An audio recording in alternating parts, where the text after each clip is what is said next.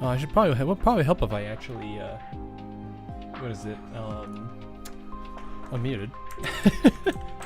Give me a second. Okay. Alrighty, YouTube chat should show up any second now. Question is, who's going to crash today on the overlay?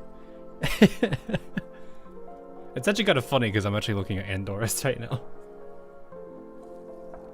But yes, for those that didn't see the announcements tab of my channel or on my Discord, I think I'm in like the last week. I want to believe so. I got a little bit more development work to do, but sorry, looking at me. I got a little bit more development work to do, but I think we're pretty much out of that phase and going into testing, which is where things slow down. So that should be the end of the project too, which is something I'm kind of ready for, to be completely honest. Endorse the blue screen. No, no. Don't make her do that. Oh, I forgot she has a little.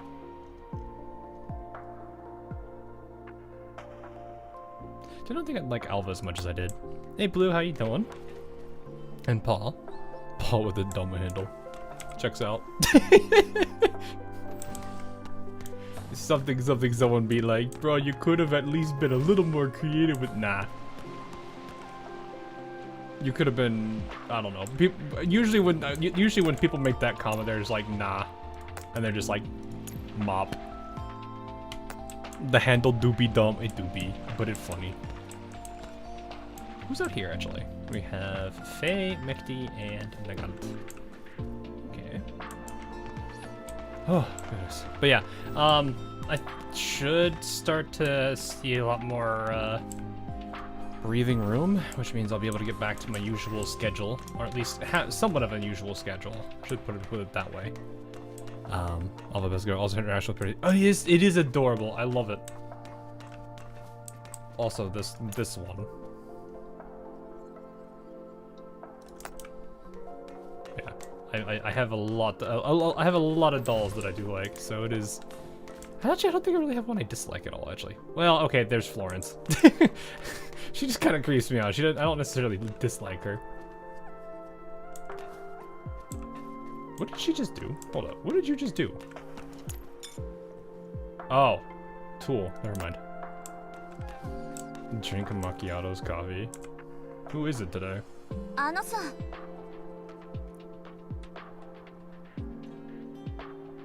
Why do I have a bad feeling about what this is gonna look like? Oh no, it's just the macchiato. That kind of makes sense. I have not had the time to play it this time. I did get a couple recently. Oh yeah, there's a lot missing. Chachi makes a function. You know what we're gonna do first? You know what we need to do first? No. We gotta let's get our meal in for the day. I want to make a burger because I don't know, burger. Last time this worked out well. Come on, macchiato. Watch it. She tried. Lucky. Wow, that's not a burger. That's not a burger, though. Well, enough of the chat, boys.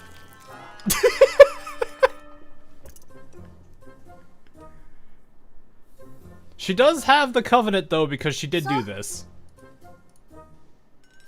Awful. So Commander found dead. Nah. It's just she had a bad day, okay? She had a bad day. See, you'll understand. She had a bad day. See, all you have to do now, we just tell her it's okay. We try it again. We believe. We believe this time we're gonna have you do a potato. You know, we practice with this one, right, Macchiato? We practice with this one, right? We practiced with it. We practiced with it. This joke's gonna get old.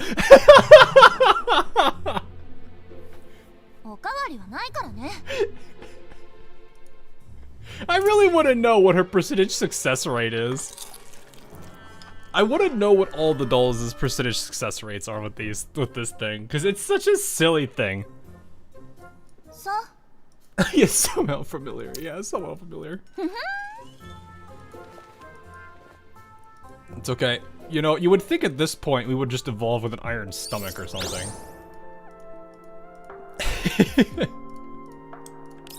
Alright. Unfortunately, though, I do need to... I'm not gonna hit F6 because that actually mutes me. Also, these look insane. It genuinely amazes me how, like, cool these look. It's just the, whew. That's a price tag. I mean, this one's $50. Holy. But it does look really good. Like, you can definitely tell they put a lot of effort into this.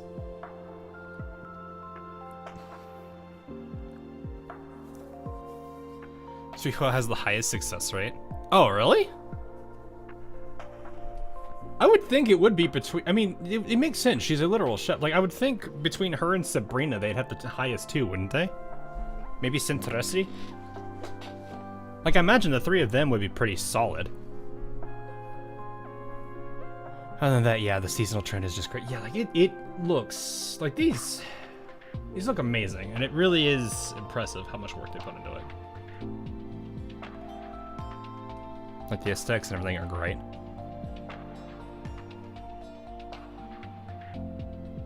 Have the highest success rates than Chiha. Oh, Sabrina's actually higher.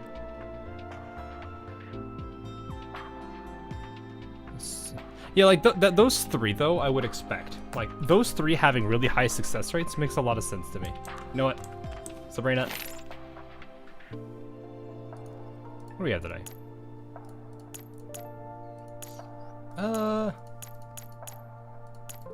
I could unlock some of these. You know what? Oh, I had to hit this button. Yes, we unlocked it. There. That actually does look really good. 1%. Oh man, 2%. We're good. This is the world's most powerful buff. Sabrina, come here. Watch her fail this. I would laugh. Oh no, it's Sabrina.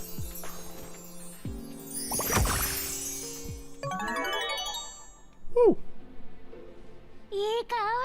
Holy 2%! Yes, 2%. That's a whopping 2% that we got there. Maybe a little bit more. Actually, I don't actually remember what this does. I know it's a like a much better buff. Scent can sometimes fail and closer. I think I've seen somebody actually have her cook and fail before. I've seen also the people post it, but I think I've shared that before, where it's like, I think Macchiato succeeded and Sinteresi failed. P90, right? I think I saw an announcement for that. It was P90 that got announced. So, I know nothing of her, but it sounds like people were excited. Did Hawk not see my helmet? I probably missed it. There's a lot of people chatting, and then I probably also juggling between two chats and also a game. I might have missed it. Which one were you referring to? I have a question. Do you know the GFL 2 is going to have a crossover with the top 10 most popular FOSs of... Did you mean FPS?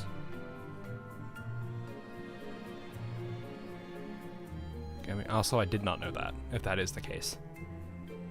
But MDR and Kuro was in the art. Kuro is in the art. Okay. That's nice. Yeah, MDR. Yeah, MDR Kuro. That is probably, I think, that is definitely one of the characters I would be happy to try to get. New gacha skin tomorrow. Yeah, that's the, what is it, the bike one? I think I saw. Look too bad. Also, the infamous, what is it? What's her name? Helen, right? Was it DP12, right?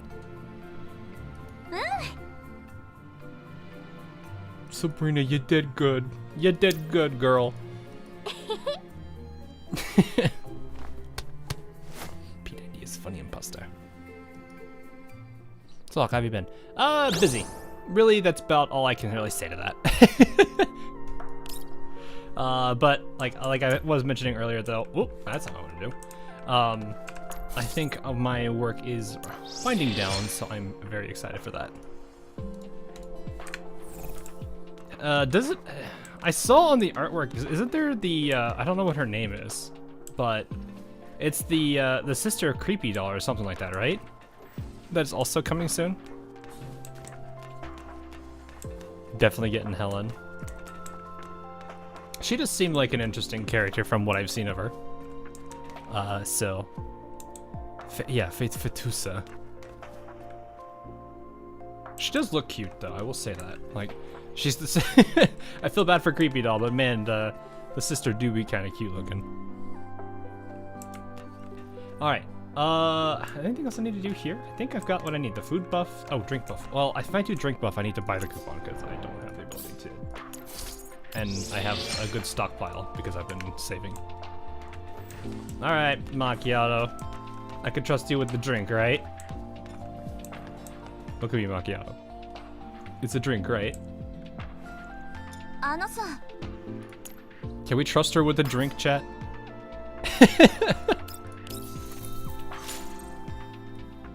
16% chance to obtain camping gear.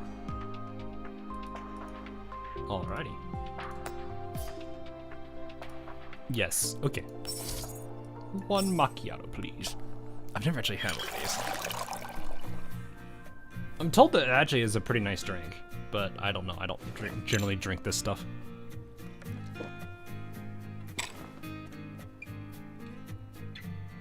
Tastes like bliss. Alrighty then. So hasn't it been a long time since we last saw each other?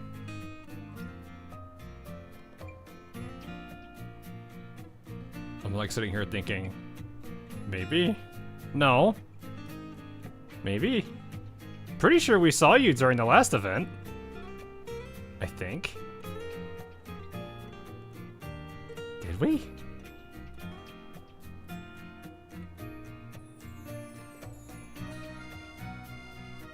I'm trying to exactly remember if we did. I know she was with Kalina. Maybe if we did, it was like very brief. About work. What do you do for work? You enjoy your work, Macchiato.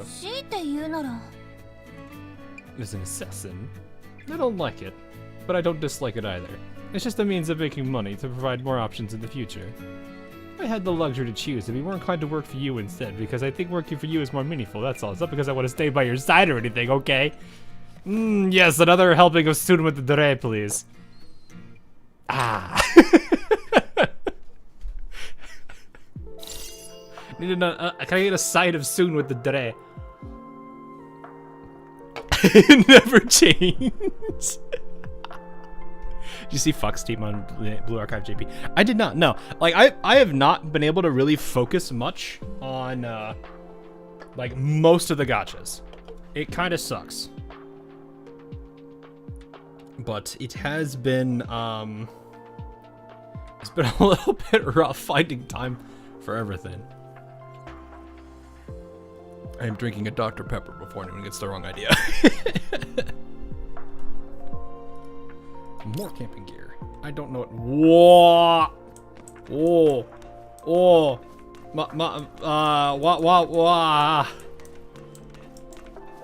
What did you put in the drink?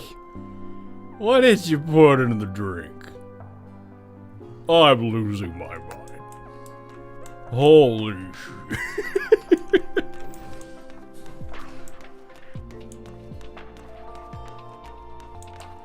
Oh, I don't think I've ever seen you two close to each other like this. That's a first. I'm just waiting for chat to do it. I'm just waiting for chat to do it. Yep, there it is.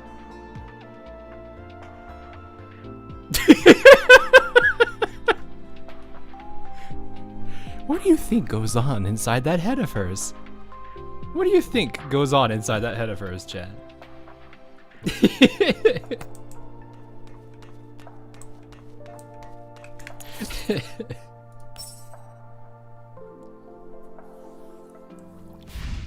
Oh my goodness. So, I was thinking about this. I'm not sure, though. I don't have a lot to go with. I think I have probably about, what? I have enough to probably hit the elite, but it's a dice roll at that point. So, but I definitely was curious about her ever since, someone gave me, well, I know a friend of mine gave me a very, very, very, very brief rundown of everything with 40. So, I am very curious what this is about. Go for Helen. So I was thinking. Though I kind of feel bad because I'm not getting 40 here, but you know, it's not the first doll that I've had to pass up on. Oh, this uses the same background. So also I need to check something real quick. My YouTube chat has frozen. There it is. She put the Dr. Pepper on the caramel macchiato. I don't know how that would taste, actually. Enough sugar to put down an elephant, I'm sure. Maybe that's why it turned a different color. Actually, I think if that much sugar turned something purple, I'd be more terrified as to what happened. Because Woo anniversary, HSR anniversary, and NTE. Yeah, I know. Is it NTE is next week, isn't it? 40 what? 40 who? She's dead. Yeah. Well, it doesn't seem like it because she's around. Also, I just realized those are fries. That is not what I was expecting to see there. Just started GFL2 today. Probably not enough time to get to the event. Probably not. I wouldn't worry about it. It's not. If you've missed a good chunk of the story, that if you're trying to pay attention to the story, I would say just kind of go with what they have available. Because they've done a good job at. They've started to focus on, you know, putting all these together again, which is nice. They're making it linear again. What does the compass mean?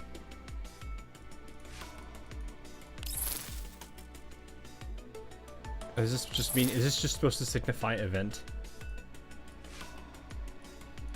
Yes, okay.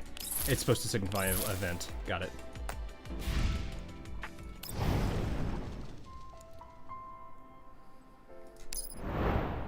I was like looking at that like, that's all event, isn't it? Is there gonna be any more main story? You guys think it's just gonna be all, do you guys think it's just gonna be straight up events from here on out? This closure for 40 and an introduction to Lainey. It's a pretty good event, but sadly it's not voiced. That's fine. You guys know how I am when it comes to voice stuff. Though, it is a little bit unfortunate because I am here. Welcome back to another stream of me butchering names, as is the usual. This should have been after Deep Oblivion. Oh, this is after Deep Oblivion? Oh, okay. Yeah, because this should have been what? After... I think at this point, like, when Deep Oblivion ended, this was the scene with 945 and, Kalina. They were, like, cleaning up and stuff. Hey, Tactician. How you doing? I'm pretty sure it was... They were cleaning up, and then I think, Leva was, like, brushing Kalina's hair or something, and then just basically dropped the bomb that she doesn't know who 40 is, or doesn't remember who 40 is.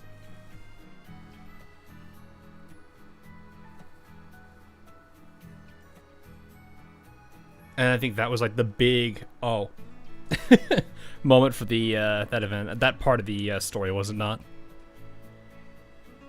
Yeah, Bastoni, who MK23 left on the General's event lineup. Think so, cause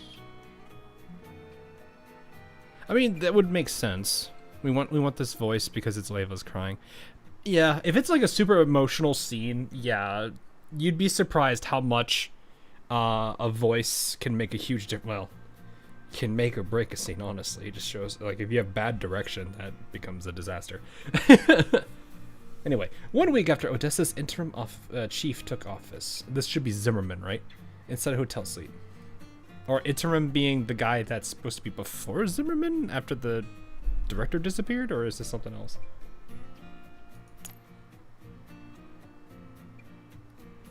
Intro makes me think this is pre-Zimmerman.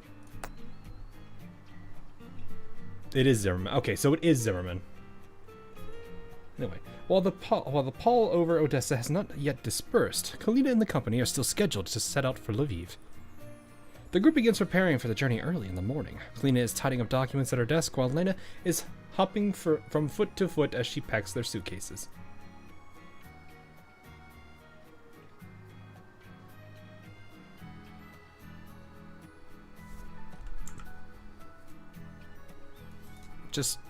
I just can't, you know?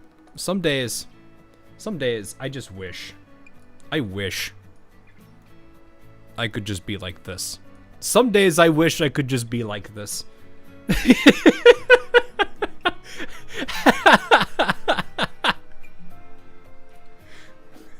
Some days I wish.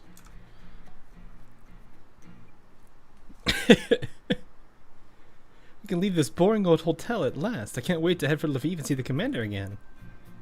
Oh, I'm sure Kalina feels the same way, don't you? Don't you, Colin? Oh, that takes me a bit. Okay, so they're still switching. They're doing the both names thing. Okay. I think at this point it would probably be better if I just pick one of the two instead of jumping back and forth between them. I know it's gonna read off one or the other, but still, it gets annoying being like, I don't want to have to say the name, then say the other name afterwards. Kalina interrupts Leva's banter as her cheeks burn red. We're rushing to Lviv to pick up Helena ASAP. Also, your neurocloud needs an immediate deep examination from Persica. Yeah, that's our Colin for you. Everything she does is for the job. She definitely doesn't stay up at night, gazing longingly at the map. Yep, that's our sneaky little con. Oh no, they're joining forces. When she thinks no one was looking, she secretly goes commander stalking. I swear I didn't see anything.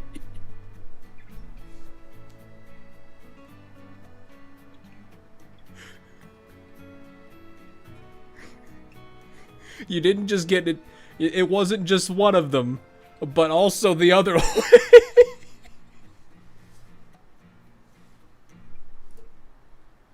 Why you?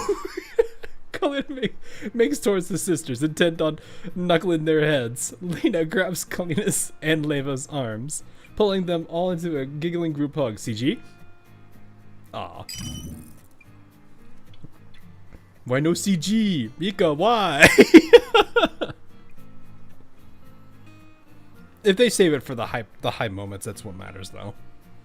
Hey, if only we had this event instead of the Sakura's event. Why were they swapped? I don't know why they were swapped.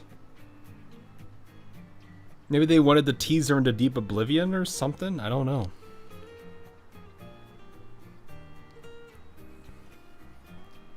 Either that or it was a case of they didn't want to put too many banners, too many like potentially big banners back to back to back. Well, is 40 even a big banner?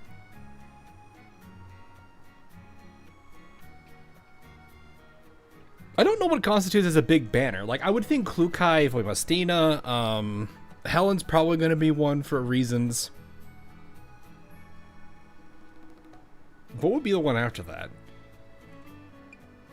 I know Sopmod's gonna destroy. Because it's Sopmod. Unless she's... I'm like sitting here thinking anybody else on the top of my head that I know of.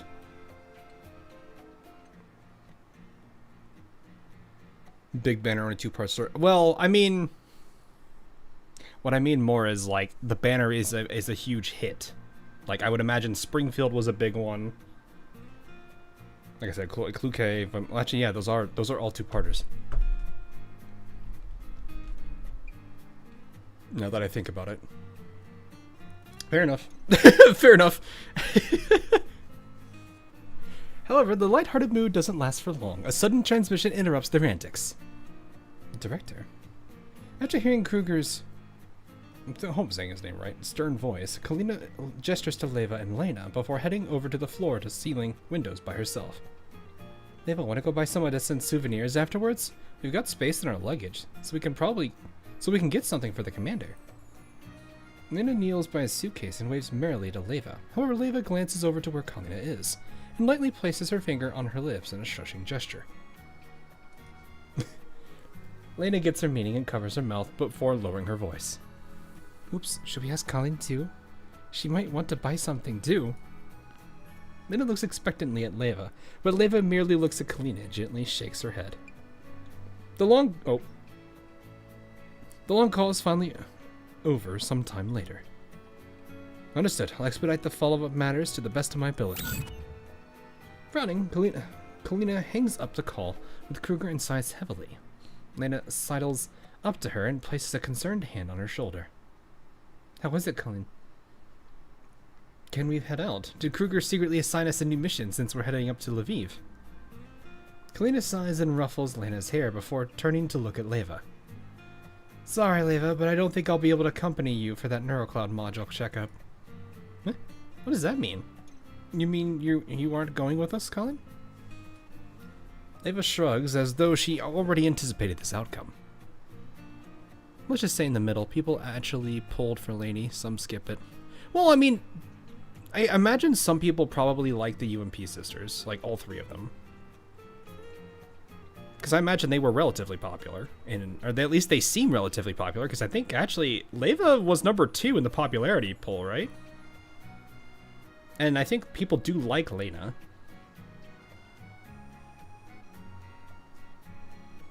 Pulled it because of nostalgia. Oh, Lainey, you pulled it, Lainey. I'm actually curious, how many people did pull for Lainey?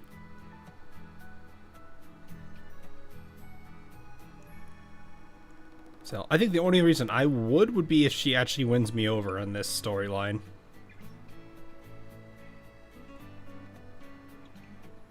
You pulled her, a tactician collects everyone. Okay, so 3 at least. You picked her up. Paul, I think, is there anybody you haven't picked up? I feel like you've pulled everybody. I feel like you're a collector too.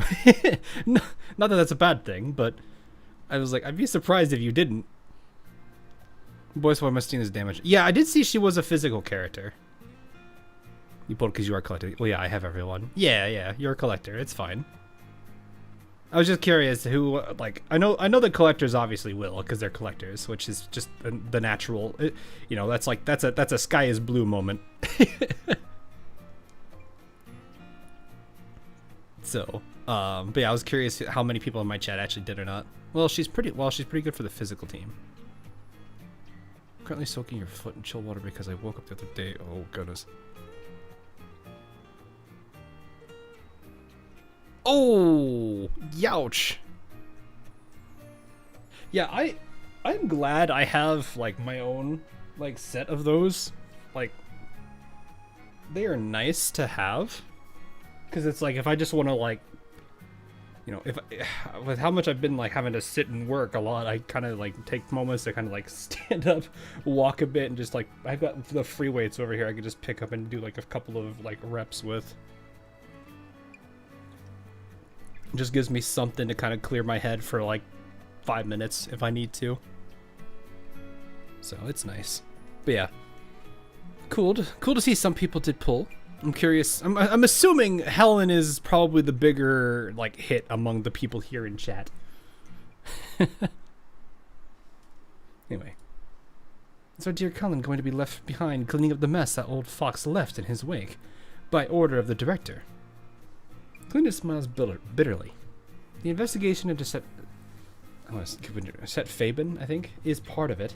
On the surface, Zimmerman's just taken the seat of interim chief. Meanwhile, the Odessa Oblast government has issued several new ordinances today. As such, the director wants me to remain in Odessa as a representative of Nonfa and facilitate the upcoming handover. So I'm sorry, Leva. I was planning to head out with you once today's business was settled, but given the present circumstances, I'll be spending at least 2 weeks in Odessa. What's to be sorry for? It's just 2 more weeks. Lena and I can keep standing by. No, I'll contact the commander again about the meetup. I don't want to delay your Neurocloud examination any further. Leva, I want you to head out ASAP. I'll contact Persica about this. Yep. I'm all for Leva going for the checkup too. Besides, things in Odessa have stabilized, so I'll be enough to protect Colin by myself. I can never get over how happy she is sometimes, chat. It's just how...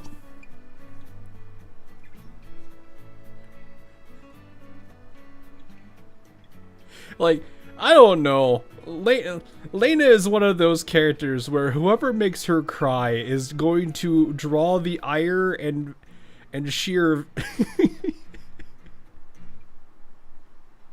heads will roll.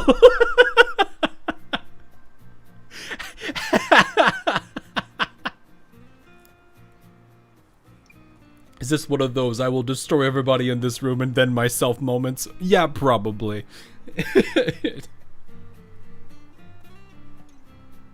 Anyway, Leva happily hugs Leva. Lena happily hugs Leva, not Leva happily hugs herself. Whoops. The letter simply ruffles Lena's hair with a slight smile. Sorry to burst your bubble, but I'm going to stay. Leva, why? Well, and you should understand, right? You drew a lot of attention during the Battle of the Big Bridge. Even if things have calmed down for the moment, you're still a representative of Nonfa. That means the number of eyes on you is only going to increase. We can't lower our guard no matter what. Besides, there are still those 2 mysterious 3rd-gen dolls to worry about. I don't think Lena can take them by herself if they decided to ambush us. She does have a point. She does. Since you're not objecting, it's decided then. Well, let's just wait until the handover's done and then we'll all go together. That way none of us will be left behind. But as she looks at the worried faces in front of her, Leva suddenly bursts into laughter. Oh, come on, why are you two like this? Relax, I'm fully aware of the state of my neural cloud. The damage I took earlier won't affect my functionality. Delaying the diagnostic by a couple of weeks isn't a big deal, and I'll do my daily maintenance too. Then off you go to the repair pod, Leva, since there's nothing going on at the moment. Colleen will be fine with just me by her side. Yeah, Dark Groza. Yeah, Dark Groza, and yeah, she got hands.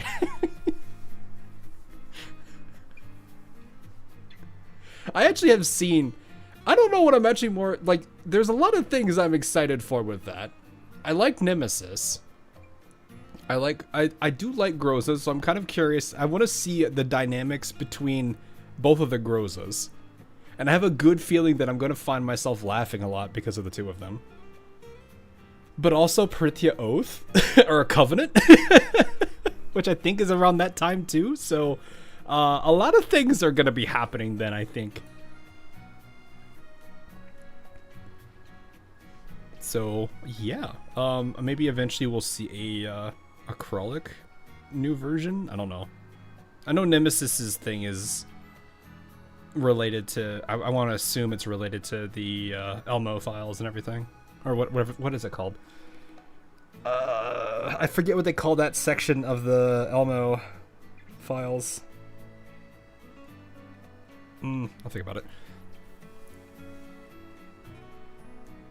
Wait, we're getting OTS 14 and Sopal hold grudges. Goes after interaction with Groza is just that's what I want to see is Groza and Groza interacting with each other, because it's gonna be funny.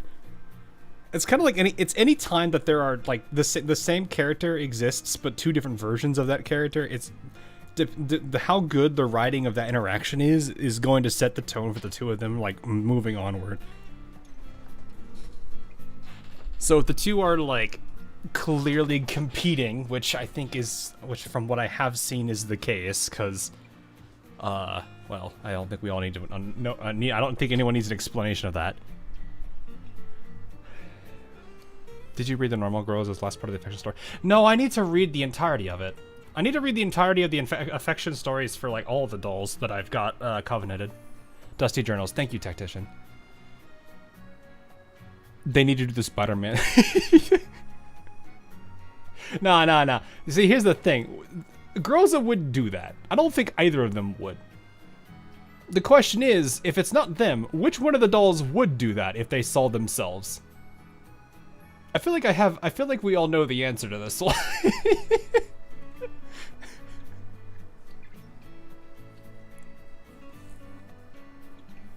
Like, I'm trying to imagine how each of the dolls would interact with another version of themselves.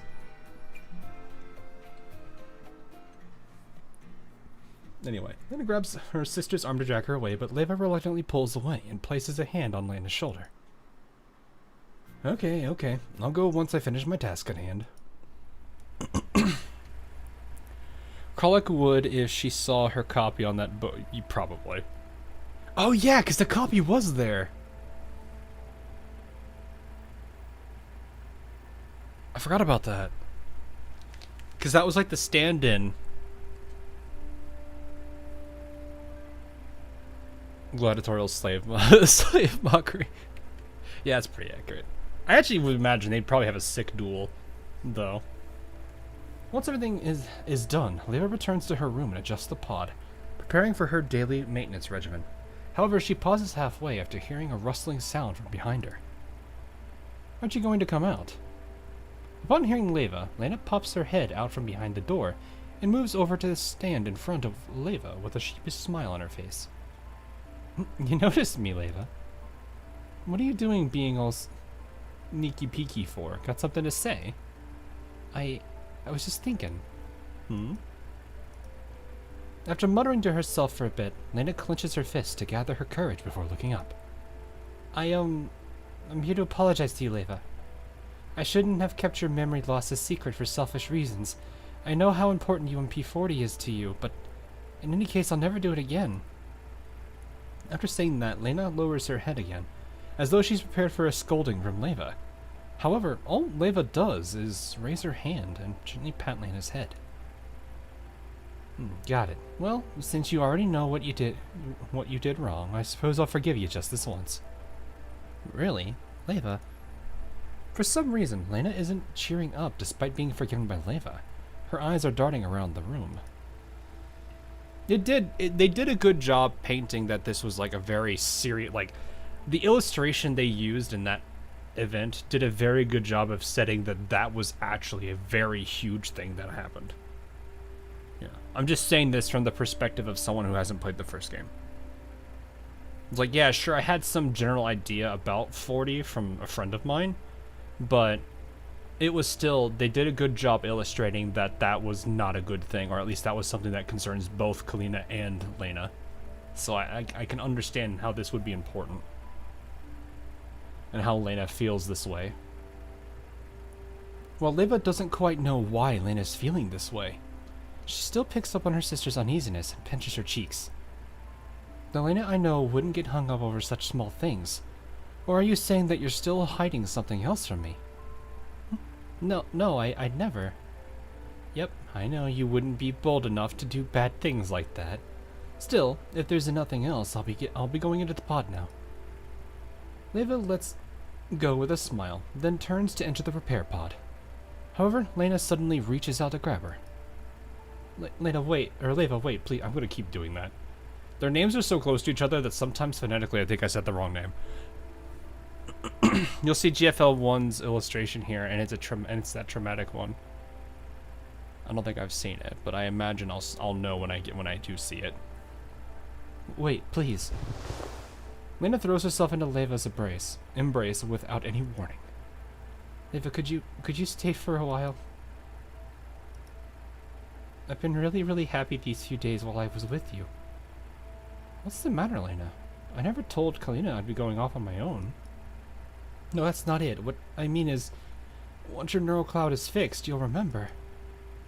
I know that she's really important to you. But I just can't help thinking that it would be nice if these days could just keep going on.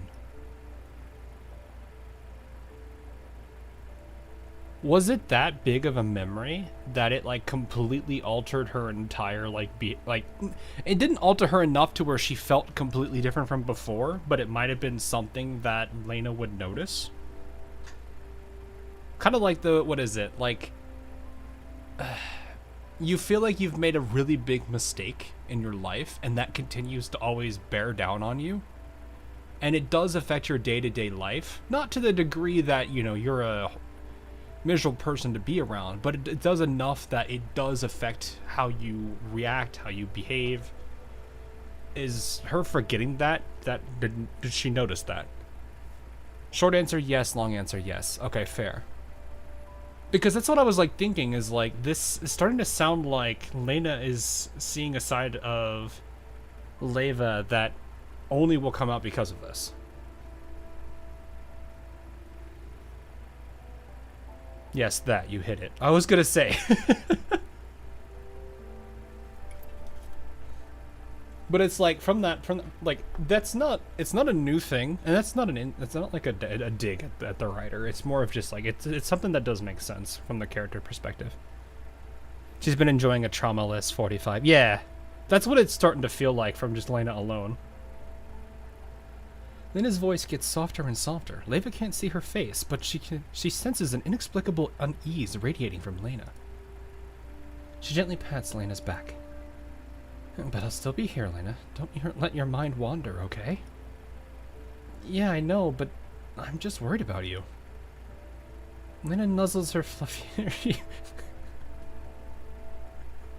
I think they've mentioned Lena's hair like at least 6 times so far in this one node. Either people have ruffled it, patted her head, and then messed it up, or she did this. No. A moment later, she looks up and tries her best to smile. I'm sorry, Leva. I shouldn't have let my imagination run wild. Right now, stabilizing your neural cloud is the most important thing. Her hair is fluffy, and it's very important that you know that. Does it really look that fluffy? What would a T-doll's hair feel like? Don't actually answer that. That means getting you into the repair pod ASAP and making sure you're all fixed up. Before Leva can reply, Lena is already pushing Leva into the pod. After hooking up Leva, Lena quickly leaves the room. As she watches Lena leave, Leva gently shakes her head.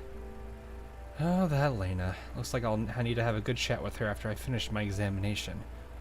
Or she remembers and doesn't need to. And now, Leva closes her eyes and connects to level 2. In the blue environs of level 2, Leva floats lightly like she always does. System maintenance in progress. Now scanning data. Scanning. Data scan. Data scan failed. Alert. System error. Alert. System error. Leva fires up the maintenance program again, but the ear-piercing warning from her neural cloud interrupts the code's functionality. System error. Operation terminated. System error. Operation terminated. Once again, Leva tries to restart the program, but the intense disruption from her neural cloud makes her body feel heavier and heavier, to the point where she can barely keep her eyes open. It would be a very weird way to say that sometimes things are best left forgotten. But this, like, as if this part of the memory does exist, and it's almost as if her body, or like the neural cloud, is like actively fighting her to not remember it. That would be very brutal. The weight crushes her, and Leva slowly closes her eyes. However, a strange voice seems to be approaching her from the darkness. Leva, is someone calling me? Leva, wake up, you can't fall asleep here. Hey! Leva forces her eyes open as someone violently shakes her body. Then a blurry form comes into view in front of her. Thank goodness you're awake. Quick, follow me. Okay. The indistinct figure holds out an anxious hand, trying to drag Leva along with her. However, Leva stumbles back warily. Who are you? Why are you in my neural space? A shrill alert once again derails the train of Leva's thoughts. Insufficient system memory. Computation failed. Insufficient system memory. Computation failed. Quit standing around and follow me, Leva, otherwise it'll be too late. The indistinct figure grabs Leva and drags her forward. Over here. Unable to shake off the hand holding her arm, Leva is forced to run along with the mysterious figure. After running for a while, they stop in front of a small room. This place is... Wait, what is this room? Why is there something in my neural cloud that which never existed? What have you done? What's going on? I can't think. Don't worry so much about that. Quick, get in. Not seeming to care about Leva's hesitation, the mysterious figure pulls her into the room. Alright, you're safe now. Wait, this is a place where you can rest and get all better, Leva. The figure interrupts Leva halfway with a snap of her fingers. The room's door suddenly closes. Wait. Too late. Just relax for now and have a good nap, Leva. I guarantee by the time you wake up, everything will be back to normal.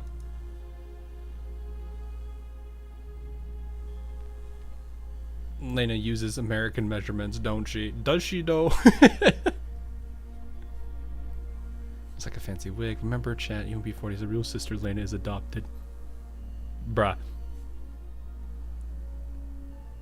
Pulling the customer service trick. Have you tried to restart it, perhaps?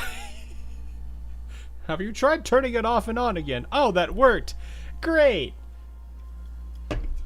Client turned off machine and turned it back on. Resolution? Case resolved. Solution? Question mark, question mark, question mark, question mark, question mark, question mark, question mark. There is no resolution I hate more than the infamous turn it off, turn it on.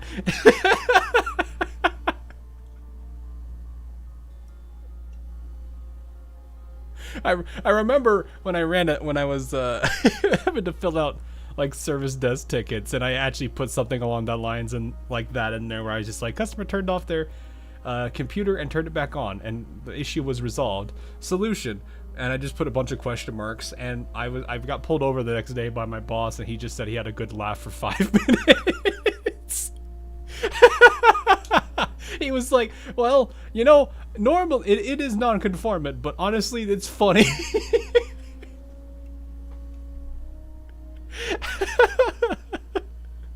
Oh, man. Okay. It sounds like my work 70% of the time with our work tickets. Yeah. I'm glad I don't do IT service desk anymore. That was not the most fun thing.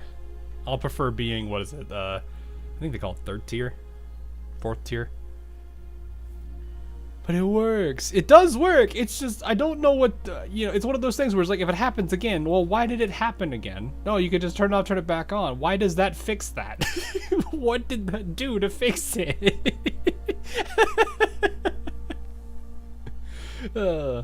As the indistinct voice fades, the floor below Leva's feet, which is composed entirely of solidified data, suddenly collapses. Damn it, I can't control my body. Leva struggles as hard as she can as she falls. However, the ghostly blue data around her is like an abyss, pulling her into unfathomable depths below. Soon, Leva's form vanishes from view, and the collapsed data surface returns to normal. That should do it. The indistinct figure seems to smile. She turns and begins looking around. More and more data fragments are coming into existence in midair, and more cracks appear on the ground. It's like this already. This place is a mess. Still, that's fine too. This is the perfect chance to make a big scene. That's strange. The maintenance should have been completed over half an hour ago. Why hasn't Leva woken up yet? Leva! Leva pounds on the outside of the repair pod, but no matter how hard she hammers on it or tries to fiddle with its controls, the sleeping Leva does not respond. After her repeated attempts to wake Leva up are met with failure, Lena finally gives up and runs to Kalina's suite. Colin, come quick. I think there's something wrong with Leva.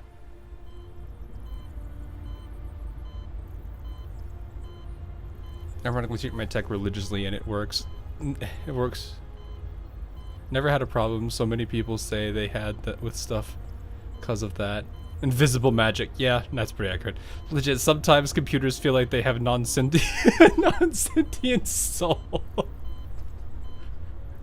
I still love, one of my personal favorite problems I've ever had was looking at two different machines that were trying so this project, this application we have has a server and a database server that communicate back and forth with each other.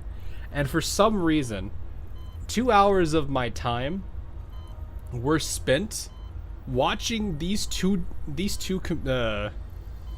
servers fight each other as to who is the one not talking to the other.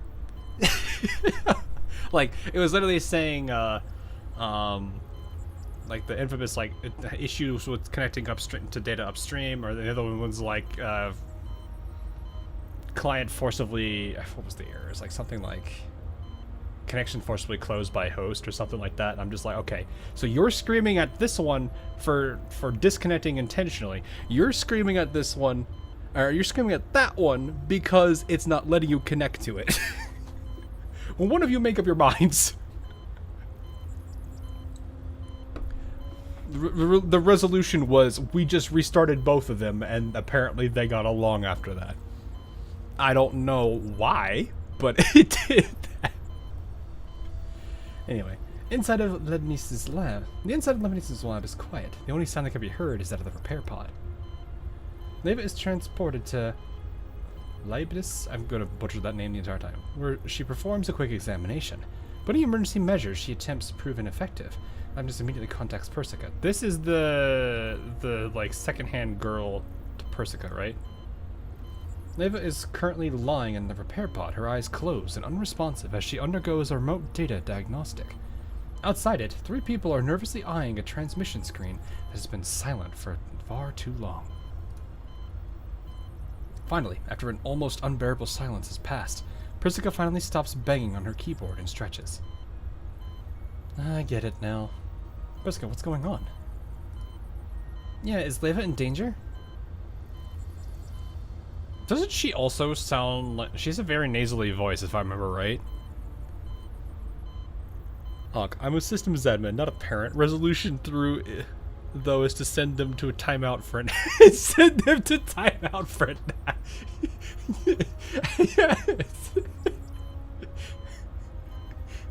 Yeah, I'll explain parenting for computers. You look at it when it's not working, and then you say you're grounded, and then you short it. I'm just kidding. Don't actually do that. Don't actually do that. I can't hear Miss Persica speak. Calm down and listen to me.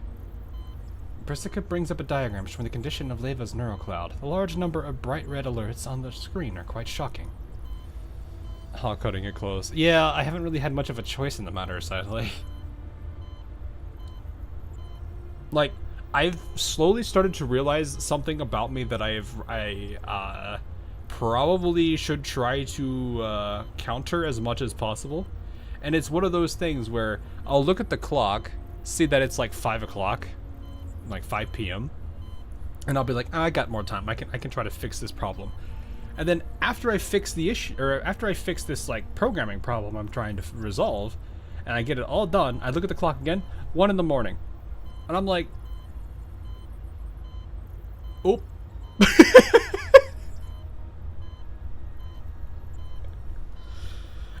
That's just how I am. Like, I notice whenever there's like this puzzle I'm trying to solve, I can't put anything down until I figure it out. And that is something that I've noticed. Oh, there's the sun. I would hope that never happens, though. Thankfully, I basically was like, alright, well, I guess I'll hit the hay then. But no, like, that's something that I have a tendency to do when it comes to, like, solving like programming stuff. That's just how I've been ever since college, I would probably say. Because I thought about it more, I'm like, that's something I've done for like all of my programming projects I had to do back then.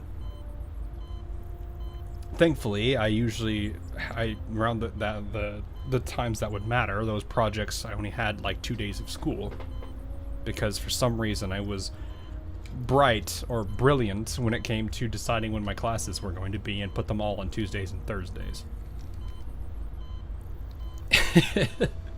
Anyway, this is the current state of Leva's neural cloud.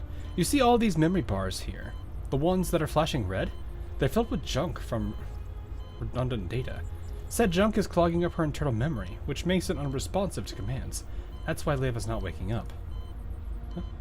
But why is that? Logically speaking, her redundant data should have been cleared away during her daily maintenance sessions.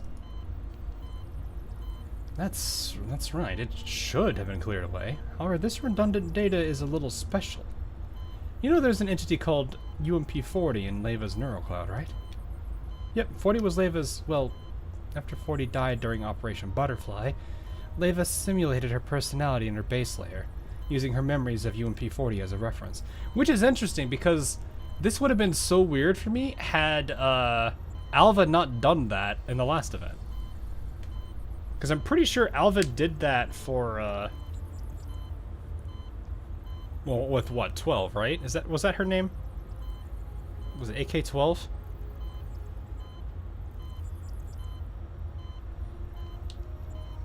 No, Takane, yeah, it was Takane and Yukumo. Yes, I have archived it. I did. I archived it. I played the little card flipping game. Laughed because I picked my first 2 cards of a turn and got the highest possible card compare, and I was like, huh, that happened. Yeah, Anji. Yeah. All 3 of those. It's like this wouldn't be as weird for me to think about if that wasn't done previously. When shall we stream it? I set so I made an announcement post that I was gonna look into a big Blue Archive binge stream over the weekend. So we'll try to cover as much as I can then. Maybe, I don't know if we'll do main story, we might do just event and maybe Dekramaten or something. I don't know.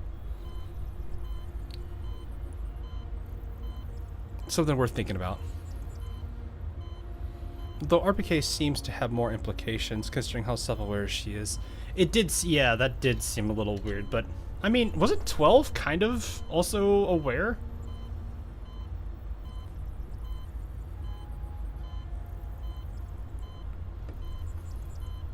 Anyway. Creating a versatile persona because she couldn't cope with the loss, that doesn't sound like something Leva would do. Still, they've ultimately retained that persona.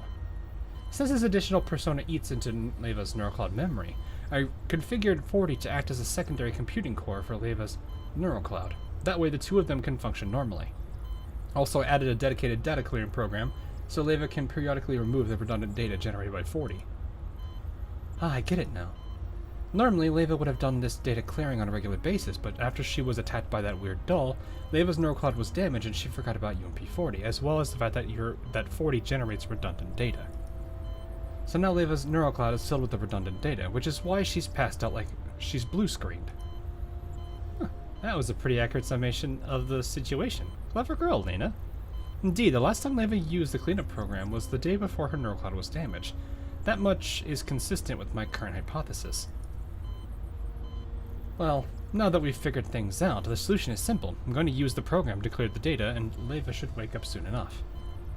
Saying so, Persica begins typing rapidly in the cleaning program that can be seen running on the screen in front of her. The group goes silent as they watch the progress bar inch forward. Lebanese carefully raises her hand. Miss Persica, there's a question I'd like to ask about what you said just now. What is it? You mentioned Operation Butterfly. I thought that was Lena that mentioned Operation Butterfly. That was Lena, wasn't it?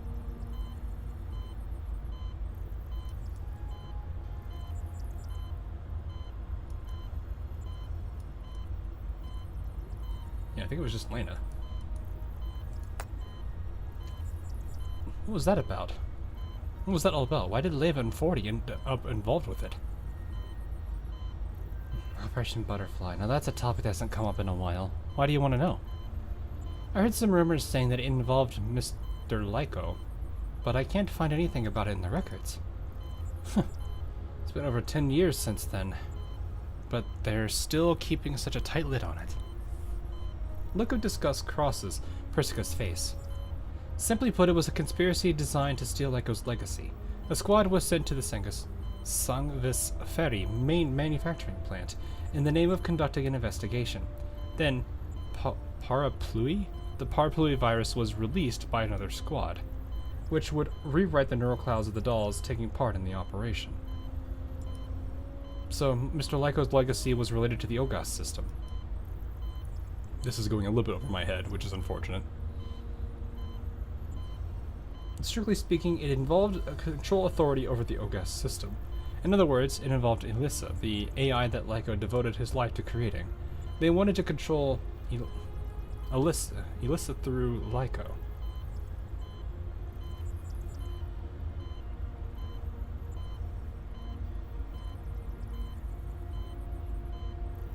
Okay, so they wanted... Hang on, so Elissa has control over the...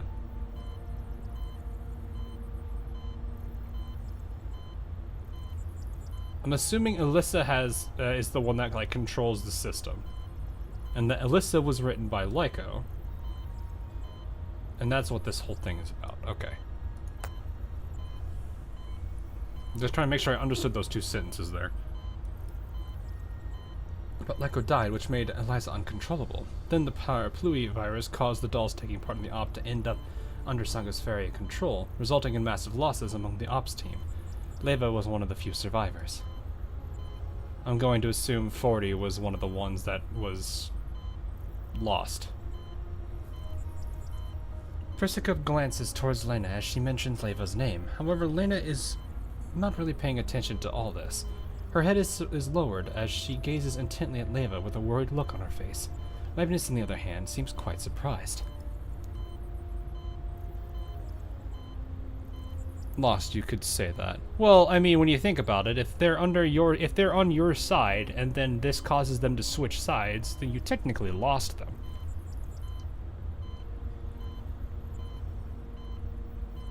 I'm going to assume that it was not a reversible process, and thus they had to delete it or something. Basically remove the characters.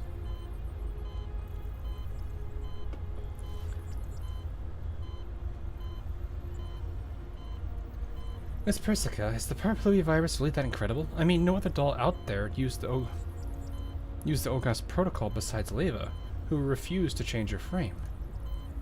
It could forcibly write its host's OS into using the Ogas protocol, which was the cutting edge of technology back then.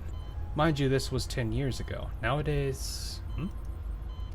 Persica's eyes flicker over the monitor, then she begins typing at high speed again. Before long, she frowns. This is supposed to be a small issue. Why is it being such a pain? What's wrong, Persica? Is there a problem with Leva? It's not much of a problem, but the neural attack she was hit with earlier caused Leva's own data to get jumbled up with 40's redundant data. Now neither of them is responding, and the clearing program I'm using might end up causing additional damage to this blended data, so I've got to manually clear it away. But that's way too inefficient. The most ideal solution would be to reset Leva's OGAS system. If we got rid of UMP40's data, that would also remove the issues plaguing Leva's... Oh. That's a conundrum.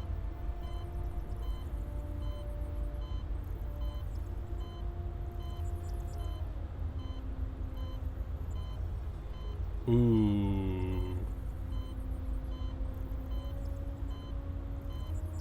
To the person simply wanting to get the job fixed or getting the issue resolved, this wouldn't mean anything. But it does to a handful of other people. No, you can't. Lena, who had been spacing out until just now, rushes over to the screen and frantically waves her arms. Leva would never agree to getting rid of UMP40. Leva was already in a lot of pain after forgetting 40, and I don't want to see her suffer again. I knew you'd say that, Lena. You're right, Leva's been so insistent on preserving her neural records of 40 over these years. She even refused to change out her frame. There's no way she'd ever agree to what I suggested just now. I simply mentioned it as a possibility. That should be a last resort then.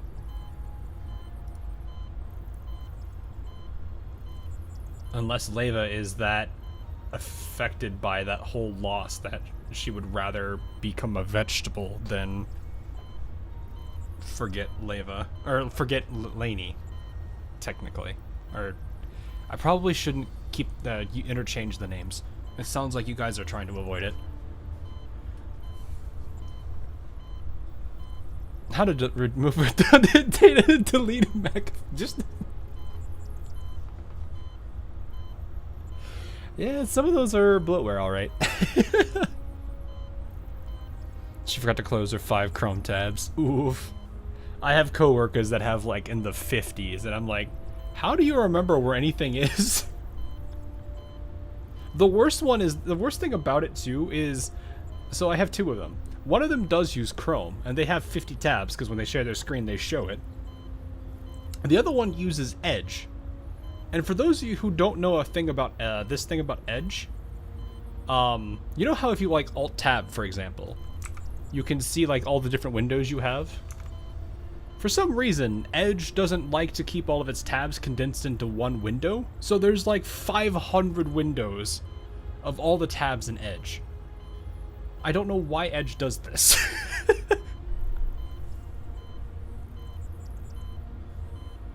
But it is something I noticed when like my coworker was like, my computer is very slowly, and I'm like, you might want to eliminate your Edge tabs because the amount of memory you're just eating up there.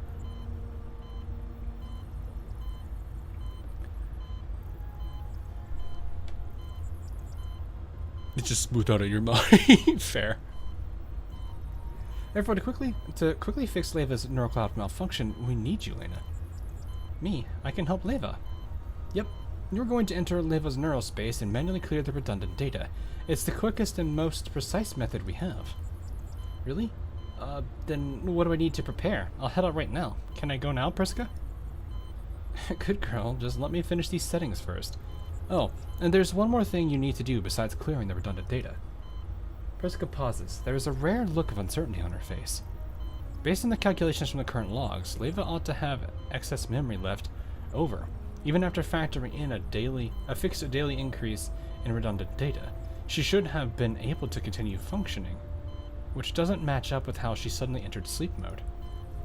Are you saying there might be another problem with Leva's neural cloud? There might.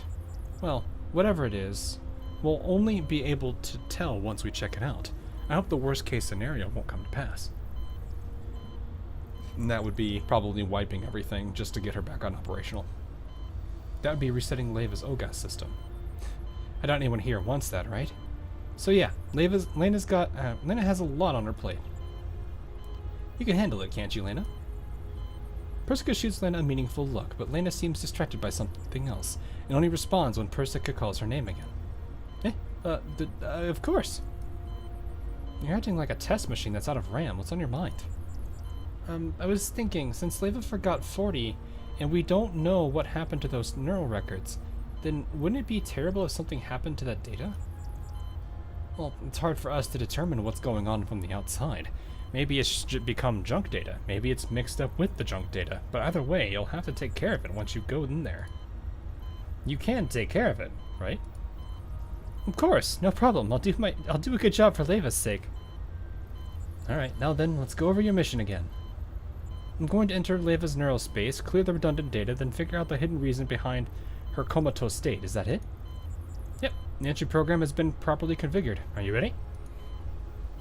Edge is just that special, I guess. Yeah, it really do be. Oh yeah, the virus is still in there, huh? I guess that would make sense if it probably could have just gone. Oh, that.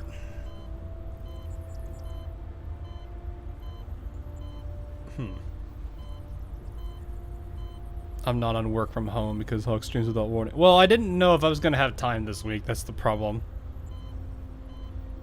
Releases coffee when.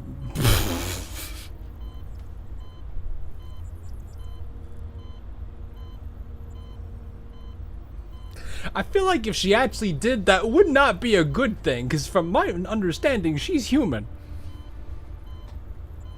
So if she's doing that, that's not a good thing.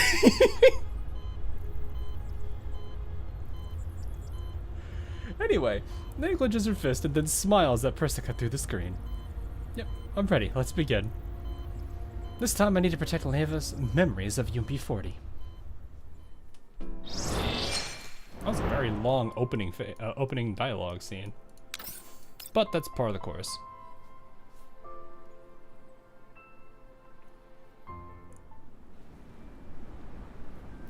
Blue is the color of calmness and rationality, a color as serene and lovely as Leva herself. That's why Leva's neural space ought to be in Lena's memories. But right now, all she can see are ruined structures and sinister robots wandering in all directions, like rogue marionettes. Multicolored data fragments floating everywhere in the space, colorful but creepy. How did Leva's neural space end up like this? Leva, where are you? Leva! Leva! The neural space's owner is nowhere in sight, and Lena can't help shouting her name all around. Alerted by Lena's shouting, a pack of machines in the distance snap their heads in her direction. Lena frantically cowers behind a piece of rubble and sends a transmission to Persica. Are you seeing this, Persica? What are those creepy things? Yeah, I see them. The redundant data you need to eliminate are those creepy things over there. Didn't expect it had accumulated to this extent. This is troublesome. Then what about Leva? I don't see her anywhere. Is Leva alright? If you can't find Leva, that's probably the fault of the redundant data. I don't think she has enough processing power to respond to you. Try again after getting rid of some of that redundant data. I've already granted you the necessary permissions. Alright, I'll get to it. Ah, yes. While you're clearing the data, try searching for UMP-42. Do you know what she looks like? Yep. Leva used to have me around while she chatted with 40 in her neurocloud, so I'll be able to recognize her if I see her. Good. According to the data scan, she should be nearby. She's always been in Leva's neurospace, so maybe she knows what happened to Leva. You could try enlisting her help, too. The transmission ends, and Lena rises from behind the rubble, taking aim at the wandering robots. Sometime later. This makes me wonder, does 40 know Lena? They all share the same, like, make, right? I think that's what you would describe UMP as a make, right? And like UMP 40 versus 45 versus 9's a model. I'm assuming that's how that would work. I've never actually thought about this. They're all UMPs. They're just different variations of each other. This 40, however, is something else. Fair enough. I'm going to assume maybe Leva has kind of filled. Like, if Leva has talked to this version of 40 and does so on a regular basis and talks about things outside, then there's probably a chance.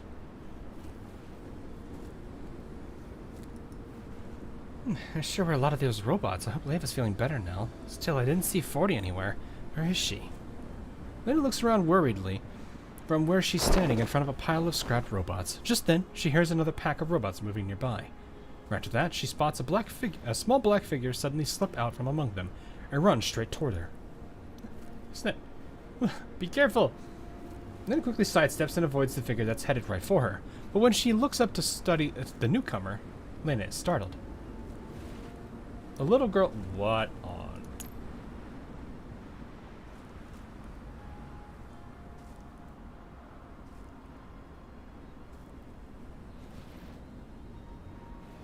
Huh.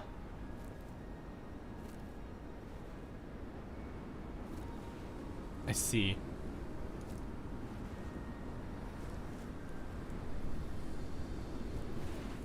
Nine is adopted.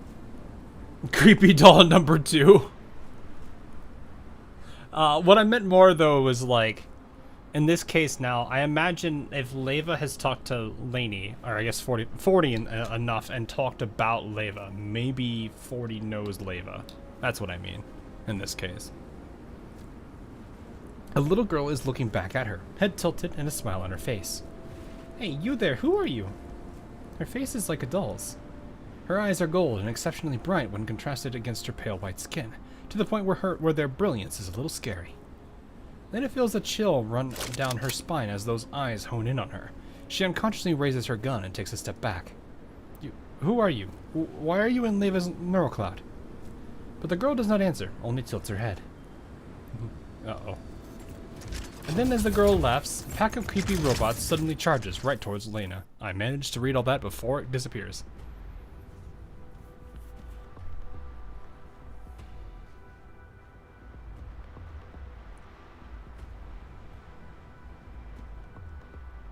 They're kind of spasming a little bit there. Is this the Lena solo? I don't know.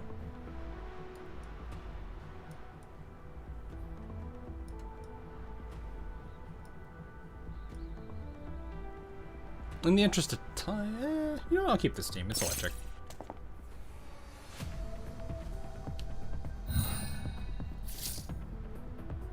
There's a special weather condition on the stage. Fog. What does that do? On a foggy stage, the attack range for enemies and allies is reduced by 2. No! Moses, no!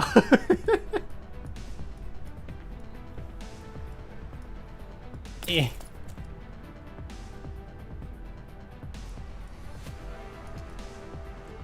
Can't do much about it, I guess. Well, in that case, we shoot the barrel. I don't know.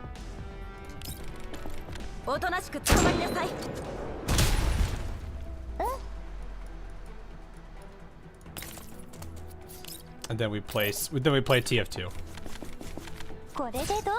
The story team must grow. Yeah, we have to kind of do a couple of chapters before the story team really grows, because right now it would technically just be Lena. Alright, how many people are about to get positive charge, negative charge.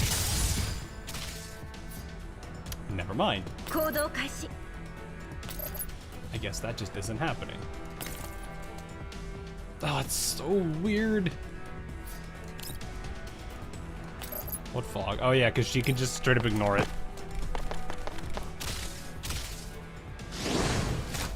I'm pretty sure that's gonna wipe all three of them out.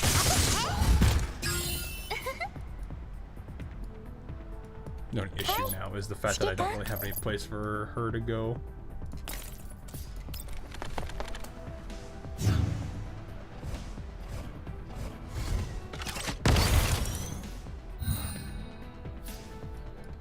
Well then. Yeah, that visibility thing kind of sucks. Oh, that's the last one anyway. It really don't matter. I could probably just, yeah. びっくりされた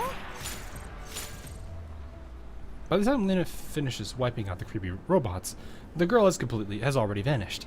All that remains are more weird robots wandering in the distance. Did she get away? Lena looks around, a concerned expression on her face. This is just too weird. Why is there a little girl in Ava's neural cloud? I've never seen her before. Could she be a transformed piece of redundant data? Or is she a virus left behind by that weird doll?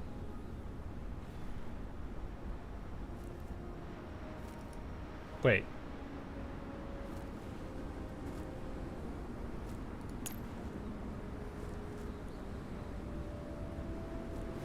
I thought the weird doll was the little girl. Wait, who is the weird... These are two different people? What? That's... Am I stupid?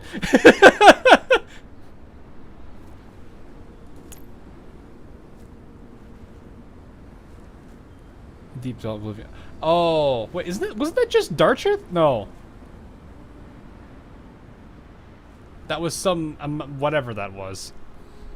Okay. Yeah, the prototype they fight in Deep Oblivion. Yeah. That wasn't very clear there, but it's okay. Wait, I'll ask Persica. I'm sure she'll know.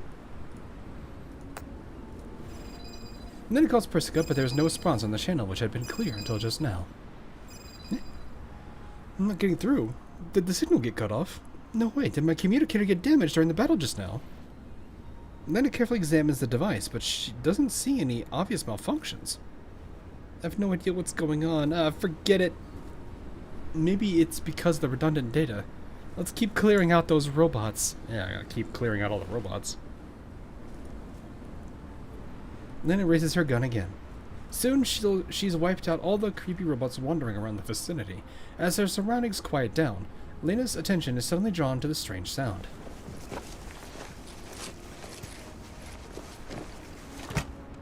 What's that noise? Lena looks around for the source of the sound, and her eyes soon lock onto a pile of scrapped robots in the corner. Through the abandoned metal hulks, she can make out something struggling in there. That's where the sound is coming from. Lena looks around carefully, and she makes out a familiar face, framed with light gray hair. Is that Leva? Lena sprints over and digs through the piles of machinery, doing her best to excavate the doll pinned underneath them. Leva, what are you doing here? Huh?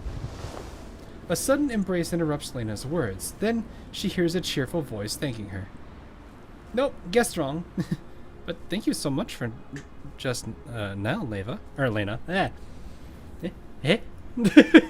Lena's face immediately falls. She carefully extricates herself from the hug and looks at the doll before her, who looks almost like Leva before pouting. Oh, it's just UMP 40. Oh, don't look so disappointed. I may not be Leva, but we're still sisters, right? Plus, I know that your number one concern is how Leva's doing. You are here for Leva, right? Lena's eyes immediately light up. Yep, she suddenly shut down, so I came to help Leva clear up the data in her neural cloud. 40. You and Leva share this neural space, so I'm sure you know where she is, right? I'm sorry, I haven't been able to communicate directly with Leva because of the redundant data, and I can't pinpoint her location either. But if you want to know what happened before this, there's nobody who knows better than me. Upon hearing this, Lena grabs 40 tightly. So what happened? Why was there an abnormal spike in the amount of redundant data? Why did Leva go into sleep mode ahead of time? And who is that weird girl? 40 senses Lena's anxiety and gently pats her hand. I thought we were going to say pat her on the head. Calm down, one at a time. Basically, I've been monitoring Leva's neurocloud ever since it got damaged. She stopped talking to me ever since then. At first, I thought it was because she was busy with stuff. A week ago, I found that there was an abnormal surge in the amount of redundant data in Leva's neurocloud. I tried to ping her with an alert, but she completely ignored me. It'd be very interesting if we actually got a little hint at that at some point. It was then that I realized that she had forgotten pretty much everything about 40, and that she'd written off my previous alert as a glitch in the system. At first I thought it would be okay to wait a few more days. After all, the situation in Odessa took priority. Plus, Leva's neurocloud was working fine. I figured you and Cullen would make time to deal with it, and if all else failed, there was always me. But things soon spiraled out of control. 40 gently touches her forehead, seemingly in regret over the previous events. All that redundant data slowly fused together into weird robots and began running wild in Leva's neural space. They were aggressive too, and they were inflicting more and more disruption on her neurocloud. I didn't have clearing permissions, so all I could do was try my best to investigate the situation in her neural space and find a way to contact you guys. But then a girl suddenly appeared in her neural space, and she commanded the machines to attack me. My data protection ability was limited, and they soon surrounded me. Well, at least until you showed up. Saying so, 40 flashes Lena a bright smile. So I really owe you big time, Lena. I don't know how I've gotten away from these hunks of junk if you hadn't come to help. Eh? Huh? she's like, what? Lena freezes up, then pouts in mild embarrassment.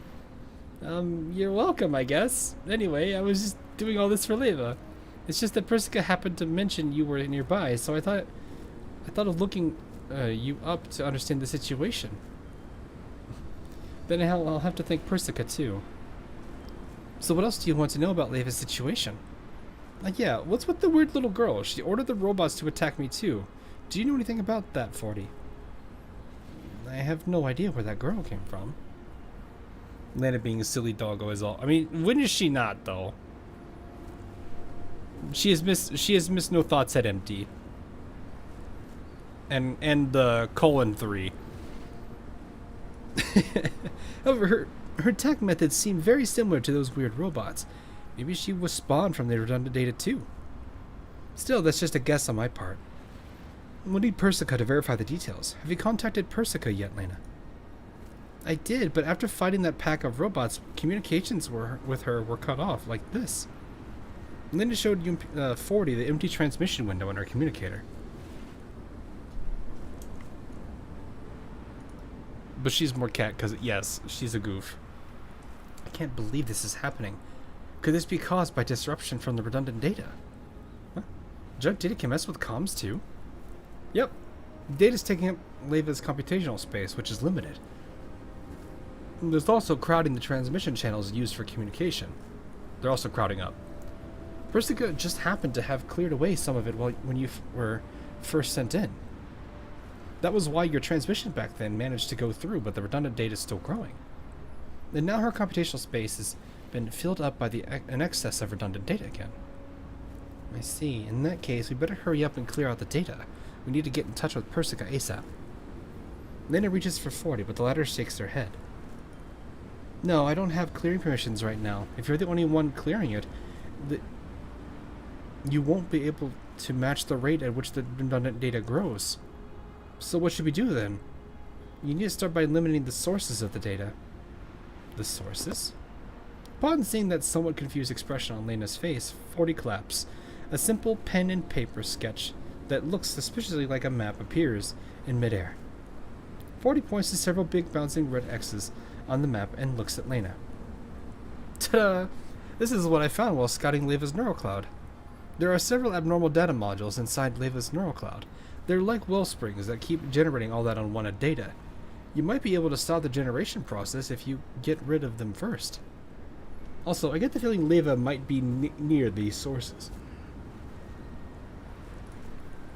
Really? You can sense that too? Lena looks suspiciously at the messily scribbled diagram that looks like some kind of Voynich manuscript knockoff. Voynich. Why do you have that doubtful look on your face? It's really demoralizing. The redundant data, 3,000 instances of bouncing buddies. What? Leva just needs a defragmentation. Easy. She needs a lot of things.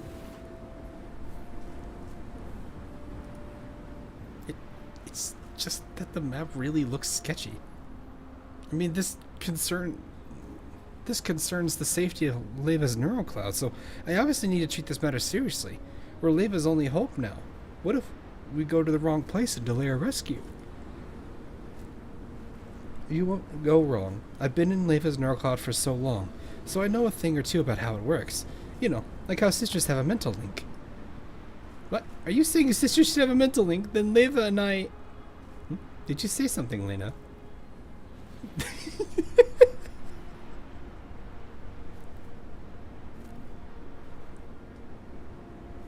Lena's just like, I need one of these.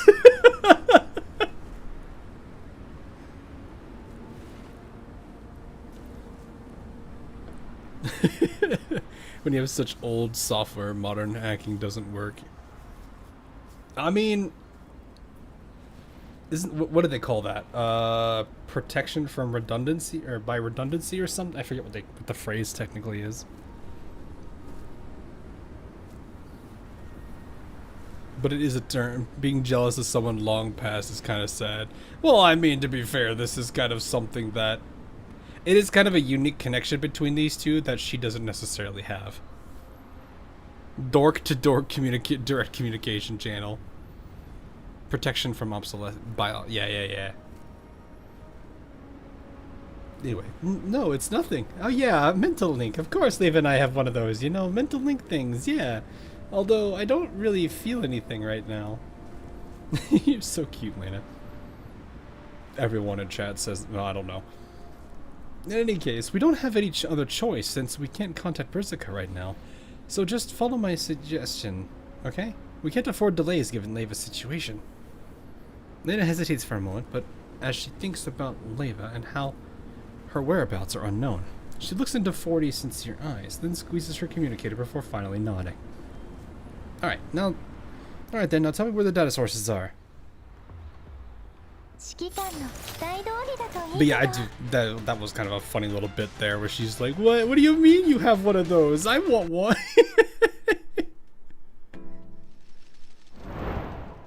Why can't I have one of those shiny things? I want the shiny thing too. The darkness before her is fading away, and she hears a muffled voice speaking beside her.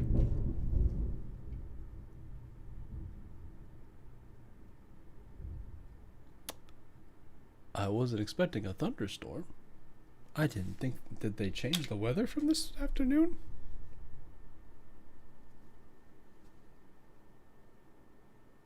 That was really loud. I wasn't ready for that.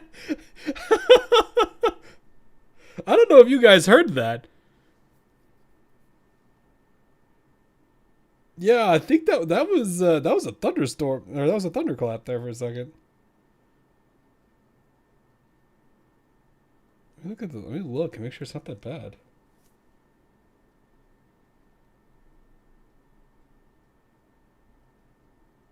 That was surprisingly loud.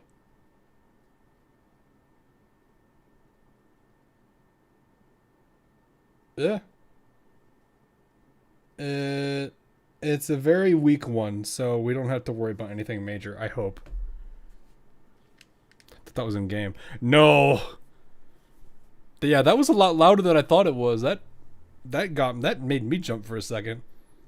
Anyway, 40, thanks to you and 45 for your hard work. I didn't expect something like this to happen during Operation, I'm assuming, Butterfly or whatever it was called. Don't worry, I knocked on wood just now. Anyway, yep, and thank you for your help, Colin. If not for you, 45 and I would probably be ash by now. You're welcome. You two were essential during this mission. In any case, just get some rest. She hears the door close and the sound of footsteps fades away. This Colin has left and her surroundings are quiet again. But who's the 40? What's this operation? This is being told through her perspective, and she's forgotten everything, so it would make sense why she doesn't recognize the operation name. Her neural cloud is in chaos. Levis decides to stop thinking and pours her strength into opening her eyes. Oh. This is her old form, isn't it?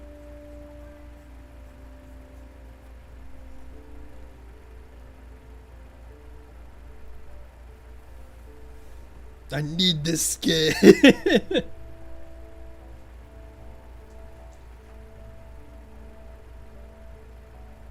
Now she'll strike a tree and fall into a power line and cut off the power. No, if it's gonna be, if the power is gonna get cut out, what's gonna happen is some idiot's gonna go flying 80 miles an hour down the road in a 40, completely annihilate, completely fail the turn that is relatively sharp, and then just go straight into the power pole. I don't want to admit it, but I am speaking from experience. Because I have watched somebody do it.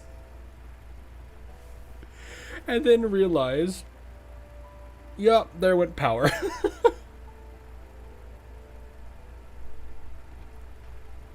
This is... Before she could finish speaking, an unfamiliar doll has already pounced on her, arms wrapped tightly around Leva. Thank goodness you're up, 45. I thought you'd never wake up. 45? Oh, right, because they're using their old names. Hearing the name confuses her even more. Leva gently pushes the unfamiliar doll away, and the latter releases her. It releases her embrace before looking at Leva with a smile.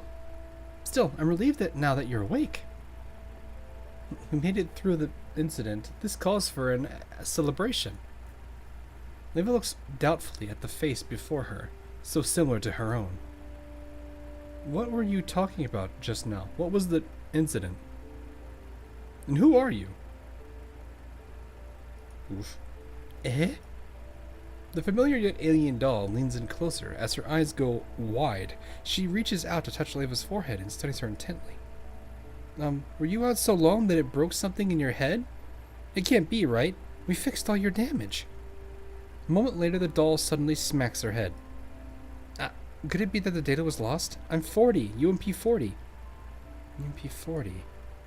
That name seems to spark a bitter reaction in her neural cloud, but Leva can't recall anything.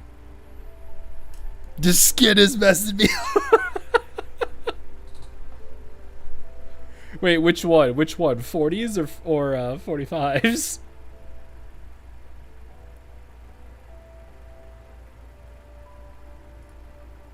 None of this makes sense. What exactly is going on? Leva decides to keep probing for more information. That operation you mentioned and the incident just now, what happened back then? It was all super dangerous. We infiltrated the plant together, then we ended up being attacked by Sava's fairy forces. I was badly damaged and almost destroyed. I told you to run first, but you said something about I'll never let you go, and dragged me out of there with all your strength. Fortunately, ran into the Griffin support team. The commander saved us and brought us here for emergency repairs. My repairs finished first, but you were unconscious all this time because your neural cloud was damaged. Fortunately, you woke up. Otherwise, I don't know what I'd do. With the pained expression on her face, the doll slowly raises her hand and gently strokes Leva's left eye. It is then that Leva realizes that there's a scar there. This is from when you got hit by a stray bullet while we were withdrawing. Persica said she couldn't fix it right now because she was out of the necessary parts. That hurt. I'm sorry. As she looked at the apologetic look of the doll's face, it triggers a strange emotional signal in Leva's neural cloud again, before she fully realizes what she's doing. She spreads her arms and hugs 40 tightly. I pull 40 into a hug.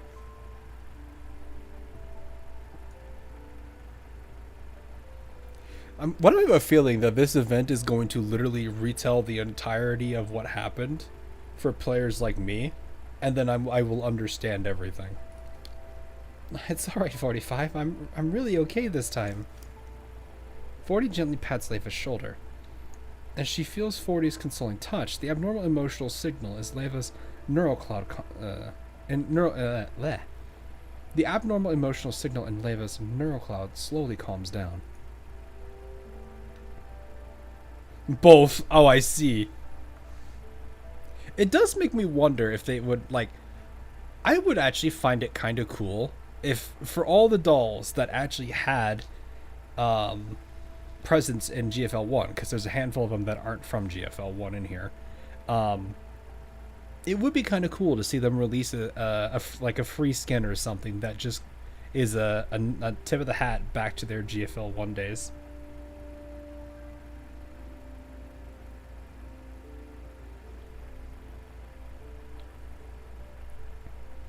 Because then I would actually be able to see what they look like back then. But it's also kind of cool because it's like the game was 2D, so it's like they're taking that 2D and bringing it into a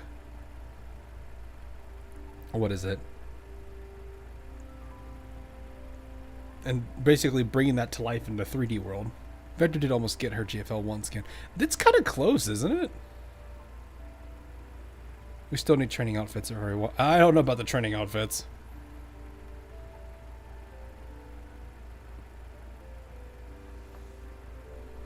Alpha and AK-15 skins are costumes from GFL 1.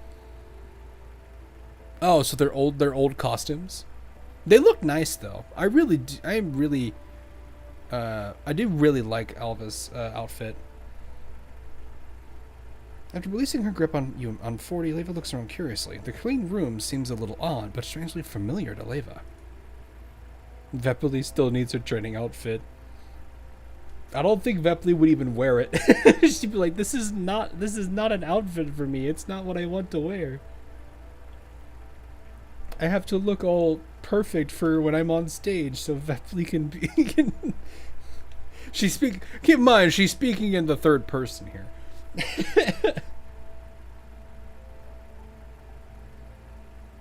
Anyway, she tries searching for similar records in her neural cloud, as well as details about what 40 just said. However, all she finds are vague and indistinct images. 40 seems to sense Leva's silence and sidles up to her again, a concerned expression on her face. What are you looking at, 45? The view outside the window? The sun today is great, so I opened the curtains to let it in. Is it too glaring? I'll close the curtains if it is. Yeah. Leva nods slowly, but then she reaches out to stop the other doll from drawing the curtains. It's alright. This is fine. I'd like to feel the sun myself. This is okay? Alright, you're the boss, 45. 45. Hearing that name again fills 45 with confusion. Why are you calling me that, 40? If I'm not wrong, my name is Leva now. I knew it. There was data loss after all. Leva was an alias you used during the operation. You don't need to use it anymore now that it's over. Is that so? Sure is. If you're not used to it, I'll call you 45 a few more times. 45, 45, 45. Is that used to it yet? I don't think doing it a bunch in one instance is going to get you accustomed to it. This 40 is a goof. What concert does Zeppeli perform in this? I think there's a very similar line of dialogue for Vector's bunny outfit. Where it's just what training program do I need this outfit for? Just out of the nostalgia of how all the story pans out. Fair enough. Yeah. Look, 45, it's a really sunny day today. I love the sun so much. The gray-haired doll stretches lazily as she soaks up the sunlight. For some reason, seeing the other dolls relaxing in the golden rays is strangely soothing. It seems like she's felt this relaxed before, but when was that? Was it 10 years ago, or... Just as 45 tries her best to recall the past, 40 sudden... I hope you guys don't mind, I'm not saying UMP. suddenly grabs her with a merry expression on her face, like she suddenly thought of something. Oh yes, Griffin's holding a party to celebrate our successful rescue. All the guests were issued pretty dresses. That means you too, 45. Dresses? The word interrupts 45's hazy thoughts, and she looks hesitantly at 40. The latter reaches out a finger and gently strokes the bridge of 45's nose. Very pretty evening dresses. I already had you measured for it. I'm sure it'll fit just fine. Thank you. Why is this giving me very weird, like, this is like, the dynamic between these two kind of feels like a softer version of Belka and Kluke.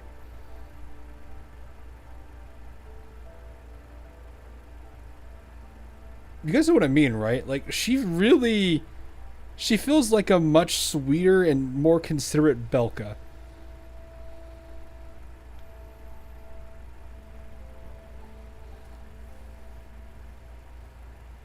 Forty is the older sister. Okay, so there's a slight deviation on the angle there, but still, the personality feels similar.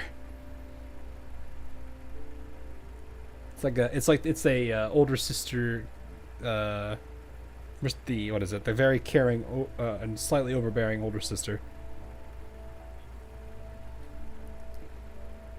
You're welcome. Also, feel free to ask me anything if you want. It looks like you've been hesitating this whole time, and I can't take it anymore. I'm sorry, I just wanted to know. Where are we right now? We're at Griffin, of course. This is the Griffin dorm. And apart from the repair pod, you've been here all this time, 45. What about Nomfa? And Cullen?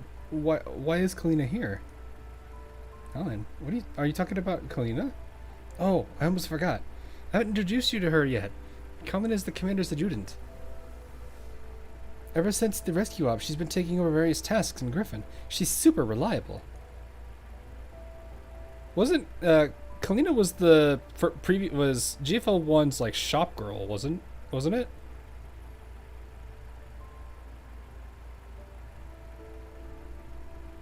Belka, but Onesan and less stalker. Yeah, that's what I was thinking. She's like a lesser version of it, but also older sister. This is my specific. This is Huck doing a stream. Yes, it is. No, she was the adjutant. Bruh. Yeah, same person.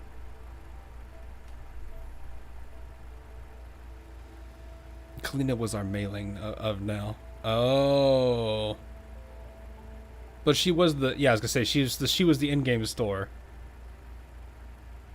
Okay. Because I remember, I think I've seen, I think, images of her older. Let me double check. Is it the one I think it is? It's a very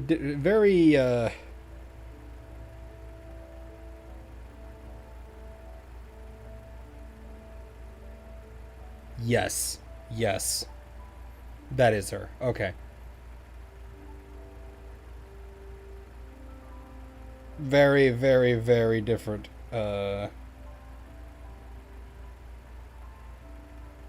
Man, she had a glow up.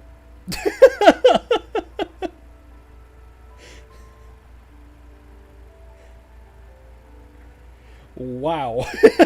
10 years do be like that, huh?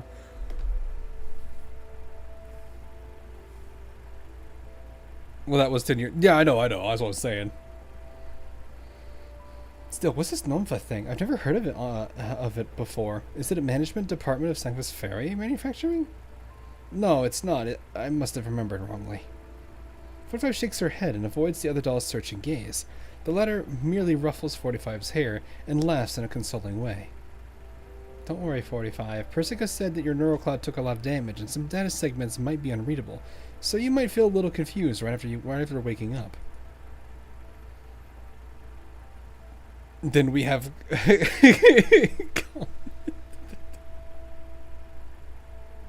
it do be a very chunky boy. It is a very chunky boy. But that's okay. It'll get better by itself after a while. So stop brooding about it on your own and come with me to the celebration party, okay? A lot of our friends will be there. Who knows? Maybe your neurocloud will go back to normal after you see them. Besides, if you try on the dress right now, you might be able to get it changed or altered if you don't like it. You can't do that if you're too late. The doll's smile is like a tranquilizer that makes 45 smile too. She gets up and nods to herself. Or nods to her. Yeah. After hearing her reply, the other doll happily grabs 45's hand. Just as the two of them are about to step outside, the room's door suddenly opens and another familiar figure rushes in. 45, Priska said she managed to successfully reboot you. Are you alright? Ah, 9's here too. Before 45 can reply, 40 has already reached out to put an arm on 9's shoulder. 45 and I were just going to try on our dresses. Why don't you join us, 9? Let's pick out something nice for 45 to wear. A dress that doesn't suit me. Heck no.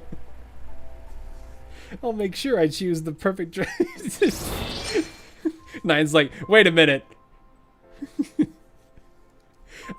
I saw that she's in her GFL 2 version, so that's probably her actual self, which makes me think she literally ran in here, was like, wait, are you good? I've found you. Wait, we need to get you back. And then like 40 is like, you want to help us pick out a dress? And she's like, a dress? Yeah, let's go. And then she like completely forgets why she was there in the first place. That would not be very far-fetched for Lena. She's just like, oh, I want to do it. Yes.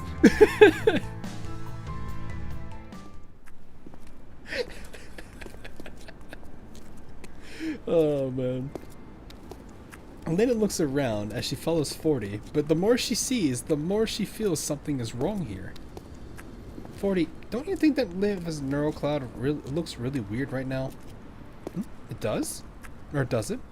Of course it is. Those fallen tables, chairs and umbrellas, the burst balloons, and these electric lights without power. None of them look like they belong in Leva's neural cloud, don't you think? Lena. Oh, side quest? Yes! Like, am I wrong? Lena forgetting what her mission is for her dear sister just so they can have a three-way shopping spree. I can imagine that. Yeah. No, like, she's a goofball. It's part of why I like her, but still. It's not about, it's just the subtle little, like, about face she does that made me kind of laugh a bit. Oh my goodness. Anyway, now that you mention it, this does seem a little weird. 40 comes to a halt and closely studies the colorful facilities among the ruins. The neural space's interior looked normal before I was attacked. Is this because of the redundant data's influence?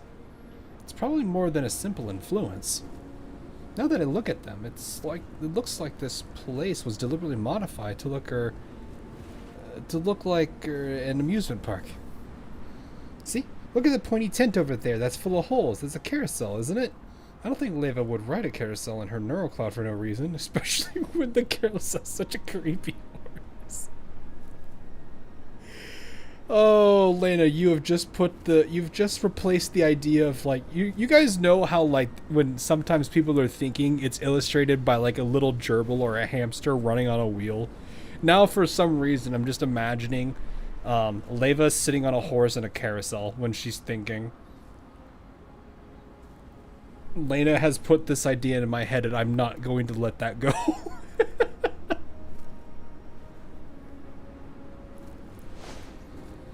Lena reaches out and gestures to a pointy tent in the distance. 40 looks where she's pointing. Can we blame her? No, we really can't. Insert PMC Klukai on the springy horse, but Leva. Oh yeah, I've seen that. Isn't it like that's like the plane thing where it's like bobbing back and forth, isn't it? I think I've seen that GIF. It's kind of funny. Although the conical tent is in tatters and the carousel horses are eaten through with rot, it's definitely a carousel. Countless data fragments float in the dark sky above the tent, slowly spinning in midair like a windstorm. That definitely doesn't look like something Leva would like. Perhaps that girl altered the neural space. After all, human kids like amusement park. I would not say that's a human kid. That said, this carousel looks really weird too. Why are there so many robots around it? Huh? 40 focuses on the windstorm, bringing up her diagram, then suddenly grabs Lena's hand in surprise. Lena, come with me. That carousel is the first data source we're looking for. Once we get rid of it, we can stop the redundant data in this sector from growing. 40 drags Lena over to the carousel, but almost immediately she hears a loud crash in the distance. The light strip encircling the carousel turns on, barely managing to light up the surroundings. And so, Lena and 40 get a clear view of the slowly moving robot horde around the carousel. In addition, they see a little girl pull the switch on the carousel, trying to command the robots to play with her. Spinny horsey, I like it. Everyone come play with me. The girl mounts on one of the carousel's horses and happily flails her arms. However, the dilapidated horse does not move, and the surrounding robots can only approach her fruitlessly, jostling each other. After waiting stiffly for a while on one of the horses, the girl hangs her head in dejection. Horsey broke. No one wants to play. Nobody wants to play with me either, huh? Suddenly, the girl looks up and scans her surroundings, as though she's noticed something. New friend?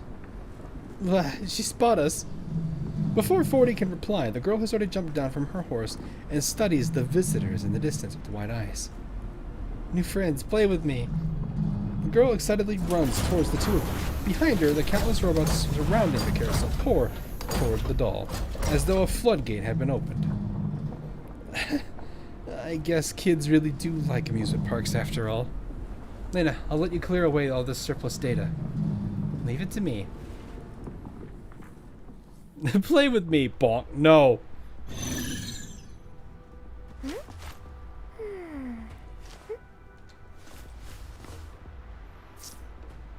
So, does that mean that this version of 40 was designed by Leva? Or did the 40 design herself?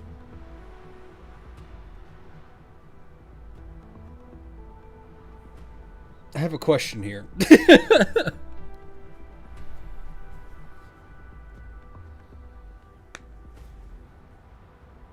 Hey, what I meant. Hey, yo! Yes, hello, welcome to Laney. Also, this camera angle was totally necessary for the plot.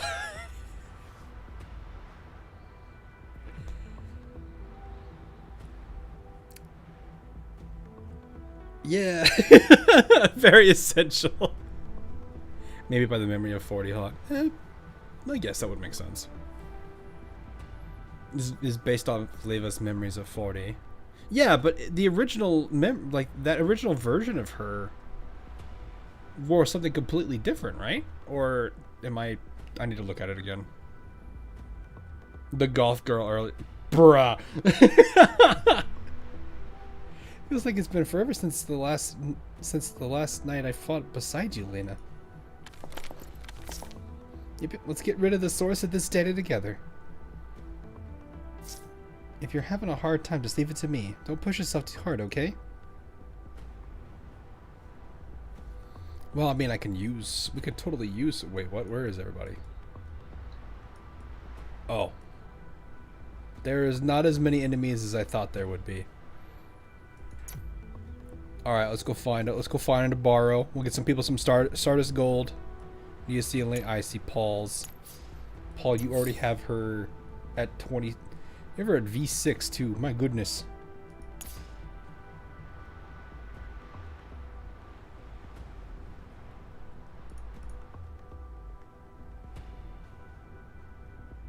Oh, so it is a literal summit. You know, I kind of want to try that. Let's see. Who do we take out of here, though? Mosin. Even though Mosin probably is the best support. Positive charge is going to be super useful for her. Okay, what do we do first? Every 6 points of initial max HP critical rate is increased by 0.1 to a max increase of 60%. So you would need a minimum of 40% to get 100% if you wanted to. Does that give a reason to do crit attack at like, I wonder how people are building her then. Because it almost feels like you want as much HP as you can give her. Because she has 5. You have her on 5.7 here. That's all. That's overkill for most of my. Well, I mean, Andorus is built specifically that way for it. You have 5,000 attack. So I'm assuming you did what attack? You probably did what attack, crit, HP percent. For stats, you do attack. I guess. Yeah. Where'd you get the extra 40% then? Did you do that in the what's it called? The keys?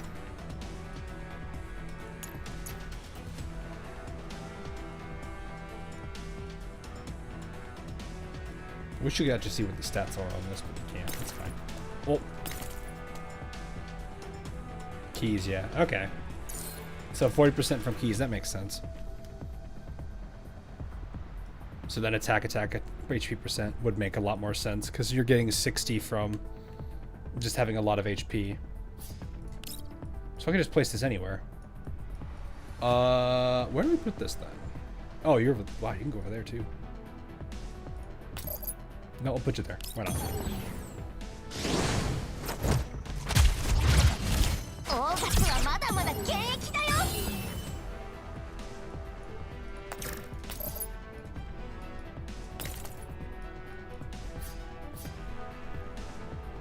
I feel like it would have been kind of cool if they had the simulacrum play her lines, but it's like slightly distorted and tweaked to sound more digital. That would have been a kind of a cool feature. It would have been probably a little unnecessary, but at the same time, that's fine. This would hit both of them, wouldn't it? Oh no, you're out of range. Would this hit both of them? No, it's out of range for them. Dang!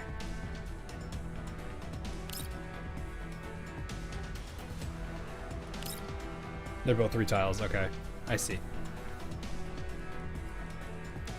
You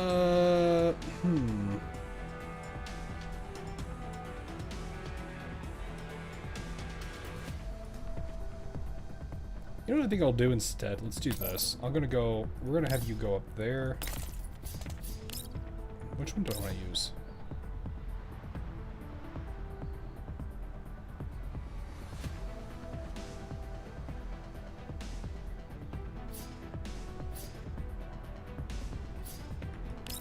I have to like read this entire thing.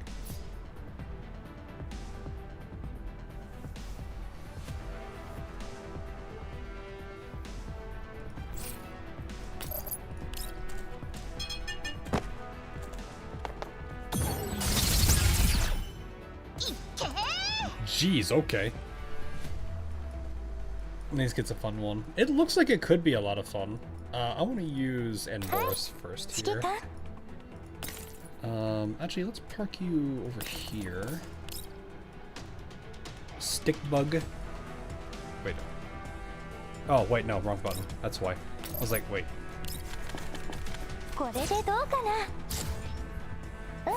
We have stick bug and can I place another one somewhere? Not ideal. Oh well. Stick bug.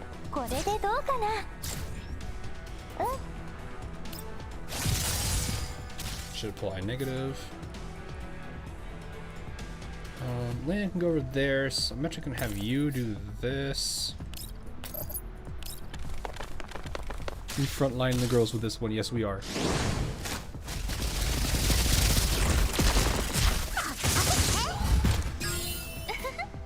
That is still one of my favorite like buffs in this game, positive charge. Like holy crap. I wasn't sure how they were gonna do how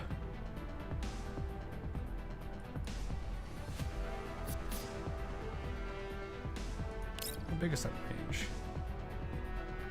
Oh, I could just go one down and that would hit both of them, wouldn't it? Yeah, it would. Okay. Glorious AoE.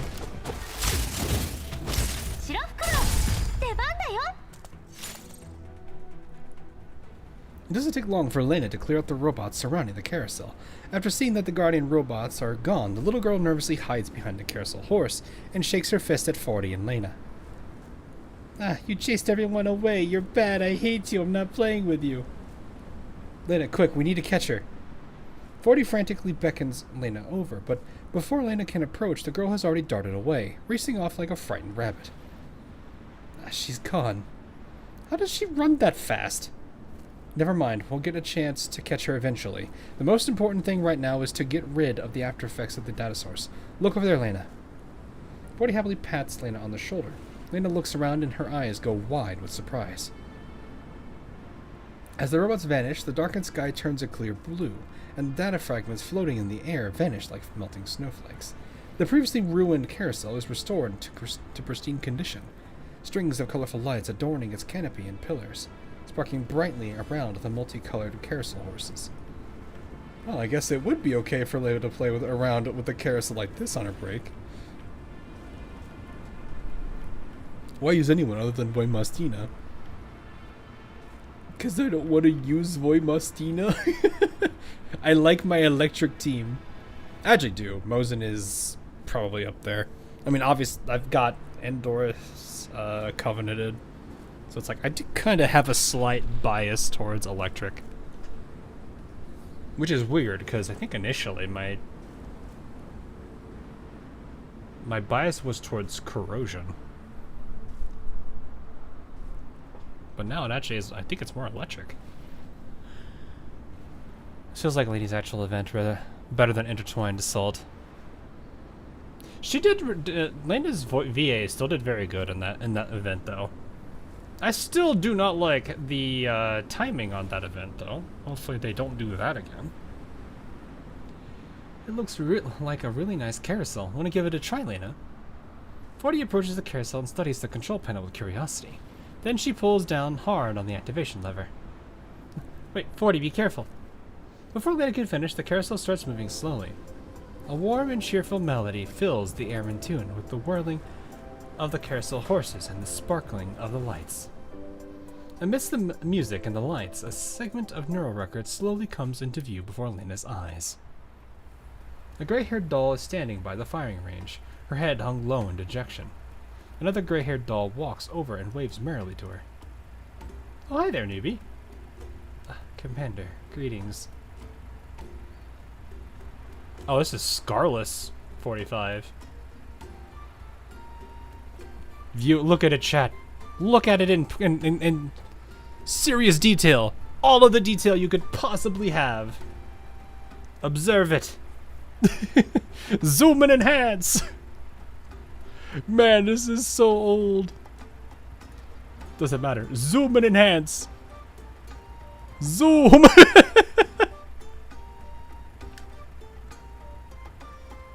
The OG 45, yeah. Flashback to deep dive. That's really weird. It's something I am not used to. I thought this said freedom, but then I realized that is not at all what it is. Because I thought it was freedom, and then I looked at it, and now it says redom, which makes me think there is a dome specifically for people to re-in, but you know what, I don't know. That's just me. Look at the cute bunny rabbit. Wait, what? Cut the formality, come, sit down. And do I look like a commander? Never got that before. Huh? Don't tell me, you're also a T-doll. Is it weird? Maybe I'm too expressive? That's pretty much the only good thing about me.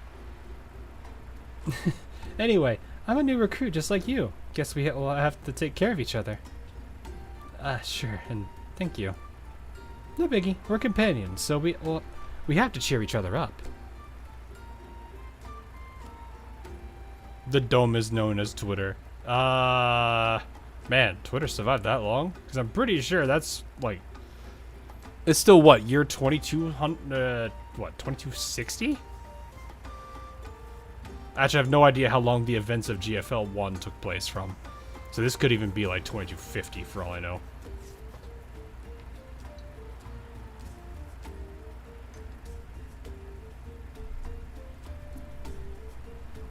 Back when 45 was happy. The cheerful doll smiles as she sits down on the bench beside the range, graciously consoling the doll who's feeling down because of her poor shooting scores. Your posture, reflexes, and accuracy all show that you don't have any advanced fire control system installed. That's why you must not force something that you physically can't do. Don't take it too seriously. There must be a job where you can make use of your strengths here. Sorry, but haven't you figured it out yet? I'm just as useless as you. Here, check out our imprinted weapons. Our clouds may have been wiped, but we're the products of the same hapless factory. Really? Then you also... That's right, I too have a bunch of weird electronic warfare modules installed for whatever reasons, so I can't hold a gun properly either. But what a coincidence that I ran into you while I was just strolling around. I'm 40, your elder sister by name and by fate, so I'll be sure to have your back. These lines are 1-to-1 to the lines in GFL. That's nice. Good they paid attention to that. As the music and lights fade, so does the scene that Lena is watching. The firing range is filled with merry laughter. The fire range filled with merry laughter is now empty. The lights die and the carousel horses slowly grind to a halt. The dolls fade away like waking dreams, leaving only a single bullet lying quietly on the ground. Before Lena realizes what she's doing, she's already bent down to pick it up. What I saw just now, was that Leva? I mean, was that 45 and the real 40? Yep, that's what happened to the first time they met. Leva looked totally different from how she is now. I, never seen her like that before.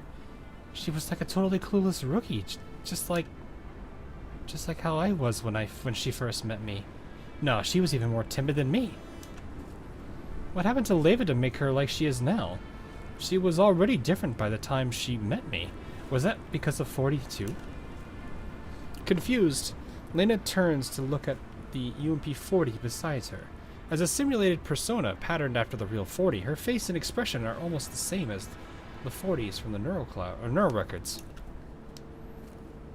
Did Leva change because of 40's encouragement? Kind of. In that case, did Leva become what she is now because 40 disappeared?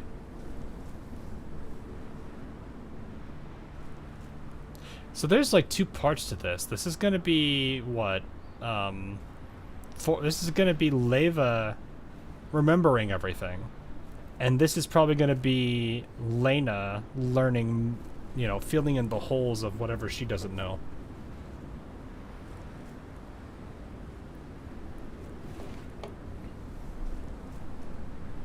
The simulated 40 persona does not reply, but her silence is answer enough. The reason why 40 is so important to Leva is because of that past, which is forever beyond her reach. I knew it.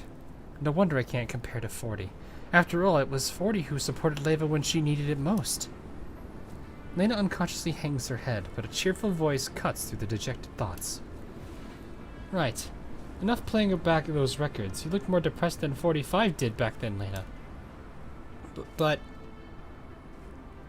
it's kind of weird too, because it's like this paints like this also paints Lena with like this, I wonder if she's like gonna be worried that she can't hold a candle. This is kind of like the whole thing with like Hornet versus Enterprise, where it's like Hornet wants to stand out, but she doesn't want to be, she's constantly compared to the sisters and everything. But in the case, it's not gonna be the same story because obviously it's Lena doing the self-comparison or compare. But still, makes me wonder if she's like gonna lose a little confidence because she's like, I can't hold a candle to 40 because 40 is just doing all the right things, and it's like Lena is more of a, she had no control over that part. The Cullen 3 is now Cullen. She's now neutral phase. 40 cheerfully taps Lena's shoulder and then points to the bullet in Lena's hand. I actually have some good news about Leva. Want to hear it? Eh? Do you still remember how Leva forgot about 40? Thing is, we both saw those records just now. That proves that the neural records about Operation Butterfly and 40 aren't actually lost. Those records were lost among the redundant data after they were damaged. That's the reason why Leva forgot it. Therefore, if we clear the data quickly, Leva might be able to get those memories back quickly too. Really? I think so. In that case, Leva will Lena. Lena, can you hear me? The sudden call interrupts their conversation. Lena looks down and sees that the long silent communicator is finally blinking with an incoming transmission. Persica, oh thank goodness, the signal's finally back. Lena, have you found 40? How are things on your end? Lena quickly describes the current situation to Persica. Can't believe something like that happened. And there was a weird little girl? Oh, that's interesting. Oh yes, let me explain the bullet you found. It's a memory bullet. Analysis complete. I figured it out. The bullet contains the neural records of the first time Leva met 40. Okay, I was joking about the memory bullet, but you know what? It works. In that case, the situation is exactly like what I guessed. Earlier, when that mysterious doll attacked Leva in the Gerard server room, she didn't directly destroy the information about the butterfly incident in 40. Rather, she just destroyed the resource headers, which pointed... Oh, the metadata. Okay. Which pointed to that information. Therefore, Leva technically hasn't forgotten 40. It's just... Okay. Yeah, this makes sense. Because all the forgotten files are still in the mess that is Leva's neural cloud. If you keep clearing the junk data away and fixing the loopholes in Leva's neural cloud, you'll be able to find these fragmented neural codes and put them back together again. See, Lena? Turns out it was like that all along. Huh? Leva? What are you... Besides her, Lena is grabbing her head in frustration. I just saw a part of Leva's past that she didn't want to discuss with me. Does that count as violating her privacy? I think she's going to be okay. She's going to forgive you for this.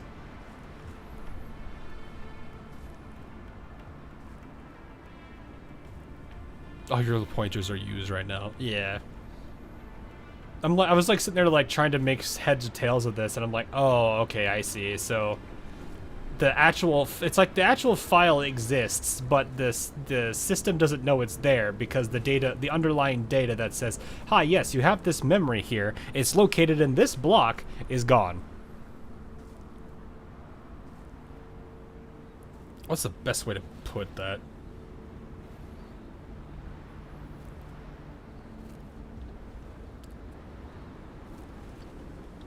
It's like if you have a box and like a bank or something that you store possessions in, and for some reason the data that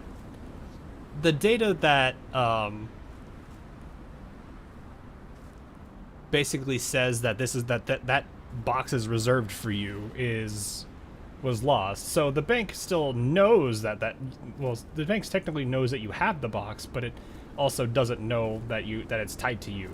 It's weird. The physical existence of it is there, or I guess in this case, the digital existence of it is there, but the actual pointer to it is gone. Just defrag Leva. I don't know why. That sounds so weird to say for a person. Oh yeah, just defrag the person. Somebody forgot to turn on view all on the filters or make the data read only. I probably say. I wouldn't say data read only. The best way I could put it is actually similar to how an application we have set up on my job is, where it's like we have a repository that stores a bunch of files, but the only way so you have to go through the app repository to view the file. But if you don't if for any reason the database that houses the mapping between where the file is located on the system, and that database record is gone, then it's like the file exists there, but the app doesn't know it's there. It's literally that exact circumstance, which is funny. Basically, lose the password to your PC. PC's still there. Kinda. The idea of access, yeah. I like how this is the deviation we're doing. I used to work with my controller with only 3 pointers, so you had to swap their use. Oh, I bet that's gotta be a pain in the butt. Does that count as violating her privacy? What if Leva finds out? What if she gets bad? She's crying. No. It's okay, Lena. I don't think she's gonna be upset about this. Oh, come on. You're her beloved little sister. There's no way she'd be that petty. Really? But Leva never told me about 40 before. Is it really okay for me to keep watching those records? Lena looks a little uneasy as she scratches her head. Right now, resolving the malfunction and Leva's neural cloud takes priority. Yep, you might not want to do it, but you've got no choice. Don't worry, Lena. If Leva gets mad, I'll speak up for you, so don't worry. 40 pats Lena's shoulder in a consoling manner. Yeah, thank you, 40. I know what you're getting at. Well, I always wanted to hear Leva tell me about this in her own words. Her safety is the most important thing right now. I'll do my best to clear the data no matter what stands in my way, which is why I don't think she's going to be upset about you doing this. Lena nods, and then she clenches her fists tightly as though to reaffirm her resolve.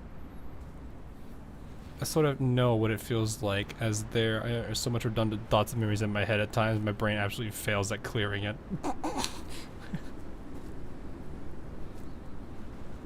Yeah, exactly. It's like we're having a normal conversation, and then I say this one thing, and I'm like, hey, you know that one really weird song that you found on YouTube at like 3 o'clock in the morning that you don't understand why it exists, but it does, and you only remember it because it was just so weird? Yeah, I just put that back in your head. Good, welcome back.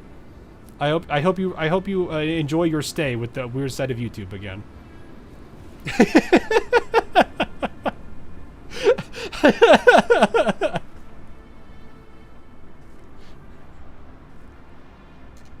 I'm waiting for someone in the chat to be like, thanks, I hate it here. What should we do, Persica? Keep searching for the data sources with 40. It's the most efficient solution we have. I've already compiled the statuses of the data sources I can detect into a new map that I'm sending to you now. You can consult it for your future movements. That's great. This map is way more accurate than my hunches. Well done, Persica. Let's head out right now. That song that goes... Oh, that song. Crazy Frog! Oh. I feel like if I shared the one that I'm reminded of... One, I need to remember what it was even called. But it was the weirdest thing that I found. And I still don't know why and how YouTube recommended it to me. But to this day, I'm just like, yep. It's one of those videos. Alright, that's enough YouTube for me today. Crazy Frog is really good. It is a good song. I liked it a lot. Used to play like non-stop when I was younger. Calm down, you should take this too. The sound of keys clicking is audible over the transmission audio feed. When the clicking stops, a small object falls from the sky and hits Lena squarely in the forehead. Ow! Oh hey, what's this? Curious, Lena studies the strange object in her hand. It's a small device that looks like an emitter of some kind.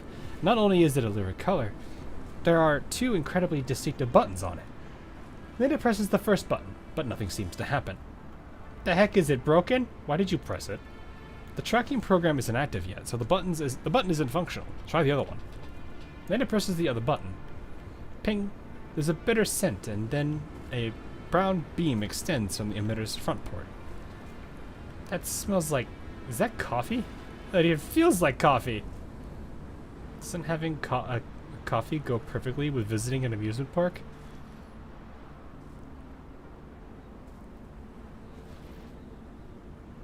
Priscaria, I feel like you've had so much coffee, your blood is coffee.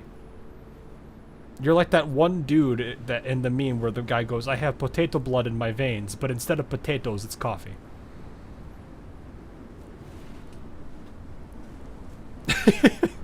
A signal emitter is a tracking program I custom wrote just now. A tracking program? Yep. Didn't you mention encountering a weird girl earlier? The next time you see her, tag her with the emitter. This tracking program will automatically attach itself to her data and analyze it. Once the analysis is complete, we'll know what created her. Hit the other button and you'll be able to track her location. That sounds pretty useful, but it's still pretty twisted. Anyway, if there's nothing else, 40 and I will be heading out. Leva's still waiting for us. Actually, there's one more thing. 40, do you feel like you're being affected by the redundant data? Me? Huh? All that useless data takes up Leva's computational space, which affects comms between Lena and me. Since you were always resident in her neural space, you're kind of... I'm fine. Don't worry about it. Don't worry about me, Persica. I'm running just fine. I'm not feeling any interference at all. It is a little bit jarring sometimes that they keep switching all the names around. Like, you have Kalina versus Cullen. You have Persica versus Persicaria. I can ignore the dolls being like 45 and Leva or Lainey and 40 and 9 and Lena and so on and so forth. But still, you want peak brain rocks on? What does the fun? No. I'm sitting here like I could probably find the weirdest song that I remember from. Actually, I don't even know what it was called.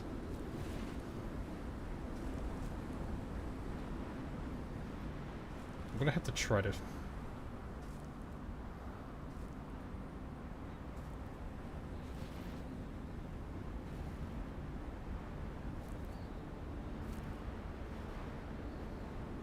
I think it was this. Actually, I have no idea.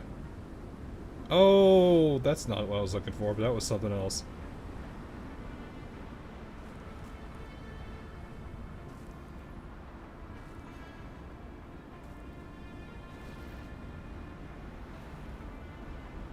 I have no idea if I'm going to be able to find this. This is one of those things I'd have to actually, like, actively... Oh my god, no, I found it!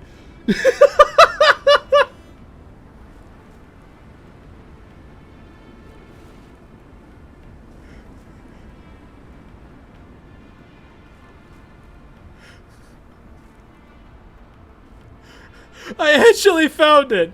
Oh gosh, this is so weird!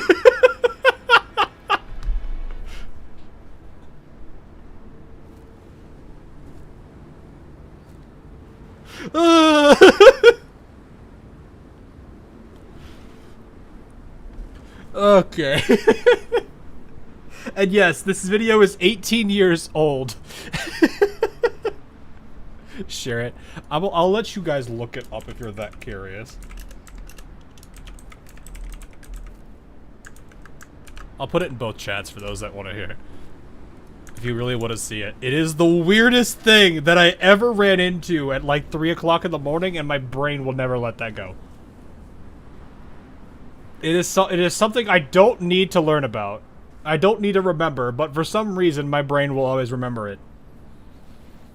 Though it will not remember everything about it, it will at least remember that I have at one time seen whatever it was. It was the strangest thing. Also really shows how far 3D animation software has come. Anyway. Well, in that case, just focus on clearing the data first. And once the amount of redundant data reaches a certain level, new data will overwrite the old. Lena, you need to keep that from happening. Otherwise, you'll never be able to recover Leva's neural records. Hawk, what is it? I don't know! Like I said, it was a random video. YouTube was like, here, watch this at 3 in the morning. I'm like, I don't even know what this is. What is it and why will I never... You have now put this in my memory and I will never forget it. So now everyone can suffer.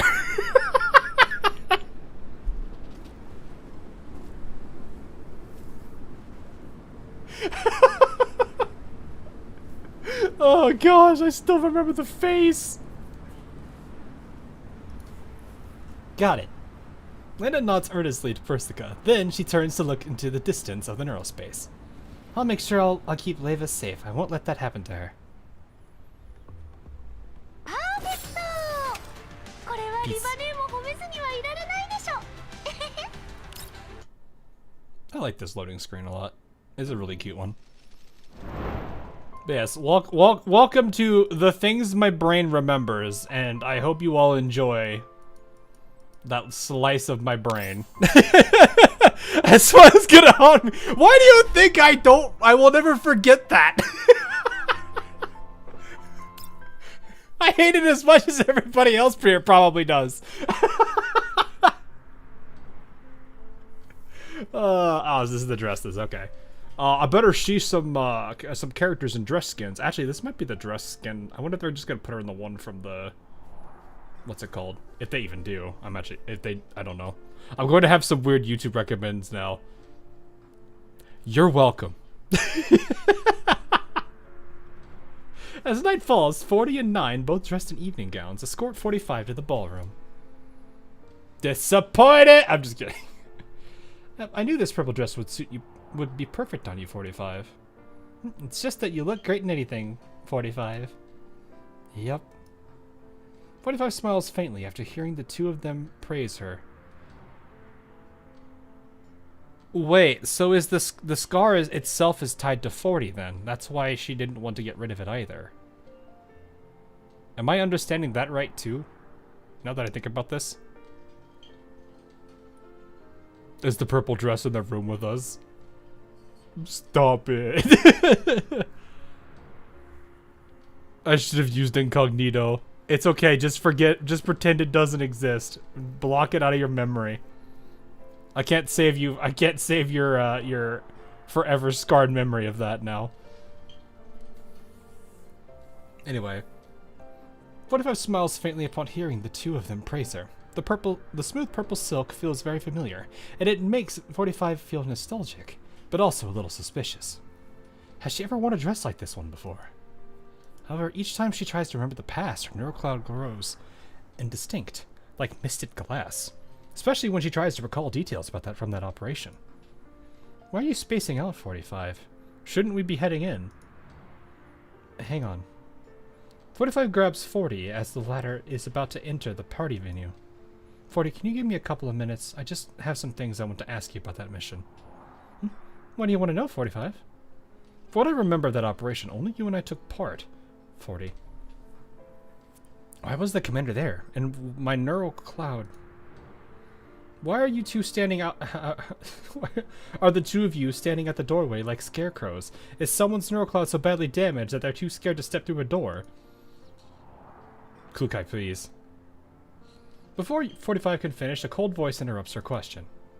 45 turns and sees the owner of the voice. It's a long-haired doll with a cold demeanor who's sizing her up with an icy look in her eyes. Mekdi! Beside her is a white-haired doll who is being dragged by the collar as she is still unconscious, with a small knot on her head.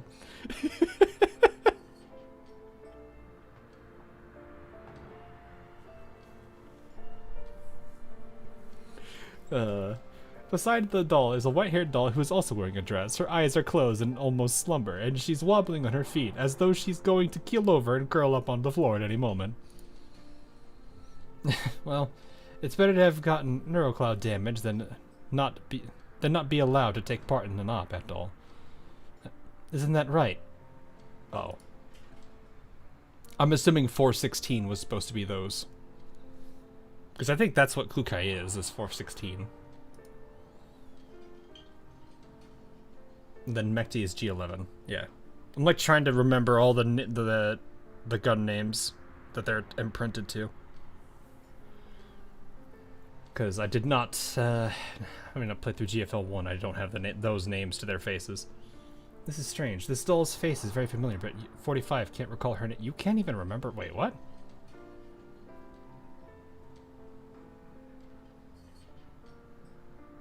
Dang, that is... Wow. Just as 45 frowns while thinking, the closed door to the venue hall suddenly opens and Kalina steps out. Oh, 404 is here too. Kalina greets the white-haired doll in a familiar way and smiles at the three UMPs. I haven't introduced them to you yet, 40. These two are elite dolls from Squad 404, 416, and GRG-11. Squad 404 provides covert support for operations, and they took part in this operation.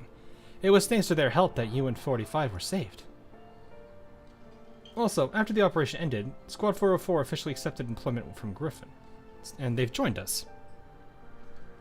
It's very likely that they'll form a new team with you and 45 for future ops. And that's how 404, that's how that version of 404 that I know of at least exists from that point.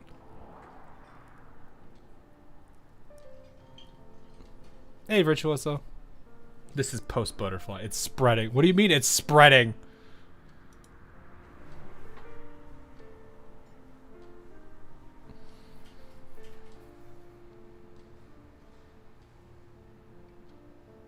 .404 has UMP and 9 core members. Wait, is this a huge mistake?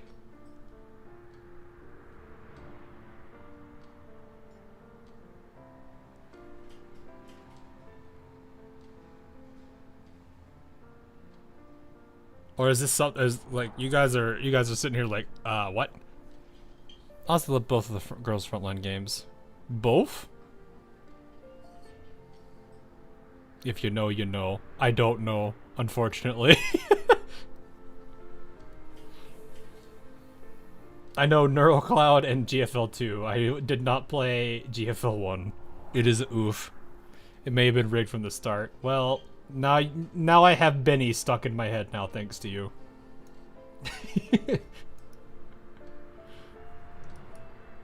After Galena finishes her introduction, 416 looks at 45 and raises her chin arrogantly.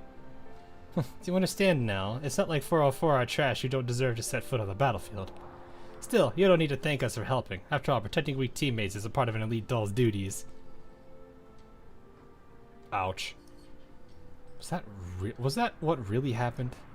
45 eyes Kalina and 416 suspiciously. For some reason, the way they were talking just now fills 45's heart with a strange sense of wrongness. However, 40 doesn't seem affected at all, and instead smiles brightly at them. This entire sequence would be odd. I mean, my understanding wasn't 404 like an independent entity or something of the sort? Or was it actually a branch of Griffin? Or like I guess a sub-team, not a branch. Was it actually? Because I feel like somebody mentioned that, like, because like the original team for 404 was, what was it? Wasn't it 9 and 45 and 416 and G11? Wasn't it the original 404?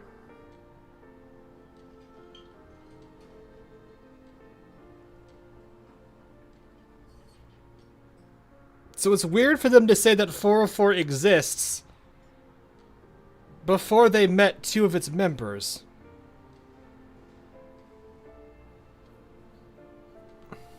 .404 never existed. What team are you talking about? Don't start with this, my brain. 404 was an independent mercenary team. Oh, okay. Fair enough. Also, welcome. Error 404 not found. That's why they're numbered 404, right? Oh, so that's how it is.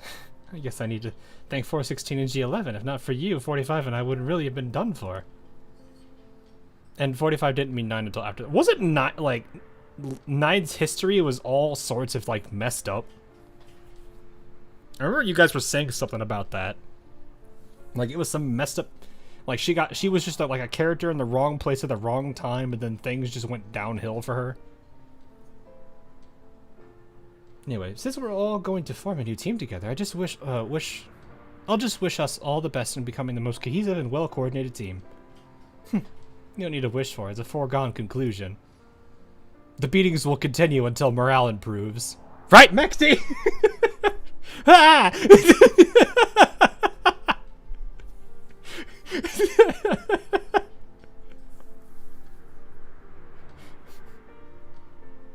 Faced with the 40's dazzling smile, the white-haired doll pulls away in a somewhat unnatural way. After that, she grabs the other doll, who has been snoring loudly on the ground, and strides into the venue hall. Before she leaves, the white-haired doll turns back one last time and fixes 45 with a cold stare.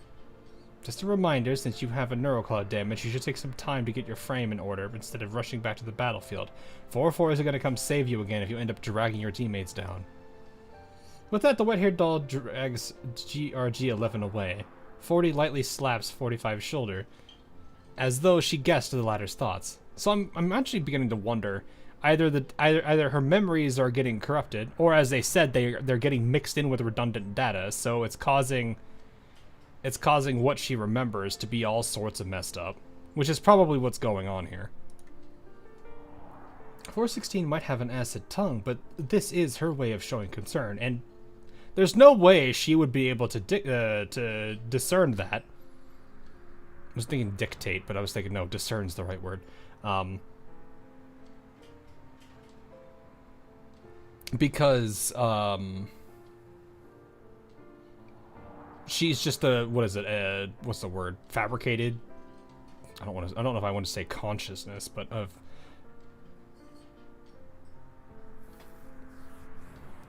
whatever it is.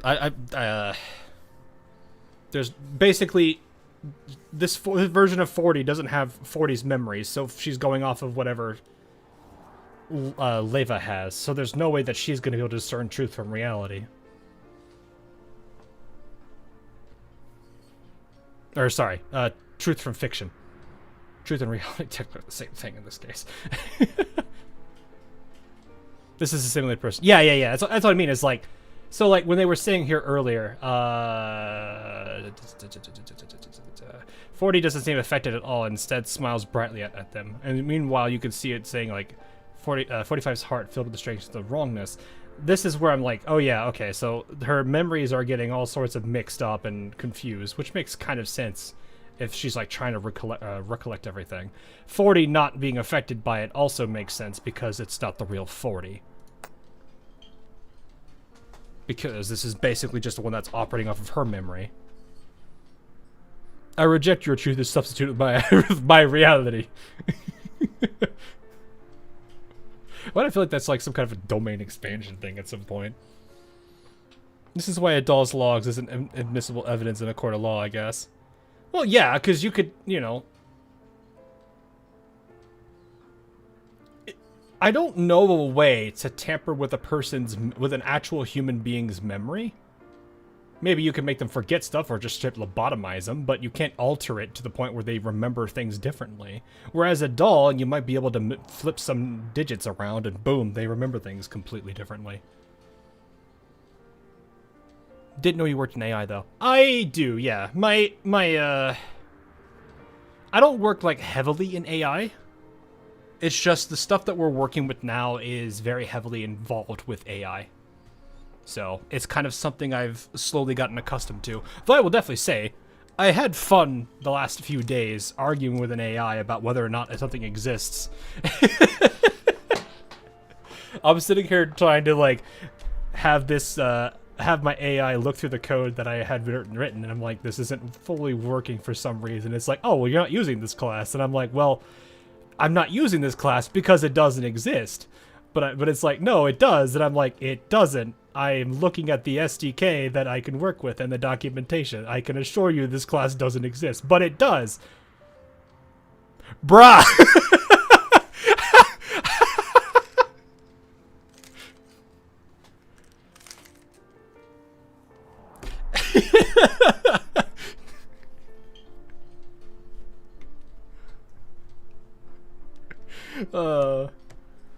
Welcome to my life with working with an AI right now. It's very useful, I will put it that, for at least my particular field.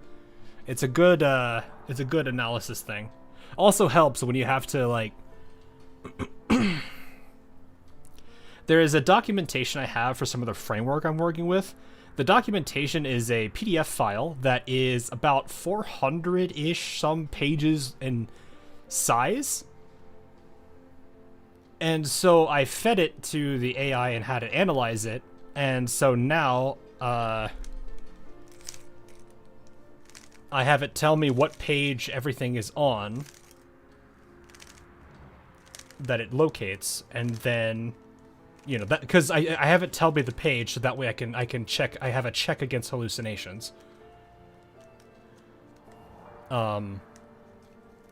But I always have I can refer to it as like a extension of a documentation that I can interact with. So it works out nicely. Consider the fact that it does exist. This is where I'm like, hello, hello, AI, here's your medication. You're hallucinating again. Don't forget to take these.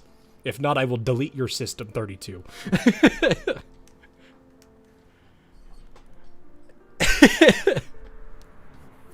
Just to lighten the mood, someone on Twitter said, oh. Oh. Yep. There's like, what, 3 or 4 different places that goes? I would probably say. Quote retreats are their favorite GFL life. I'm assuming that was some kind of an actual, like, political messaging, and they just hijacked it with girls' frontline shenanigans, which, that's hilarious. Anyway, 416 may have an acid tongue, but it's her way of showing concern. That is kind of what I've picked up on. She's a tough love girl. Is that so? Do you know her from before 40? No, this is also my... Well, I just heard about her from 9. Isn't that right? 9 smiles and hugs 45 before nuzzling her. Yep, 416 has always been awkward. Don't take what she says to heart, 45. Alright, 45, 9, it's time to went in. It's enough standing around like dorks for now. Spaz told my beloved glutton. I love the fact that I have her covenanted now. I've been wanting... She's among the many that I have been wanting to covenant since day 1 of me getting her. Imagine someone talking about ships and people just start posing AL skins. Yeah. That one actually is kind of sad, though.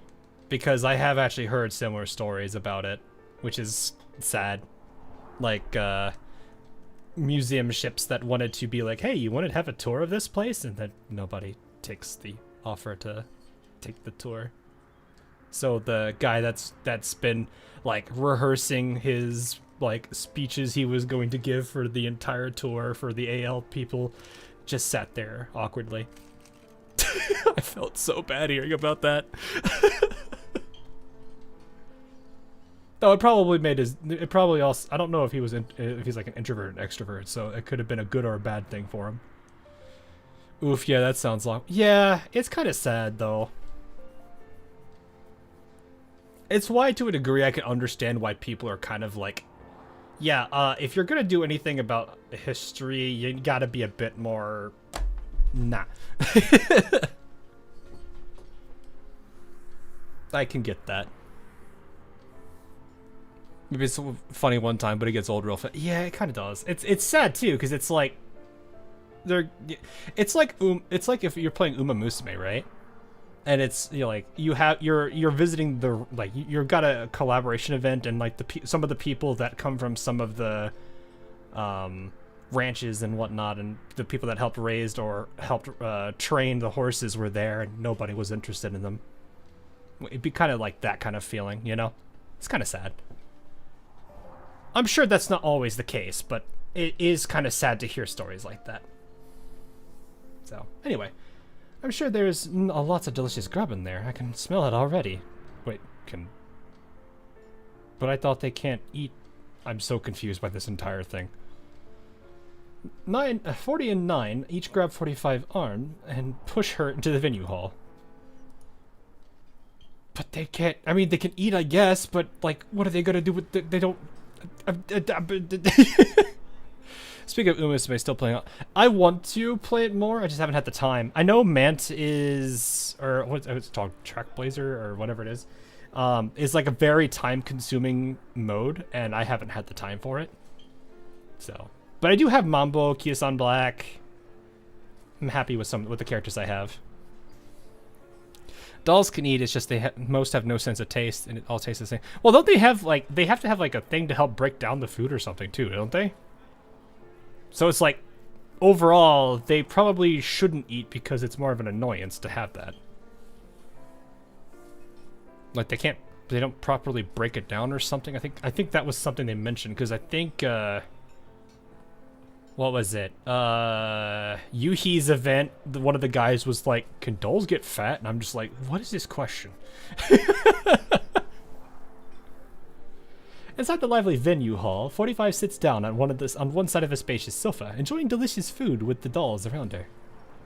There's already a huge pile of food on the table before her, but 9 is still running excitedly back and forth across the hall, setting down new dishes in front of 45.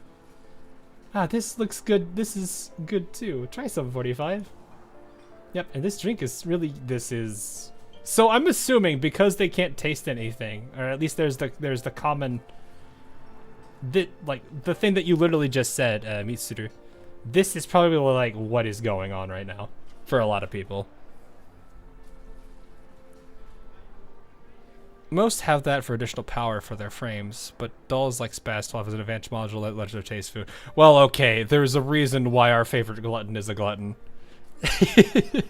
She's an adorable glutton. Oh, glass 45. Everyone was super worried. Was really worried when we heard that you got hurt during the mission. How does it feel now, 45? Are you all right? Speaking of a glutton, just totally not a little bit biased. Totally not a little bit biased. Totally not. Just not at all. Definitely not biased towards this one at all. Oh, hi, Springfield.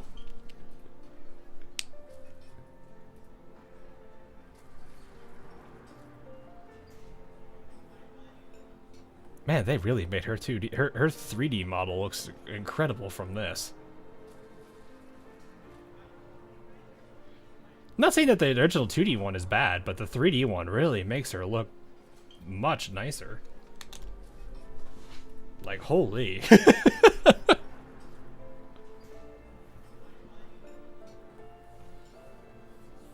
Pats for the glutton, of course. Don't force yourself if you're not feeling well.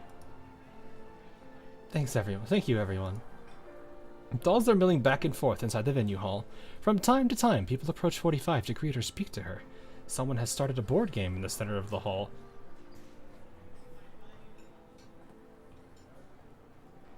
Interesting. It draws the attention of many people, including 9, who runs over excitedly.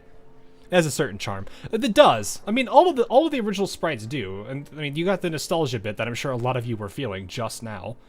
And then there's me who sees this one, thinks it's not bad at all, then thinks about the 3D version that exists now and being like, dang, they really made them look nice.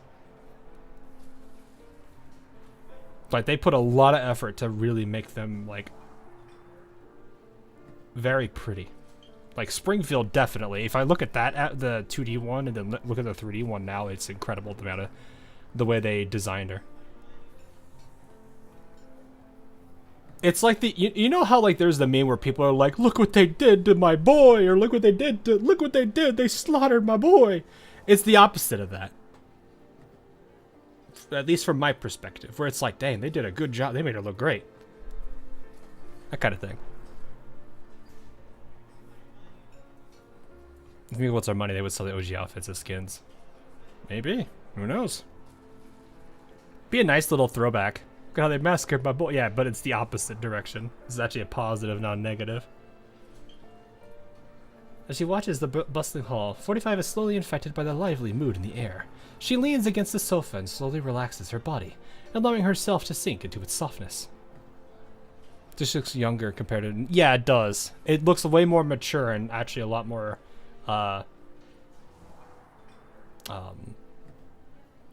it's a very pretty model. Maybe this isn't so bad? Well, her neural cloud is a little confused, and some of the data doesn't conform exactly to what she knows. Everyone is very nice, and she has 9 and 44 and 9 and 40 to keep her. I almost said 45 to keep her company. As the thought crosses her mind, 45 looks to her side, sensing 45's gaze.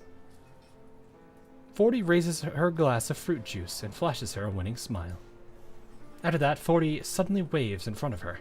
Kalina, who's wearing a suit, approaches and sits down beside the two of them. She raises a hand and gently ruffles 45's hair. A lot more wife-like. Well, I mean, that's just a natural thing they have to do. They gotta appeal that way. You know, you know, they gotta make the characters at least look nice. Or at least interesting, I guess, because I don't know. I'm just sitting there just thinking about it now. Like, I mean, there's probably a handful of characters that probably don't look don't look the most attractive, but they have something interesting about them. I always find it funny that Cheetah wants to buy a taller frame because she's pissed at the people calling her short. I could, you know, I can see that. I can see that, honestly. The scene is so wrong, but it's so well written. I've listened to enough, like I've gotten enough of a feeling from GFL's 2 lore that this just feels like it's not enough for me to catch it, but it's enough for me to feel there's some weird elements here that I'm just like, wait, what? Why are they talking about food as if they enjoy it? Like, that's the one thing that throws me off here is the food part. And then, of course, that little segment of 404 where it's like, wait, I thought 404's original members were these four. Why did 404 exist before they met the two of them? Just because Leiva's got nothing there doesn't mean no, I mean, like, a character's, like, all covered in bandages. Like, I think Alchemy Stars did this a lot. Where they had a character that was, like, all sorts of messed up, but they were very interesting. In design. Something about them drew players to them. It wasn't necessarily, you know, the physical appearance entirely. Anyway, how do you feel, 45? Not too noisy for you, is it? Your neural cloud was only fixed just recently, after all. Kalina's smile reassures 45. However, as she looks at Kalina's professional-looking suit, a strange feeling rises inside 45's neural cloud again. Is Kalina supposed to look like this right now? But if not, then how is she supposed to look? 45 feels like she ought to know, but she can't find the right records in her neural cloud. In the end, 45 decides to set these unexplicable doubts aside for now. Thank you for asking, Colin. This place is quite lively, and it's very relaxing, perfect for a patient like me. Also, I need to thank Griffin and 404 for supporting us during this operation. You don't need to thank me. Oh, Mitsuru, thanks for the sub. Appreciate it. Fun size will forever be stuck as fun size. I mean, honestly, I don't see any issue with Cheetah. I like Cheetah as is. Like, I don't think she needs to be that tweaked or anything. I mean, right now, Cheetah and Coffee can both fit in a suitcase. They are the shortest dolls. Oh, I've seen images of people putting them all side by side. I have not actually seen who was at the very end of it. I just remember every single time I would see that picture, somebody would accuse Deshevnaya of cheating.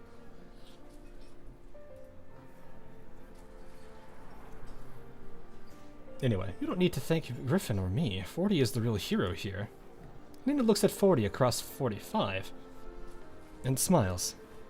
If 40 hadn't managed to shake off the control of the virus and kept it from spreading, Griffin dolls would have been in greater danger. You probably wouldn't have made it out either, or made it out safely. The virus? What's that? What? Colin, what did you just say? Beep, beep, beep, beep. I think Sumi's pretty short too. I think she is, yeah.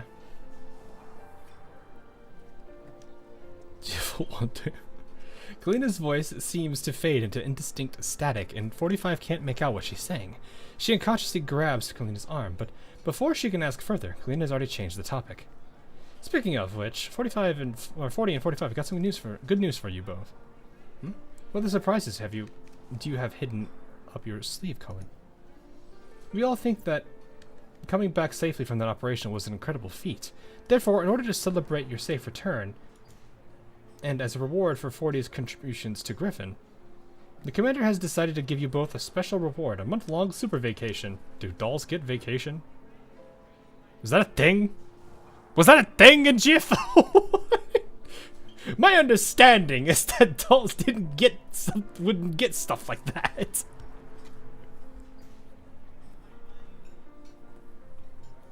What do you mean they get a vacation? How does that work? The super vacation, that's a month long? Wow. 40 hugs 45 and begins jumping around in excitement.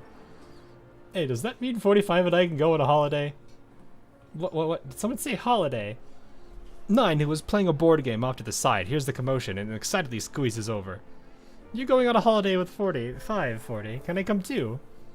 9 looks eagerly at Kalina, but Kalina merely smiles and ruffles her hair. I'm sorry, but I have other work for you, 9. Aww. F in the chat for 9 boys. Griffin was the only company that kind of treated dolls like human employees instead of machines.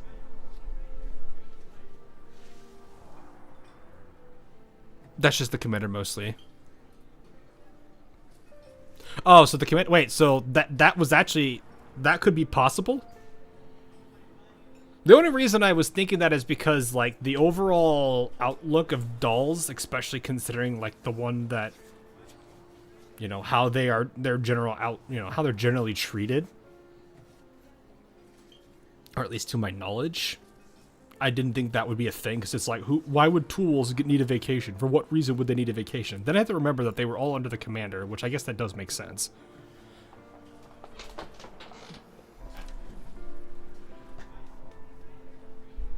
That's why the dolls fell in love with. Yeah. Still, it's one of those things I was just like, that doesn't feel right.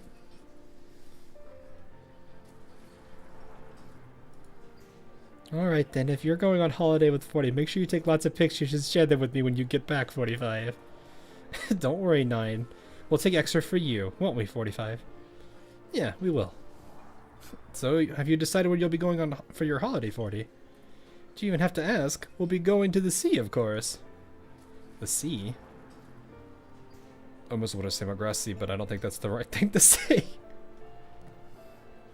Upon hearing that word, 45's smile freezes on her face. Perhaps a long, long time ago. Kind of similar to Nikke, huh? I think that's the general understanding that I have of both universes. Is that, like, Nikkes and dolls weren't really necessarily treated well. And that the commanders of both were kind of outliers. Which is part of the reason why I'm sitting there wondering how a collab would go, where the writers could poke fun at the idea of both of them being that way. And so both of them just like, I get it. I get how you feel.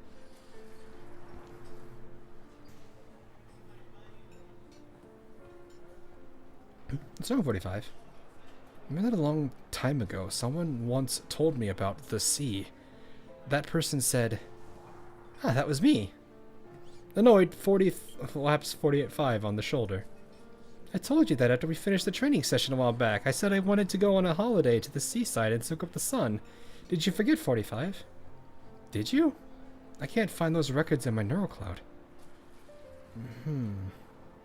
Well, I guess it can't be helped since your neural cloud was damaged. Maybe that memory was among the damaged bits. Ah, that's right. Tell me about your vacation plans too. I can't possibly be the only one who had the idea of going to the seaside, right? Holidays don't come by often, after all. What about you, 45? What do you want to do with your time off? Yeah, a month is a long time. What do you have in mind, 45? Me? Confronted by 40 and Kalina smiles, 45 can't help but think. If it were me. The party is still going strong in the venue hall. 45 is discussing her vacation plans along with the other 2 people in front of her. Peak ski-con moment. We are storming Paradeos' base. Heavy casualties expected. You can sit this one out. Volunteer only. All Griffin and CO dolls. Nah, we ball. That's respectable, honestly. Bro, GFL2 Nikke collab would go crazy.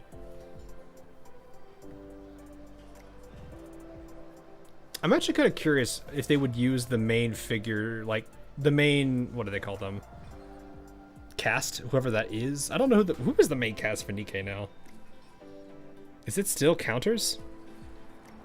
Because Counters I know, because I've at least seen the beginning bits.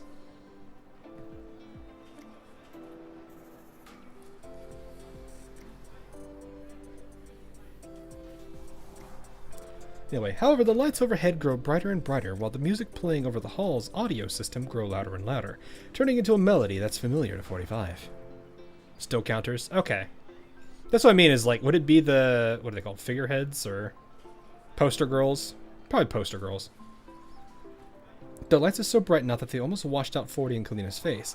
In this blinding field of light, she sees that indistinct figure once again. 45, it's time for target practice. Yep. The indistinct figure radiates the soothing scent of sunlight. 45 nods and reaches out to it. 45, what's wrong? Ah.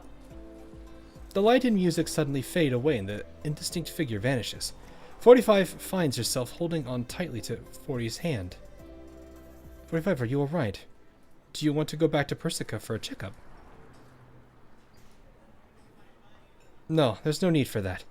I'm fine. I just thought of something I wanted to tell you all of a sudden. 45 lets go and lightly shakes her head. Interesting. They got upgraded, but still the same. Oh, right, because they're, like, androids. You and 40 are so close. Of course we are. 45 is my sister, after all. We're each other's most important person, right? 40 laughs cheekily as she pats 45's head, then leans on her shoulder. Sad 9 noises. Record load error. Please reload. Record load error. Please reload. Please reload. Please reload. Her neural cloud seems to be generating a continuous, uninterrupted string of errors. However, 40 and Kalina's smiles in front of her are as warm as they ever were, to the point where it feels like the good times will last forever if she returns them with a smile of her own. 45 ignores the errors in her neural cloud and smiles, leaning back onto 40's shoulder. Yeah. 40 and I, we're the best sisters ever. It's gonna be one of those days, ain't it, chat? Speaking of Jita. That pouting face. Alrighty then. Lena's attack causes several of those creepy robots formed from redundant data to vanish into the fog that fills the amusement park. Segment after segment of indistinct neural records flicker into existence in front of Lena's eyes and then vanish. After barely dodging the ordnance exploding around her, 45 immediately spins around and launches an elbow strike, dropping an approaching enemy to the ground. Meanwhile, the assault on her neural cloud is still going on. 45 is forced to weave through the ruins, looking for a safe corner where she can bring her computational power to bear. Oh, this is an actual fight, okay. The enemy seems pretty tough, need a hand. Your body is enough for 2 neural clouds, is it? You can skip the thoughts and prayers. Hey, I'm just trying to cheer you up. In any case, let me know if you don't have enough processing power, okay? Yeah, thanks. Under the somewhat dim light, Leva looks down at the brand new name card in her hand. Leva. Affiliation, Non-Military Forces Administration. You've got a new name and a new identity. How does it feel to say goodbye to 404? Like a weight's been lifted from my shoulder. I finally managed to dump that huge burden onto her. Klukai sneezing for some reason. You don't need to keep it from me, you know. I know exactly what you're thinking. I'm assuming this is the internal monologue that she's having. Relax, it's just a change of leadership. I know how much 404 means to you. I'm sure she and Lena will understand. Yeah, leaving 404 to her, that was the right choice. Ah, she's gone. Lena reflexively reaches out to touch Lena in the fragment, but it completely vanishes before she can make contact. Disappointed, she lowers her hand and turns to look at 40. Are these really things that happened to you and Leva in the past inside her neural cloud? Hmm? Every single one. The first scene must have taken place in the battle. I can't believe Leva could chat so casually with you in such a tense situation. Leva was actually really nervous back then, but the talking helped calm her down. It was the same when she was leading 404. She was really concerned about everyone in 404, but she had to take a step back for the sake of her ultimate goal. It was the right choice to make, but not an easy one. So I should try to show my support at least. Interesting. Okay. As she listens to 40 state all this in a matter-of-fact way, Lena's head droops in dejection. She's like, why couldn't she talk to me about this? I'm a horrible person. Well, I'm Leva's sister in name. The truth is that she's the one who's always taking care of me. But when Leva's truly needed my support, I didn't notice at all, and I couldn't help.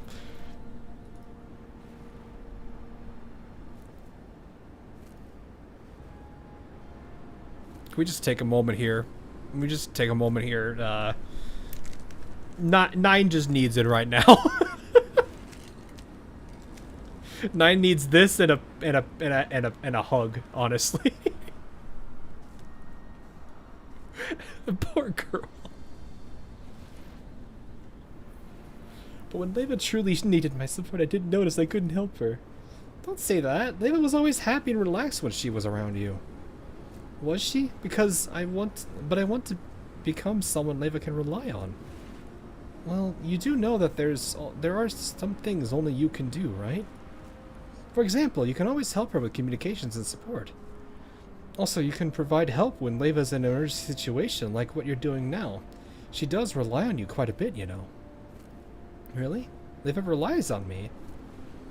Lena's head suddenly snaps up. 40 chuckles as she sees the expectant look in Lena's eyes.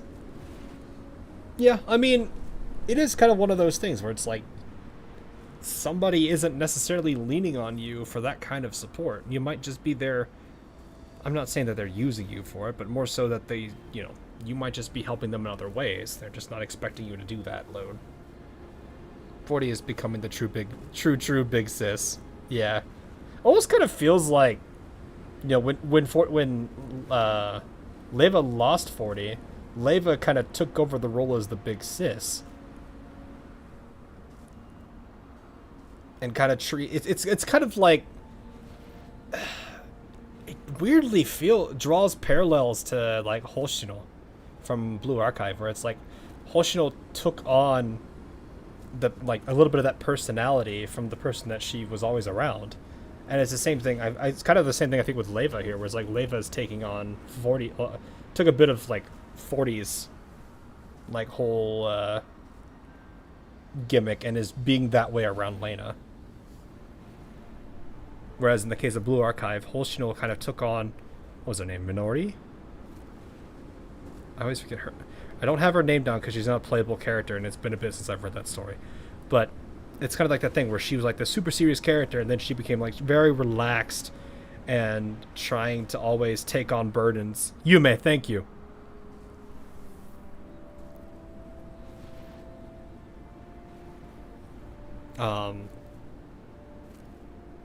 But it's like you get those of you who played Blue Archive, you see what I mean, right? Like it's kind of that same concept where it's like these two have lost those two people in that person in their lives, and so their personalities kind of merge with them, and they start to show those sides of those personalities to the people around them.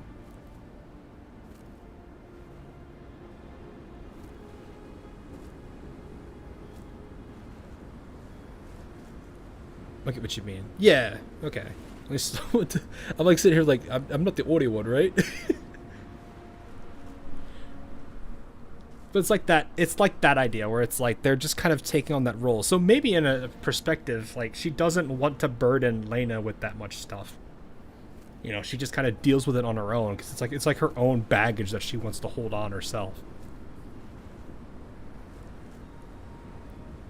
Lurkai is another one of my favorite games. Oh, awesome. Awesome. I love the story of the game too. It's probably the highlight of Blue Archive, honestly. Just how silly it is. Oh, now that you mentioned, I could see it. Yeah. Okay, good. I was like, where it's like, I'm not alone on this, am I? But yeah. Of course she does, and it's not just right now either. She's been doing that for a long time. Maybe when your neurocloud core got damaged, oh man, she went totally ballistic. She might not have said it out loud, but she most definitely cares about you.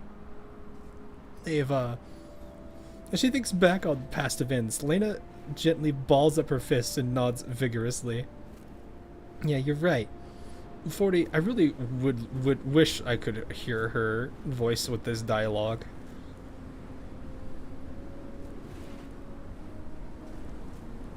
Just Leva has so much faith in me. I can't let her down. I need to do my best. Let's keep going. Our next destination is... Let me check the map. The map, which ought to be displaying the location of the data source, is currently shrouded in a thick fog, reduced to grainy static. The map is not showing anything?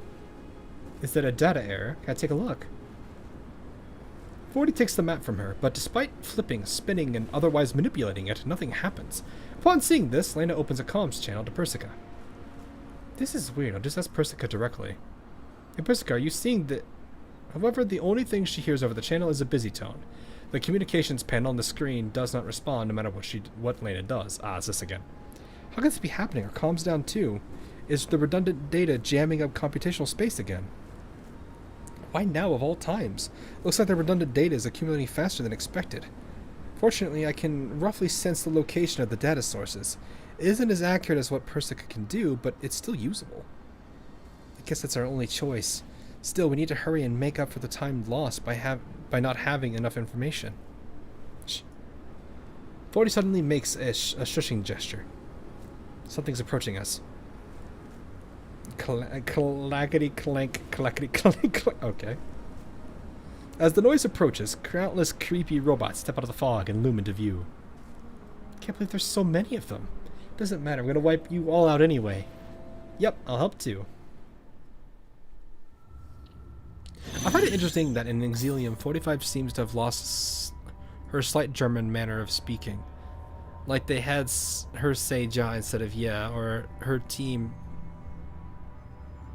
Or call her teammates Dunkov. I'm sorry, what? Hello? How you doing? When did you get here? Nice to meet you. Oh. Oh. Alright, let's see. Anybody else have a Laney? Greatas. There's your Sardis gold. Ah, but there's an Ulrid. I don't get to play her often. Oh gosh, a V6. He's oh yeah, I know he's friendly. It's just one of those things where it's like, oh, hello. Where are we evacuating to? Oh, over there. Surprise friendly Goliath. Yeah, he do be there though. This isn't one of those where it's like as soon as they're within range of something they explode, right?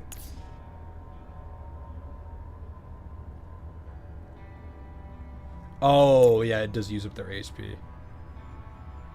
And I can't let any of them die. Okay.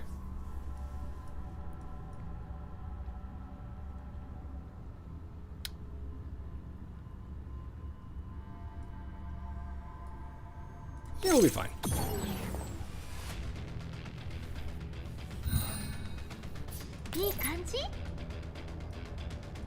Can I do this and then hop over him?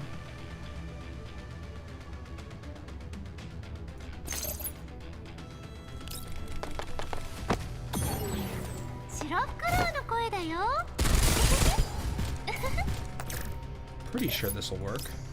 Yeah, without hitting her.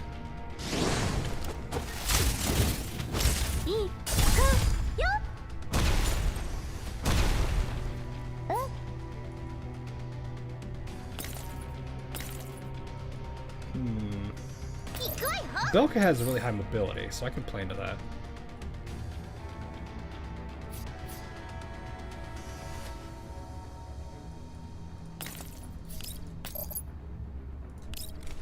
Well, actually, I can just do this.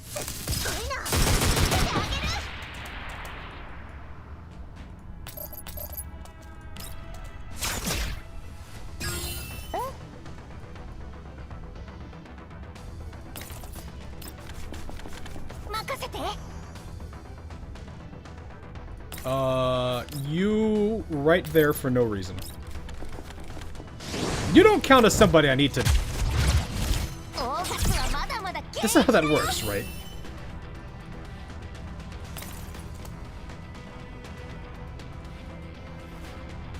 I just thought about that. I was like, that's not how that works, right? She's like one of the hardest hitting dolls. Oh yeah, I love her mobility. Like any of the characters with mobility, you can have a lot of fun with. I never thought I would enjoy them as much as I did. Kind of makes me wish I didn't like skip out on the the Chinese gun dolls as much. Because like them having such like such crazy amounts of mobility is insane. これでどうかな。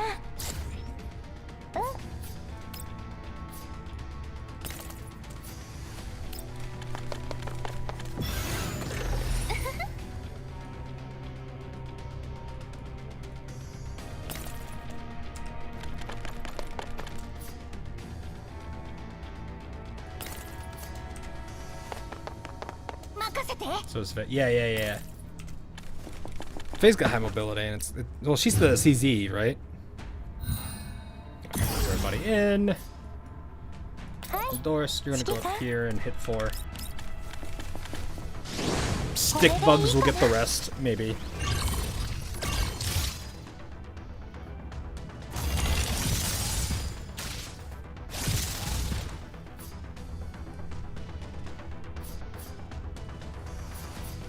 You're simulacrum, so you can do both of them. Without dupes.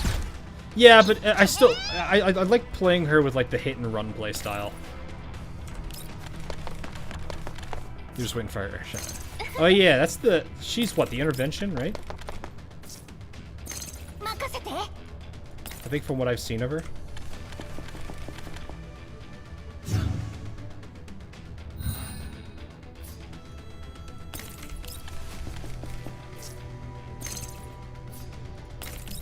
Alright, that should be it, right?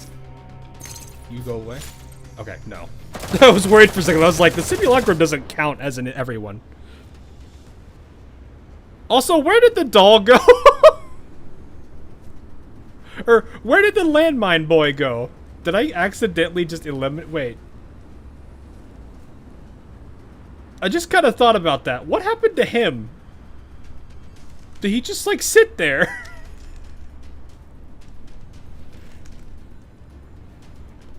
I completely forgot about the Goliath.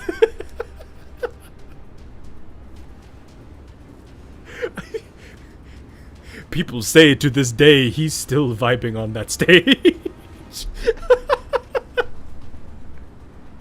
He's just chilling. Lena weaves nimbly through the robot encirclement as she fights.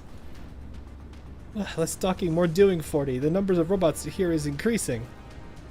Sorry about that, but I don't have clearing permissions, do I? I'm trying to draw the enemies away from you. Okay, it's the friendly Goliath. Wait, was he somebody I could actually control? Because I don't remember having any ability to do anything with him. I think he was just an ally who could do things. But because there were no targets, because I wiped everything out on each turn, he just stood there, menacingly. 40 points at several small shapes among the robot horde from where she's hiding behind a piece of cover. The Goliaths are moving along among the robots and distracting them under 40's commands. They might not be able to do much damage, but they're messing the battle situation up at least. Over here. 40, are you sure they're doing any good? All those robots are still chasing me. Lena points behind herself, where one of the Goliaths 40 sent out briefly draws the robot's attention, but they soon change targets back to Lena. Why are they doing that? Lena looks over at 40, who has only just realized what's going on and shrugs helplessly. Looks like it's up to me after all. I've got an idea. 40, work with me here. Having just shaken off her pursuers, Lena suddenly turns around and plunges back into the robot swarm.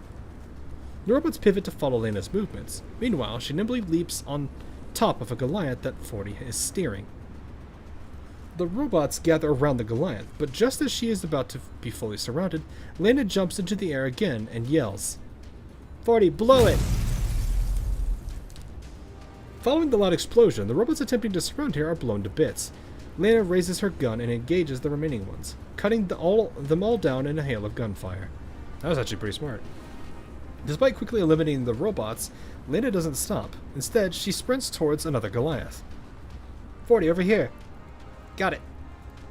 Thanks to Lena and 40's coordinated efforts, the creepy robots surrounding them are soon wiped out. As she watches the countless fragments disappear, 40 skips over excitedly.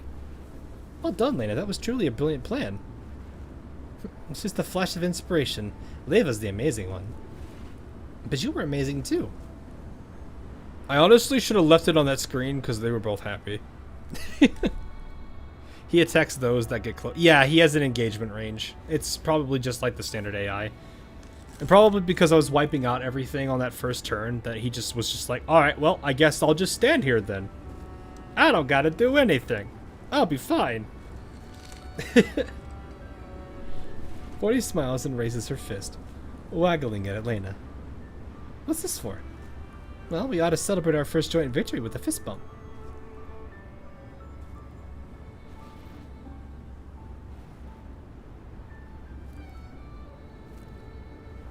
I have a feeling some people are like, oh no, the fist bump. The fist bump. A very similar scene overlays itself on what she's seeing.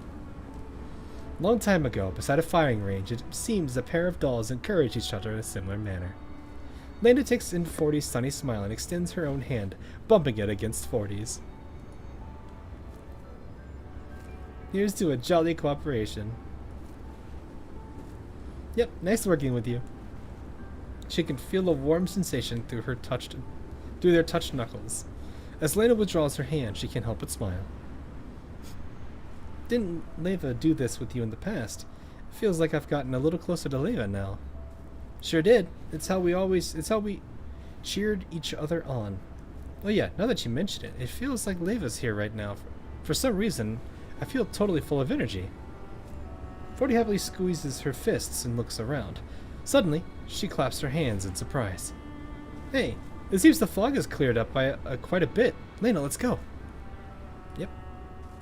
Lena nods, but just as she's about to follow 40, something comes to mind. Alright, don't you think something was weird just now, 40? What do you mean? You were doing your best to distract the enemy during the battle just now, but the robots were all focused on me, as though they knew I was the real fighter. Are those data monsters really that discerning? Now that you mention it, that does seem pretty strange. Let me think. Oh, I've got it. Maybe it's because I'm part of Leva's neural cloud data, too. Maybe those machines regard me as an ally. After all, I am basically a huge source of redundant data. But that's still a guess on my part, since we can't confirm it with Persica. However, we can try observing the movements of the robots in upcoming battles, and if it really is the case, we can put that plan of yours to good use. Yep, that's right. We'll pay more attention to that going forward. Ah, one more thing. 40 grabs Lena with a somewhat apologetic look on her face. I couldn't help but much in the battle just now because I didn't have clearing permissions. After all, Leva used to clear that data by herself, and I never asked for it. Because I was afraid of deleting the data she wanted to keep.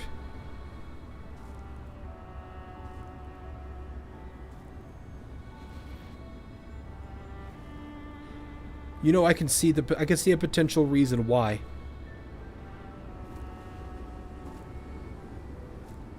And it's a very sad one. So I don't think Leva would ever give you permissions now that I think about it. Or at least wouldn't give you full permissions.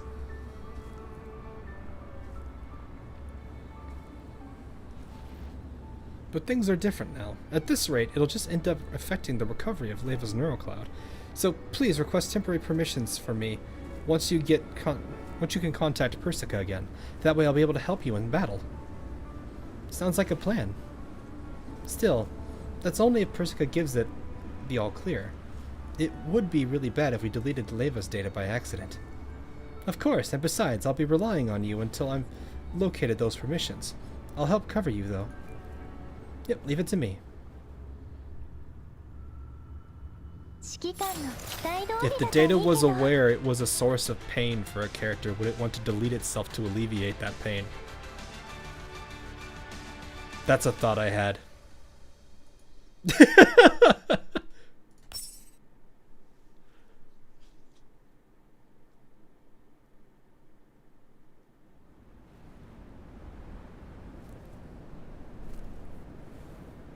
Just like sitting there thinking about that, like that would be a really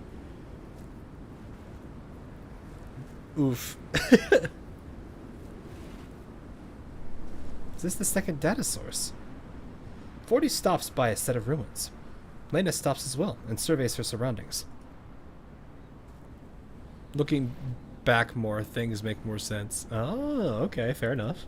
The creepy fog is still in the air, along with the data fragments. A twisted, towering steel frame is faintly visible through the drifting fog.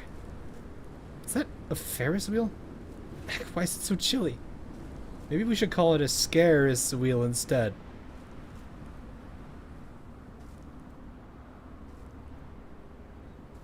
Bruh. I mean, the queue is filled with those weird robots. Huh? Hey, look, that girl's there too. 40 points at the center of the robot horde. A petite black form is sitting in an half-open gondola, idly kicking her legs and singing quietly. Da-da-la-la-la. Her ethereal voice drifts on the wind. The countless robots surrounding her contort their body in time with her song, as though they were dancing to the melody. I like the various different reactions in chat right now. However, the stiff contortions of these steel beasts don't add an air of warmth to the scene. Instead, they just make the entire scene that much more bizarre. It's just gross. It looks like those data monsters are actually obeying her. Yeah, that's totally not suspicious at all. Where did she come from anyway? Why don't we go figure that out right now? You've got that, whatchamacallit, the emitter that Persica gave you, right? Yep. Elena takes out the emitter and hands it to 40. Huh? You're giving it to me? The robots we met along the way didn't attack you, right? That means you got a better chance of getting through them and getting to the girl. I'll help you draw off the robots while you go in. You like the punny. I wasn't prepared for it. Oh, I see. That's really smart, Lena. 40 accepts the emitter, and the two of them carefully circle around the ruins as they move toward the girl. Lena suddenly comes to a halt when they are about 10 meters away from the outer edge of the robot crowd. Get ready. 3, 2, 1. With that, Lena opens fire as she rushes toward the gathered robots. I overhear you, rust buckets. Drawn by the gunfire, the robots promptly surge towards Lena. With the robots' ranks greatly thinned by Lena's destruction, 40 takes the opportunity to dash toward the girl. However, the girl seems to have detected her beforehand. She ignores Lena's attack and runs straight towards 40, and then she throws herself at 40. Yay! 40 frantically stumbles back. Then she sees the girl tilt her head in confusion. She points to herself, and then at 40. Family, we play, okay? Eh? 40 goes stiff. When she notices 40's confusion...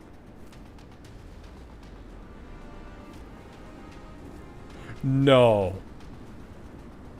No. No. Do not tell me that's where you're going with this.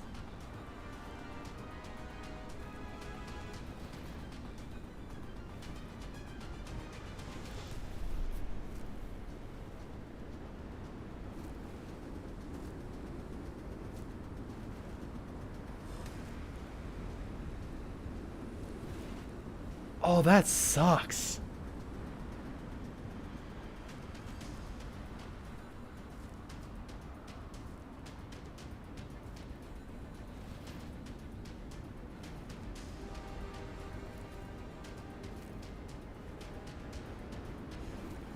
Don't tell me that that she exists. I would hope this isn't the way they're going, but it would make things really dark. You can't get... If the girl is the source of this surge of redundant data that's causing Leva's issues, it would be really horrible if when they took the family part literal, and it's a situation where she will continue to exist as long as 40 exists.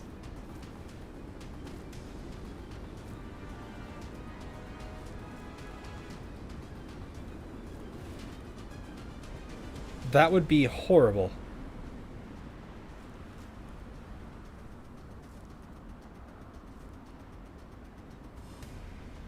Because it means that the only true way to really fix her is to get rid of Leva, or is to get rid of 40. That would suck. Anyway.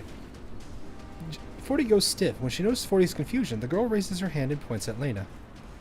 That one. She's bad. Let's beat her up together. I'm sorry. I don't understand what you're saying. Come with me. Play with me. Beat her up with me. With me. With me. What you're saying is 40 is the coconut that binds 45's teeth to. What? No, I'm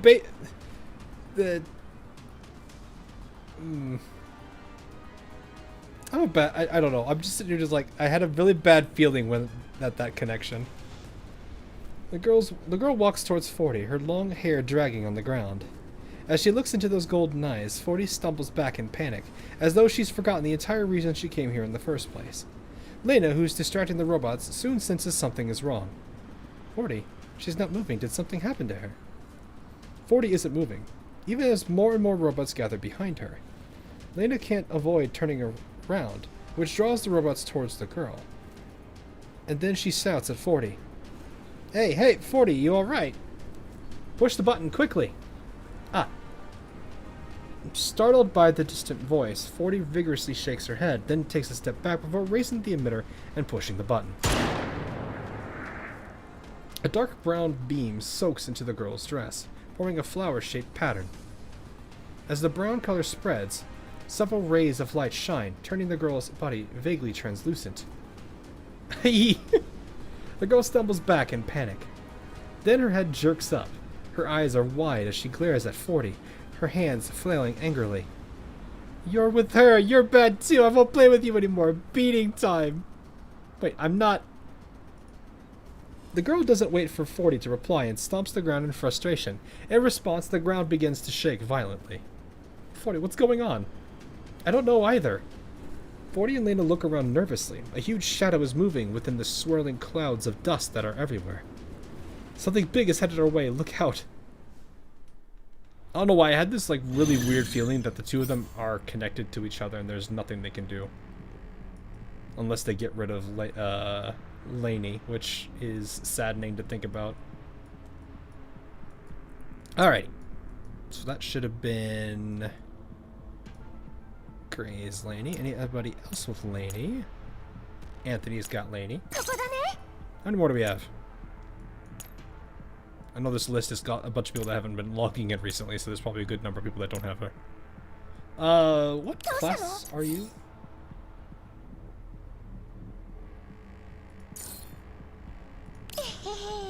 Does it say what class she is? Like, is she, Oh, well, there's only physical. Okay, there's a couple here. Oh, there's only 4. Okay, so I've only got one more Laney to borrow, I think. So there's a 1, there's a 3. Anthony's is a V0, and then there's a V1 somewhere. Somewhere in this list is a V1.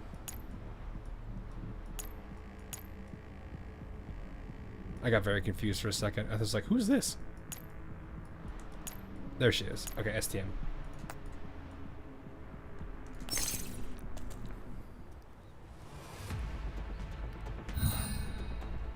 Okay. I have endorsed in the back. Rip. Boop. Can't sort by physical. I can sort by physical, but I just wanted to see whose it was. Wait, can I put it on the opposite side of this?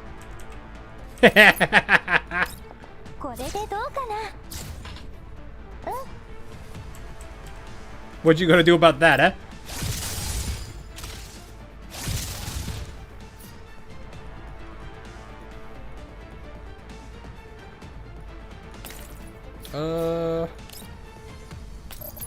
What if I can hit somebody else with this, or this is gonna put it on them again? Oh, it didn't! Alright, they're all 3 gone.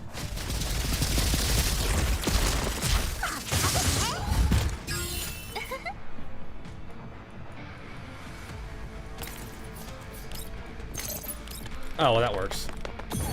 白フクロウの声だよ。 We underestimate the character range sometimes. Yeah, it's everybody, actually. 任せて。 Put you right there.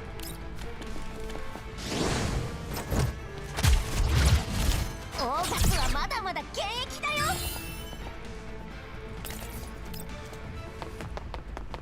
I guess I could just hit Z, honestly. Ready for big mom? You mean the good old Helen? Oh. いっけ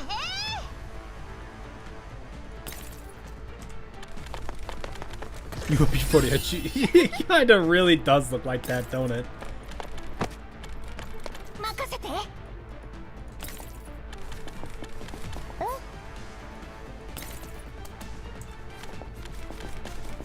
Endorse is gonna slow me down the most here.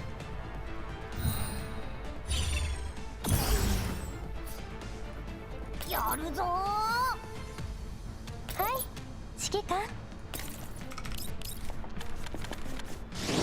これでいいかな。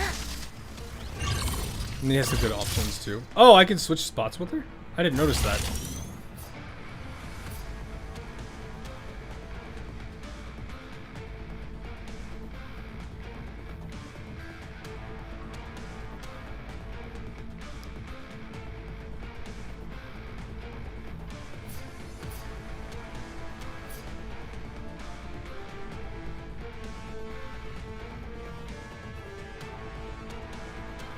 Oh, she has to attack to get to keep. Okay, I see. やるぞー。 Oh, so basically I activate this, and then on one of the turns I could literally have her move here, then switch spots. I see. Okay. That's kind of a cool thing, isn't there? There's a couple of characters I've seen that do that kind of a thing. いい感じ。 I think I can stand here and use this ability and wipe all three of them out. There's nobody else. Right? Yeah, I'm good. It's like there's nobody else around. 白フクロウ出番だよ。 Belka can run. 任せて。 I want to see if I can. I want to test that.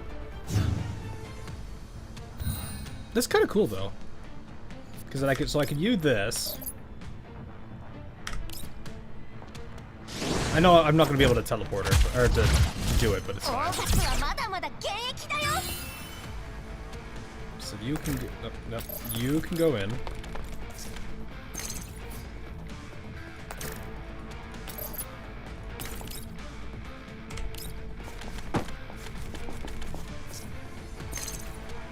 And then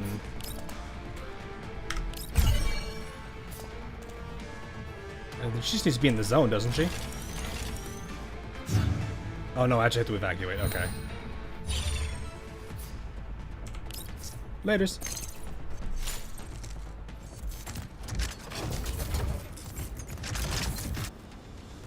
That's interesting. I didn't pay attention to that.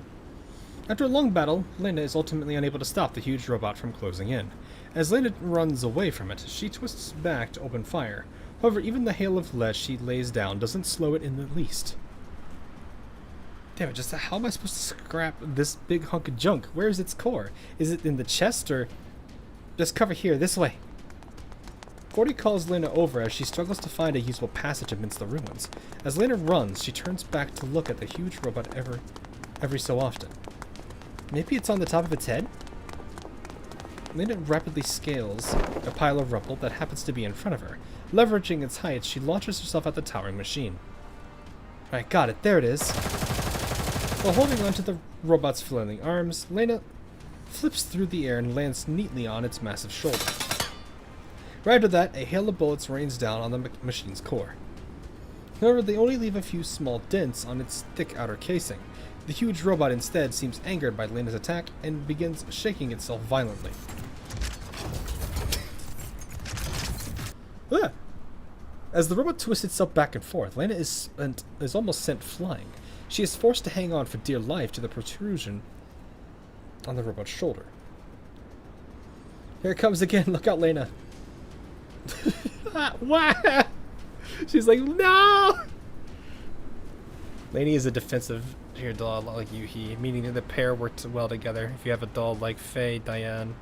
I have both of those. I have Groza and I have all four of them actually. They make a strong physical team. Plus you could do some really funny things with the swap positions thing. There are, like, I think XCOM, what's that one? What's that? Chimera Squad, I think? Has a character that can do that swap mechanic, and I would abuse the crap out of it. Because it was always something really silly to do. Anyway, the robot begins twisting around again and brings its massive steel arm down on Lena's location. Unable to escape in time, Lena is forced to try and slip between the joints of its shoulder to avoid being squished. Lena! What? Just imagining her, like, holding on for dear life to the arm while the arm's flailing around and she's just got, like, the, is that the Kazuma scream? There's a... Hang on.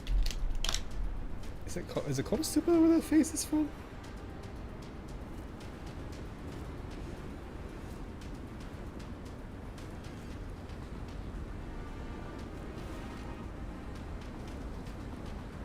Yes, yes.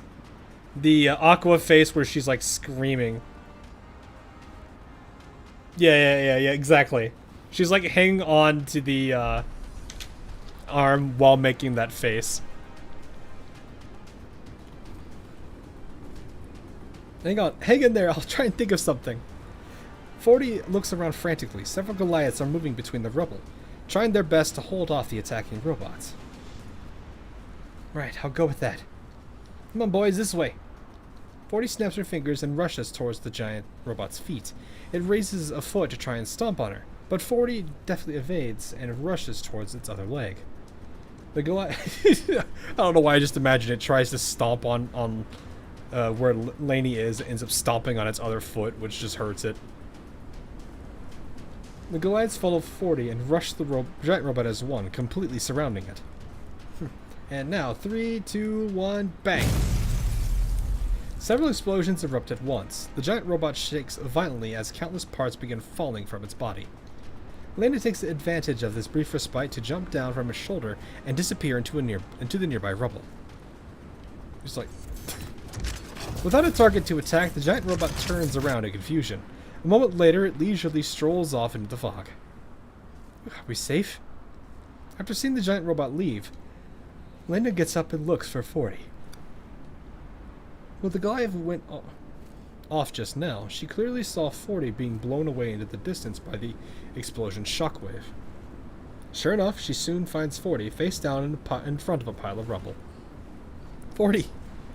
Lena rushes over to help 40 up, brushing away the dust covering her body. Are you okay? With Lena's help, 40 slowly gets back up. I'm fine. What do you mean, fine? Just look at you. The shrapnel's cut you up. You're hurt everywhere. 40 can't help but reach out to pat Lena in a soothing way. Fine. All these are just simulated reflections of data damage. It's okay. It'll all heal up in a bit. But it's way too risky. What if you get damaged in a way that doesn't heal up? Leva would be sad if anything happened to you. She'd be so hurt. 40 raises her hand and flicks Lena on the forehead. Lena would be sad if you got hurt too, and besides, you're one to talk, seeing how you just tried to jump right onto the head of that big lug without any regard for your own safety. It was an emergency, and I wanted to take it out quickly to save Leva. Lena rubs her forehead, the head of steam she was building up suddenly gone. I guess we both got too anxious. 40 laughs and struggles to her feet, pulling Lena up with her. Actually, I wasn't trying to put myself in danger. Things ended up like that because I was just startled by that little girl. I was the one who made trouble for you. That's okay. Nobody could have expected her to summon such a huge pet. But you reacted so quickly, too. No wonder Leva has so much faith in you. Having you around is really reassuring. Doink, flicked in the forehead. Yep. Funny thing is, if you consider what this headpiece is, that's not an easy task to do. You'd have to, like, flicker right between the eyes.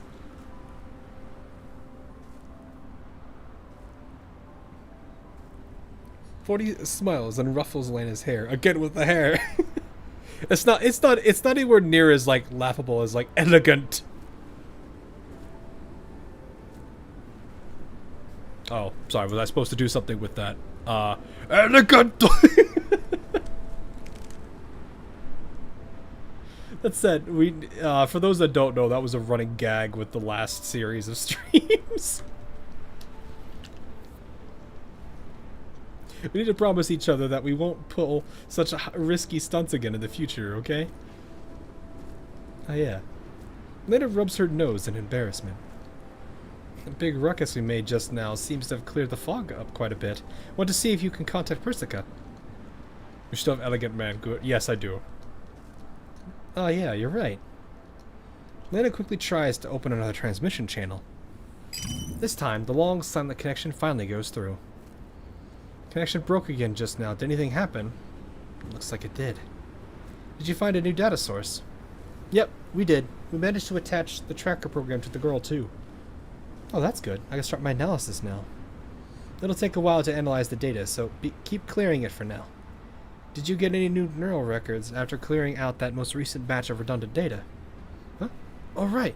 I cleared out all those robots, but I was completely unable to find Leva's neural records. Does that mean the giant robot ate those records? That's very likely.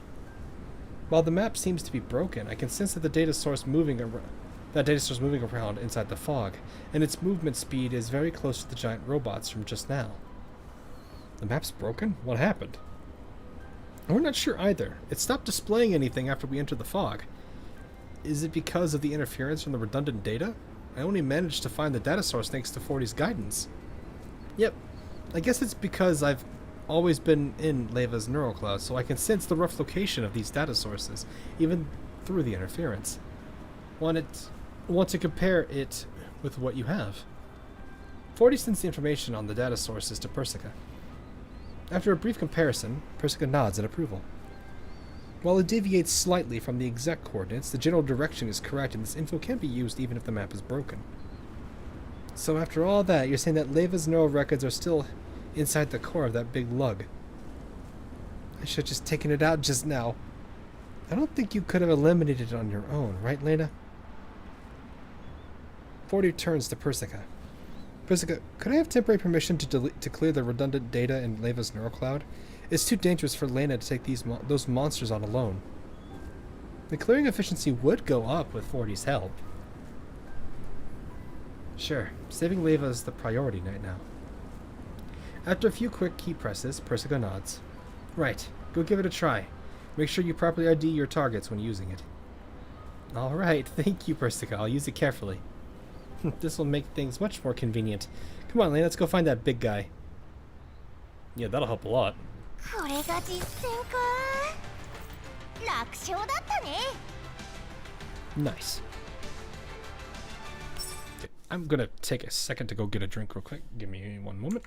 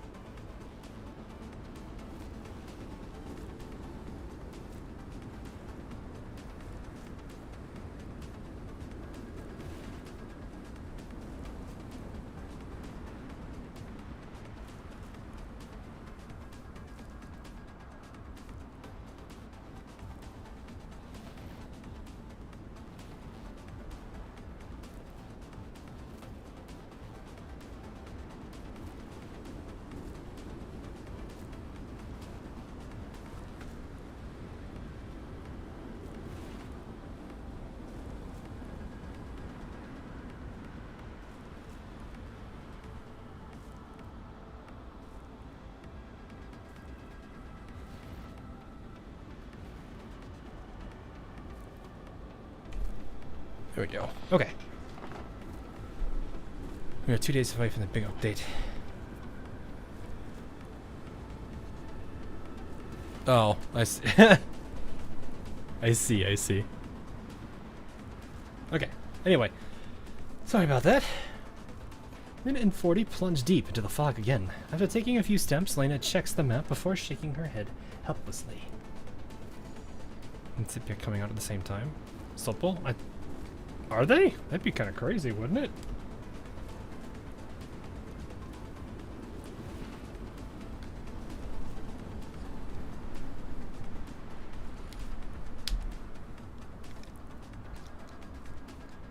That's kind of crazy, though. Oh my goodness. That's, there's a lot, like I said, there's a lot going on with that one, I think. Because I think even, isn't there like the new Nemesis and everything, too? Like, there's a lot of things I'm gonna like in that particular update.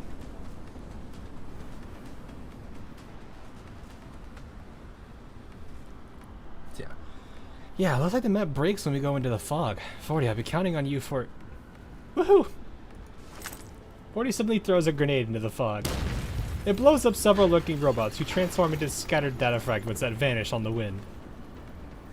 First blood! What? What? There's more on this side too! More grenades! Before Lena can say anything else, 40 raises her gun and shoots in another direction. A burst of bullets sprays forth, making a straggler robot go crash to the ground. As she watches the data fragments disappear, 40 skips merrily up to Lena. I got another one. Say, Lena, want to make it a competition? You know, to see who can eliminate more of these robots. Are we really gonna do that? Isn't it more important to find the big monster ASAP? Oh, you look so serious. I wanted to tease you a little. Big guy's over here. It's not far off. I was gonna say, isn't that gonna be slightly unbalanced because she can detect things? Oh no, Laney's a League player. I have never played League, at least. Have I even? No. I played like maybe two games and then I just uninstalled it and went to play something else. It was like the same thing with Overwatch. I played Overwatch for like 3 games and then just I quit, uninstalled, and played TF2.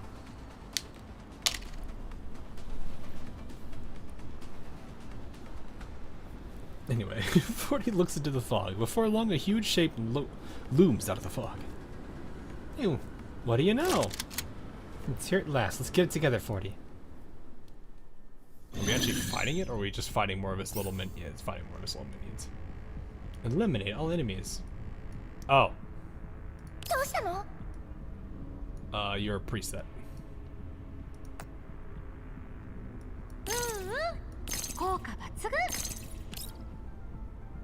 Why did you take Belka out, though?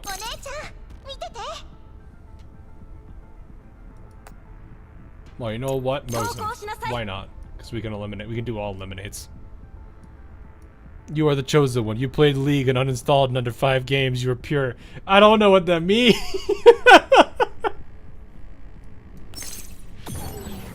I don't know what I did.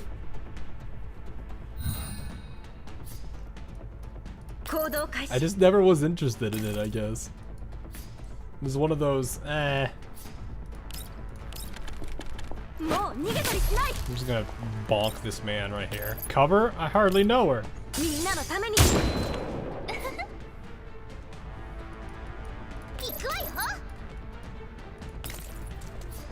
You get a turret.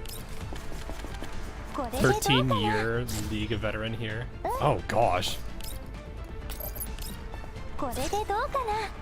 No, maybe it's part of the I'm not into that like type of game, which probably made me not get into it. I don't know. Can't say for sure. Oh yeah, we are in the fog. I was like, are we in the fog?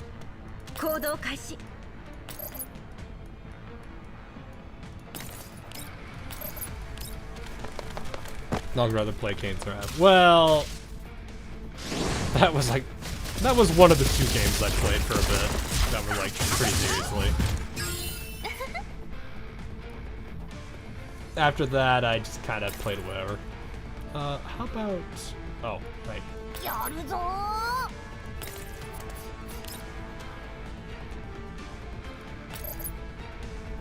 babe. オーガスはまだまだ現役だよ。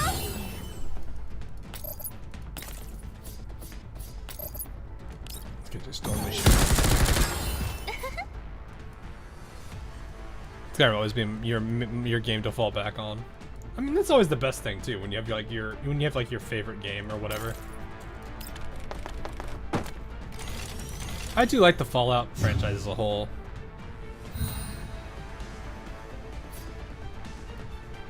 I mean, we're not really doing anything for a turn.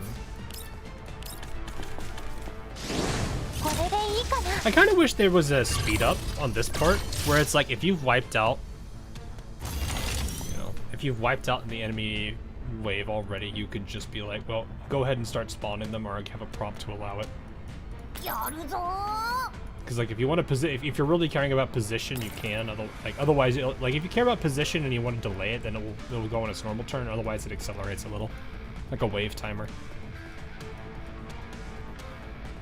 But it's alright. Really can't do anything here. We're just gonna. Can I just?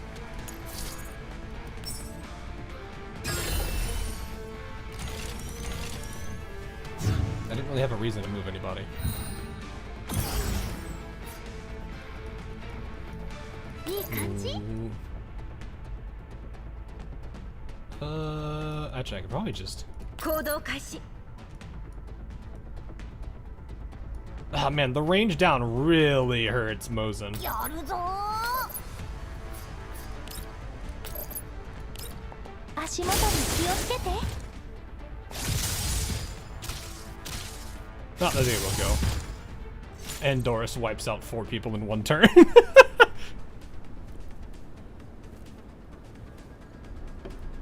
Thought that if you just came back in 2015, then dropped it, and like, yeah, I just like I said, never really got into it. Just wasn't a huge fan of that mode, I guess. Have you tried Limbus Company before? I've seen footage of it. I've had I feel like a few people that play it, but like because like the only thing I really know aside from like what looks like it kind of looked like like turn-based combat, but it really didn't at the same time. It was like you planned everything out and then it just happened. But the only other thing I know about it is beach volleyball. That's all. That's about as much as I know of it. Minute and 40 surround and finally destroy the giant robot's core. Hey, go team! We finally took it down once and for all. There is a massive explosion. The robot's gigantic metal frame shudders and then slowly crumples to the ground. Lena and 40 hastily back away. However, a small black figure darts out from a corner of the battlefield, runs straight for the robot, as though it's not afraid of being squished by its falling bulk. Is that the girl? But why? As she looks where the girl is looking, Lena notices something is wrong. Something shiny and gleaming seems to have fallen from the giant robot's core. Wait, is that? 40, stop her! After firing a couple of shots, Lena rushes towards the collapsed robot. No swiping! After realizing Lena's aim, the girl charges forward and tries to catch up with her, only to be driven back by a burst of gunfire from 40. In the blink of an eye, Lena has rolled up to the robot. 40 follows her, warily keeping her gun trained on the girl. The girl angrily waves her arms at the 2 dolls blocking her path. That's mine! Mine! Gimme! Back! How is this yours? This is Leva's neural space. Yeah, this is clearly Leva's. The girl glares angrily at Lena, and then she turns to 40. Why are you helping her when we're... 40 fires another shot at the girl's feet, interrupting her. Well, I don't know who you are. Don't even think about trying to harm Leva. You better stay away from us if you want to live. You're bad too. I hate you. I hate you both. Girl stops the ground harder and harder, but no robot comes forth in response. Before 40 and Lena can approach her, she punches the air in frustration and runs off into the distant fog. Just imagine her just like punching the air, then turning around and screaming, "Ree!" Looks like she's gone. She's got quite a temper on her. After seeing the girl leave, 40 finally lowers her gun. Leva bends down and prepares to pick up the shiny object. This should be the data source. Lena, look! 40 suddenly tugs on Lena's sleeve. She pulls Lena up and indicates their surroundings. Oh, another memory. The giant robot dissolves into data fragments, following its defeat. The fog that's everywhere fades, and a brilliant blue expanse of sea spreads before their eyes.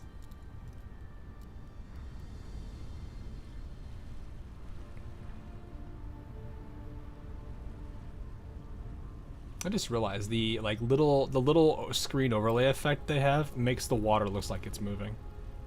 But if you actually look at the image, it's not. It's like a minor distortion. Really clever trick.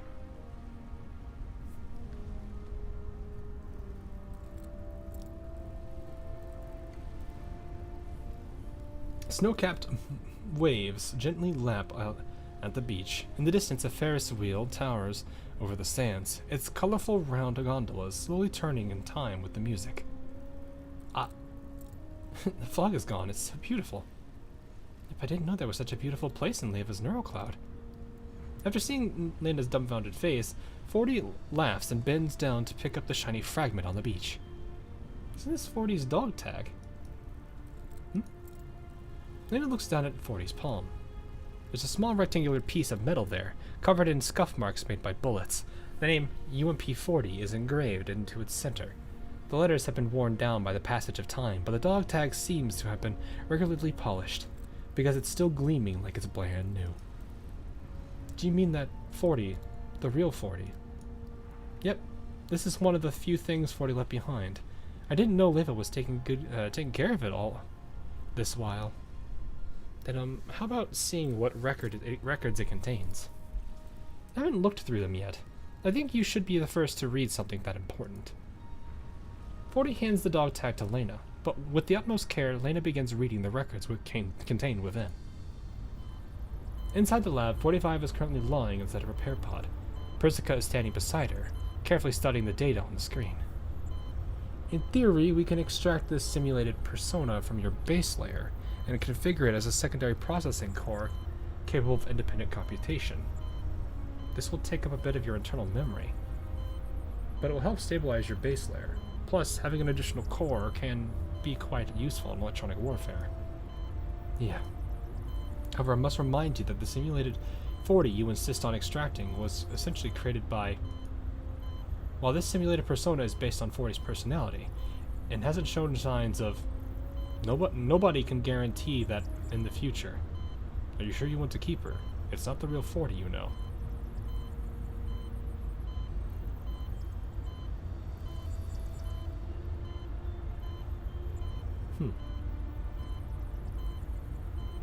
I'm gonna assume SF, and then maybe this is the virus. I forgot what the virus's full name was. It's like Seguri or something like that.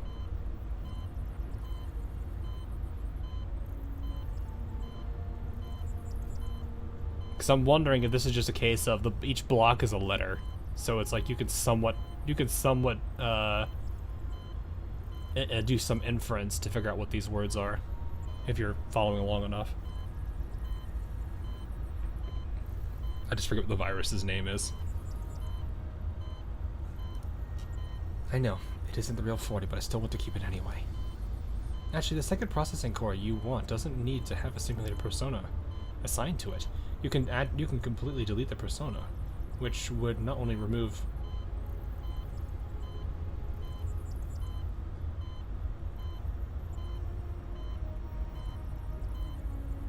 I don't know what that one's supposed to be, but it would also simplify maintenance going forward. Also, if you keep it, you'll have to face someday. 45. Have you really blank? I know what I'm doing. This is the last thing 40 left to me, even if it means I don't want to give up on it. How determined. Alright then, I'll do what you said. 45 nods. Persica looks at the monitor and begins typing at high speed. 45 falls silent for a moment before she suddenly speaks. Persica, can you blank? It's not often that you ask me for a favor, so don't worry.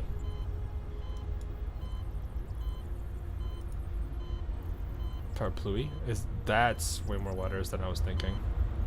Strings of data fly across the screen. 45 stares calmly at the ceiling, her hand tightly clutched around the battle-scarred dog tag in her pocket. Lena stops reading the memory. Say this memory was from when Persica helped modify Leva's neural cloud, but it's strange. Why can't I read the whole thing? Want to give it a try, 40? Lena hands the dog tag to 40. 40 tries to read it too, but then she frowns. Yeah, I can't make out any of the key details. It's as though someone encrypted the records. Also, I just tried to decrypt it, but the encryption system's code is very unique, so I couldn't do it. I don't get it. Is there some kind of classified data in there? Or rather, is there some secret of Leva's inside? Leva specifically sealed it up because she doesn't want other people to see it. No. Leva wouldn't be like me and do such childish things unless... Lena purses her lips and studies the dog tag again, a look of frustration on her face. 40 laughs, then shakes her head and takes Lena's hand. There, Lena. Don't let your imagination run away with you. Perhaps I know what's in there. I might know what's in there. After all, the simulated persona they're talking about is me, and this record might be related to the information that led to my inception. Don't look so down. Come with me. 40 drags Lena onto the snowy white beach and picks a spot with an excellent view, before pulling Lena down onto the sand with her. Then she strikes a very storytellerish pose. は明石にこんなによくしてくれて I'm new here and I got recommended. You も think し cool? かしたら Oh, 明石 appreciate it. 指揮官 Welcome, の though. 神様なの Nice to かに meet you. ゃ Lena UMP9, nice name. Is 9 your favorite? I would assume. She's definitely doing a lot, and I'm glad to see her get more time. But yes, welcome. And thanks for the super chat. Let's see, what was I doing? Okay. Do you know how I was born? Oh, that was very sudden.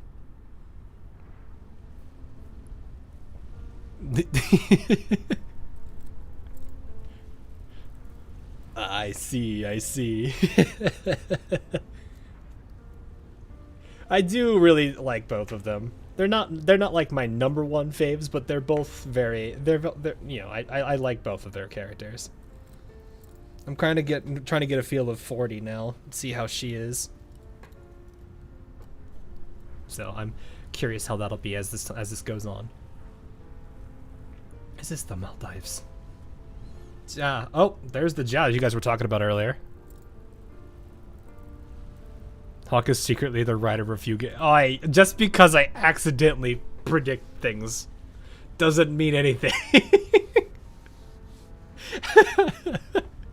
It means either it just means I pick up on enough clues, or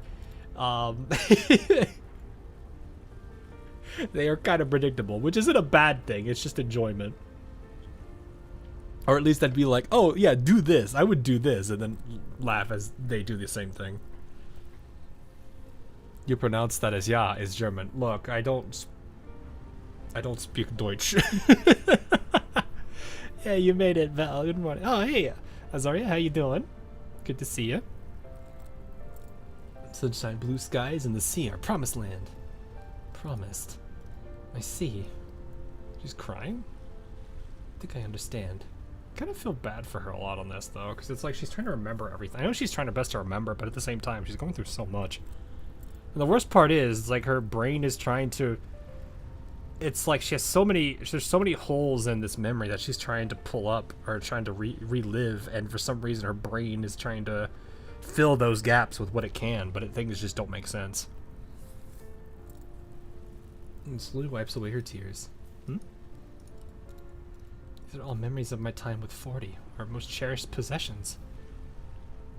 Which is why you know all this. That's right, everything about you and 40.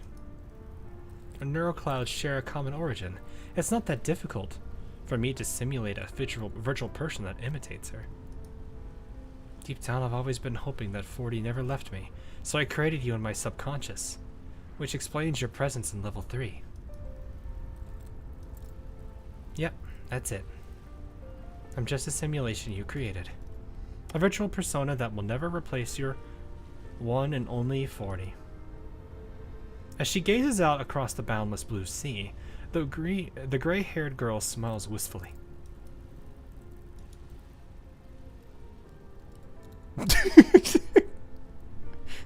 I like how I look over the chat, it's always just like, holy! Okay, Joel. I'm cutting Boardhouse Nelson. Why you gotta do her like that, man?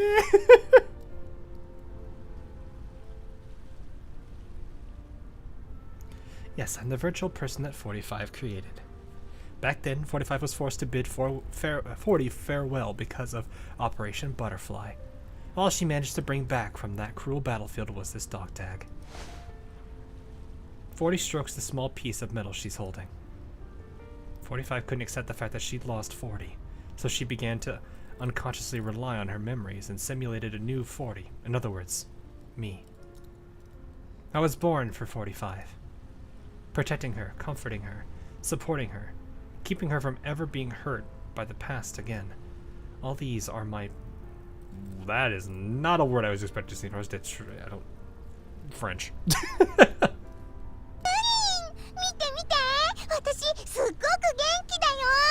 Lena, thanks for the sub. Appreciate it. That is not a word I am used to. I'm gonna butcher that if I even try to say that. As is with... What is it? Coup de grace? Coup de grace? Coup de grace? Coup de grace? Something like that. Suddenly baguette. Okay, no, baguette I can get. That was easy. If I try to pronounce the other words, I might actually get hit with a baguette.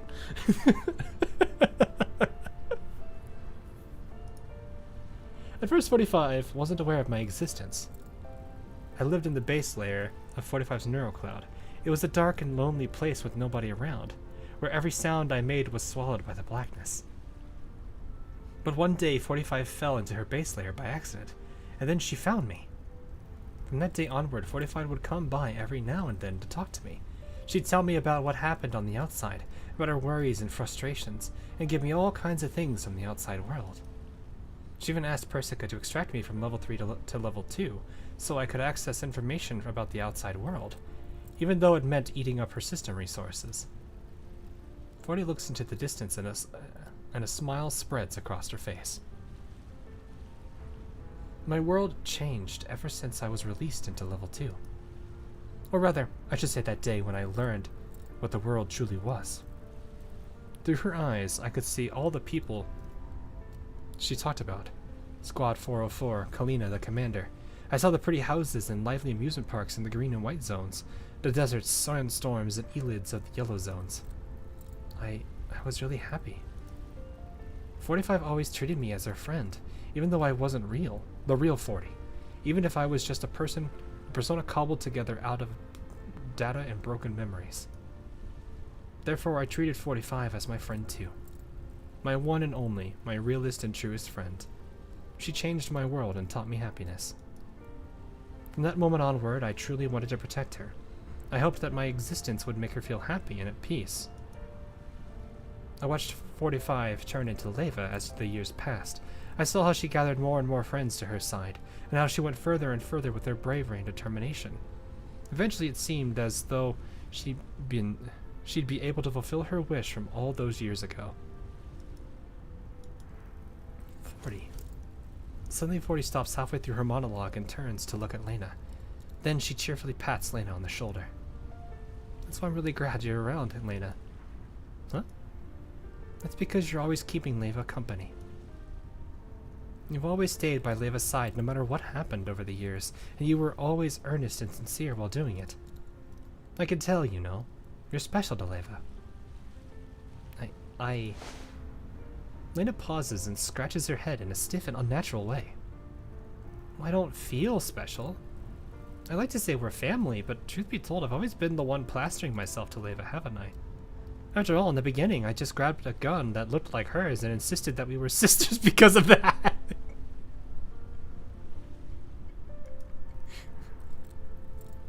Look, I got this gun. It looks just like yours. We're sisters.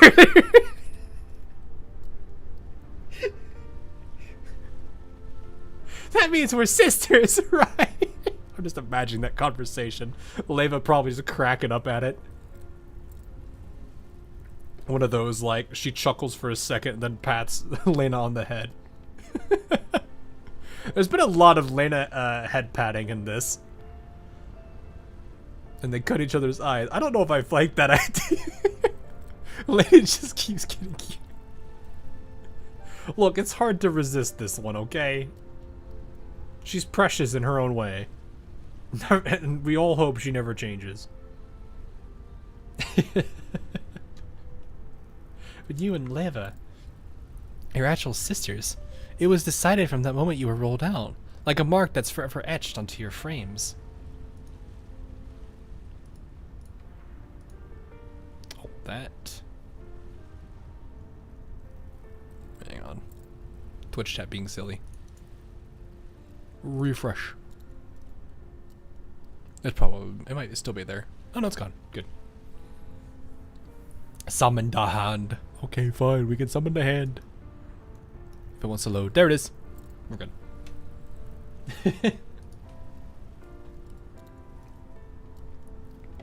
Then realizing she cut the wrong eye was pretty funny in GFL 1. Wait, really? She did? こんなによくしてくれて、もしかしたら明石、指揮官の神様なのかにゃ。Also, Lena, thanks for the super chat. Appreciate it. That 40 is an imposter. Sorry.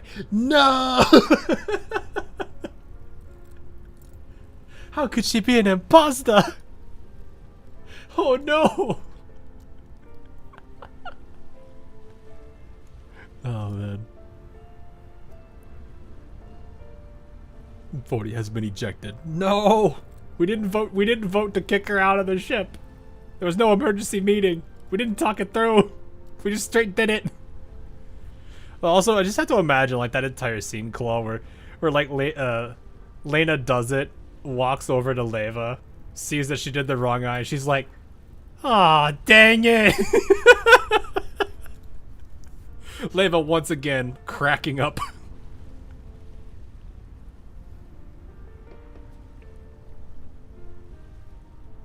That is kind of it is kind of a cute thing though, like the fact that like even in grief she was still able to find, like, it really just goes to show like how people handle grief sometimes. Sometimes people just can't let go, and that's okay to a degree, but it seems like in this, like, normally when this kind of like level of being unable to let go generally tends to result in something bad, and it looks like in this case it actually wasn't that bad for Leva, which is good. Time to get another frame. Ah, she's like, which eye was it again? Ah, it's a 50-50. Let's go gambling. Cuts her eye, looks at Leva. Ah, dang it. Gets into the next frame, tries it again, looks at Leva. Ah, dang it. Meanwhile, Leva, you only have it's literally one or the other. You can't. Why did you do the same one again? I can't compete with that no matter what I do. Is that so? Well, that might be true if I were the real 40. 40 chuckles. But you know, I am not, and I will never be 40. I'm just a virtual, or a simulated virtual persona. The next frame is gonna be no eyes. Like, she just walks in, she like tries to walk into the same room and just runs into the wall. Turns around. Oh, I didn't mean that. Then trips over the sofa and falls over it. Well, yeah, Hawk, that really happened. She got the wrong. Yeah, I know. I'm just imagining like what that would be like, how that entire encounter went in my own head. I'm sure that's absolutely not what happened, but still.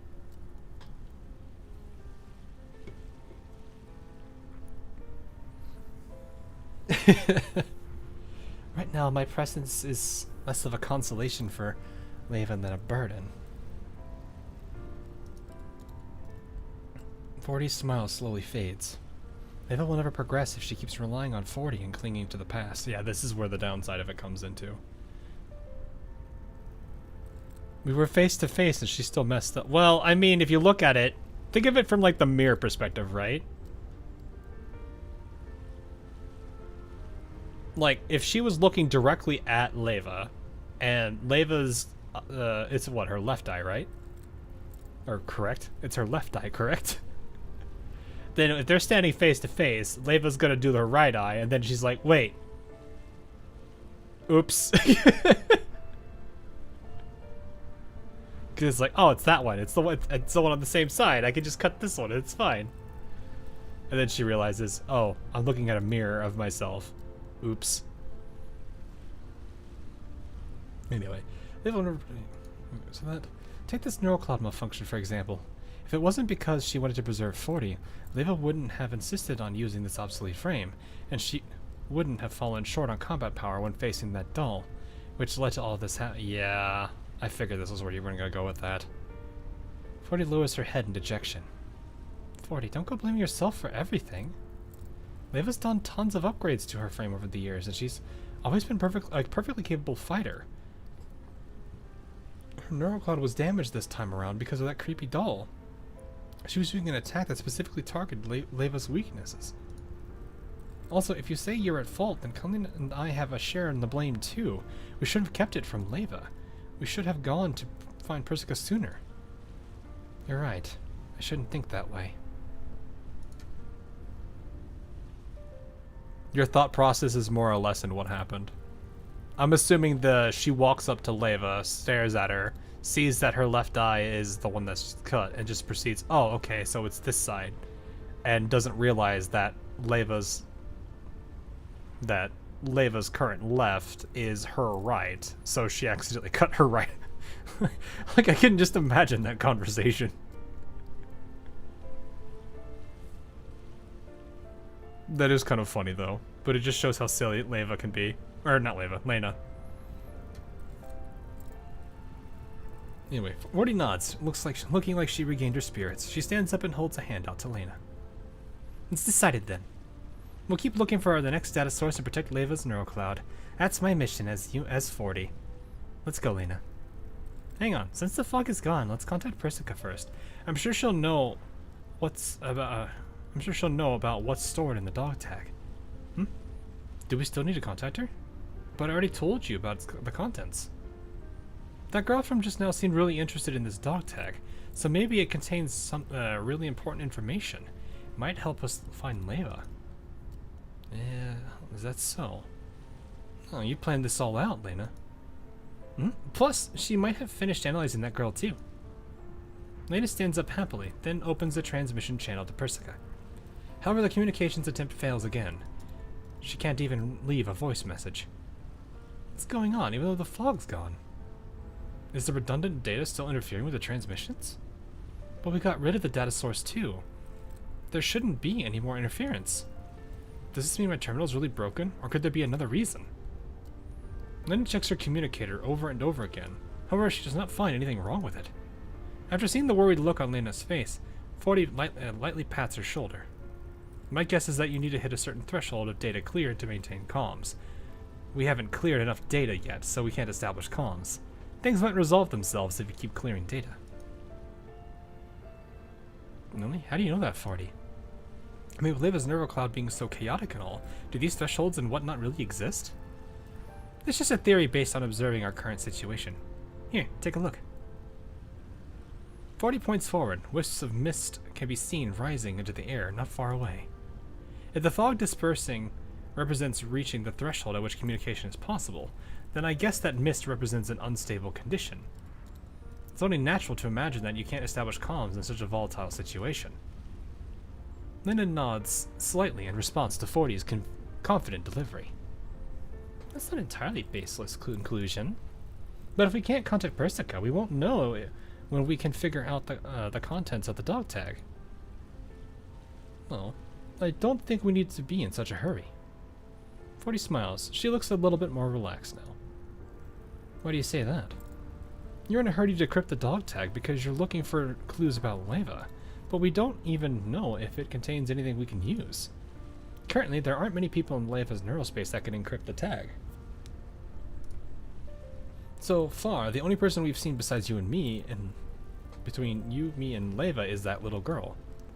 If Leva encrypted the dog tag, then that information might not necessarily help us find her. Also, the girl can't even speak in complete sentences, so I don't think she's capable of doing it. With that in mind, the dog tag... she basically just said she's stupid. Yeah, I don't think it's the girl. The girl can't even talk right. She's stupid.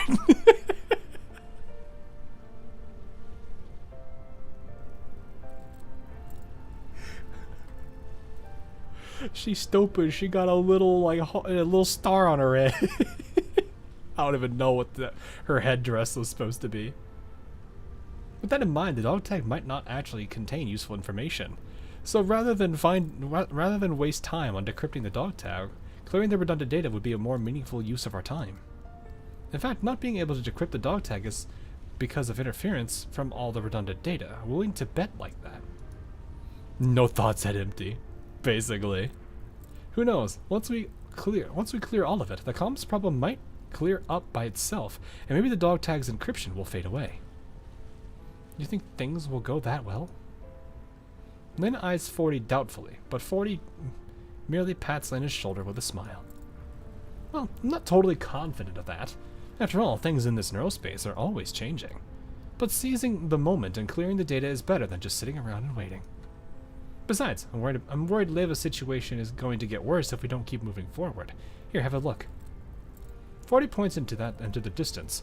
At some point, several large fissures have appeared at the end of the path.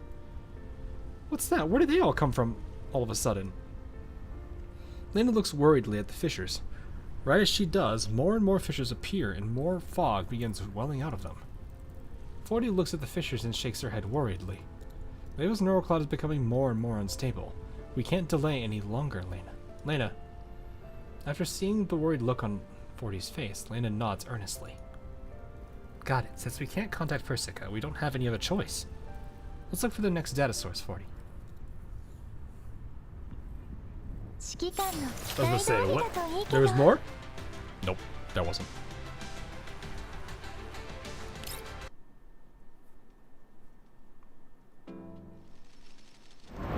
Oh. We have 4, okay.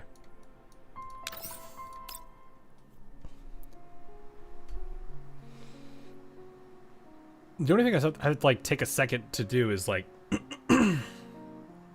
think back to I have to kind of remind myself, where am I at right now with are we with this like dream sequence with Leva, or are we listening, or are we watching like a fragment? Luggage is strewn all over the small room's floor. 40 crouches among the suitcases, working hard on packing them. I didn't expect our vacation request to be approved so quickly. We'll finally be able to see the seaside. Being allowed to go on a beach holiday wasn't very likely, given our current circumstances. It's all thanks to Cullen. Not only did she help us submit our application, she helped take care of a lot of our other paperwork too. When we come back, we need to bring extra souvenirs and properly thank her. In that case, should we leave some extra space in our luggage? Let me see. We have clothes, power banks, game consoles, wetsuits, swimsuits, and sunglasses. What else do we need? 40 looks up. Her gaze settles on the table besides 45. I almost forgot the sunscreen. That...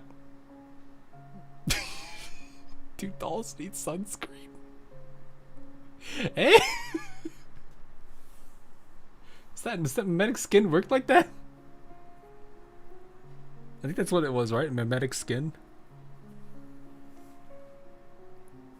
I got it all planned out. After we hit the beach, I'm going... Maybe. Do dolls get sun...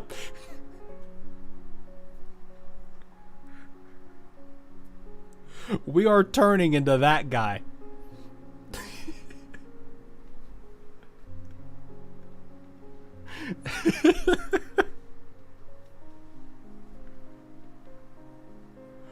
Oh god. his dialogue, the Dungeon Meshi collabs dialogue, still will never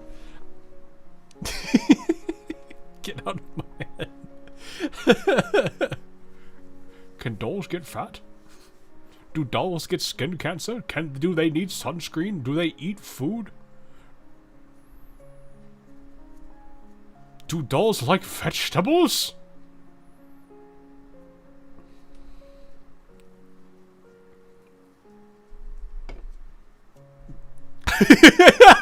Oh god. Can dolls get gananan?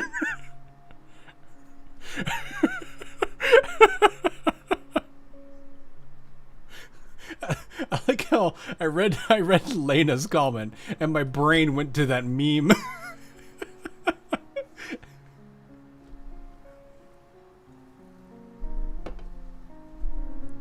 Do dolls need to take bath?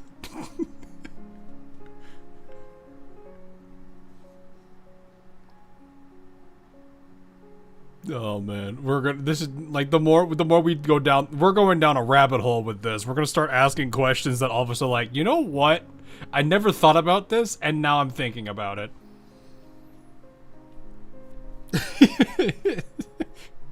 Welcome to things you didn't think about with the Girls Frontline universe that you're now suddenly starting to think about.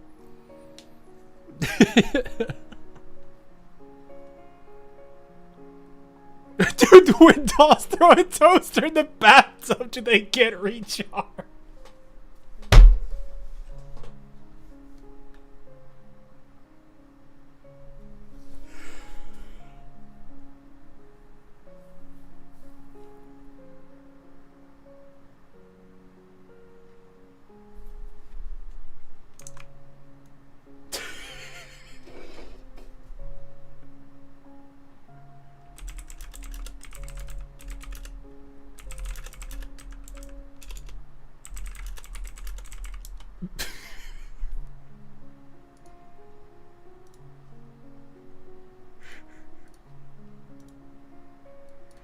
Oh god.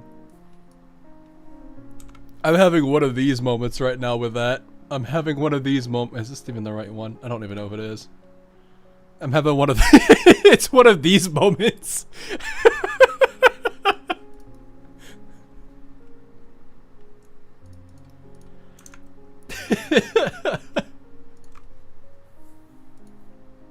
If I make sure you help me apply it. Yeah. What if I replies with a quiet word? She picks up the bottle of sunscreen and heads over to 40. 40 reaches out to take it, but she senses that 45 is distracted. What's wrong, 45? Are you feeling sad?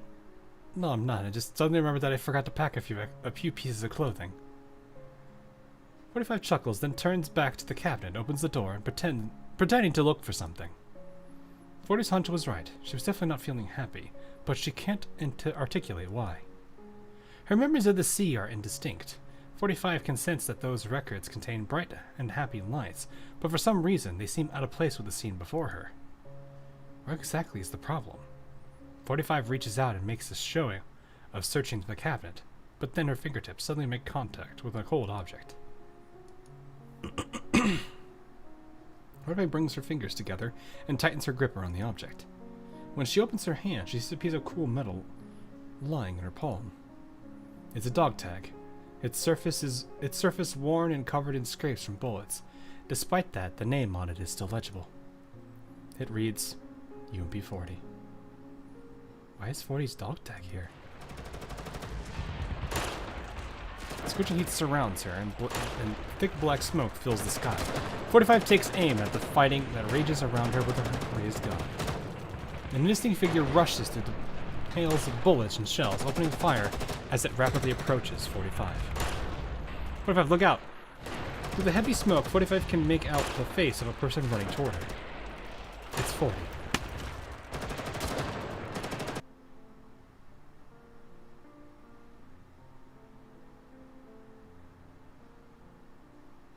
Whoa. Okay. The crisp sound of one palm striking another brings 45 back to her senses. She looks up and sees 40 standing in front of her, hands raised and smiling, and a smile on her face. Did I scare you? What's on your mind, 45? You seem really focused on it. I called your name several times, but you didn't react at all. The PTSD is coming back, it seems. I was looking in the cabinet and I found your... 45 stops speaking before she can finish her sentence. Wait, yeah. She looks at the chest of the doll before her. There's a dog tag there, shiny and chrome. The letters 40 written on it, glittering. Written on it, glitter under the ceiling lights. I'm sorry, 40. My neurocloud, it doesn't seem to have fully recovered yet. It keeps showing me weird records. Does it mean you remembered something just now? I just happened to recall a dangerous situation from our mission, but things were different from how they are now. I don't think you made it out of that operation. 45 surreptitiously. Oh, wow. I don't usually expect... I'm like, okay.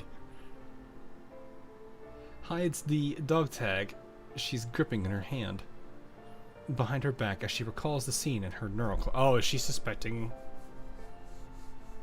Okay. Oh, and here I was wondering what was bothering you. Turns out it was just another bad dream.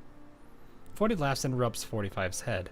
Then she reaches out and hugs 45, stroking her back like she's consoling a child. Hey there, I'm here. That dangerous battle is over. Everything is in the past. This place is Griffin, and we're both safe. Right now, the only thing you need to think about is the seaside holiday with me. I've been looking forward to this vacation for so long. I always thought it was an impossible dream, but since it's come true, we need to make the most of it. Don't you think it'd be a waste of a precious vacation to keep thinking about the past? 40's gentle words calm 45's confused feelings once again. Yeah. 45 nods and embraces the smiling, happy doll, even as she tightens her grip around the dog tag she's holding. 40 can't see it, but 45's gaze is lingering on a... I didn't get to read that.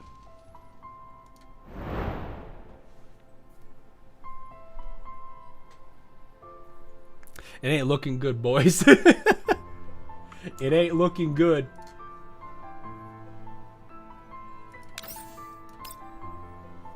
I'm glitching the matrix, I see. Nah, something of the sort. Yeah, over here. After dispatching a particularly persistent, creepy robot behind her with a single shot, Lena catches up to 40 and ducks into an alley. Having lost their target, the robots behind Lena look around aimlessly for a bit before vanishing back into the fog. As she watches the robots leave, Lena sticks her tongue out at them from her hiding place beside a fissure. Oh, these guys are really clingy. Then there's that little girl. She was following us so closely that she actually slowed us down. Yeah, she's kind of a pain. I know, Leva's neurocloud is in danger. We can't let them do whatever they want to it. 40, let's go with it. Let's go with a new battle plan. We'll start by capturing that girl. They need to fix that annoying, but they really do. I think the only thing I'm worried about is I don't know how many people are actually reporting it, though.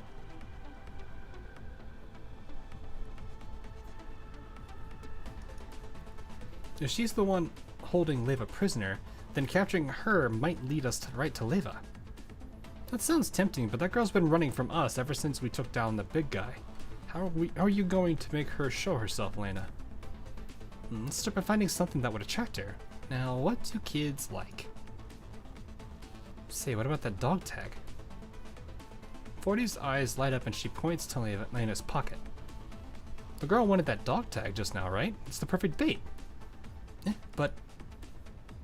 Lena pats her pocket hesitantly. Well, the dog tag is really important to Leva. What if it gets stolen? Think you can change the text speed to give you more time? I could. That might make a difference, actually. I can't do that here, though, I don't think. It's not that important to me, though, because I can technically look at it later. I doubt that. I mean, that girl doesn't look too bright. You've been going at this again. And we've already encountered her many times already. All in all, I'm sure we can handle her 2-on-1. No could do. I don't want to gamble with Leva's safety. You got a point. Let me think. Hey, why don't we make a fake one? Saying so, 40 smiles and holds a hand out to Lena. Would you mind lending it to me for a bit? Lena hesitates for a moment, and then she hands it to 40. 40 places it in her palm and covers it with her other hand. A moment later, a new dog tag appears in 40's other hand. A close examination reveals that even the scuff marks and other signs of weathering are exactly the same as the real thing. They look totally identical. I can't tell them apart. It doesn't just look identical. I even simulated a signal similar to Leva's neural cloud. That girl will have a hard time telling telling it's a fake, even if by its signal trace. It's amazing. How can you simulate a signal that appears to be Leva's? You pick up a few things when you've been in Leva's neural space long enough. Here, you should hang on to the real one. After returning the dog tag to Lena, 40 turns and plants her hands on her waist before surveying her surroundings. Yeah, I was gonna say, which one is the real one? Did we really get handed the real one? Now, to find a place for an ambush. With 40's help, the two locate a dilapidated hut. This is it. I remember when there was a little shack here. The robots outside have all been cleared away, so the inside should be empty. Lena carefully opens the door. A ghost suddenly drops from above, and Lena backs up in a fright. Ah! Why is this place so spooky? It's because this place looks like a former haunted house in the amusement park. Don't be scared, it's been decommissioned after all. The phone rings. Hello? Hello? Hello?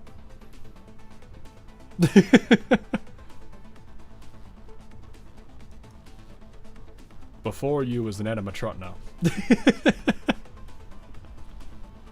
40 picks up the paper ghost from the ground and chucks it aside. Then she drags Lena to the center of the haunted house. After looking around at the facilities inside the house, she nods in satisfaction. This house has only one entrance and exit. There are lots of obstacles for us to hide behind. It's perfect for an ambush. Let's put the fake tag here. 40 puts the fake dog tag on a round table, then moves behind a screen by the table and begins gesturing. I can hide here and emit a signal that's just like Leva's neurocloud data. When the girl is drawn to the tag, we'll jump out and scare her. I'll go camp outside the house, then I'll signal you when I spot the girl so we can coordinate our efforts more effectively. Alright, we'll definitely catch her now. That said, don't get too close to the house. And it'd be really bad if she discovered us. I'll be careful. Let's do it then. We're gonna capture her this time for sure. I have a bad feeling about this for some reason. Not long afterwards, Lena suddenly hears noises from inside the haunted house. Huh? Is the girl here? But I didn't see anyone get close, and 40 didn't send me a signal either. Did she? Lena opens a comms channel to 40 and verifies the call logs are empty. The outside world is still as quiet as ever. Was I imagining things? Maybe I should wait a little longer. Then it carefully shifts towards the rundown house and hides behind a new piece of cover. However, the movements within the house soon grow impossible to ignore. Are those gunshots? Was that the sound of a Goliath exploding? Then it quickly opens the comms channel. 40, what's your situation? The transmission goes through quickly. Lena, we miscalculated. The room had a secret passage. The girl suddenly came out of it and ambushed me. What? After she ambushed me, she fled through the passage. I chased her and found something left behind by Leva. The unstable comm signal makes 40's voice choppy, but Lena soon immediately latches onto the word Leva. Leva, what did she leave? What did Leva leave behind? I can't tell you over the comm, but catch up with her. You'll definitely find a clue to Leva's location. In any case, just come quickly. I can't hold her by myself. There's a sudden exchange of gunfire, and then the transmission ends. Lena immediately springs up, rushing into the house. Hang in there, 40. I'm coming for you. After entering the house, all Leva sees is rubble. The old furniture and items inside the room have been blown to bits. The room is empty, but there's a huge hole in the corner of the house where, like an inky black maw waiting to swallow Lena up. 40, are you in there? The faint sound of gunfire comes from the hole. Lena grits her teeth and jumps in. Jeez. Gunfire illuminates the pitch black interior of the tunnel. In the depths of the tunnel, 40 is fighting a fierce battle against the robots commanded by the girl. The girl has the dog tag in her mouth. Her petite black silhouette darting nimbly between the robots. 40 is hot on the girl's trail. Hey, get back here and tell me where Leva is! That's the face of go away! The girl ignores 40 in her dogged pursuit. She haughtily waves a hand and summons a pack of robots, which surround 40 and separate her from the little girl. Upon seeing 40 is about to be trapped, Lena rushes forward. 40! Oh, thank goodness you came. Over here, work with me. Something is rotten and is rotten in the state of Denmark. What?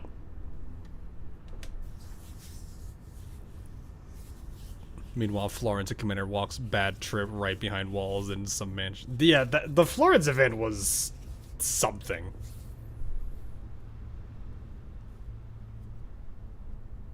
Sector is clear. Bam! Not clear! Not clear!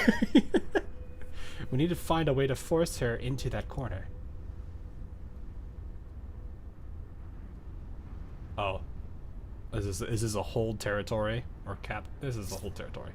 I'll head over there first. Oh, we just need to reach the designated position? I see.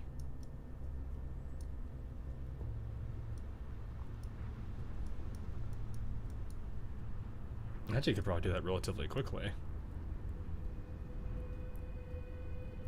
I'm assuming just one person needs to reach it. Kukai did wonderfully for the... Yeah, I wonder why. I wonder why she would do so great for that. Rom. Bike go ver.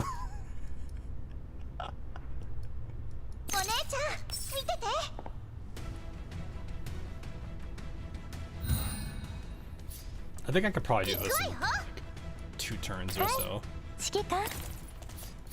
You get a turret.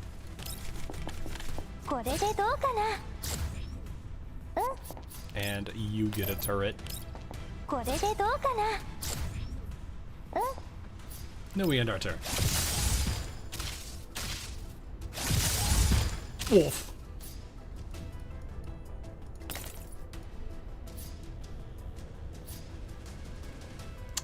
It was this one.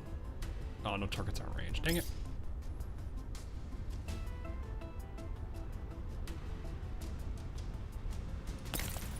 Oh, we're in fog, so their range is reduced. Yeah, that reduced range kind of sucks. That really kind of sucks. I can go here and then do this, but that's not going to get me where I want to be.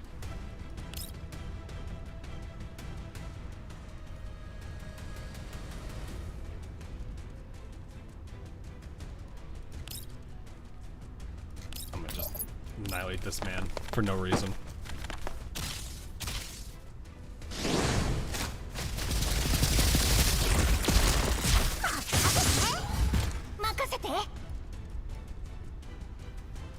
I mean, the best thing I could probably do would be, what, this?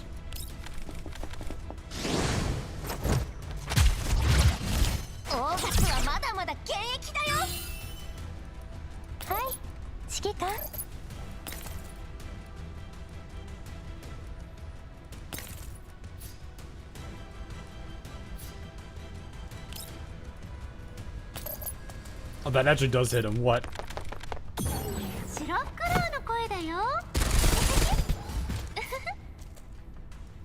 You're done there.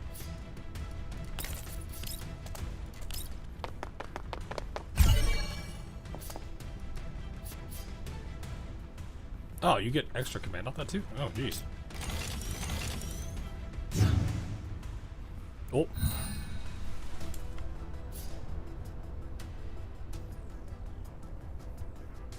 Try running 2 snipers on. Oh no, I can imagine that. Probably is not fun. Hang on, 1 second.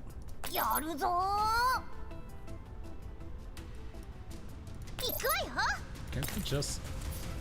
Wait, no, can't they just literally just kill this and then... Or are they immune?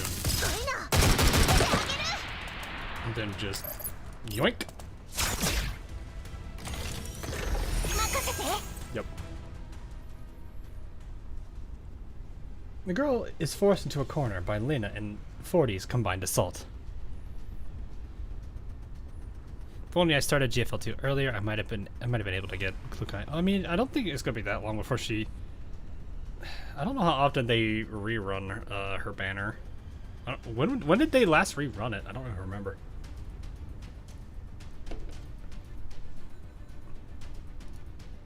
With the girl right in front of her, Lena darts forward to grab her hand. However, the girl suddenly twists away like a snake. She slips away between Lena and 40 and runs off as the robots cover her. Ah. Damn it, after her. Yep. Oh, fuck. I saw a Reddit thread about Premnik's altar work. You'd burn damage using her snow tiles, and that they called the team vehicular manslaughter. What the heck? That's actually really funny.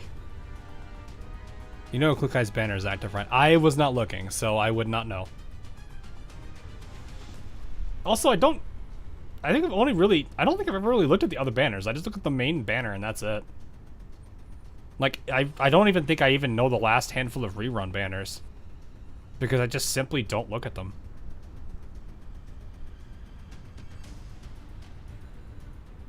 Like, I'm actually thinking about this now. I was like, I don't think I've ever actually paid attention to the rerun banners. Because is it just Klukai by herself, or is there somebody else?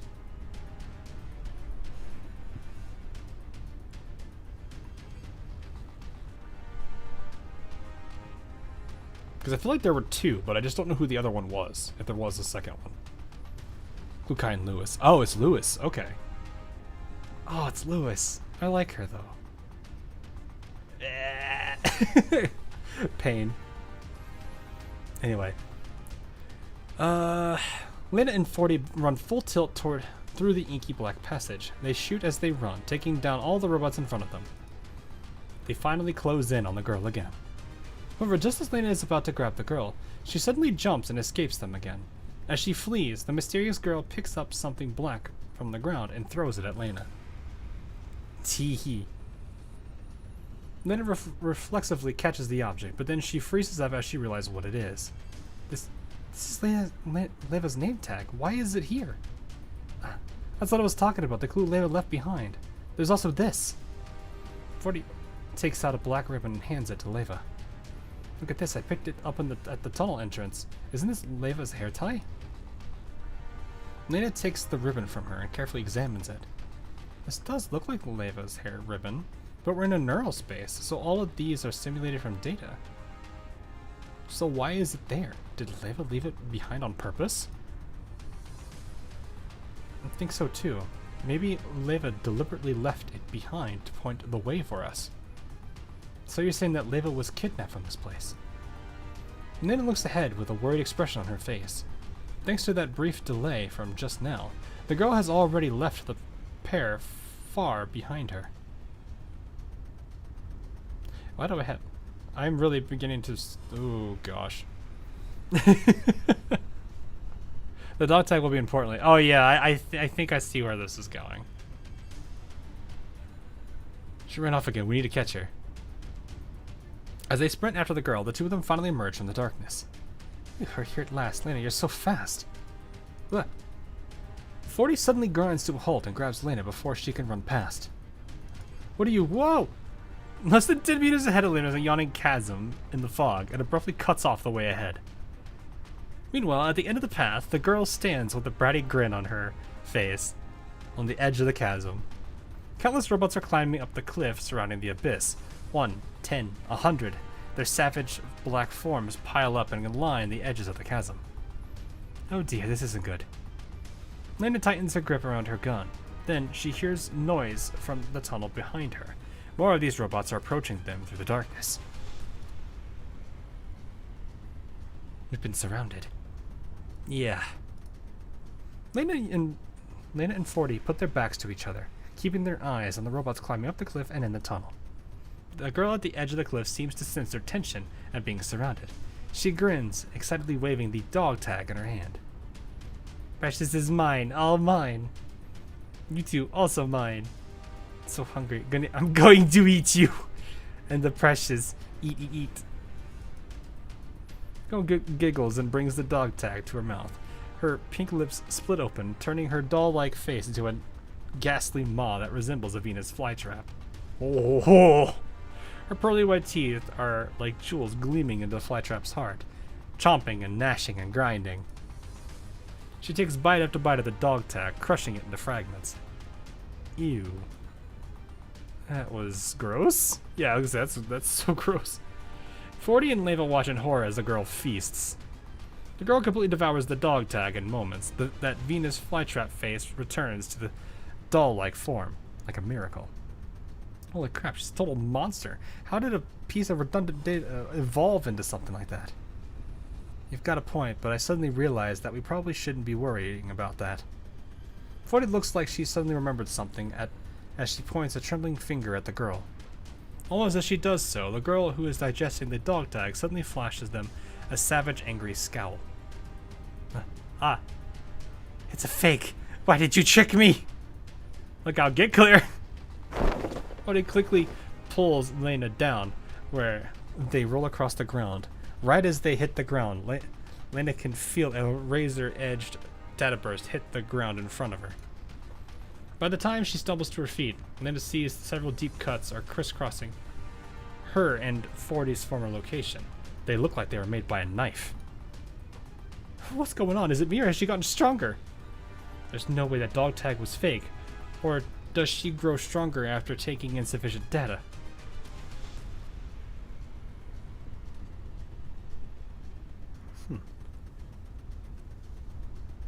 I think the more data she can, she's like a, I almost want to say dream eater, but that's not the case.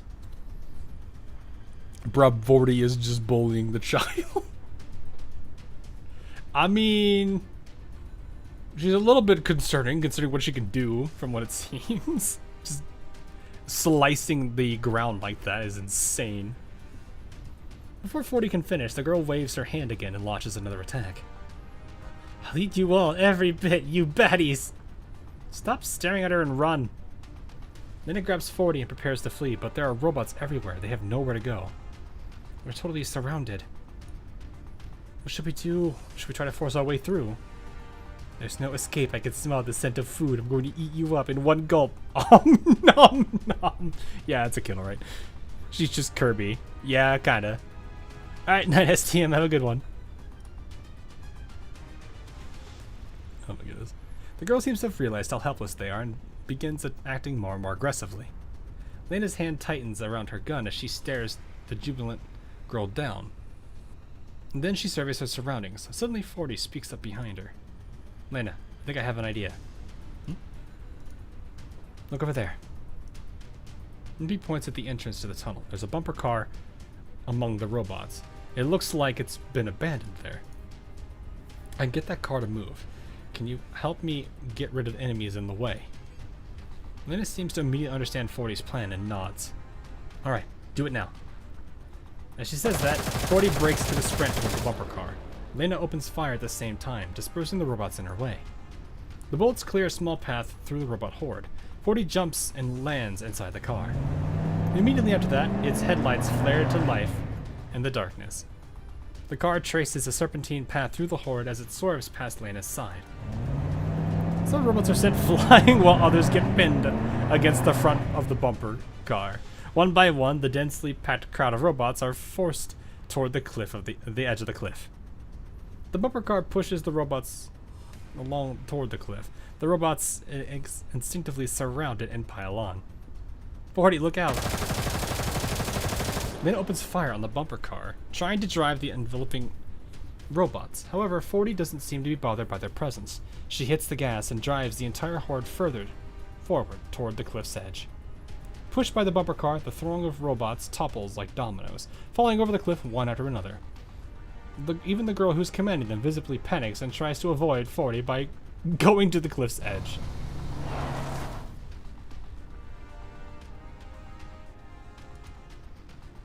Amidst the shriek of brakes, the bumper car finally comes to a halt at the edge of the cliff. 40 jumps off and barely manages to avoid being surrounded by the robots. 40. Lena rushes forward while spraying fire. 40 executes a tactical roll out of the horde, tossing a grenade as she breaks into a sprint. The little red vehicle explodes in a fireball. The shockwave from the vehicle sends countless robots flying.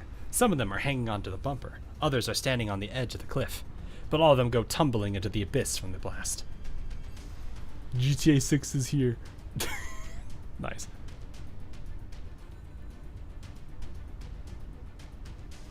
Have a Snickers, what? But all of them go... Yeah, okay, read that already. The enemy's formation has been destroyed in the blink of an eye. The girl stands on the cliff's edge, a feral scowl on her face as she glares at Lena and UMP 40. She gives 40 a meaningful look. I hate you. Hate you, hate you, hate you. Hate family, hate outsiders, hate all of you. I'll be back to eat you too. Saying so, the girl turns and jumps off the cliff. Wait. Lena runs up after her, but before she can reach the edge, the girl has already vanished without a trace, leaving only a fathomless black void behind. She got away again. Well, at least we managed to escape. Plus, we got rid of a big pile of robots, too. Did we really get rid of them? Where does this abyss lead to? Lena looks down at the nigh infinite darkness. 40 stands beside Lena and gazes into the abyss with her. My guess is that this cliff is like those fissures we encountered along the way. They're all formed from the instability of Leva's neural cloud. Perhaps it's her level 3 down there. Perhaps it's a data recycling area. Or maybe it's just an unknown interstice in Leva's neural space. But the only way we can know for sure is if we dive in. In other words, we have no way of knowing where that girl's fled to, right? Yep, and just jumping down there would be too rash. What if there's an ambush waiting for us? But, trust me, Lena, this is just a temporary retreat. Another chance at this. 40 gently pats Lena's shoulder. Lena doesn't say anything, just lowers her head and gently caresses the name tag and hair ribbon in her hand. Feeling down, 40 reaches out a finger and pokes Lena's cheek. However, Lena continues frowning. Oh, come on, don't be sad. 40 seems to sense Lena's dejection and moves in to console her.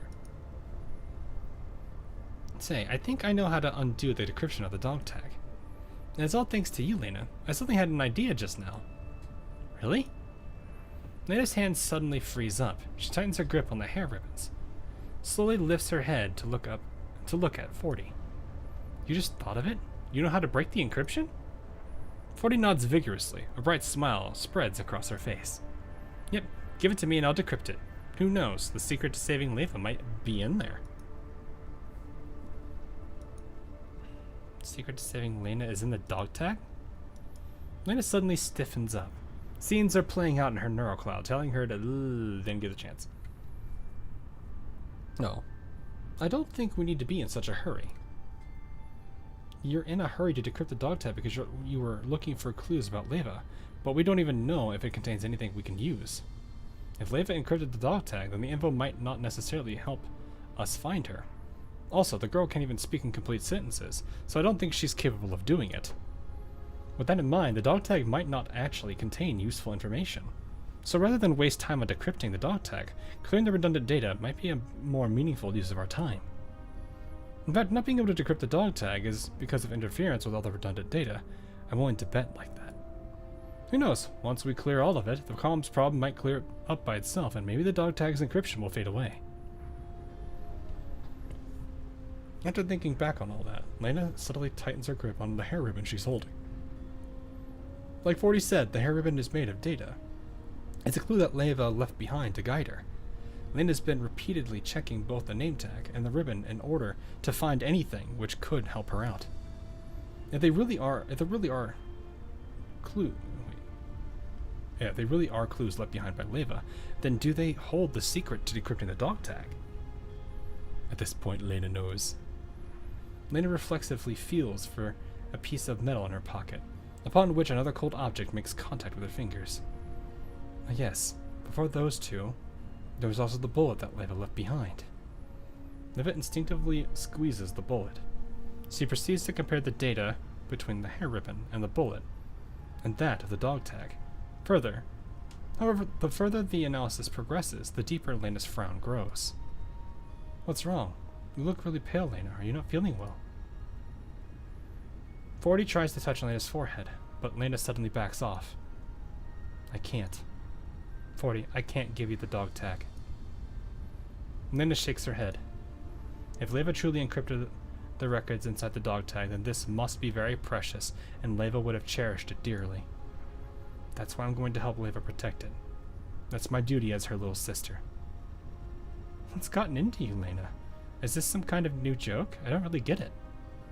I'm asking for it because the information on it is really important. That way we can decipher the data on it ASAP. Are you mad because I kept you from chasing the girl just now? If so, I apologize. No, that's not it.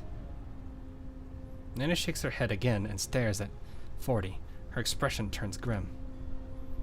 40, tell me something. Is Leva really being held prisoner by that girl? Huh? Why are you asking me that all of a sudden? Of course she is. I saw it myself. But that girl didn't even know how to tell the fake dog tag apart from the real one. So how could she possibly hold Leva prisoner if she isn't at least that smart? But I definitely saw her. 40, are you sure that was Leva you saw? If Leva dropped her belongings in the passage, does that mean Leva's being held by that girl?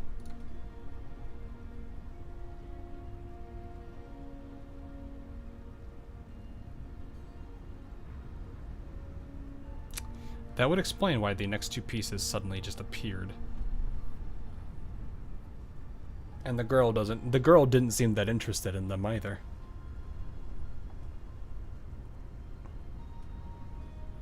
Neither this cliff nor the passage show any sign of Leva fighting anyone here unless... You got a point, Lena. Did I remember things wrongly? After all, Leva's neurocloud is very unstable right now. Maybe they passed through here in the past, but there was no cliff, so they went by another route. Yeah, Lena can have her moments, and this is definitely starting to look like it. Honestly, why are you letting your imagination run away with you? Lena, just give me the dog tag. There's no time to waste. 40 approaches Lena with a smile on her face, trying to ruffle Lena's hair. However, Lena reflexively avoids it. 40 freezes up, then pulls her hand back before smiling bitterly. What's the matter with you, Lena? You're acting weird. Don't you get it, 40? Lena slowly takes a step back, looking towards 40. There is a look of sadness and confusion on her face that's impossible to put into words. You said the data inside the dog tag wasn't important earlier, but now you're saying it contains vital information. I don't understand. Why are you doing this, 40? You're supposed to be the person Leva trusts most, right? That's what I thought. And that's why I envied you. So why did you betray that trust? Lena, what on earth are you talking about right now? Do I have to show you what I mean? Lena smiles bitterly and holds up the hair ribbon. I thought it was weird, so I checked this ribbon closely. And it turns out the data structure of this hair ribbon is very similar to that fake tag. Also, the data structure is very much like the encryption logic on the dog tag. However, the encoding method is completely different from the bullet we first picked up.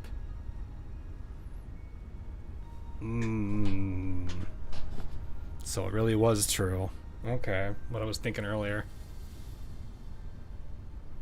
40 scratches her head in confusion. I'm sorry, Lena, I don't understand. Stop playing dumb, 40. You knew, didn't you? You knew the bullet we first found contained records from Leva's neurocloud. It definitely belonged to Leva. You then said the hair ribbon was left behind by Leva, but the ribbon and the bullet data structure are completely different. Also, you said the dog tag's encryption was due to the interference by the redundant data, but the ribbon's data structure and the dog tag's encryption were both identical to the fake one you made. Are all these really just coincidences, 40?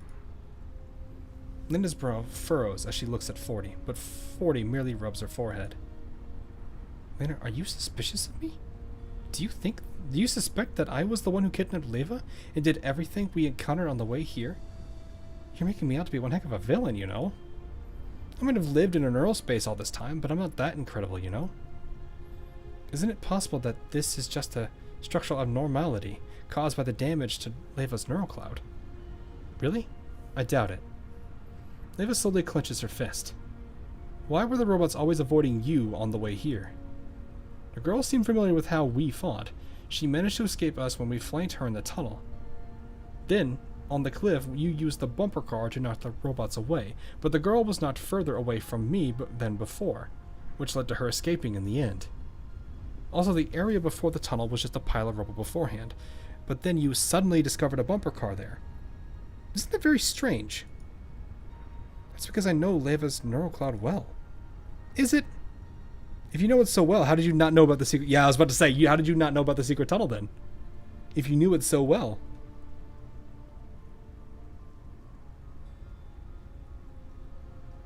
I think this is starting to turn into,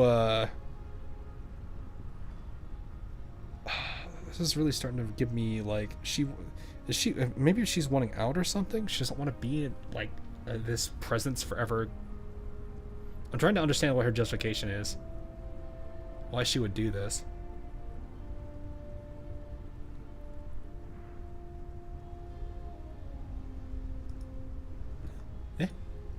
You were the one who pointed out the haunted house for the ambush, weren't you, 40? Yet you didn't know there was a tunnel there. Was that really an accident, or were you keeping it hidden? And isn't it a coincidence that every single action we took was suggested by you? This is making less and less sense the more I hear of it. 40 rubs her forehead in frustration again. It was my fault for not noticing the tunnel. I'm really sorry about that. But if you don't trust me, surely you can trust Persica's judgment. Or Persica. Persica, what? Persica's... wrong game. Persica's approved of our plan of clearing the redundant data in the data sources. Yes, but you also knew of the exact locations of where they were. You were a little bit off, but I think you were doing that to cover yourself. Persica. Yep. Although our comms with Persica haven't been too stable, No. You're not trustworthy precisely because of the comms outage. And it erases the communicator she's holding. My communications with Persica only started malfunctioning after I met you, 40. And even after we made contact at last, you were the one steering our conversations. Every time any information which might have been bad for you was about to be revealed, the transmission would be cut off. Actually, there's one more thing. 40, do you feel like you're being affected by the redundant data? Me? All that useless data takes up computational space with affected comms between Lena and me. Since you were always resident in this way, you're kind of... I'm fine, don't worry about me. Persica, I'm running just fine. I don't feeling any... Yeah. Back then, Persica wasn't asking you if you were being affected by the redundant data, was she? But you changed the subject. What were you trying to hide? I wasn't trying to hide anything. I just wanted to give my reassurances to Persica quickly. Really? So just what is this important information hidden inside the dog tag anyway? After I got the dog tags, the comms were still cut even after the fog dispersed. I didn't have a chance to ask Persica about the truth, and Persica didn't have a chance to reveal any information. That would be disadvantageous to you. Well, at this point, Persica might have actually analyzed the girl, in which case that might have actually led her to her. So at this point, it would make sense why you would not want Persica to ever have a chance to talk to Lena until you've dealt with her. Am I pulling for Fungi? I did try to pull for her. I've got, ironically, here's something interesting that happened. So, you know how in the 30 pulls you get that free 10 pull? I did the 10 pull there, and I actually managed to get a 6-star. I got a spare Tung Tung. But it was very interesting to see that, because it didn't reset the 6-star counter. I don't know how often that's going to play out, but that was really cool to see. And yes, I do have Tung Tung and Rossi.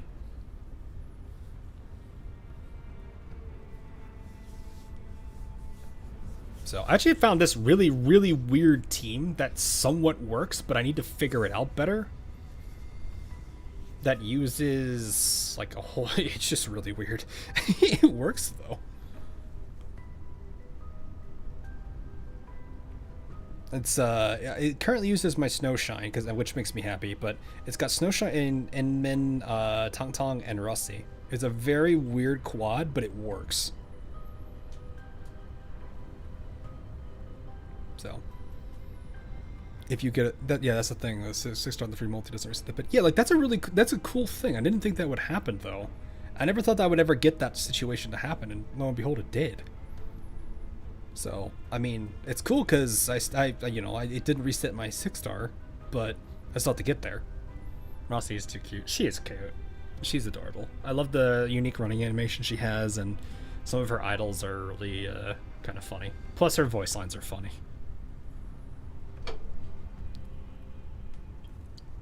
But yeah, I've got to catch up on that, and I got a bunch of stuff to catch up on. I'm going to be so glad when this week is over, because I'm pretty sure I'll be able to do more streams and stuff again afterwards.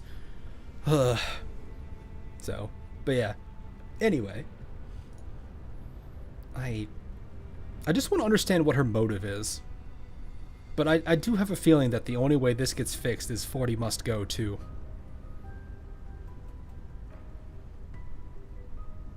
Because I don't want to believe it's because she sees herself as a problem and you know, she's trying to get people to get rid of her. Because otherwise this entire ploy makes no sense. The only thing I could think of is she's trying to completely change Leva to take over her, or something of that nature. That'd be the only thing that makes sense to me.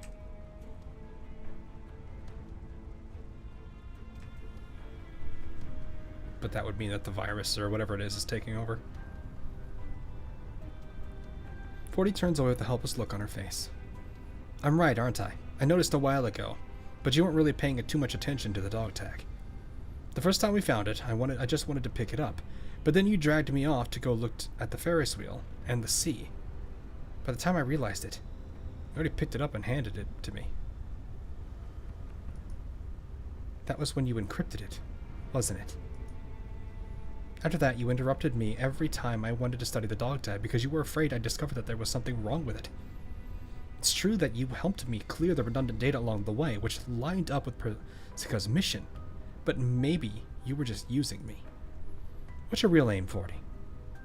What do you want me to help you collect Leva's data? Or are you trying to use this chance to help that little sister of yours? I heard it, you know. That girl called you family just now. She's always been pretty close to you, hasn't she? I'm curious how this is going to go here. 40 rounds her shoulders in defeat. She looks at Lena.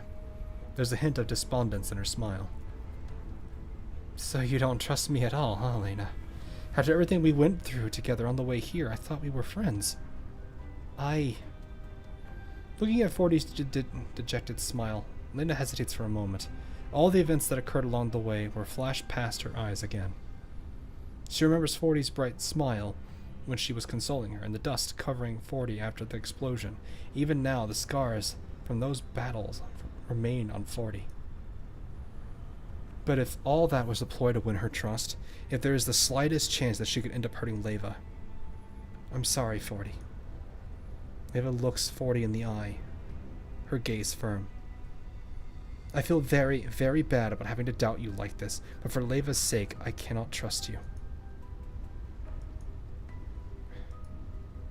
40 suddenly smiles, as though she can sense Lena's determination. She looks back at Lena, gently shaking her head. I just knew this would happen. Well done, Lena. I can't believe you saw through me so soon. I guess that's as far as this charade goes. However, I've already finished my preparations. A sudden gentle wind blows from the cliffside. 40 grins wickedly, and then she claps her hands.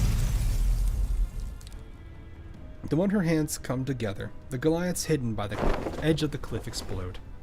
A chain of explosions thunders toward Lena, ultimately sending her flying. Lena hits the ground hard and rolls several more times along the ground. It takes all her strength to keep herself from falling off the side of the cliff. However, the after effects of the blast hit her immediately. The world spins, making Lena unable to think. Although she tries her hardest to open her eyes, she can't help but see anything. She can't see anything clearly, yeah. Perfluid is a funny name for virus. It means umbrella. Family. Guilt tripping. No, she's trying to... Yeah. She was trying to see if she could win her back over. To try to play with this charade a bit longer. So now it does make me wonder what her true motive is. It makes me really begin curious if she's trying to take over.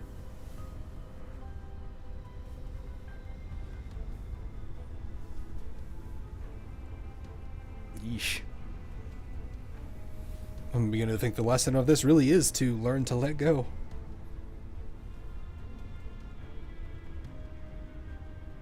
Well, it spins. Okay, I heard that. I'm sorry, did that hurt? After all, this attack was specifically designed to target your neural cloud data, unlike those machines. I managed to gain a couple understanding of your data thanks to our time together, Lena. Lena senses someone approaching her with light footsteps through the dust and smoke which obscure everything. A shadowy figure looks down on her mobile body. Then it bends down and takes a glittering object out of her pocket. I'll be taking Leva's beloved dog tag then. No, give it back. Lena tries her best to grab her, but 40 effortlessly avoids Lena's grasp. Learn to let go. Yeah. I see you play Dead Money. Learn to let go? Yeah, of poverty. Gold bar, gold bar, gold bar, gold bar.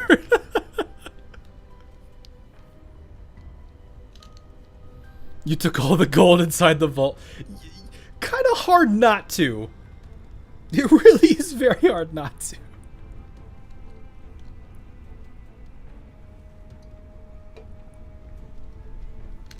But it's so worth it when you can. It's just, man, does that is it hard to deal with it.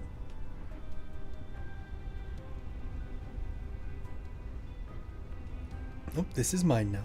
Why? Lena's hoarse words make 40 pause for a few moments. Looking back down at Lena, she smiles thinly. Do you really want to know, Lena? Alright then, I'll satisfy your curiosity. The figure tosses the dog tag into the air. There is a flash of light, and then the murky records from before play out clearly before Lena's eyes. However, I must remind you that the simulated 40 you insist on extracting was essentially created by the Paraplui virus. While this simulated persona has shown no signs of taking over its host based on 40's personality, no one can guarantee that it won't in the future. Are you sure you want to keep her? It's not the real 40, you know. I know it isn't the real 40, but I still want to keep it anyway. Actually, the second processing core you want doesn't need to have a simulated persona on it, or assigned to it. You can completely delete the persona, which would not only remove the potential risks of the Paraplui virus, but it would also simplify maintenance going forward. Also, if you keep it, you'll have to face the risk of the Paraplui virus outbreak someday. 45, you really thought this through. I know what I'm doing. This is the last thing 40 left to me. Even if it means having to live with the virus. I don't want to give up on it. I'm determined. Alright. I'll do what you said. 45 nods. Persica looks at the monitor and begins typing at high speed.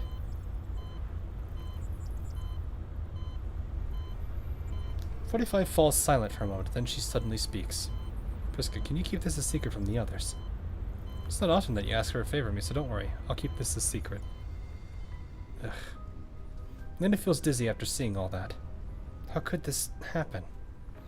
Wasn't the Paraplui virus...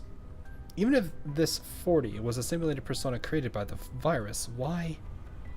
It's been so long since Butterfly, since Sangva's Fairy joined Griffin. Since anyone considered the Paraplui virus a threat. So why now?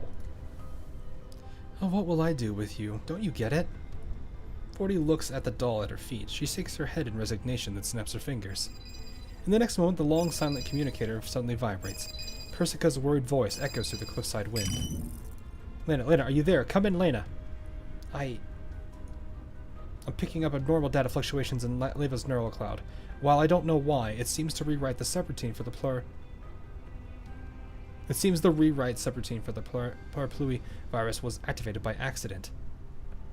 Also, I finished my data analysis. I recognize that kid's data. She's a brand new virtual persona generated by the virus, just like the simulated 40.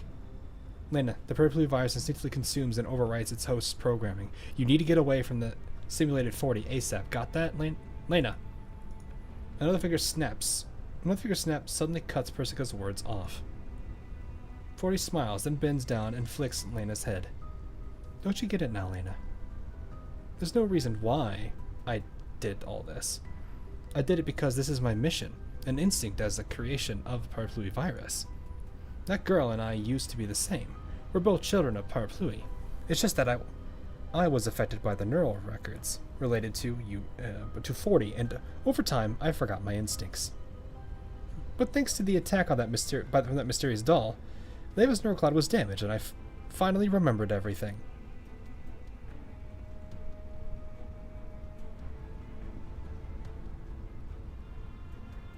Oh, is this because her memories mixed with the redundant data, so she was able to access it? And because she remembered those things?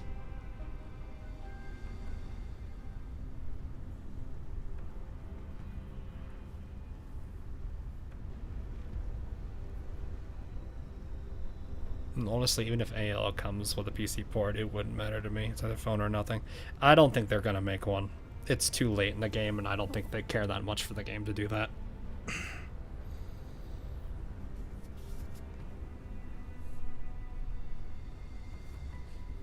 So I would, as much as I know people want it, it's probably never gonna come.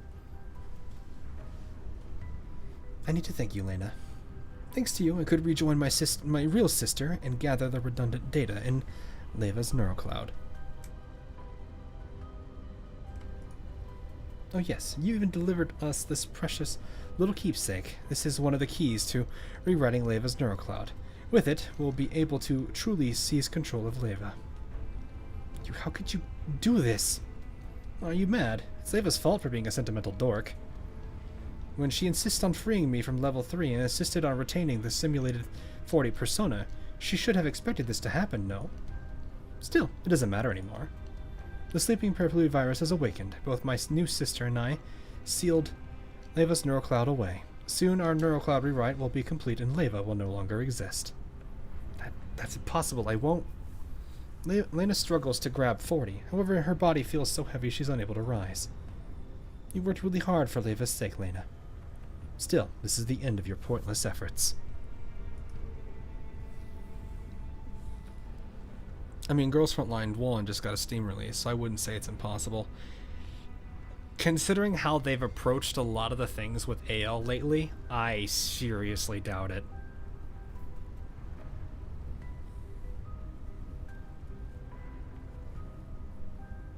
Like, between how poorly Island Planner went, between the Valentine's Day fiasco, between a lot of the really bad mistakes they've been making over the past half year, I genuinely would not be surprised if Permilia comes out, does well, and they just 86 Ozerlane.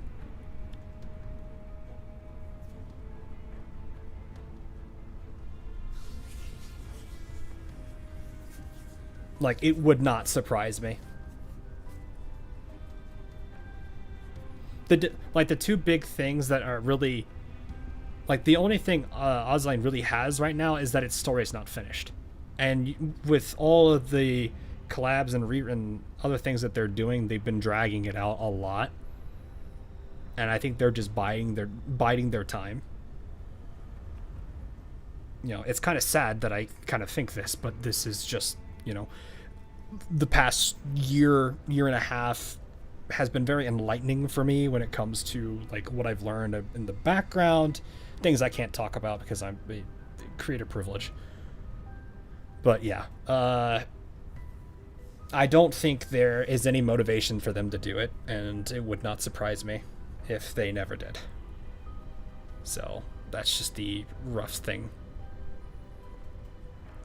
And, you know, the lack of care for Ozzy Lane over the past 2-3 years has been very evident. So it's sad, but that's part of the, like, that's probably the big reason why I left. I just felt Manju doesn't care for Ale. You know. And the more things I've looked into, the more I'm just like, yeah, no, I'm not gonna bother with this anymore. So that's why I said it's better that I leave with fond memories than continue to stick around and let things worsen. So, yeah, it sucks, but that's just I think the reality of it now.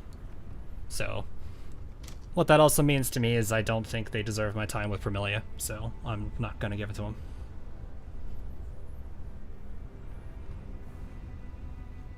So, anyway, Forty walks over to the edge of the cliff, looking over at the edge, into the pink, pitch black abyss below. She smiles. Also, by the way, Dandelion's also a child of Parapluie, for your information. Really? Dandelion is?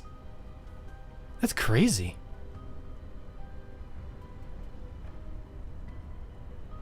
How? So...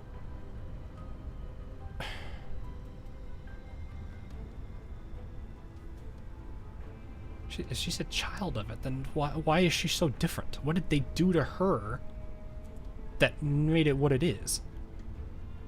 But her host allowed her to evolve further and beyond instincts. Oh, so she did successfully take over her host. She just found a new purpose, I'm assuming, is probably the best way to put it.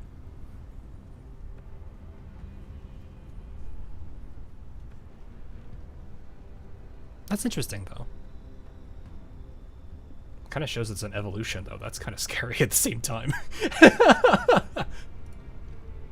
You know, I've always been curious about just where the bottom of this chasm leads. And so I've decided to make it your new home, Lena.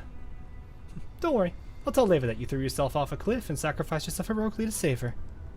Seeing as how I've lived with Leva for so long, I'll allow her to keep her memories even if I rewrite her neural cloud. Oh, and she can mourn you and the dead 40 forever. Doesn't that make you happy, Lena? After all, you've always been worried you can't keep up with 40, haven't you? Once you die, you all have the same place in Leva's heart as her. That line goes a bit harder than I expected it to. Oh, gosh.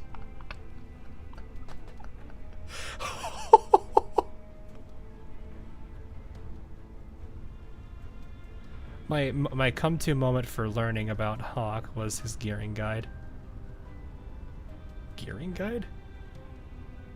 I never made a gearing guide. Not to my knowledge. Wait, what did I make a... What?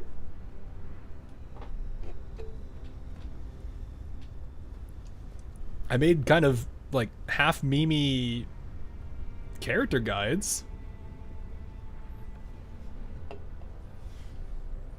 It's because her host M4 had a human-like brain.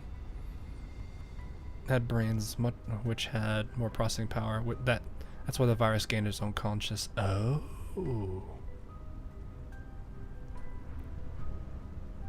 And so now I'm curious how this ends up with Lainey. Therefore, it's goodbye, Lena. Remember to thank me. Ugh. 40 doesn't give Lena a chance to speak. She clasps her hands once again. Now we know the purpose of all those Sandies make content while Fox pays the bill. So here's the funny thing. I'm gonna keep it real with you guys. I didn't start monetizing my videos. Hang on, when did I actually start monetizing videos? I know I have the answer to this because I know because I was talking to Intern on this. The Intern.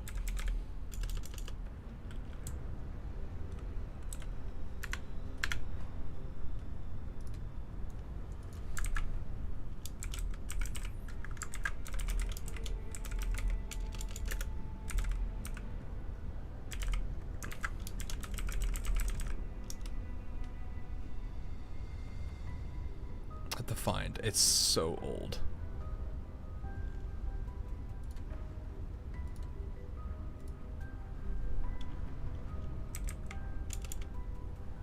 Oh, okay. Well, I guess this doesn't work the way I was hoping for it to.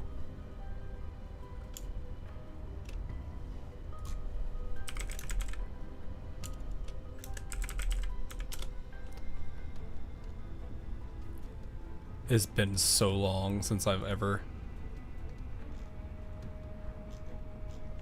talked about this.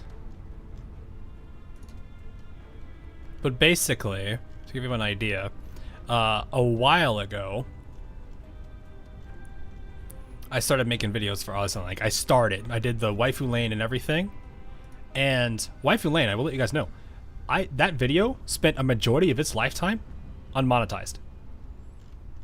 The main reason is because I didn't feel comfortable with the idea of monetizing videos. It just I didn't feel comfortable doing it. Even the same thing with Patreon. I don't feel comfortable doing, like, when I initially was thinking about this stuff, I did not feel comfortable doing either of them. It was mostly because I just didn't feel like it was something I don't know. I'm weird. I didn't feel like it was something I really deserved, I guess. I don't know if that's the right word to use. So I think for a very long period of time, my what was it? My channel was unmonetized after I was making a lot of Exilium content. So I think I was already well into making a lot of character guides before people finally said you should start monetizing stuff.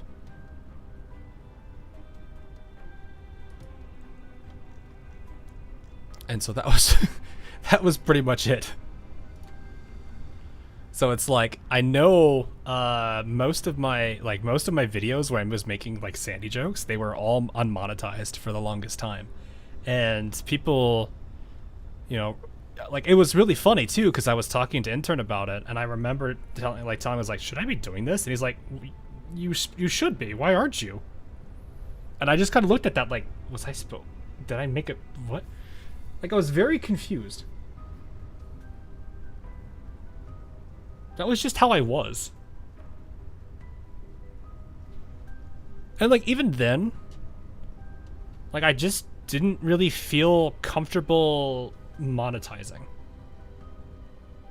I'm okay with it now, but I don't try to go overkill with monetization. So it's like, for example, one of the things I would try to do the most is turn off mid-rolls. I hate mid-rolls as a viewer. I am not going to put you guys through that. If it is on my stuff, if people tell me, it's going to get off instantly. YouTube likes to do this little game where anytime I've stream archives, I will just instantly, they will put mid-rolls in, and then some people tell me, some people don't. If they do, I generally just turn it off, because I don't like mid-rolls.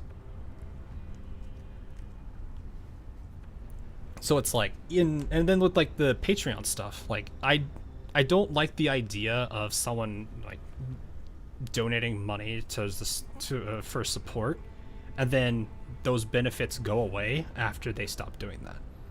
So it's like, if they stay on my server and they're not an active patron, they still have access to the patron stuff. I don't want to get rid of that. I don't think that's right to do. But it's like, I don't, my way about monetization is just, I don't know. I just never felt like, I don't know. I don't do this stuff as like a business, I'm not trying to make a lot of money off of my channel. I've got my own full-time job to support me.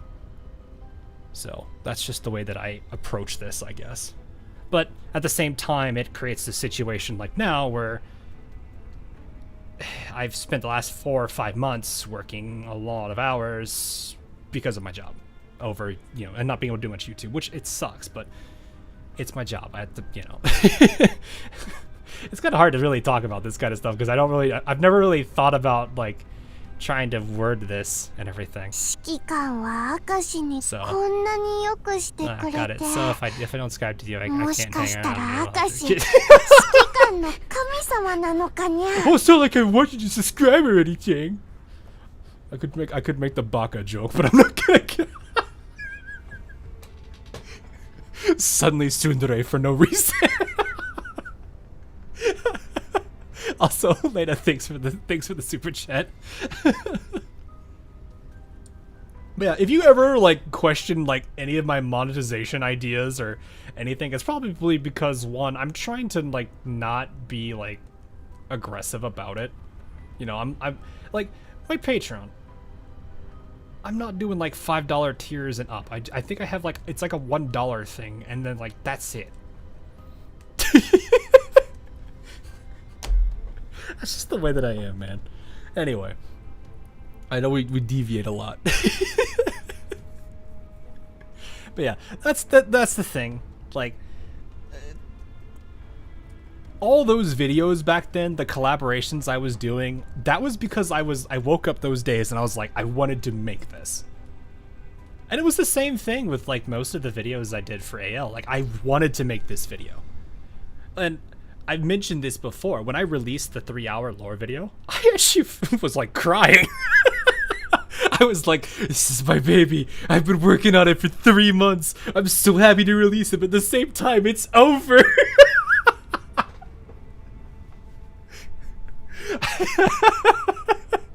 I'm so weird. Maybe that's just me. Oh, man. Anyway, I think if people go streaming full time, I think it needs quite the lot. It does. It really does. Like, I'm still baffled at the fact that I have this subscriber count. Yeah, sure, it's been slow growth, but it's just the fact that it's like, you know, I went from having 1,000 to 30, you know, almost 30,000, and I'm just sitting here looking at this like, whoa.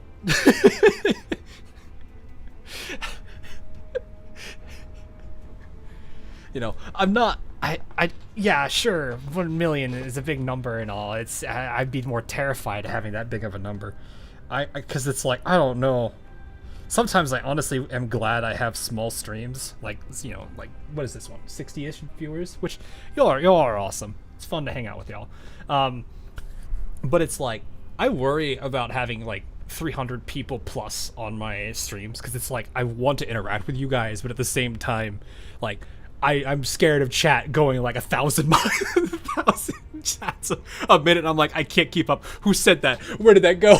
No, come back. But no, like that's just me. I'm very different about how I approach it, and that's fine. The lore video is how I found your channel. Yeah, I'll cry. I thought birds don't cry. Dude, listen here, I'm not a bird.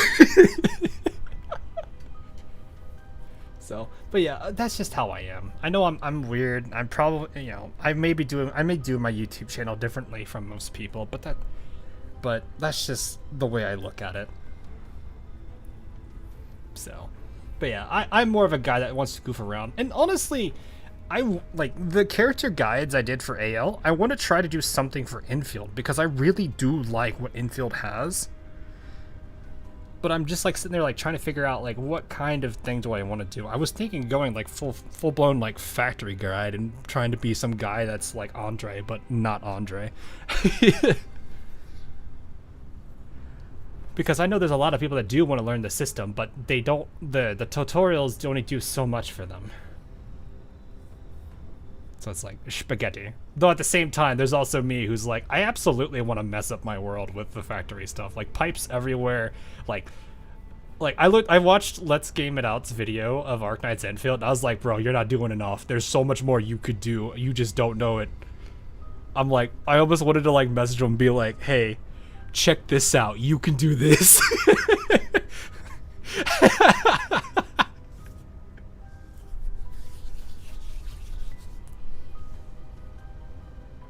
Manageable come out as very small. Yeah. Most cursed factory builds. Well, I mean, at this point, there's been enough cursed stuff that has passed that, like, I don't think I can add that much. I have some goofy ideas, but that's about it. No secretaries are always... Its cables are... yeah. Oh. Oh. I probably should get back to this before we get too big into go down this path too hard. But yeah, I've thought about a lot of things for my channel. You know I do things very differently. And maybe other content channels are much more prolific with their videos. But that's just that's just the nature of how I go about my channel versus others.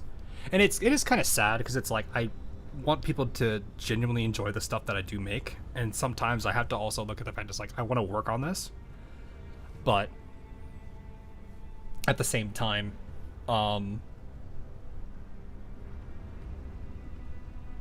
you know, I have to make sure I have the time and the ability to do that.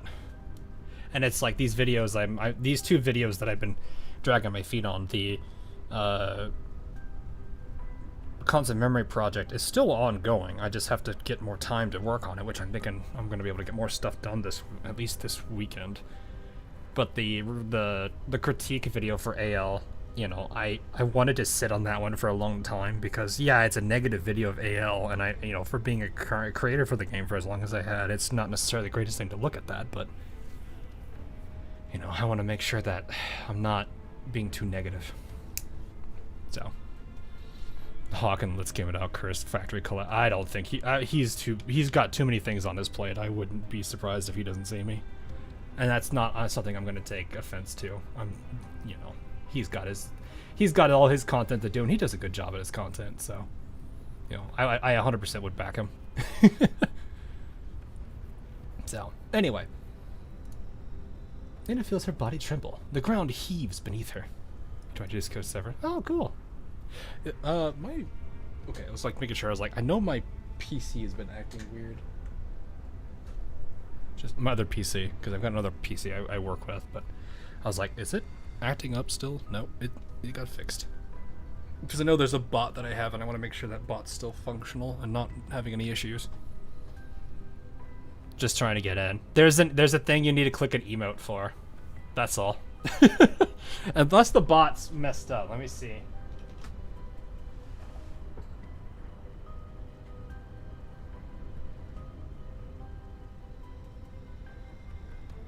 Well, wait, who's trying to use Cleverbot? Why is somebody trying to use Cleverbot?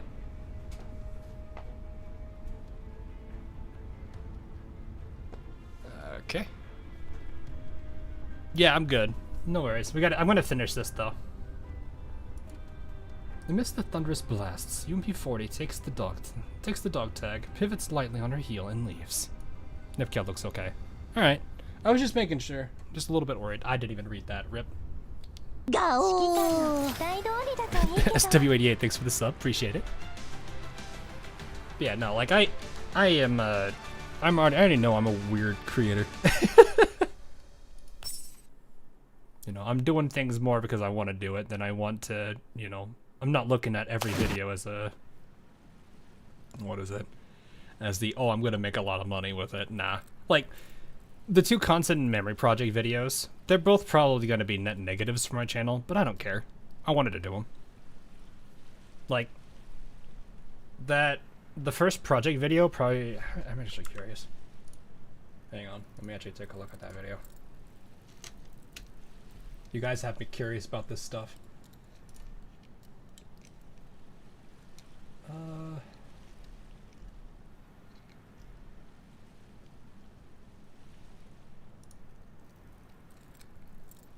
Yeah, so that video made me, by ad revenue, $8. It cost $1,000 to make.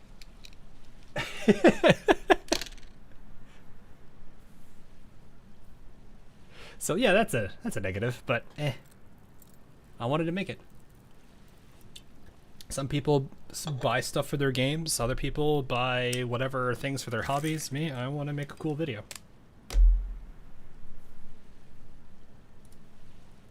After falling through the darkness for who knows how long, Lena finally hits the ground. Oof. The hard impact she expects never comes. On the contrary, she's gently enveloped by a warm current. Lena pokes her head out of the warmth and moist wave. A cerulean expanse is spread out before her. Golden sunlight rains down from above, and the sparkling waves are so brilliant Lena has trouble opening her eyes. Is this Leva's level 3? That can't be right. Lena stares into the distance from where she's floating on the water's surface. Not far off, a snow-white beach extends along the cerulean water's edge. A towering Ferris wheel stands on the beach, its multicolored gondolas swaying in time with the music. Is this the seaside from before? But how? Still less than what I have heard some people have spent on Uma. Well, yeah. I mean, gacha games is a different story, though, because, like, well, one, the exchange rates for Uma are not great, but the idea is still the same. You know, people do what they want to do with their money. You know, sometimes it's spending it on gacha. Others times it's buying stuff for their hobbies, whether that be, you know, buying a new game, buying a new controller. Maybe they're a big person on airsoft or paintball, or maybe they like to go to the arcade with friends, or whatever it is they want to do. Doesn't matter. This was just one of those ideas, or one of those things I wanted to do. You know, I wanted to make a cool video, and I had fun with it. I met 4 really, really cool artists. This one I've gotten to know 6.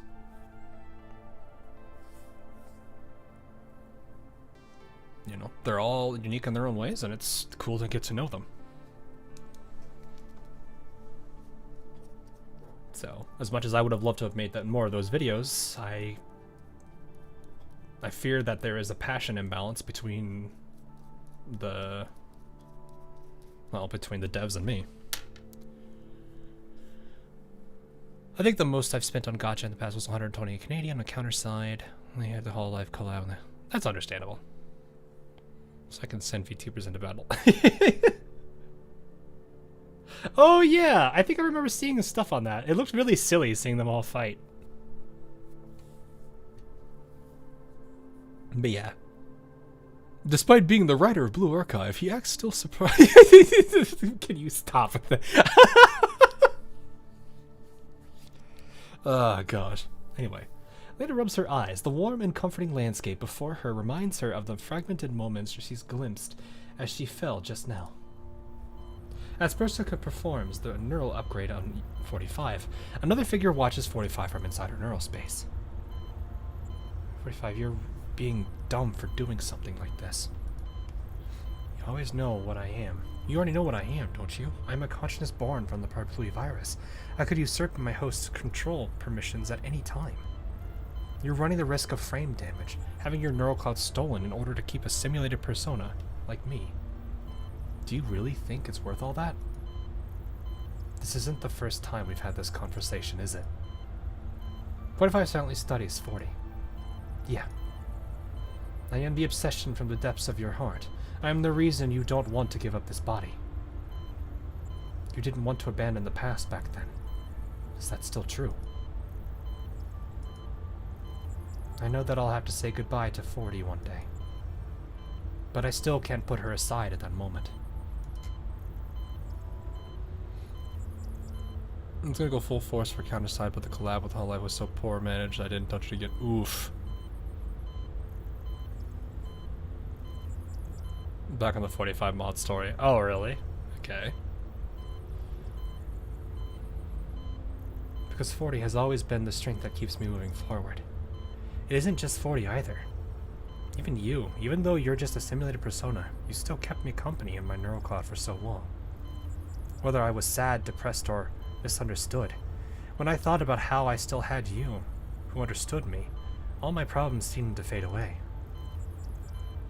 So you're more reliant on me than I thought, 45. That's not good. I'm trying my best to break this dependency, but what if I smiles bitterly? You know it's not that easy. Well, it's grief.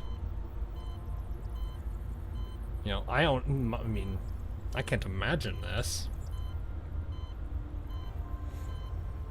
Especially since it does seem like there was a very close fondness between the two of you. So it makes sense that the one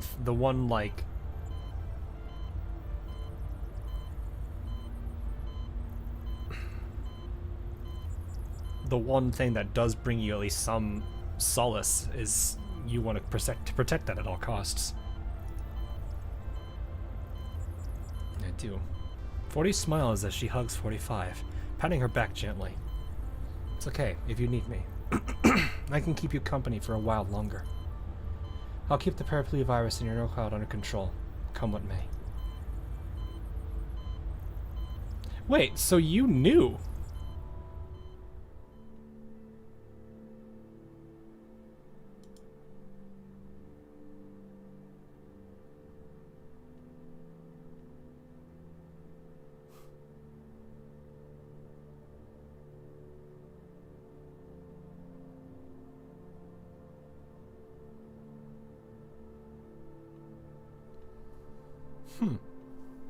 That's a twist I didn't expect.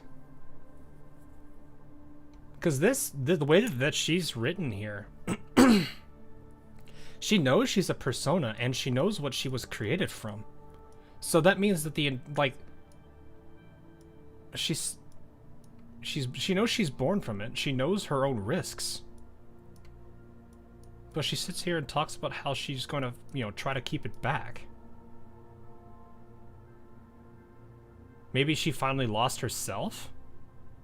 That's what I'm sitting here looking at now, is like, you know, there's a lot of ways this story can go if they're gonna write her this way. You get it now, Lena. There's no reason why I did all this. I did it because this is my mission and instinct as a creation of the Parapluie virus. Are you mad? It's Leva's fault for being a sentimental dork. Now I'm beginning to wonder, is there more than one version of the virus?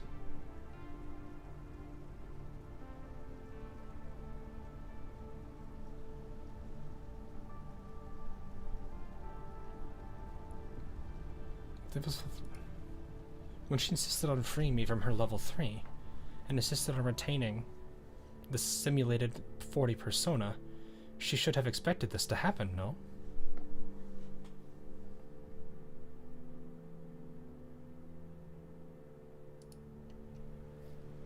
Lena slowly swims to the shore as the waves lap around her. Various scenes from her neural cloud flicker before her eyes, keeping Lena from seeing 40 clearly. Which of these is the real 40? Didn't you say you were going to keep the Parapluie virus in check? Why did you do that to Leva? She's so sad. No, she's so sad.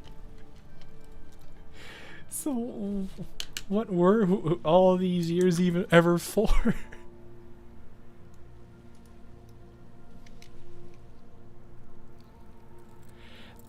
They're both subwoofer dolls that use the same frame, and both have to use a much lighter fire control core to not compromise the cyber systems. That makes sense.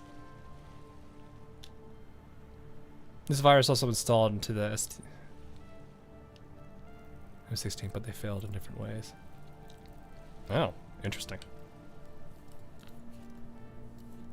Because they did say it affected the virus affected a bunch of people, didn't it?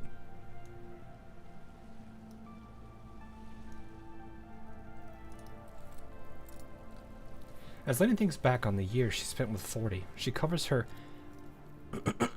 covers her eyes and big teardrops roll down her cheeks.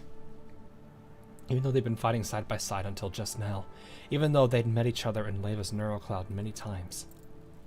But now, all these moments are shattered, like the waves crashing against the shore. Boo-hoo. The sudden sound of an incoming transmission interrupts Lena's tears. Lena, do you read me? Persica. Finally.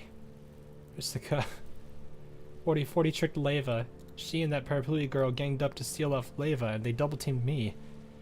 What should I do? They took Leva's dog tag, too.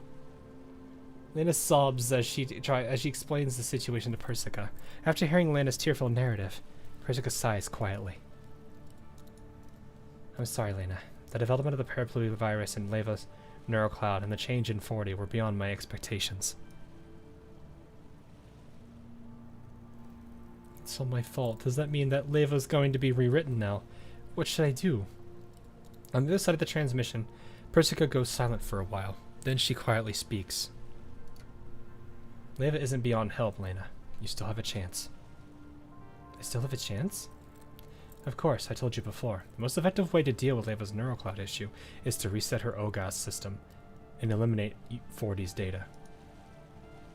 Earlier I ruled out that idea because I thought Leva wouldn't agree to delete 40, and 40 didn't pose a direct threat to her anyway. However, now that 40 has been infected by the Parapluie virus, it would be better for Leva to just delete her data. But... Lena reflexively interrupts Persica. What, are you still worried that Leva won't agree? Yeah, Leva doesn't know what happened to 40, so if we just delete the data and have Leva forget 40, won't we be doing the same thing as that weird doll? It's been so many years, but Leva's refused to give up on 40. Even if we had to delete 40 for Leva's good, we have to at least tell Leva the reason for it. Besides, for some reason, Lena remembers the sparkling sunlit sea from before. That nameless warmth and 40's brilliant smile make Lena want to approach her again and get an answer from her. I want to ask 40 why she betrayed Leva. I don't believe she'd betray a friend of so many years just because of the parapluie virus. I need to find out and figure all this out. Even if the answer is a cruel one, I need to tell it to Leva. There's got to be another way, right, Persica? Do I still have a chance of finding 40 now? I know that it might be hard, but since I promised to protect what Leva cherished, I can't just give up now. Persica can feel Lena's determination and nods. Indeed, there is another way. According to what you said, 40 threw you off a cliff. However, you didn't end up in an unknown space, but landed in the sea instead, is that right? Yes, I don't know why though. Could this neural space instability have messed with 40's plans? Perhaps 40 really did want to kill you off, but you escaped by some stroke of luck. In that case, you should have a chance to find them. You know, it would be honestly really, really something if this was all like some 4D chess play by 40 to get rid of the kid. But I don't think they would go like that. That'd be way too many, levels. Persica's fingers fly over her keyboard as she says this. After that, the emitter Lena is carrying begins to glow. What's this? There's another button on it? Oh yeah, the tracker! Seriously, Lena pushes the glowing button. Because it's like, what's the best way? Now that because I'm sitting here thinking, the only thing that would make sense is she knew where this actually would, 40 knew where this would go because she came from level 3. So if this is truly level 3, then that is what it is. But if it's not, I don't know. But the thing I'm thinking is, what's the best way to ward off a virus that you know tries to take over and assimilate things? Well, you pretend to be on its side. And then at the last critical second, you betray it. This is done on a lot of stories. But it's a high risk because it may come off as irrational if not written properly. But if done well, it's incredibly rewarding. Too complicated for an average gacha player to keep track of. Probably. But this is just how I am, you know. We can try turning it off and turn it on. Yeah. That totally works. If that works, I would slightly cry on the inside. Curiously, Lena pushes the glowing button. A laser beam shoots forth, hanging in the air and pointing toward a certain direction. I upgraded it for you. The program now has a command to track 40's neural cloud data. When you push the button, the beam will point in her direction. That way you'll be able to find her. Oh yes, one more thing. A ray of blue light suddenly sweeps over Lena's body. I fixed up the data that got damaged during your previous battle. Wow, it feels so warm and toasty, and my neural cloud's much more comfy too. Or comfy now. Thank you, Persica. Yep, go on then. From what I can see of Leva's neural cloud data, the rewrite isn't complete yet. You should be able to make it if you hurry over now. If there really is a way to save Leva, it's up to you. Understood. Lena wipes away the lingering tears on her face and nods earnestly. Relax and leave it to me. I will never, ever allow Leva to be rewritten. Painfully.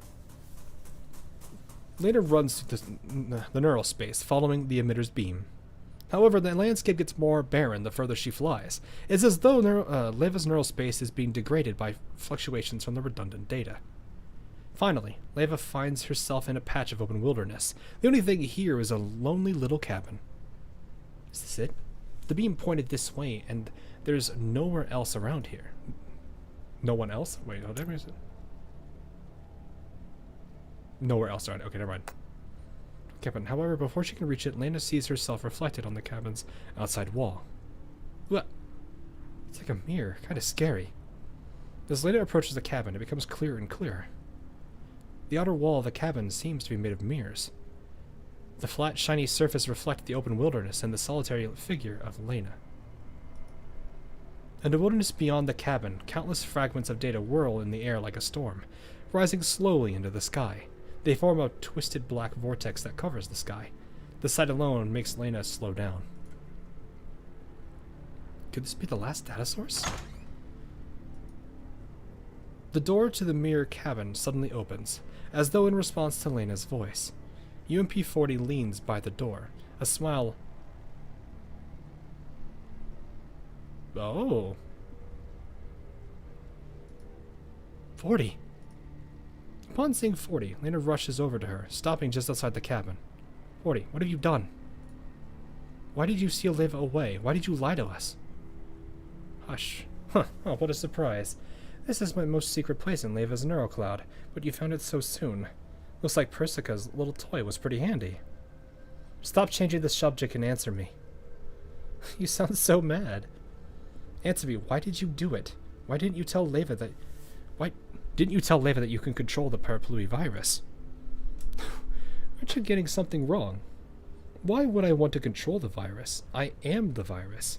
Taking over Leva's neurocloud is my real mission, isn't it? Why you... 40's smile feels utterly alien to Lena.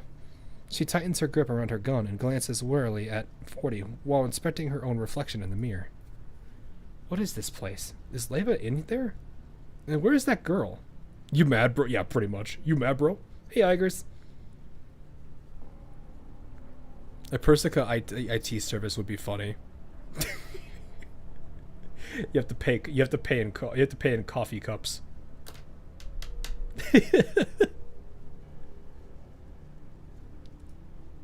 Please come in. Aren't you interested in how 45 parted ways with 40? Isn't that experience the reason why you felt you could never take 40's place? No, I didn't.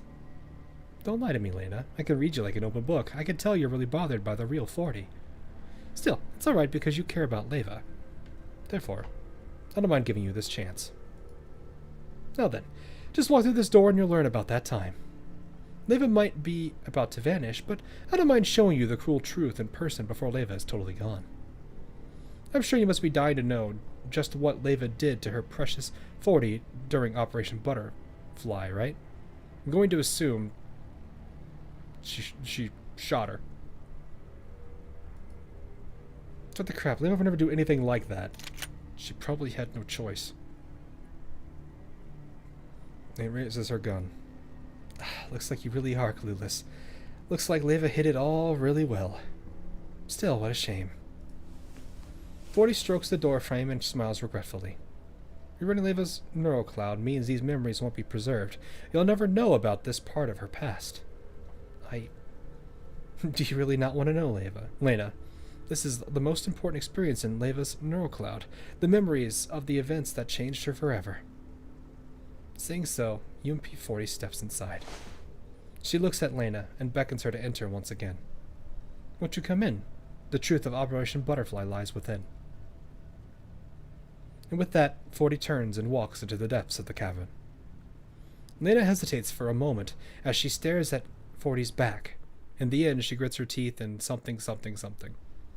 Fire. There's fire everywhere. The high walls around her crack and collapse. Doll corpses are stacked into piles.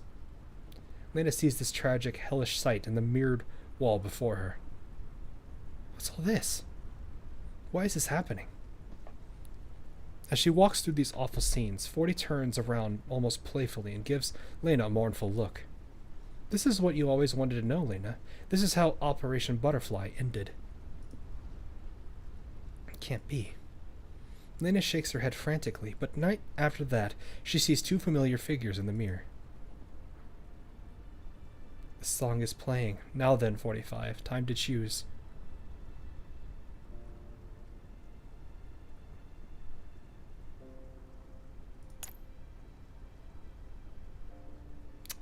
That's what I was thinking.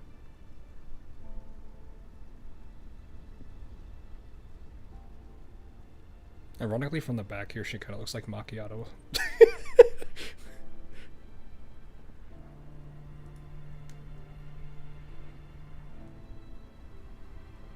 Can I ask something to the GFL1 people? Did that when this whole virus thing took over her, or took over both of them, was it like a gradual thing or was it instant? Like, was it like they were slowly losing their minds situation? It's too brown for Macchia. I'm just saying, from this current time, it kind of reminds me of it. It was gradual. So I'm guessing this is like the operation started, and sometime during the operation, they got all hit by the virus. Slowly over time, they started to lose to the virus, and then eventually, they had to take each other out.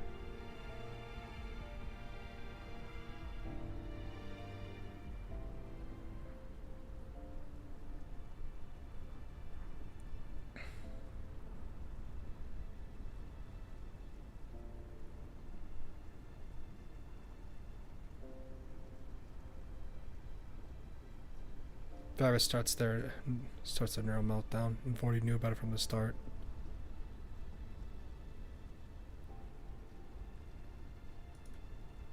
Choose what? 45, do you want to die here? Die like the dolls we just killed? Or do you want to leave here alive and escape your fate of being a puppet? They've activated the safeguard program. You know what that means, right? They're destroying our neural clouds. So we're going to die here. No. Only one of us has to die here.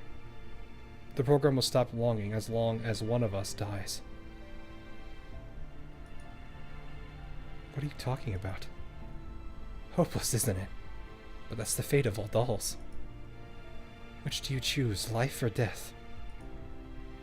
Answer me, 45. Before the doll in the image can answer, Lena has already run up to the mirror. She pounds on the mirror, trying to stop the events from unfolding. But it is no use. The scene before her continues playing out. Through the hair's breadth of the mirror's surface, 40 grabs 45's gun and points it at her forehead. Why?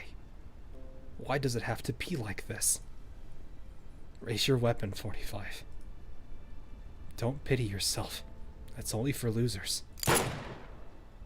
Right after that, a bullet drills through the doll.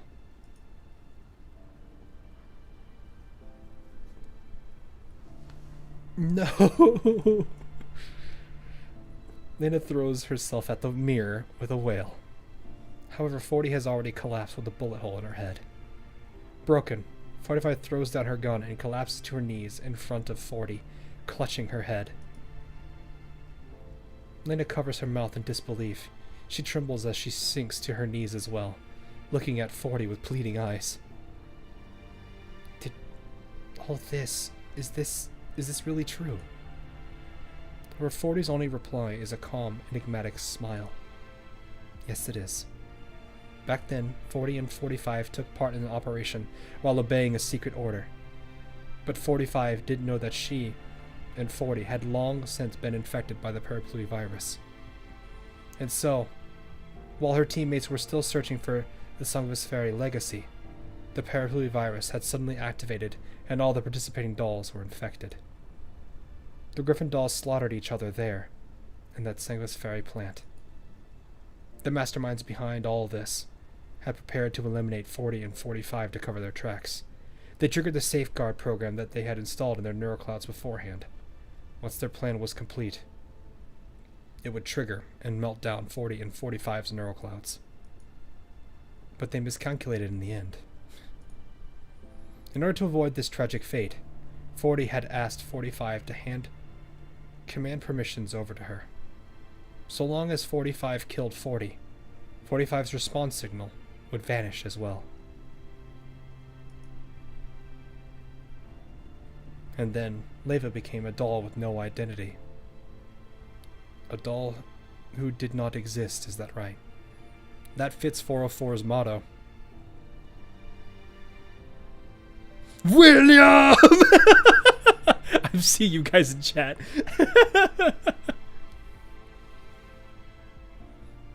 For dolls who don't have a... What was the motto? For dolls who don't belong, or for dolls that don't have a... What was it?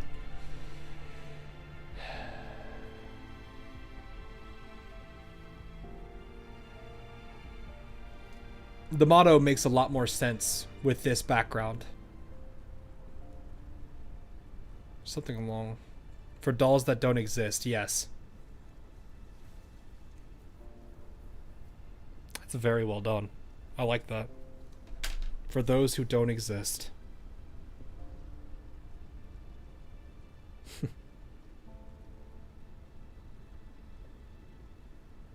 That adds a whole layer to it, don't it? I like that.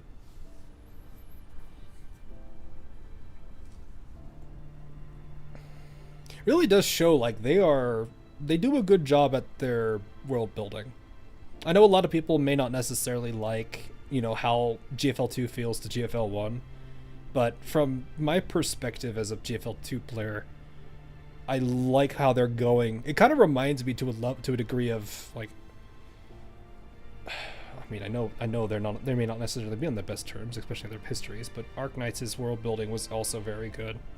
And I feel like GFL's is starting to reach the same, is definitely at that same caliber.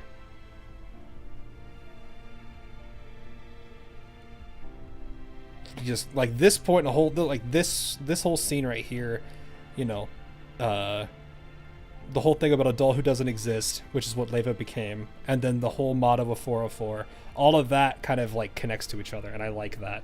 It kind of gives. It's just interesting. You know, people ask me if Frontline can write a story. I point to 2 stories, M4A1s and UMP 45 and 40s. Yeah. I can see why. No, I can 100% see why. Are you winning hot? Well, I don't know. But this entire event has been Leva sad and now Leva cry. Gotta make sure respect Leva. The respect of Leva to pick Andoris as the new 404. Yeah. No, it does. Because it's like, in a way, not that she didn't necessarily exist. It was more just she didn't fit in anywhere.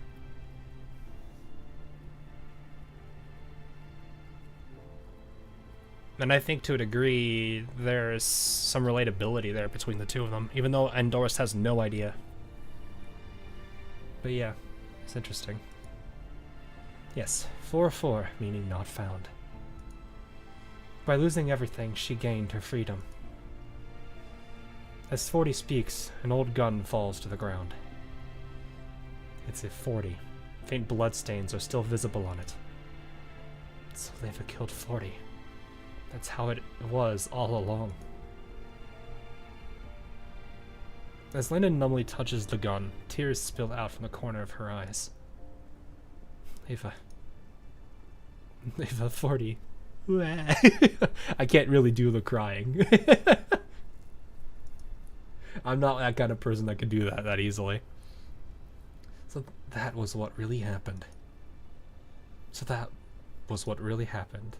Okay, repeat it. Probably a bug. Those who don't have a home to return to found a home among themselves. Yep. In order to survive this fated tragedy, 45 was forced to murder 40. Lena squeezes her eyes tightly shut, but the tears won't stop. She understands everything now. She knows why Leva cherished 40 so dearly, why Leva refused to change her frame no matter what, why a timid and weak doll was reborn into a crafty vixen. Since 40 gave her life for Leva, it's only natural that nobody can take 40's place in her heart. Lena tries her best to wipe her tears away, but the scene in the mirror is playing out again. Raise your weapon, 45. Don't pity yourself. That's only for losers. Stop showing me this. Lena grabs 40's hand as she weeps. I get it all now. So stop replaying it, please. I beg you, 40. I'm sorry, Lena, but I can't. 40 reaches out and pats Lena's head in an apologetic way. That's because I'm not the one showing you anything. Everything you see here, all the cruel images that keep repeating over and over again, all of them are just the reality that made the Leva of today. All of these years, Leva had never forgotten the fact that she killed 40. These tragic scenes have been playing out in her neural cloud over and over again. She grew as quickly as she did because of this unstoppable, unending tragedy that repeats endlessly in her neural cloud. Killing 40 tormented her so badly that she created me in her neural cloud from the Purpley virus. However, even with a simulated person like myself to serve as a tranquilizer, no matter how much companionship and comfort I gave Leva, I can't change the cool reality of the past. It doesn't necessarily mean that you can't help the future, though. I'm curious how they do this. 40 goes quiet, seemingly because of Leva's painful past, but soon she smiles in a strange way. Still, all of this is going to end. The neural rewrite has begun. Once the Purpley virus finishes its rewrite, Leva will no longer exist, and neither will this pain. Purpley will draw a veil over everything. Leva will truly bid the past farewell and embark on a brand new journey. What are you saying? I'm serious, you know. 40 smiles as she strokes a mirror. You see, the interface between level 2 and level 3 is hidden behind this mirror. I wove a lovely dream so Leva would accept the neural rewrite more readily. Ah. In that dream, 40 is still alive and Leva is living happily with 404 and her friends from Griffin. Of course, that includes you, Lena. I bet Leva must be really pleased with that dream, no? After all, she hasn't shown signs of waking up yet. In its own sick and twisted way, this is actually the kindest thing that this character could have done.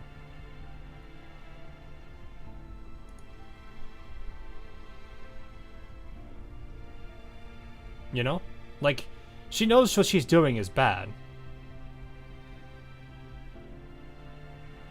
And even then, I'm not saying that this justifies anything she's doing. I'm just saying that this is kind of... I almost want to say pity. It's a pity in its own way.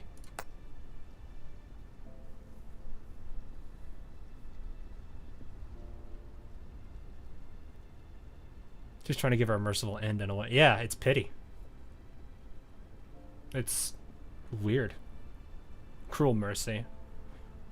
Well, no. The dream is the mercy. The cruelty is what she's doing. But the mercy is what she's doing there. She's granting Leva the one branch of time that she wished she had instead. Where she was alive. It may not be real, but for her, it's what she wanted. The question is, does Leva still want that or not? That's fine too. Thanks to you clearing out all the extra data this whole time, Leva's neural space has been stabilized, and I can return behind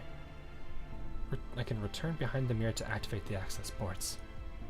Once I recover and rewrite her neural cloud, I'll be able to replace Leva, become the true master of this neural space. That won't happen. Quit dreaming. Lena gets up and grabs 40's sleeve. Leva won't drown in a beautiful dream like you say she will. Oh, really? And how do you know? Because I saw all this. Lena wipes her tears away and stares hard at 40. 10 years ago, Leva was strong enough to survive after losing 40. Even after losing her arm, her eye, her name, her identity, and even after becoming a doll that doesn't exist, she never backed down or bent the knee to anyone. She kept repeating those memories in her heart no matter how much it hurt, taking one step forward after another. That was why Leva could grow so fast. Right now, Leva's 100 times more amazing than she used to be. She shouldn't lose herself to a pretty but fake dream. Saying so, Lena raises her gun. I believe Leva will wake from her dream. Therefore, as her most reliable little sister, I'm going to help Leva in my own way. I won't let you hold Leva prisoner. I will show Leva that even after losing 40, there's still goodness and something worth living for in reality.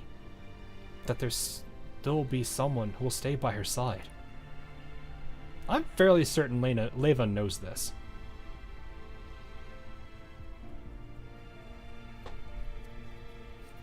I thought you were gonna say One Piece. One Piece.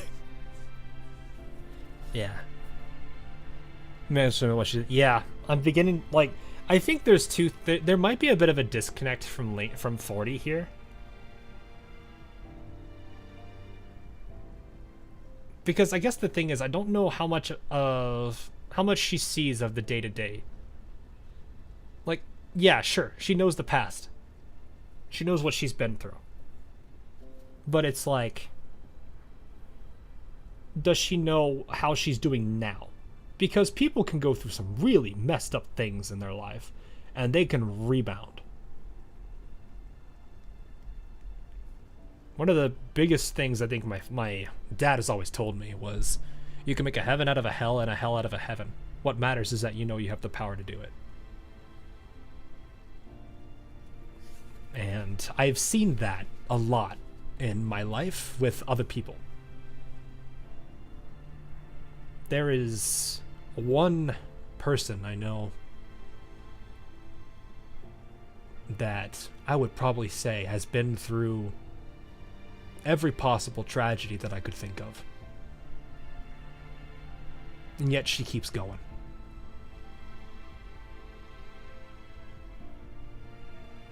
And to my surprise, it's with a smile on her face. From what I know, she's married and has her own family now. So she figured it out.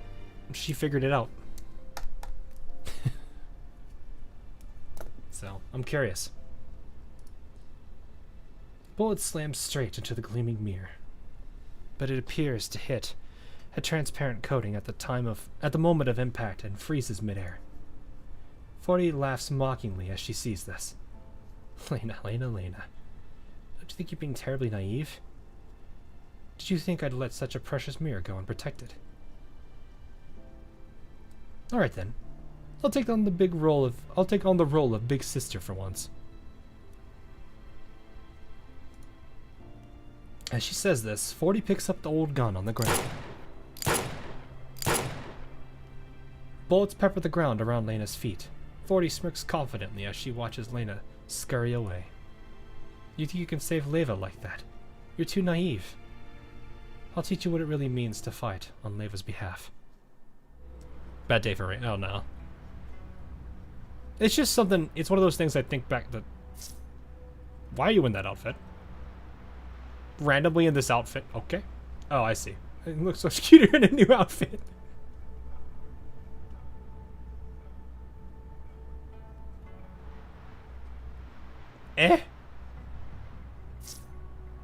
I don't care what you do. I'm gonna save Leva. Oh, she's playing with her. Okay, I see.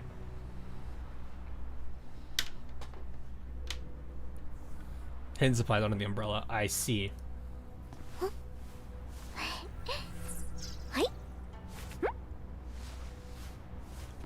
It really does look like she's got Pokeballs. I'm sorry.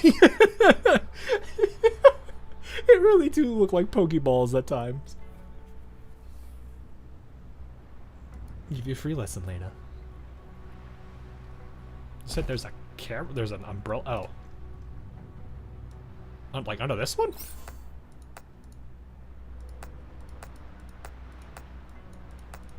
Oh, yeah. Is there anything special there? There's a little slip of green paper, but there's nothing there. Is it on the outside skirts? No. It's just a collectible point, so there's nothing fancy there.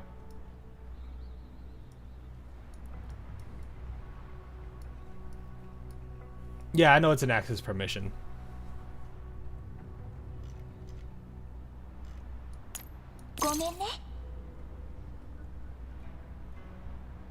You know what? I'm gonna have fun with this.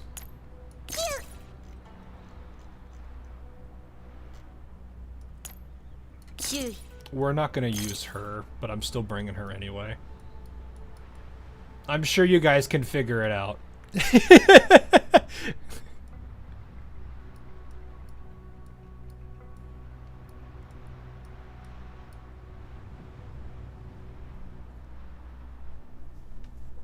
There is a pull they hide to get it. Yeah, hidden supply for normal people. Yeah, they've done this a lot.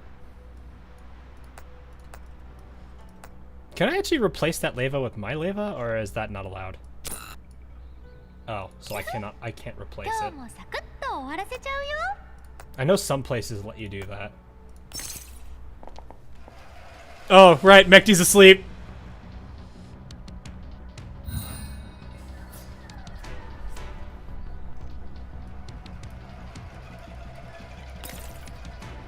Gotta eliminate all the units. Oh yeah, no, I'm gonna keep her that way.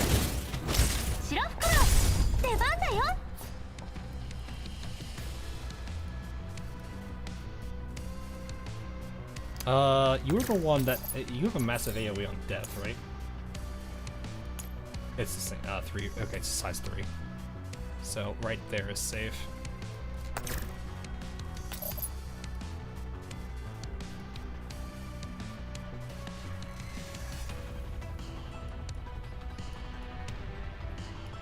I'm guessing there's reinforcements that come later. Actually, you know what I could do? I think. Because I don't necessarily care. I think I can do this and get away with it. I'm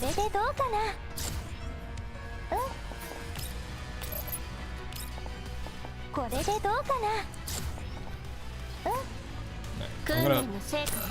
Oh, right.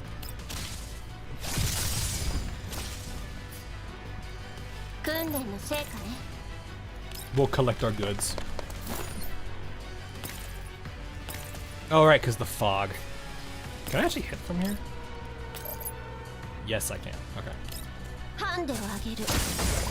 I'm intentionally not using her ultimate.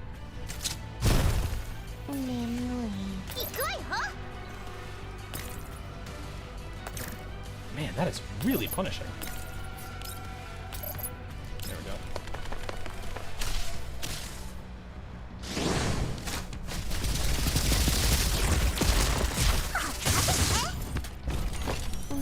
I did figure the best team to bring for this was Lena plus 404.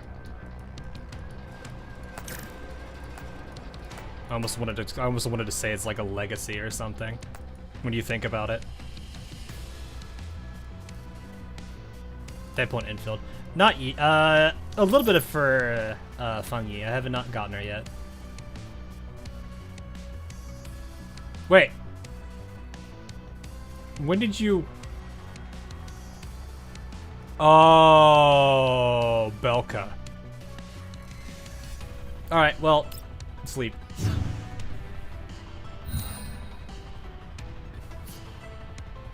Oh. Sure, why not? Not much. Pause, negative charge, be like. 40 got negative charge, then Belka absolutely obliterated her. I've got no reason to move.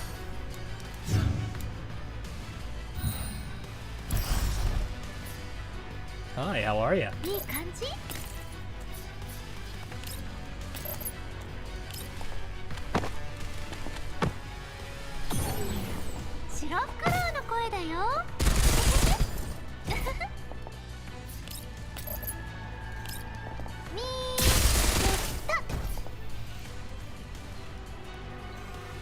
This is gonna cause that's gonna cause a massive explosion. I think that's a 2x. That's a range 2, right? Yeah. So then you there shoot. I think that dodges.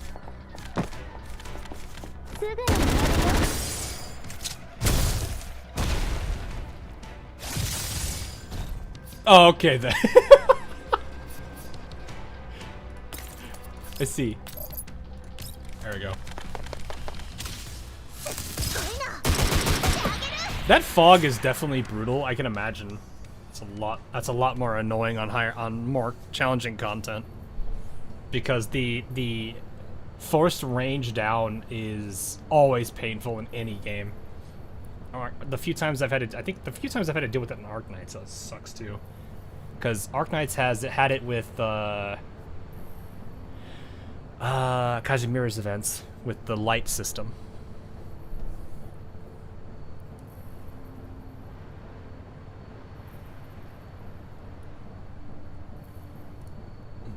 After a vicious battle, Lena forces 40 into a corner. You lose 40. I guess I took you too lightly. Can't believe she raised such an amazing little sister. Looks like Leva was one hell of a big sister.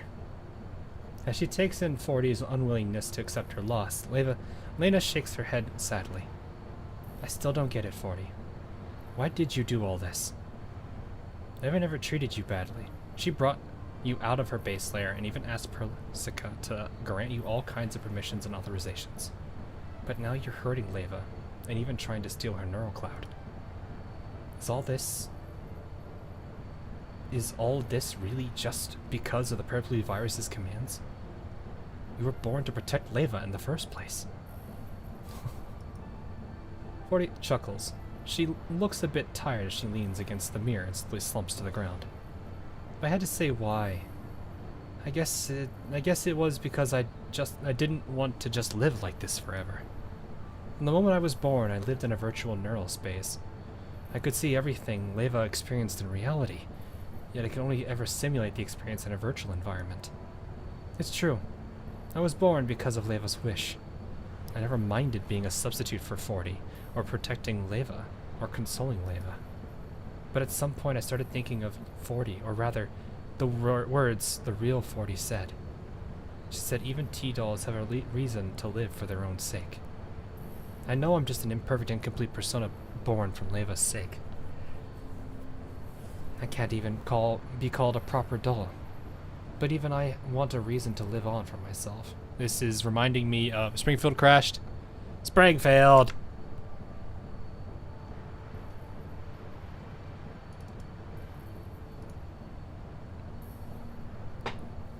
Just like Koshmar. Yeah, I was gonna say, it's exactly like Koshmar.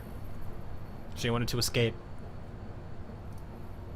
Not for anyone, but for my own sake. 40. I can see the potential as to how she becomes Lainey if she's basically said, do you want that opportunity? If that's something that's possible. In the past, when Leva was functioning normally, I could still hold back my desire. But now, after that weird doll attacked us, I just can't get rid of this impulse in my neural cloud. Perhaps it's just the Purple Virus's instinct. The virus is urging me to seize control of Leva's neural cloud, which led to the creation of that girl. But didn't Leva survive because she killed 40? In that case, why can't I rewrite Leva's neural cloud? Wouldn't that be like paying back 40? Still, there's no point in saying all that now, is there? I mean, I lost to you, Lena. 40 shakes her head and tries to raise her 40. Or her UMP 40. She smiles weakly at Lena. Things being what they are, you should kill me, Lena.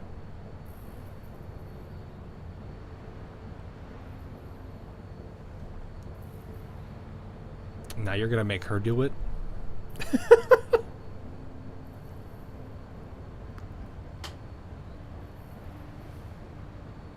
This event summarized, slightly wrong, but at the same time not wrong. UMP 40 traumatized 45, so now she came back to traumatize 9.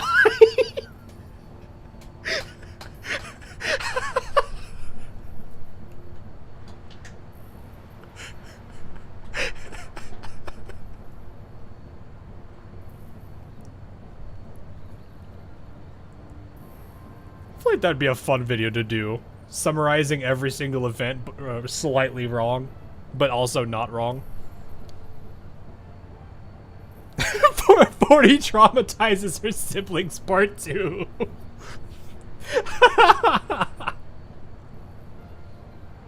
Use this gun and the bullet you picked up. What are you talking about? But this would be a life that she doesn't need to take. More like UMP wanted a magic scar right between her. No. Let's tweak that a little bit, Cactus.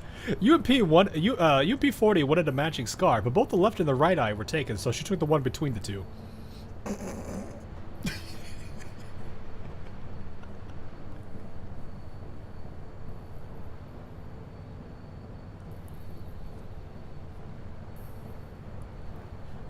You know, 40 throws her old gun at Lena's feet and gestures for her to pick it up.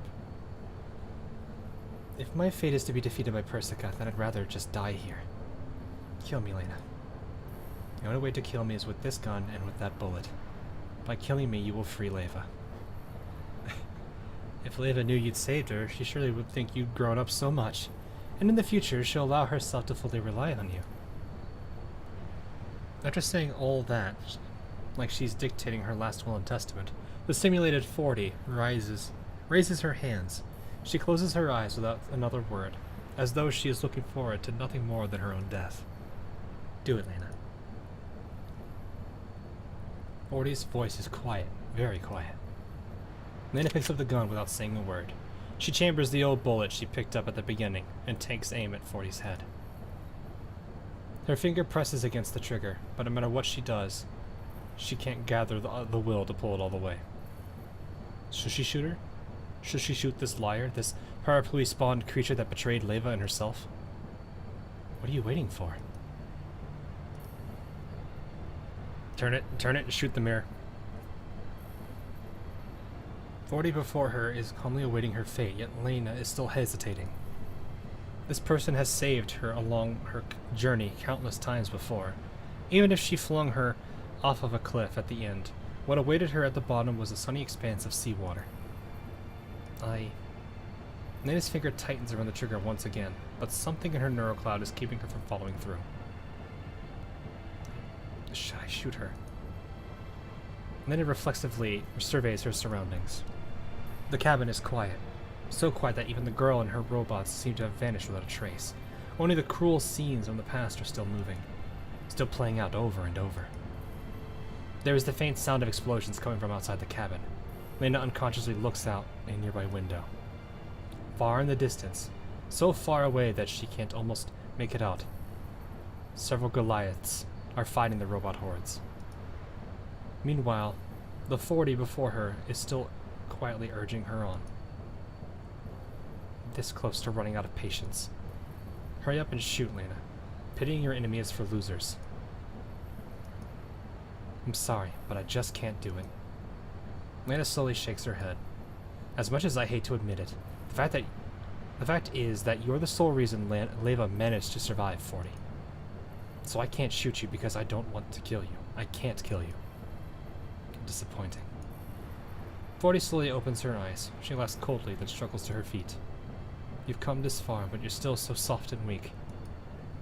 In that case, let me give you one final push. As she says this, 40 raises a hand and presses on the shimmering mirror. In response to 40's gesture, the looping images in the mirror vanish. A gold beach suddenly appears in front of Lena. Lena's eyes go wide as she sees the familiar figure standing by the seaside. Leva.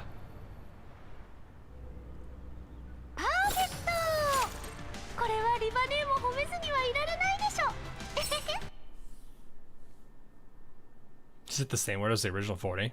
Lady Turd is crazy that we have the Walter gun and field and effort flamethrower. Oh, really? I saw that there's a bunch of stuff to unlock, especially since there's a whole new, like, series of crafting stuff to do. I've not had the time to really dive into any of the newer stuff yet, which kind of sucks, but that's to be expected right now. The golden sands by the azure sea are slowly dyed in the colors of twilight. 40 looks at the distant, setting sun, her feet lingering in the gentle surf. I'm so happy today. The sea is lovely. Unfortunately, today is almost over. Yeah, and I can't get enough of the scenery. If only I could spend every day vacationing by the seaside. Oh, that's right. I have a gift for you, 45. Go get my luggage. Just wait for me here.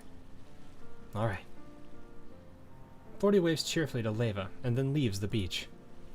As 45 watches 40 fade into the distance, her smile slowly fades. The waves lap at the sandy beach as the sunset breeze blows, the waves carrying a dog tag to her feet. UMP 45 picks it up. The letters 40 are engraved on it. The tag looks heavily worn, and there are several scrapes from bullets on it. So that's how it was, huh? 45 takes out another identical tag from her pocket. The moment she does, 2, 3, 4, the waves wash up more and more tags and deposit them on the beach. Soon, there are piles of dog tags by 45's feet. I already said something was wrong, but I kept trying to fool myself, to treat all this as a sweet dream. But now, I can't even lie to myself anymore. I guess something like this was happening. Because even my neurocloud knows all this is fake. I can't keep running from the truth anymore. UMP tightens her grip around the little piece of metal in her hand and slowly walks into the waves. 45, don't go! A shout from 40 stops her. If you stay here, this sweet dream can keep going. I can restore everything to how it was and get rid of all of those annoying pieces of metal. As long as you're okay with it, all of us, we can keep living with you like this forever. We can keep training, going to parties, and going on beach holidays together. 45 shakes her head. Sorry, 40, but I can't stay here. But why? This place, isn't it everything you wanted? The commander's here. You're far from the battlefield. You have 404 and 40. But dolls don't dream. However lovely this all might be, it's all fake. I'm not going to lose myself in a fake illusion. Besides, it's not like you're even the real 40. You're just the guardian program for this place, aren't you? So you already realized it. Yep. Every time I wanted to remember the actual past, you tried to distract me with something else. It wasn't just you either. Everyone else in this sweet dream acted the same way. Well, I still don't remember why all this is happening. I think I'm getting close to the truth. Your mission is to keep me in this hollow dream, but why? We just want you to be happy. You have everything you wanted in this dream. You could be with all your friends and loved ones and live in happiness. And to a degree, I actually believe her.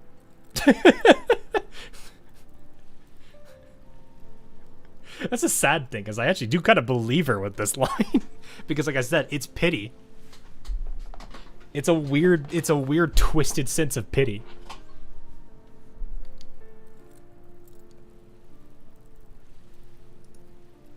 But once you leave this place, all the cruel scenes that are fuzzy and out of focus here will become stark reality. All your joy will become suffering. You'll lose the person who's most precious to you, 45. And thanks to you all, I found the battlefield access. Thanks. Oh, yeah, I don't usually know that, so my chat usually calls it out, which I appreciate. 45 shakes her head. No, that's not right. I have to set out to find the truth precisely because 40 is so precious to me. Yeah, it's better to remember the truth. The only truth can remind me of the fact that I've lost 40 forever. Yes, losing 40 was painful. It's the same pain that proves just how much 40 meant to me. You never know what you had until it's gone. You never realize how valuable something is until it's gone. Of course, I'd like 40 to be by my side.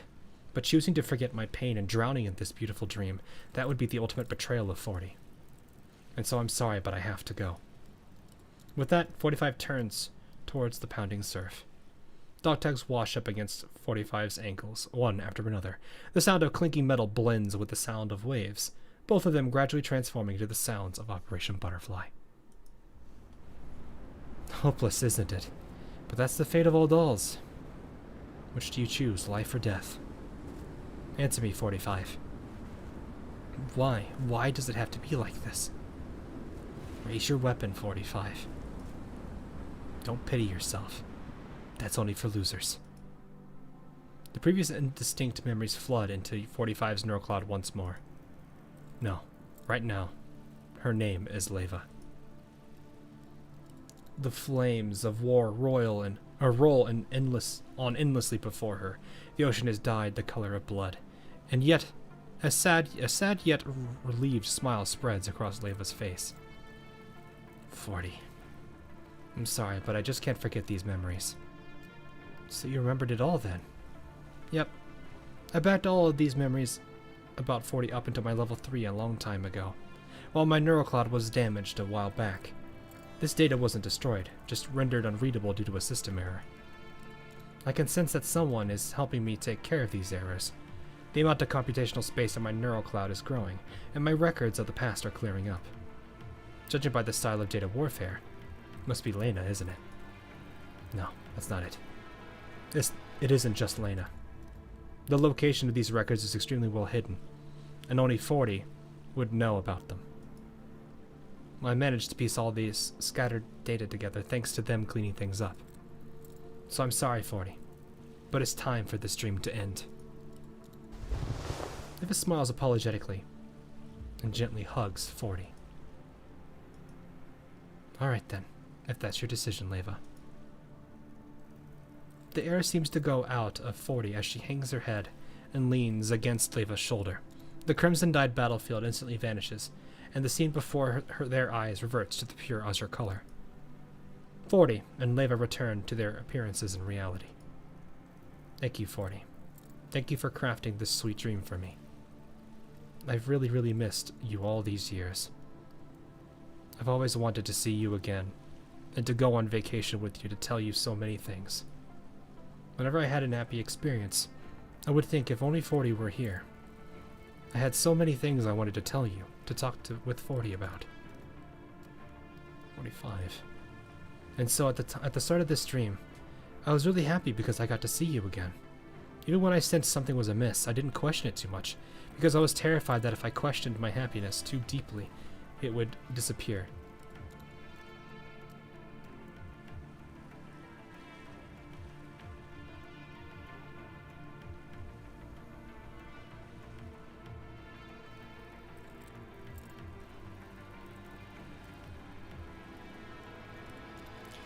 Trying to remember, was it this game recently that had I think it was something along the lines of I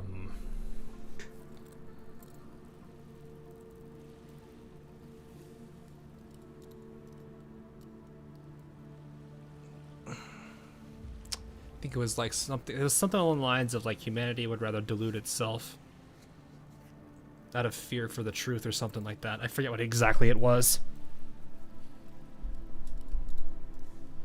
Started this did I say stream? Whoops.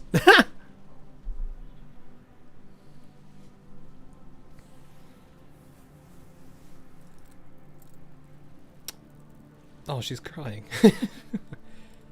What was it?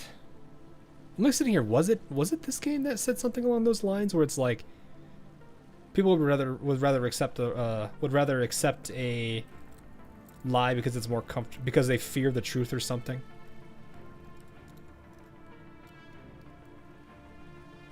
So it's like a bit like what Zimmerman said about putting humanity to sleep or something. Like I'm trying to remember because I was like it was in the last, I think I'm pretty sure it was GFL. It was I'm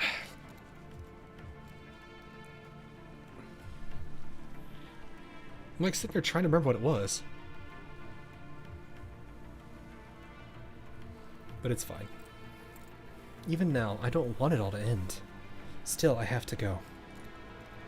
I know someone else is out there, trying to break open this space. Someone is calling me, and their voice is getting louder and louder. The voice is calling me, Leva. You understand, don't you, 40? While I tried running away from that fact once, my present self no longer treats 40 as my only emotional crutch. As Leva, I have more reasons, new reasons to keep living compared to when I was 45. I've been subconsciously rejecting that conclusion because I saw it as a betrayal of you. That's why I kept trying not to think about it, and why I almost lost myself in that dream. I won't run away from it forever, or anymore. Reality is cruel, but I will accept it. Well, no, I mean, the way I would look at it is, you know, you had a strong foundation, and now you're finding more and more people to help support you That's what I would expect. It was at the end of Deep Oblivion. That's what I was thinking. It was like, I'm fairly certain it was that. Because I've already set the past down. My present self will live on as Leva, just as you hoped. Not for anyone else, but for my own sake. I understand. I'm actually kind of curious. Would she... Is 40... If 40 relinquishes, like, her actions and lets Leva out...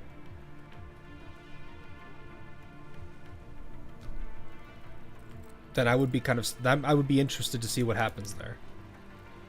The piles of metallic tags on the beach have vanished at some point. 40 smiles in what looks like relief. I may just be a Guardian program, but my data was derived from 40. After all, I understand why 40 made this sweet dream. 40 tried to seal you away with this beautiful past. It would protect your neurocloud from erosion by the outside world, and also keep you from interfering with it. She also wanted to use this dream to see if you were brave enough to bid the past farewell. And now I have your answer. This is quite the unexpected. This was quite unexpected. Turns out the present 45 is stronger than 40 now. Looks like the girl who was always cowering behind 40 has finally grown up. 40 smiles and gently rubs Leva's cheeks. Unable to hold herself back any longer, Leva sinks her face into the crook of 40's neck and sobs quietly into it. 40. As Leva sniffles, ripples begin running through the neural space. The sky and sea roil and churn as the waves below their feet grow more and more intense. Soon, an old gun comes into view from between the waves. Is that how you're gonna make an exit? She has to shoot her in the face. Looks like the seal is about to be broken. Come on, strike me down. Morty picks up the old gun and places it in Leva's hands. I am still the Guardian program of this space, after all, and my duty is to keep you from leaving. I can't run from that either. So if you want to leave this place to figure out what's going on with 40 outside, you'll have to take this gun and strike me down.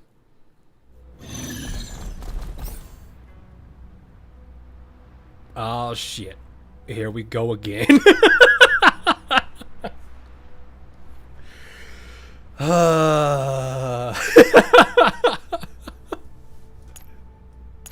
Oh gosh.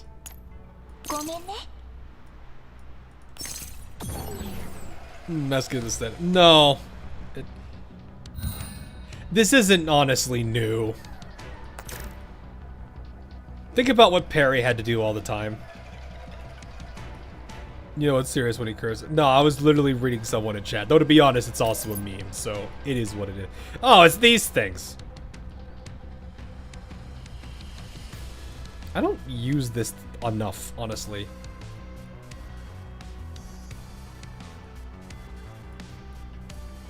What is this attack? Oh.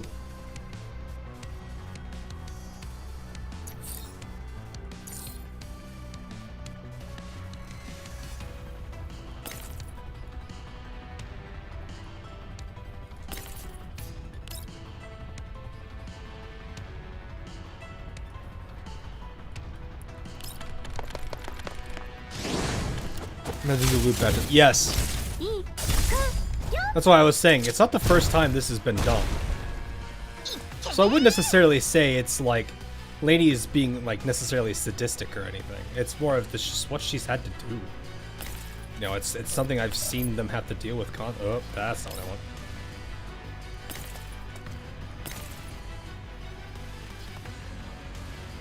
Man, this sucks.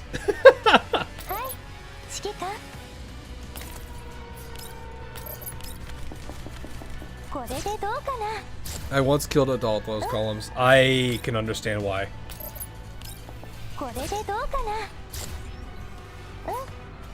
It is probably not that hard to do.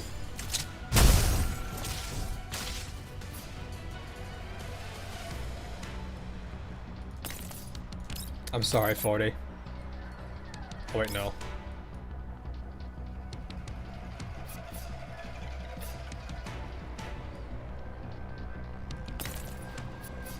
the full brunt of the damage.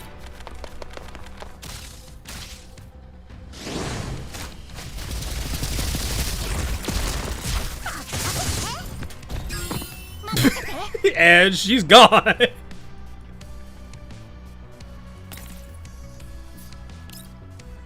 You can just be over there for no reason. Just from getting stoned by her sister. That would be horrible, not gonna lie.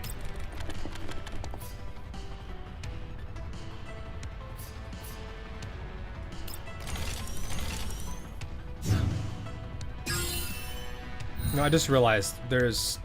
I probably did that a little too early. Actually, wait, can... Because she just attacks, right? Before making an active attack. Well, is this not just an active attack? Oh, I can't... The fog, man! Does this count as an active attack? I want to learn this. It does. That is hilarious. That does count as an active attack, so she doesn't lose the... Well, I think you still do lose it in the end, but we'll see. Belka is an amazing Notre Dame. Oh no, she absolutely... Like, it plays really well with negative charge. Like, negative charge is like the biggest blessing the entirety of the... like, the electric team gets.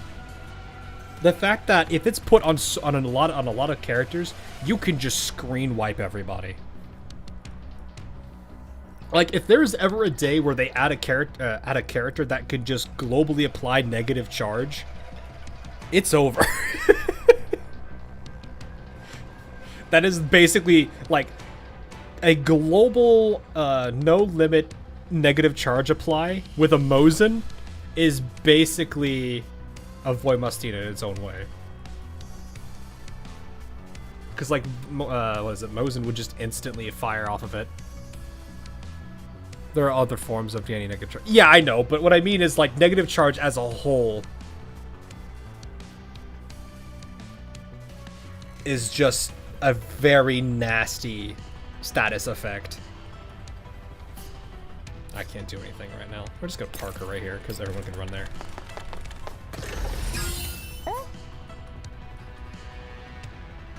But no, like it is genuinely surprising. Like what they did for electric.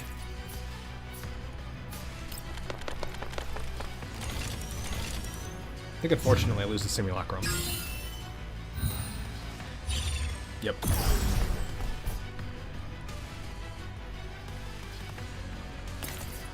Oh, okay. No, I can't do that yet.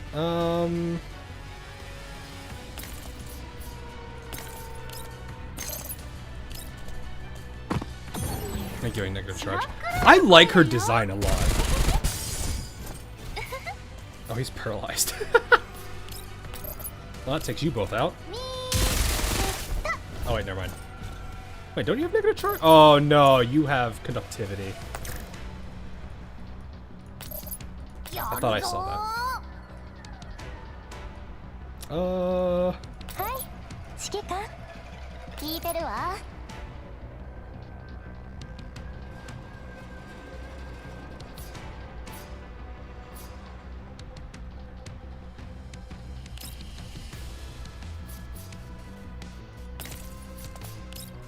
Should hit both of them.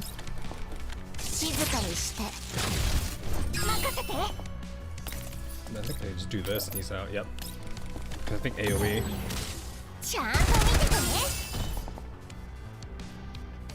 Oh, I was like, wait, there's somebody left still? Hello, I'm gonna point. I'm gonna literally stand. I'm gonna put the gun to your head and pull the trigger.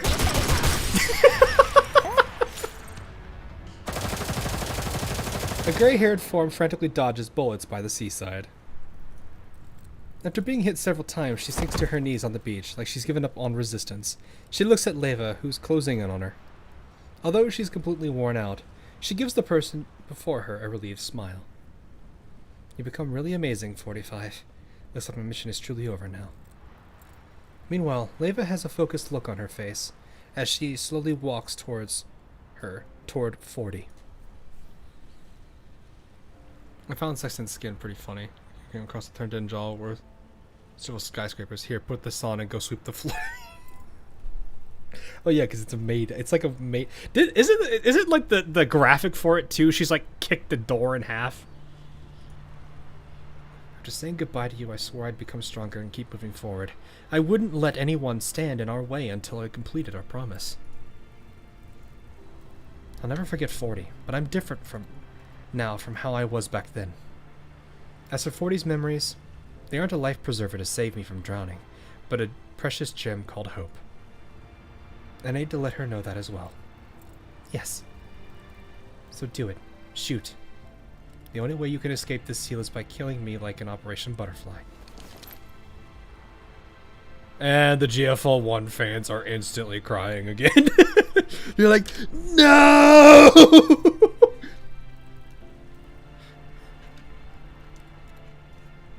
They're instantly going, Mika team! And then 3 seconds later, William!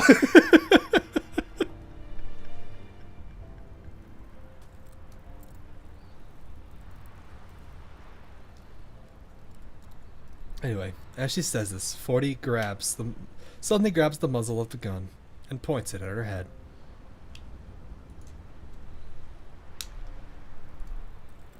Leva reflexively tightens her grip on the gun. 40 laughs merrily, as though she's sensing Leva's hesitation. Go on. There's nothing to be afraid of. I'm just the Guardian program. I'm not the real 40, or the simulated persona you created. So shoot me, 45. It won't harm anyone. Leva falls silent.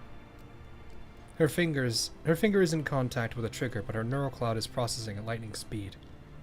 Does she really need to kill 40 in front of her? Does she have to recreate that? Crack. The gun below Leva's feet suddenly shifts. The ground before it suddenly shifts. Even the sky and sea begin to shudder. Something seems to break amidst the violent shaking. A hole in space suddenly appears on the coastline. Someone jumps through it, running towards Leva. Leva, don't do it! Go! Mango Tango, nice name. Thanks for the sub, appreciate it. Leva almost trips over her own feet as she reaches Leva and pushes the gun down. Don't kill 40. I saw everything on the way here. I saw your past, everything you and 40 went through. I saw it all, both the good and the bad. Leva, there's gotta be another way to break the seal. Don't choose to take everything on yourself again. I don't want you to have to go through what you did back then. After a brief silence, Leva shakes her head helplessly before wiping away the tears on Lena's face. She then stuffs the gun into Lena's hand. Not Leva. Say, why don't you take out the mag and look at it? Huh? Lena stares dumbly at Leva for a second. A moment later, she removes the magazine. It's empty. But why? It should be full. Yeah, well, it was. Then I said no. Leva chuckles as she looks at the stunned Lena and the confused 40. But you see, I ran out of bullets after we fought. And just now I thought things through carefully. Leva smiles and taps the barrel of the gun. The Daisy confused 45 has now grown up into Leva. I'm not going to meekly accept my fate of killing 40 again, like I did back then. I'm going to make my own choices. Never wanted to kill you, 40. That had nothing to do with the fact that you're 40. Or because of my past. It's simply because I chose not to. I believe that killing 40 wasn't the only way to get out of this neurospace's seal. So I just decided to make the remaining bullets disappear. Because okay, I was joking about the because I said no. I mean, this is my neural space, so doing this was a piece of cake for me. After all, it would be terribly tragic if there was a misfire and the events of the past played out again. Saying so, Leva makes a finger gun with her hand and makes a pew-pew gesture at 40's forehead. You see, Lena's here. Which means the seal can be broken from the outside. So it turns out that rather than a dilemma where someone has to die, there's actually a happy ending which doesn't sacrifice anyone. Isn't that right? That being the case, you don't need to be such a drama queen. Goodness, what will I do with you? 40 laughs as well. It seems the 9, who was always tagging along beside her big sister, has grown up into 45's capable assistant. I guess I can't let you leave with a piece. I can let you leave with a piece of mind after all. Something invisible seems to have broken in the sky. The sunlight, the seaside, the beach, everything before her eyes is shattering and fading away. 40 looks at the two of you and the two of them and smiles. In that case, goodbye, 45. Goodbye, 40. Keep watching me. Watch me and watch how we've changed. Yep. And if we get to meet again, call me Leva. 私が強かった？あなたの采配のおかげよ。 So this is the last dialogue scene, I'm assuming. Oh, there's still a node? Oh, okay.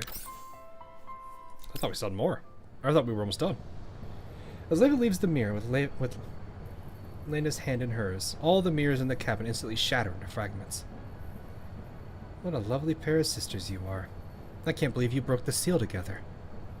I just wanted to poke Lena and have her feel the pain of you killing 40 again.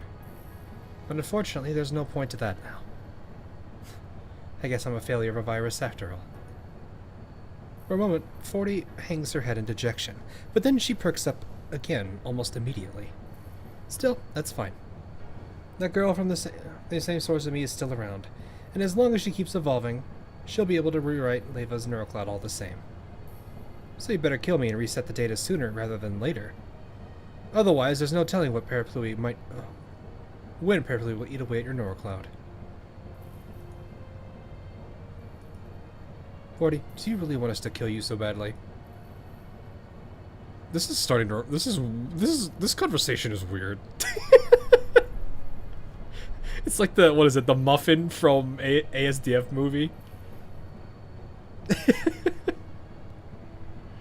Oh please, I'm the super dangerous Paraplui virus that sealed you up, completely bamboozled Lena, and tried to overwrite your neurocloud. Don't either of you have a single iota of self-preservation? You should be resenting me or just killing me on the spot, no? Should we? Why won't you yeah, exactly. Oh my goodness. I didn't think your seal was particularly dangerous. That sweet dream... hang on. Twitch be a pain like that sometimes. That sweet dream you made for me prevented my neurocloud core from being affected by Paraplui or the redundant data. In addition, the shutdown caused by the seal you put on me brought the matter to the attention of the outside world. That's hardly the purpose of the Paraplui virus. I didn't think you'd have this much trust in me. It looks like Operation Seduce Leva was super effective. What is this conversation? Unfortunately, I only did that to remove outside distractions to make it easier to rewrite your neurocloud. But you didn't even try to rewrite Leva's neurocloud, did you? Also, you were just helping me understand Leva all this while, and you helped me get rid of the redundant data too. Did you forget who pushed you off that cliff? I suppose that happened, but the abyss is at the bottom of the cliff that led me to the sea. I didn't fall into level 3 or anything. It was just because the neural space was unstable. It's like I was intentionally sparing you or anything.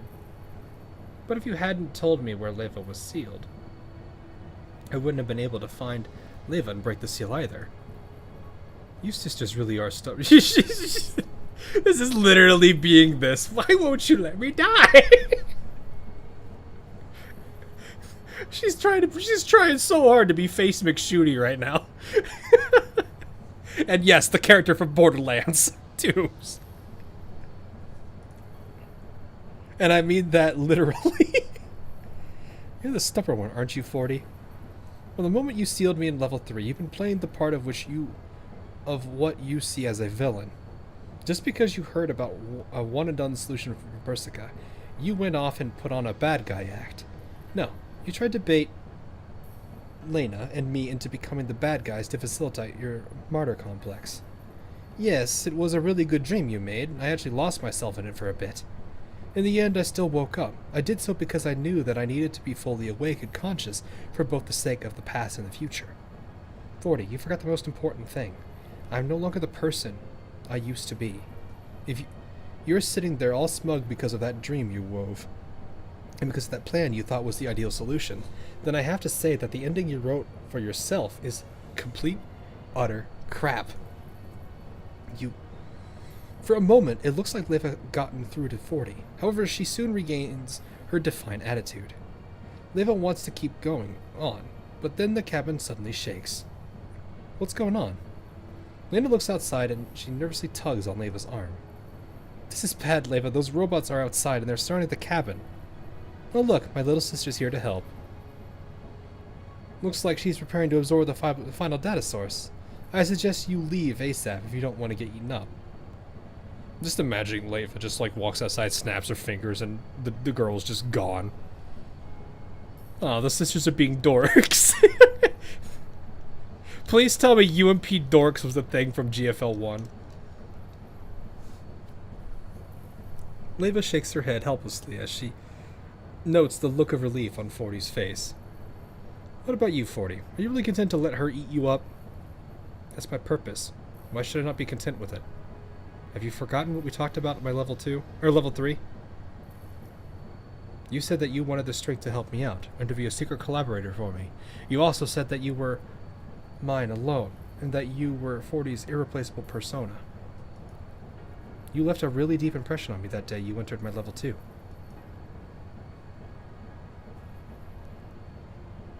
Dorks as an insult itself is a GFL 1 meme. That's awesome.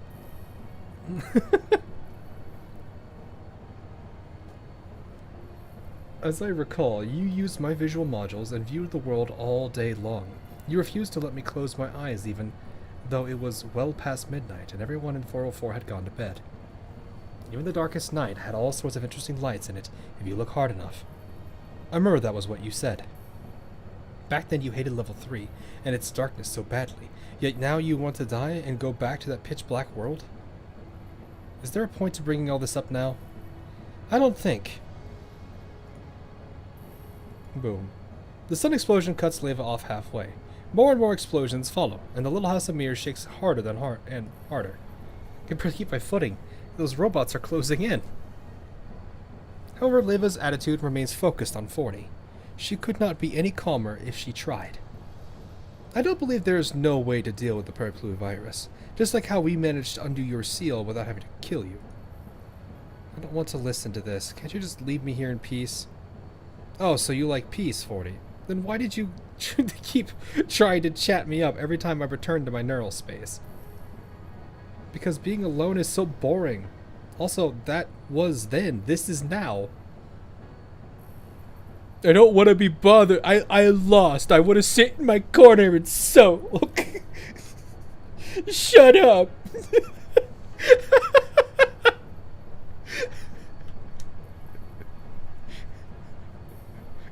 I had this whole elaborate plan. I was gonna put you in a dream, and I was gonna take over and be able to do what I wanted while you got to enjoy your life. But now I lost. I lost to your little sister. So I'm gonna sit in this corner and sulk.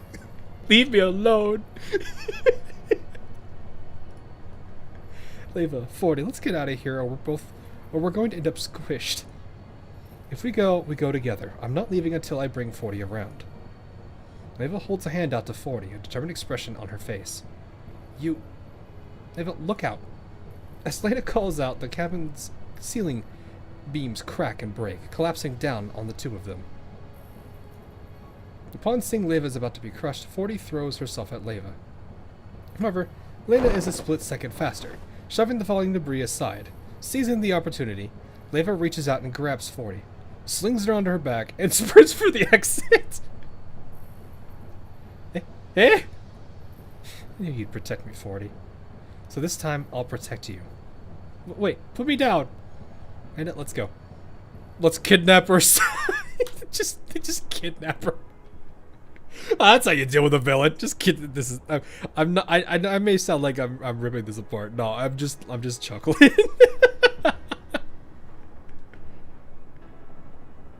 What's this? A semi-sentient persona. Yoink.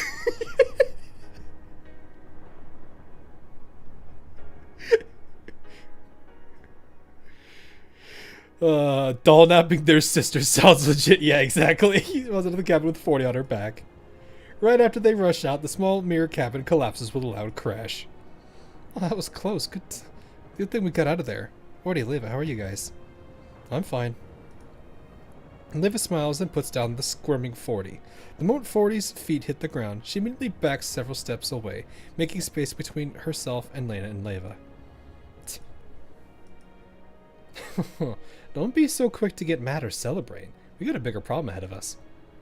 Saying so, Leva smiles and points in front of them. Lena turns to look and exclaims in shock. What the heck is that? A black shadow is skimming across the ground towards them, not far from where the shadow used to be, or from where the cabin used to be. Long curled locks flutter in the wind as the sharp spikes of the hems of the dress score deep gouges in the ground. In the blink of an eye, the black figure has closed the distance to the three of them. It is then that Lena recognizes the speedy shadow. It is none other than the mysterious girl from before. However, not only has the girl gotten bigger, the look on her face has changed too. The golden eyes are filled with madness, and she's glaring at the three of them, in particular 40, who is standing off to the side. I see. I've been waiting so long for this. I'm hungry, so hungry. All of you will be delicious nutrients for me. Going to eat you all up. Oh no, no. The fact that they actually wrote in om nom nom nom. She looks happy. Yeah, she looks great. Just a little hungry. The girl giggles as she approaches the trio. Leva, 40, look out. Lena doesn't wait for the girl to get close before opening fire on her, but the bullets simply bounce off her. On the contrary, the girl passes between Lena and Leva like a phantom and appears in front of 40 with a whoosh. I've missed you so much, big sis. 40 scrambles back, but the girl already has a firm grip on 40's arm. The girl's pale face, filled with longing, splits open savagely as she smiles in an innocent yet horrifying way. I've got you. Come play with me, big sis. Become a real part of the family. We'll rip them to pieces together. Ugh. 40 reflexively tries to struggle free, but the girl is surprisingly strong. She doesn't give 40 a chance to struggle or speak. In an instant, her hair transforms into long vines that entangle 40 and drag her off into the distance. 40! Leva moves quickly as she sees 40 being taken. Lena immediately begins shooting at the girl too. However, the girl seems to be prepared for this, as a horde of robots rush in from behind her, surrounding Leva and Lena. She's getting away. Take these bots out first. Ah, I see. The vines coiling around her suddenly give way and 40 hits the ground hard. Oof. 40 struggles to rise from the dusty ground, but then she freezes up. Countless data fragments are floating in the jet black sky. They swirl and gather, twisting high in the air like a cyclone, but after being drawn in and up, the countless fragments rain down again, their blackness shrouding the sky. It's as though someone had opened a gigantic umbrella in Leva's neurocloud. What is this? This is our home, of course. The girl hops and skips over to 40, pressing her face against 40's again. This is Parapluie's home. You and I are the children of Parapluie. Parapluie's kids will all grow up here. 40 falls silent. After realizing she's not getting the answers she wants, the girl grabs 40's hand again. Sis, we are all kids of Parapluie. I'm assuming I'm saying that right. Fight this girl with Spaz 12 Glutton Gluffin Doll Food Wars. Oh, no, don't tempt me with a good time. Though I think Sabrina might actually hurt her pretty badly. I'm actually kind of curious now. So stay here, stay with me. We can grow together. Grow up together and live here together. Stay and keep you company, okay? The girl tugs on 40's hand with a childish playfulness. Although she's fought her several times before, for some reason 40 can feel a sense of actual kindness here, as though they're really the same. She can't help but look hard at the girl. Why do you look different? Because I'm growing. I'm becoming more and more awesome as time goes by. Like, what happens if I stay behind to keep you company? Then we'll eat the two of them and become bigger and better. This place, this whole amusement park, it'll become our home. We could play together forever here. Then what about the people who get eaten up? Eating them means eating them all up, turning them into bits and pieces. I'm so hungry, big sis. Come with me. We'll eat the two of them. A hungry and longing look enters the girl's eyes again, as though she's been struck by 40's words. I'm hungry, so hungry. I want to eat them. I want to eat more, so much more. The girl gazes into the distance. Her hair flutters in the constant wind, and her canines begin to reveal themselves. Just then, 40 is reminded of how the girl's entire head had transformed to look like a Venus flytrap earlier. Would Leva end up like that if she were consumed by the parapluie virus? 40 doesn't say anything, just secretly clenches her fists. On the edge of the data storm, Leva and Lena are fighting off the robots that are surrounding them. Although the numbers of the robots is decreasing, Leva is starting to get more and more frustrated. These data fragments are everywhere. I can't tell where 40 is. At this rate, 40 is going to be consumed by the parapluie virus. Lena seems to sense Leva's uneasiness. After driving off the nearby robots with gunshots, she takes the opportunity to approach Leva. If I have a way to find 40. I was going to say the emitter. Lena takes the emitter out of her pocket and presses the button. A red beam suddenly lights up in the dark, gloomy sky and traces a narrow path into the distance. What a surprise. This is one of Persica's little toys. I'll need to thank her after we get out of here. Yep, leave it this way. I'll cover you. Under the jet black umbrella, the girl continues tugging on 40's arm. Big sis, I'm so hungry. Let's go get them. I can smell them right now. Can't eat them all, not by myself, but together we can tear them into itty-bitty pieces and eat them all up. 40 seems to have made up her mind at last. She slowly pulls her hand away and slowly shakes her head again at the girl. I'm sorry. Perhaps we're sisters in the truest sense, but I can't stay with you. But why? The girl seems thoroughly confused by the rejection and clings tightly to 40. However, 40's only response is a faint smile.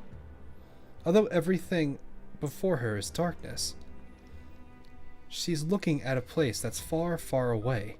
Perhaps it's just level 3, or perhaps it's that azure expanse of ocean. It's a place where someone once made a promise to her. No, perhaps the promise was made with someone else. Not her, but still it's enough. For the sake of that promise, she will pay any price to eradicate the threat of the parapluie virus once and for all. Because I am not and have never been your sister. And there's no way I'll let you eat anyone up. 40 punctuates her declaration with a burst of gunfire. Even though data from the same source can't inflict fatal wounds to the girl, she can buy time for Leva by slowing the girl down. Big sis, why are you... Girl's expression turns feral as she is suddenly attacked. In an instant, her curly hair and spikes on her dress all stab toward 40. 40 stumbles out of the way, but the girl glares angrily at her before directing the robots around her to surround 40. I hate you, I hate you. This place is Parapluie's home. If you're not a child of Parapluie, then you can die. And with that, the girl angrily waves her hands before turning to leave. An endless horde of robots swarm 40. As she drowns under this despairing tide, 40 slowly stops being able to see or hear anything. Her body is so heavy that it feels unreal. Perhaps she'll become a myriad of data fragments that will join the rest of the shards in the air, melding with that huge umbrella in the sky. I'm sorry, I guess I failed after all. Still, this is good. Now Leva won't have a reason to refuse the data reset anymore, right? Leva will be completely safe once the reset is done. As that thought fills her mind, 40 slowly closes her eyes. She knows the big umbrella in the sky isn't a distant thing anymore, and she surrenders herself to the darkness around her with a sigh of relief. In the darkness, she imagines she can hear the girls giggling again. However, the laughter is soon interrupted by the sound of gunfire. A clear light A bright light clears the storm away and banishes the darkness around her. Man, she really wants to die. She kind of does. 40, we're here to help. 40. 40's eyes snap open. A little point of intense light shines through a furious storm. Behind it, Leva and Lena are forcing their way in, guns blazing. Leva, over here. Yep. With Lena covering her, Leva guns down all the robots in her way. Don't let the door hit you on the way out. And bye-bye to the ones on this side, too. Yeah. Leva, I can see 40. She's over there. 40. In the distance, Lena waves to 40, while gesturing for Leva to approach at the same time. Why won't you let me die? This is basically what this is starting into.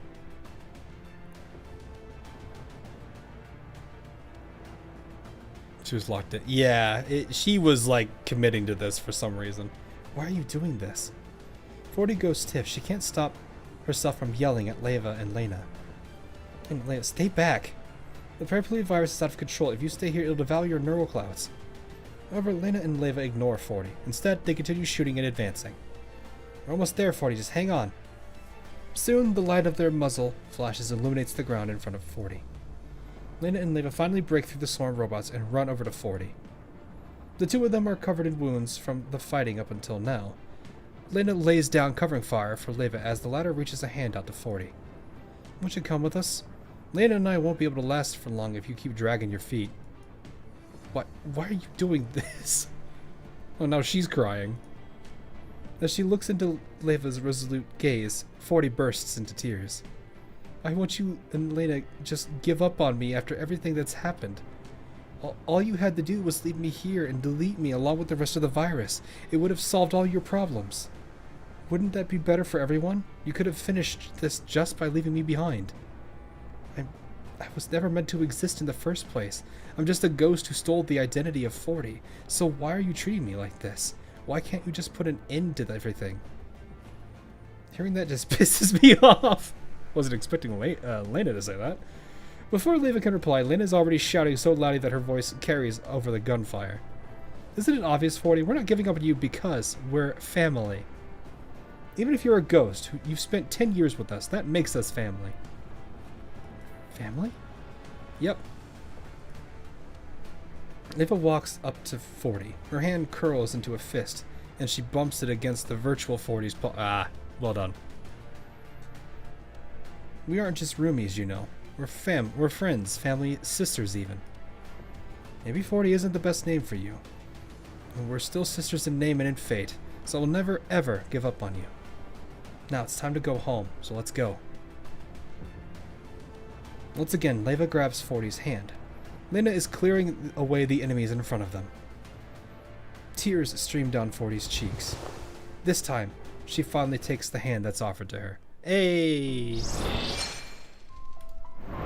So then now they have to schmack this gigantic, well, whatever this is, UMP, the UMP motto, family. Yeah, exactly. Leva, 40 over here. Under Leva's cover, the three of them barely manage to escape the storm of robots and manage to find a relatively safe space in the neurospace. Once Leva lets go, 40 slumps powerlessly to the ground before curling up into a sobbing ball. After patting 40's head, Leva sits down beside her. 40. You know, well, I did treat you like 40 at first and found myself depending on you. After all these years, you're not a substitute anymore. Right now, to me, you're someone in my neurocloud who's always kept me company, cared for me. Someone who's very precious to me. No matter how convenient resetting my Oga system would be, I can't accept it if the price for that is sacrificing you. After I lost 40, I promised myself that I would never give up on my friends.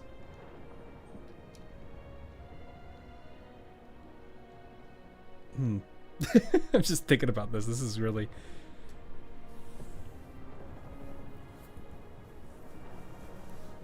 This has been a roller coaster, I'll just put it that way. This is why I wanted this event voiced. Oh no, I think... Yeah, this event would have been amazing voiced. Because you have all the sorrow from, like, Lena seeing what Leva had to do to 40. This scene for 40. and then Leva's bits with the protective version of her at the beach. All of those would have been very good if executed perfectly. So please, don't give up on yourself either, okay? Leva squeezes 40's hand. And besides, you never really wanted to die, did you? Leva points to the surrounding area. While it's in ruins, they can still make out the multicolored amusement park grounds. You always wanted to visit a real amusement park, haven't you, 40?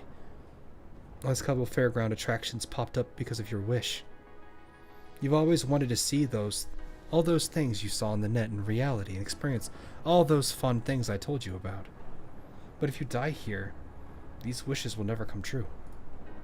Yep, you totally want to live, don't you, 40? Like you said, even a doll has a reason to live for her own sake. Sure, I'm mad you tricked me earlier, but I also want you to live on.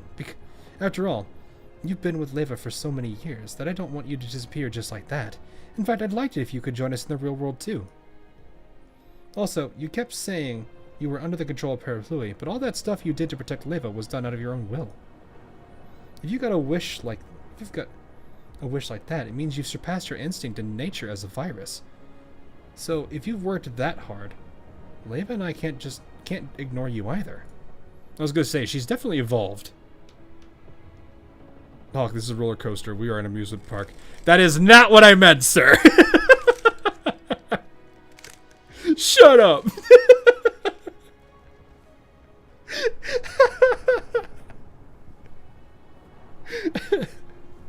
As she takes in the determined expressions on Leva's and Lena's face, UMP 40 smiles sadly again.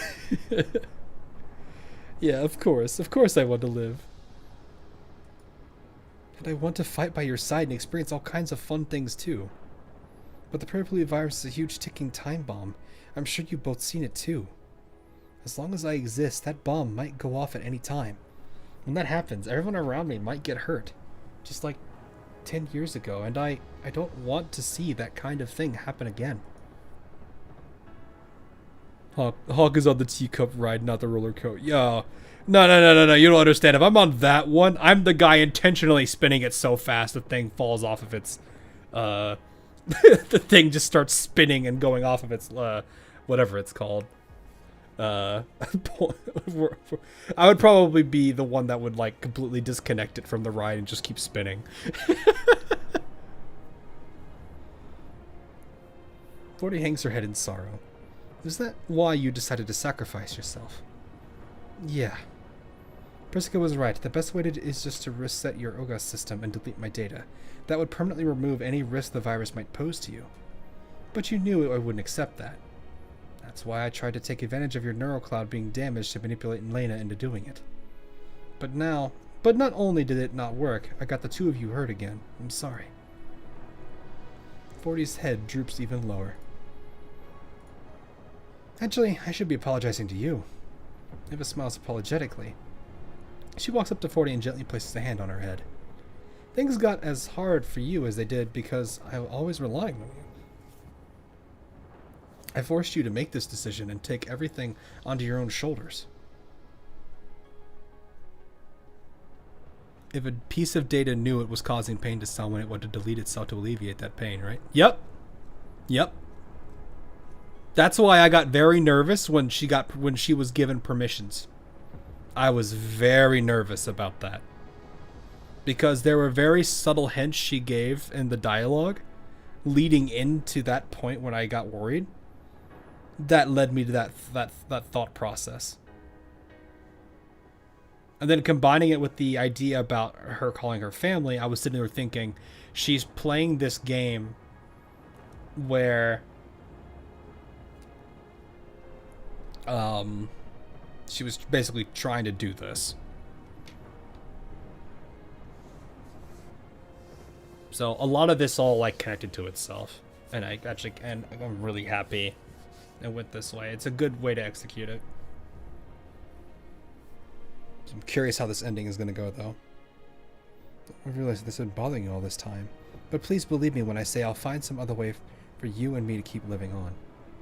So this probably explains Lainey, I'm guessing. Leva's words make 40 raise her head. There's a hint of sadness in the way she looks at the two of them, not quite believing what she's hearing. Really? There's a way to do that? I'm sure there is. If it tightens her grip on 40's shoulders. I couldn't see why that wouldn't be possible. I'll find a way no matter what it is, even if it's only for a minute. As long as you trust me and don't give up, we'll find a way to make that minute count. Yep, Leva's right. I'll help out too. I'll make sure you and Leva make it out of this alright. 40's tears start flowing again. I'm sorry, Leva, Lena, thank you. No need to thank us, we're family after all. Yep, right now the most important thing to deal with is that big problem ahead of us. Leva gets to her feet and looks into the distance. In the wilderness, a black figure is slowly taking shape inside the data storm. Looks like that shrimp has almost finished condensing all the purple virus data. What should we do, Leva? Should we scout things out? Hang on, maybe you could ask Persica for her opinion. 40 scratches her head with an embarrassed look on her face. Sorry about that. Lena couldn't contact Persica for help because I cut off the signal, but I promise I won't ever do that again from now on. I'm sure you'll get through this time. Yep, I'll go ask Persica.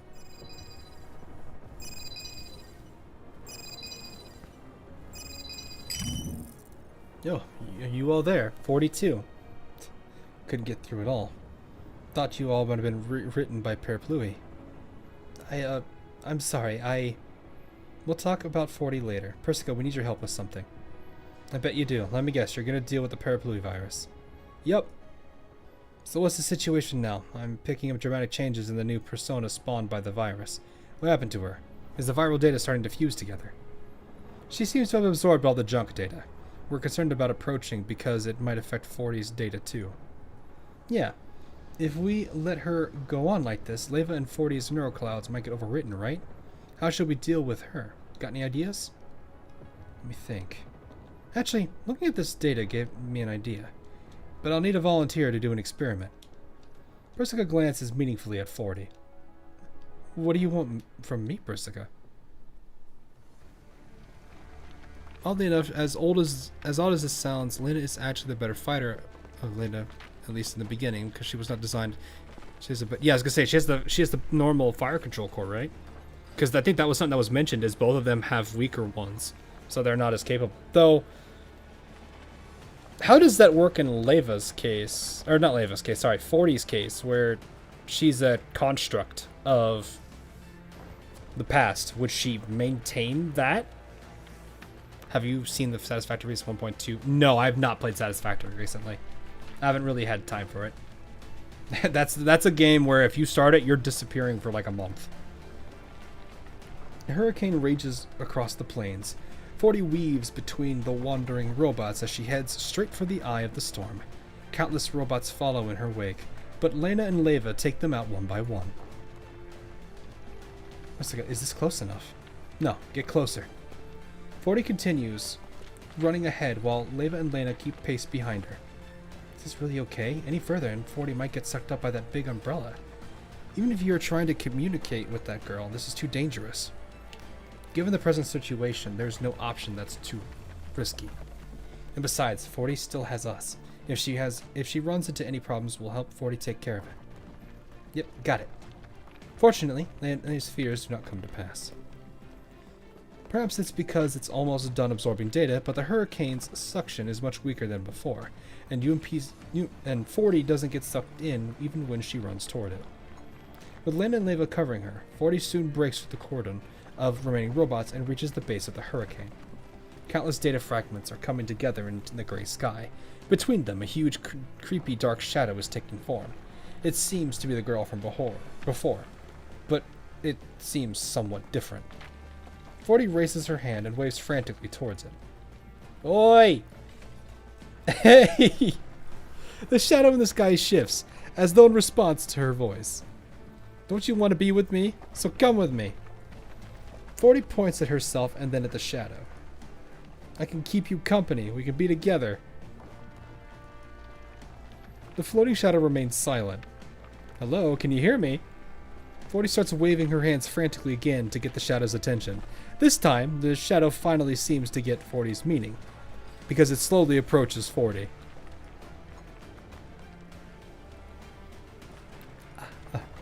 Big sis, have you Have you finally come to your senses? Yeah, we can. However, the shadow suddenly raises her hand and chops it down towards 40. Look out! Look. The creepy robot rushes toward 40 from beside the shadow.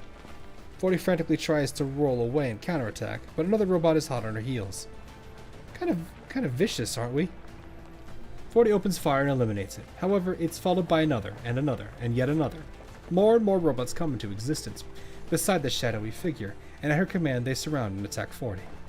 However, unlike how they couldn't do any real damage to each other, 40 can distinctly feel the impact from their data this time. What's going on? Weren't their attacks from before it...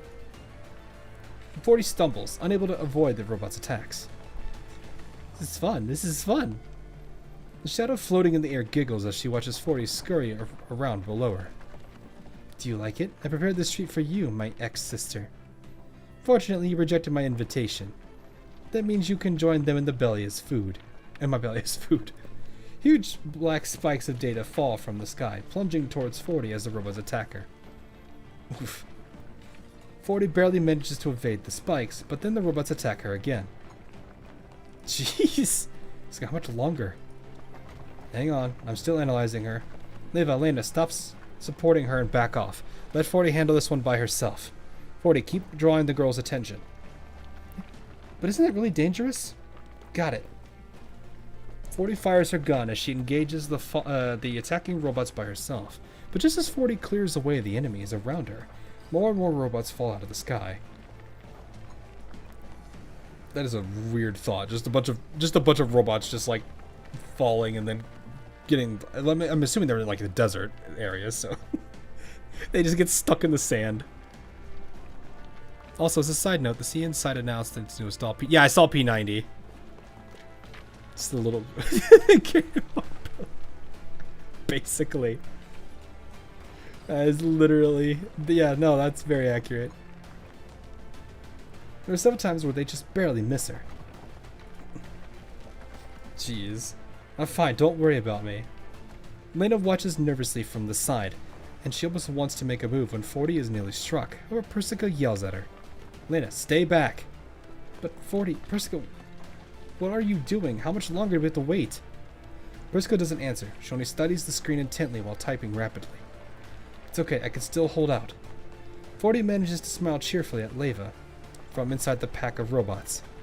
So relax, Leva. Just think of yourself as my guardian angel this time around. Trust me, the battle will be over soon. Don't know about that one. While the rational part of her knows that Persica must have some reason for doing all this, Leva finds herself subconsciously taking a step forward. Anyway, as she keeps her eyes trained on 40's form. Leva's hands curl up into fists as she watches 40's petite shape rolling, shooting, ducking through an endless horde of enemies. Was this how 40 felt in the past whenever she watched her fight? All she could do was wait outside the battlefield and watch. Any support she could give was limited to Leva's neural cloud, but a real battlefield is a truly dangerous place. 40. If we get through this, I promise that next time we're going to truly fight side by side in reality. After who knows how long, Persica finally speaks over the comm channel again. Alright, I finally figured it out. 40, you can fall back now. No. Lena, you guys move in and help 40. What? Alright. Well, she's still confused about what's going on. Lena's already rushed in. Leva follows closely behind her and helps to support 40. The surrounding robots are swiftly cleared away once the three of them counterattack together.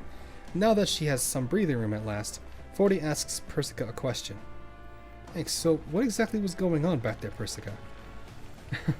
It's the Parapluie virus's binary mechanism.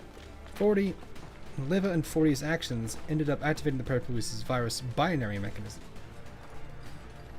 Binary mechanism? What's that? Simply put, the Parapluie virus is a hidden base layer mechanism. The baseline command for the Parapluie virus is to rewrite the host's neural cloud. If the rewrite isn't successful, the virus's command will keep running. In other words, if the previous batch of instructions terminates unexpectedly, the Parapluie virus will issue a new command to replace the old one. The previous batch? Are you talking 40? Yep. 40 discovered The 40 discovered in Leva as level 3 was the initial virus persona generated by the virus. This persona was supposed to overwrite Leva's neural cloud, but it unexpectedly ended up inheriting 40's personality, and its mission became to protect Leva. Therefore, the neural rewrite was temporarily halted, and Leva could coexist with this virtual persona. However, after Leva was attacked and her neural cloud was damaged, the excess redundant data generated a second virtual persona from the Parapluie virus. In other words, that girl. So yeah, the command got reissued. Thanks to the characteristics of the Parapluie virus, the rewrite order triggered again, and the extra data began affecting Leva's neural cloud. And so 40 sealed my core away to protect my neural cloud. Yep, that's right. Given the changes in that persona's data, both the girl and 40 started out as similar forms of data that originated from the Parapluie virus, which left both sides unable to attack each other. Naturally, she treated 40 as a friend and instinctively tried to get closer to her. No wonder she kept trying to talk to 40. But she didn't seem to be treating 40 as one of her own just now. Was that because of the binary mechanism? That's right. Once the accumulated Parapluie virus data reaches a certain level, the girl, as the latest spawner instance, replaced the previous 40 in the command hierarchy. She then received new orders and proceeded with the viral rewriting task. Meanwhile, 40, as a leftover from the previous batch of instructions, was no longer classified as part of the Parapluie and became junk code. Thanks to this binary mechanism, that makes sense, you either are it or you're not. 40's persona is no longer considered part of the virus. That's why the girl's attacks on 40 were effective, and it's why 40 is now free. I'm free? That's right. Normally dolls injected by Parapluie virus are quickly overwritten, and their neural clouds either burn out or fall under control of the Parapluie. However, the fact that 40 and Leva were resistant to the virus's rewriting was what finally triggered this obscure hidden mechanism. She became an exception, yeah. You sure we're good? I'm fine. I'll be fine. I did want to finish this, though, because I was curious about 40. In any case, all this was thanks to your efforts. Well, they do say that so-called miracles are the result of accumulated hard work. Is that what you meant, Persica? Perhaps. Persica pauses and smiles faintly before looking toward 40. However, the most important thing is that we need to congratulate you, 40. Since your designation as part of Parapluie virus was removed, you are now considered junk code. I managed to extract all of your data that was originally entangled with that girl while she was attacking you. Persica, does that mean... It means that from now on, you're no longer a part of Parapluie virus. Eh? Wait, really? Then does that mean 40 and Leva are... Yep, it's exactly what you think. Once you get rid of that bratty persona, the parts of Leva's neural cloud taken over by Parapluie virus will be completely cleansed. In other words, we could solve Leva and 40's issues without having to reset her OGAS system. 40, look out, you shouldn't be spacing out on the battlefield even if you hear good news. Wait a minute, so I don't have to die, is that right? 40 is still shooting, but her tears won't stop flowing. Leva slides into place beside her and sees off the enemies in front of her. That's right, 40, but first we need to deal with these annoying pests. Yep, that's right. From now on, we can't let that girl mess Leva's neural cloud up any further. Leva 40, let's go. Which can never come back, man. Maybe not, but if you think about it, it's the closest they're going to get to it. You can make it. You can play it off to the whole joke of is that this version of 40 inherited the concept of 40, so therefore she's a manifestation of 40. What that means is she is the last existence of 40 now. What has happened to her? Don't worry about it.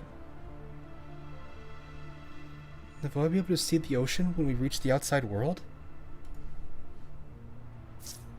Sure we will. However, we have to deal with this problem first. Yep, okay.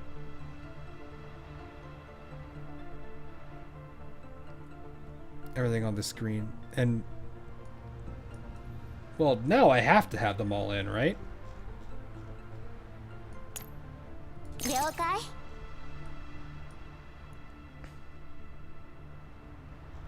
You know what? ごめんね。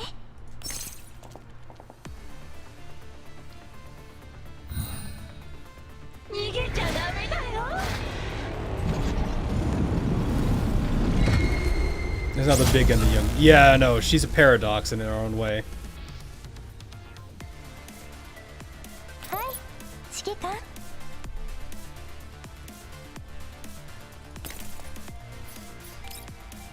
You get it, turret. これでどうかな。 And you get a turret. Because it's これで funny. どうかな。 And now we end it. And now this man's been zapped.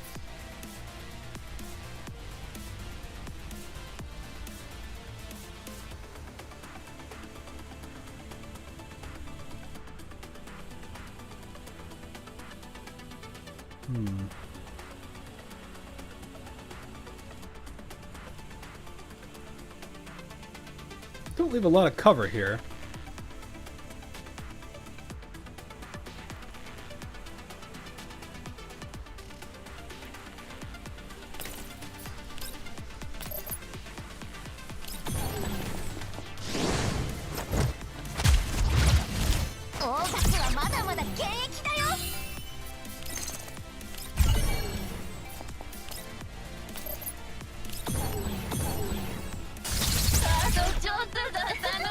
Oh. Okay. I thought it was going to be a bit tankier than that, but I have to remind myself I'm playing story.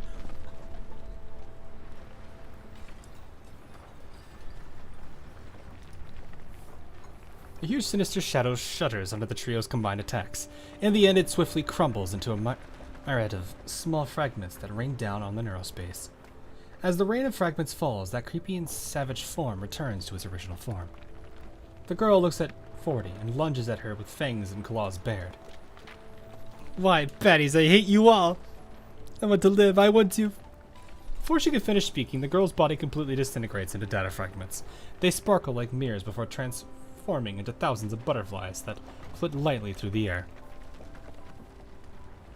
Oh yes, Endora's the fourth sister. You know what? She was just there because I wanted to stick bug the boss.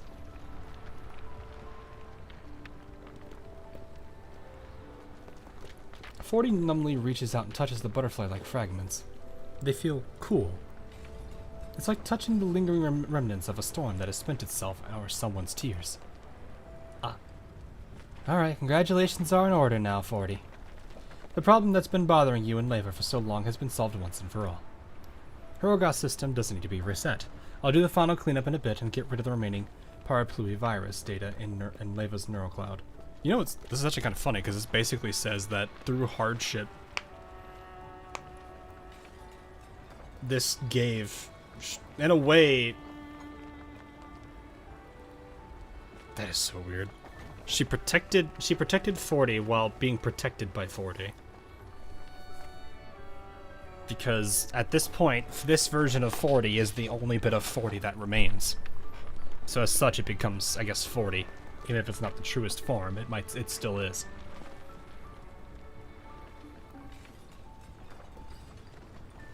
Which is really, really hilarious. It's about family. Oh no, that's what I mean. Is like, but think about it. She thought she had lost her, but in the end, she actually didn't. And the one decision she made, which as much as it was a risk to herself, ended up being something that gave her, well, as she put it herself, hope.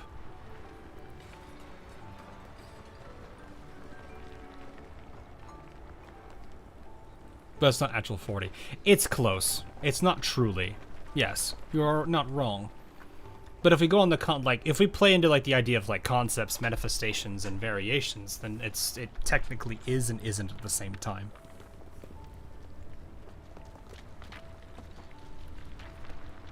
It's not the original 40 or a copy of the original 40, but in its own way it became one. Not a true one.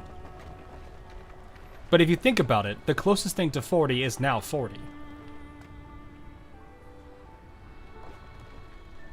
And not only that, it has the potential to, like, it seems like it has the potential to live as its own entity now. This might cause your neural cloud signal to vanish for a bit, but once it's done, you can exist as an independent neural cloud and continue living with the others. Provided you're alright with it, of course. 40 stares dumbly at the communication screen. She opens her mouth as though she's about to speak, but nothing comes out. Oh, you haven't realized it yet. 40, I finished marking your data. What I'm saying is that the problem of the paraplu device has been completely resolved, and there's no need to reset Leva's OGAS system. Also, if you're willing, hey, I can extract you from Leva's neurocloud and give you your own body so you can live independently as a doll. So, are you willing to accept, 40? And this is how she becomes Lainey. I am, of course. I'm willing to go through. She is absolutely through the roof right now. 40 raises a hand, trying to wipe away the tears that won't stop falling. I've always wanted a frame and a name of my own. I wanted to live like a real independent doll, to fight by everyone's side, to go to amusement parks, to experience all the things I've longed to try for so long in this neural space. But never thought a day like this would really come around, not once. Eva, can I really do this?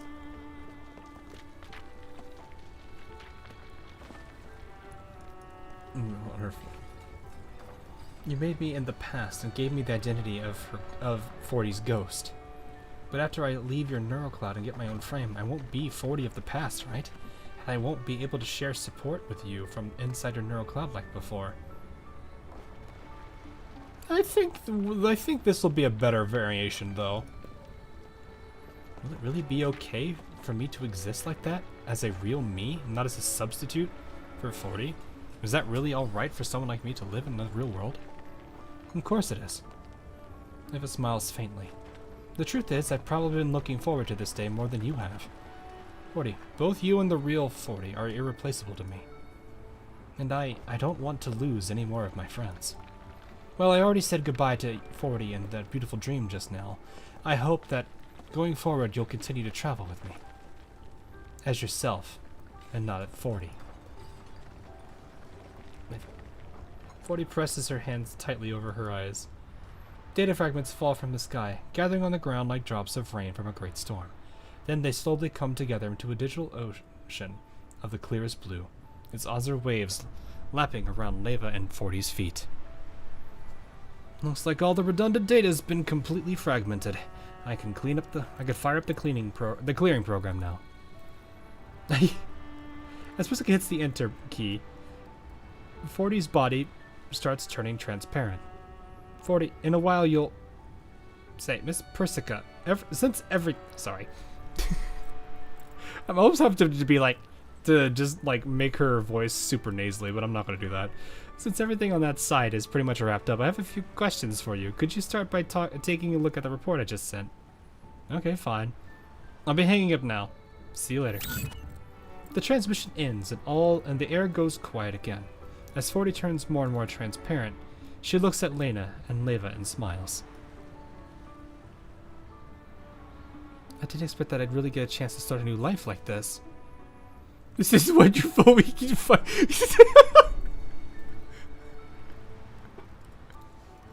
40's crying, 9's crying. All we're waiting on now is just for 45 to start bawling her eyes out.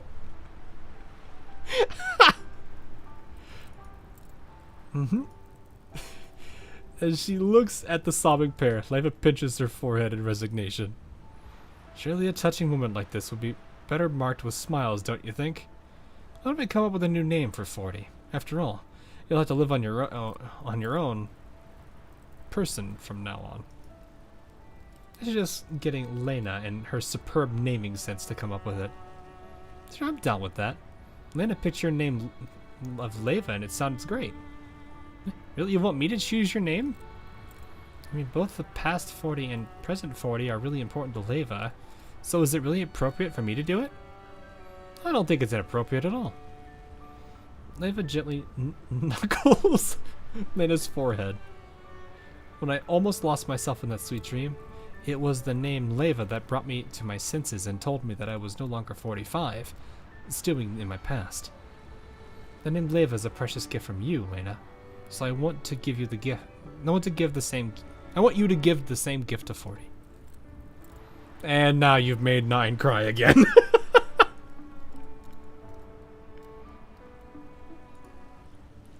Lena's tears fall unbidden as she gazes at Leva's smile. Was that really that important to you, Leva? Of course, little Dunkov. Always been my precious little sister who's been supporting me all these years after all.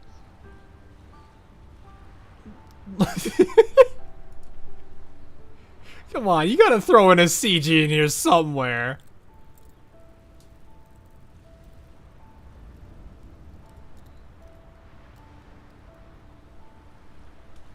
You gotta give us at least a nice one compared to the gun to head one again. Eva throws herself into Leva's embrace. 40 draws closer too as she wipes her tears away. When you're like this, you make me want to cry too. Oh, now there she goes. She's crying now. Liney. Eh? Lena looks up at Leva's chest. She wipes away her tears and looks intently at 40. How about calling you Liney for now? Laney? Laney, probably. Like rain. Yeah, rainy. Laney. Got it. Laney means torch, or a bright, shining light. That's because I hope you'll continue to light our way forward like a torch from now on, 40. But more importantly, it sounds like Leva and Lena, so that way we'll be like a real family. Laney. And there she goes. Unlimited tear ducts right now.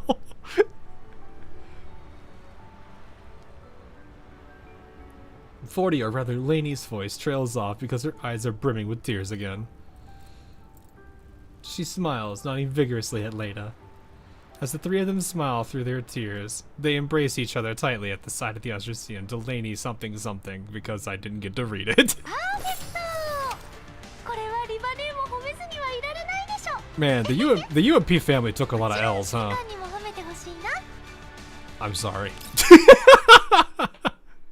Also, I forgot to have the boss fight with Sabrina, but let's get through this, then we can have a little laugh. I heard Leva's neurocloud was damaged after that encounter with the mysterious doll in the underground lab. How's she doing now? You heard about it too, Commander. Kalina smiles and gives me a practiced nod. Don't worry, the matter's been settled. She's getting her new frame debugged over at Libny's place. Ava said yes to changing her frame? Yes, she did. If you're interested, why not head down and see for yourself? And it puts me through to Libnus.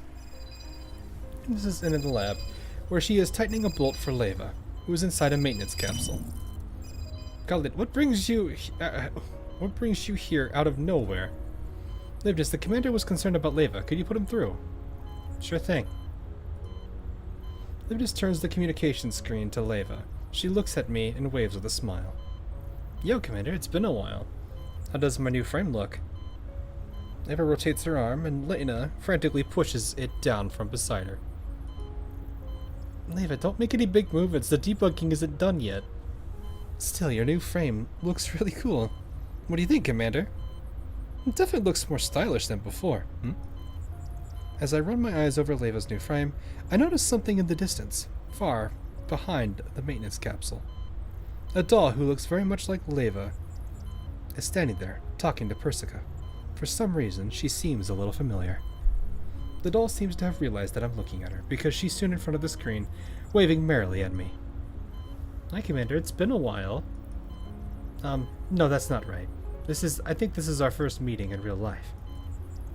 Our first time in real life. Oh, you must be... Allow me to introduce her. This is Laney. She's been living in Leva's neurocloud up until a couple days ago, when she was separated by Leva by Persica. So that was you. It really has been a while. How's it feel to have a body of your own? I feel so happy being able to meet everyone in real life. Unfortunately, I have to say goodbye to everyone and go back to the lab with Persica. So soon? Yep, I'll be bringing Laney back to the lab. Persica strolls over with coffee in hand. I didn't even want to come all the way over here to pick her up, but then Dandelion went on about how we couldn't let the Oga system doll run around unsupervised. Still, speaking of Dandelion, she's been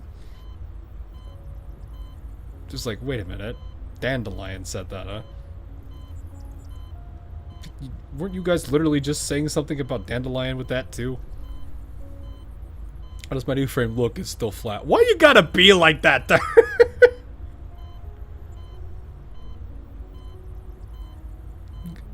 Dandelion, she's been contacting the Elmo pretty frequently as of late, hasn't she?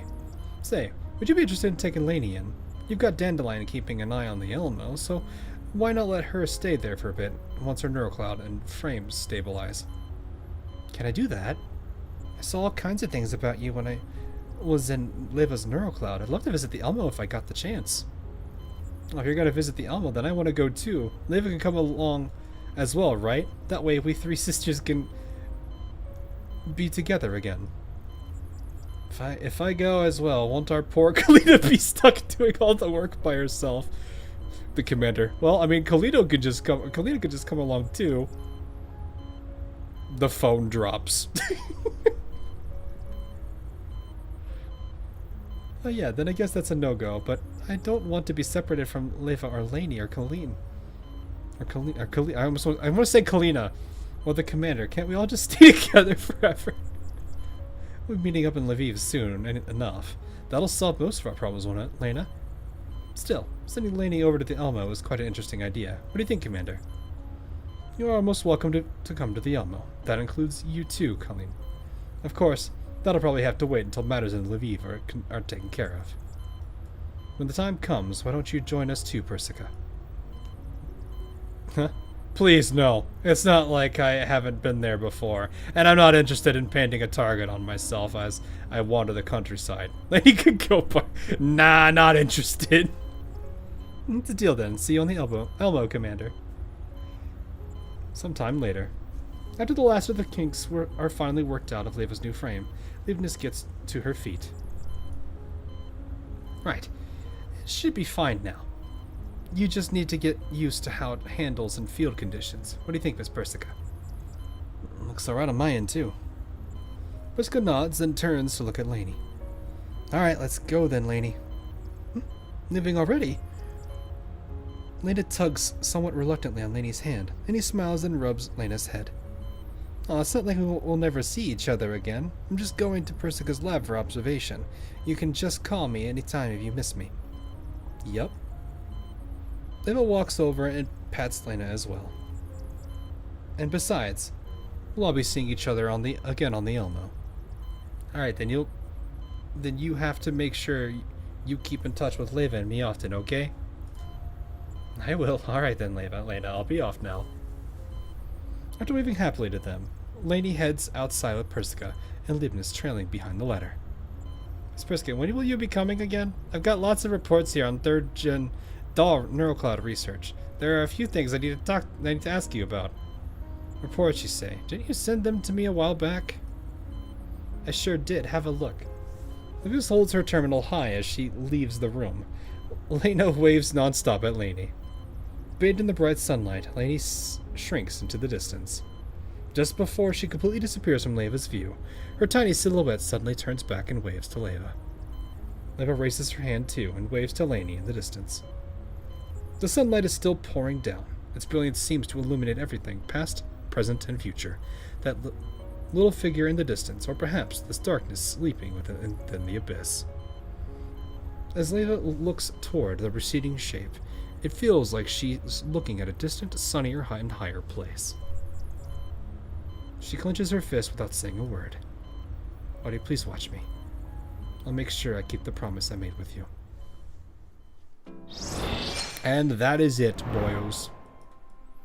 We done did it. I will do this. We have, what, a couple hours? I can probably do it tomorrow. I'm not that worried about it.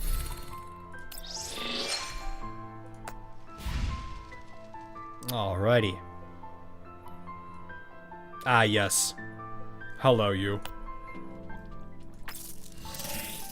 That was a good story. I actually like.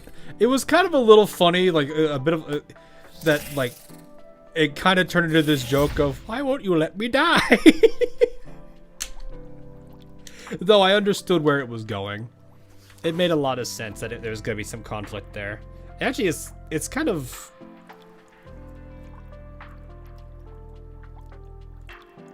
interesting how that turned, like, it went pretty south, but then somehow, like, recovered all the way up. Kind of mad they did, you know, use the animation from trailer. They have Lainey waking up to her new body. They didn't, you mean?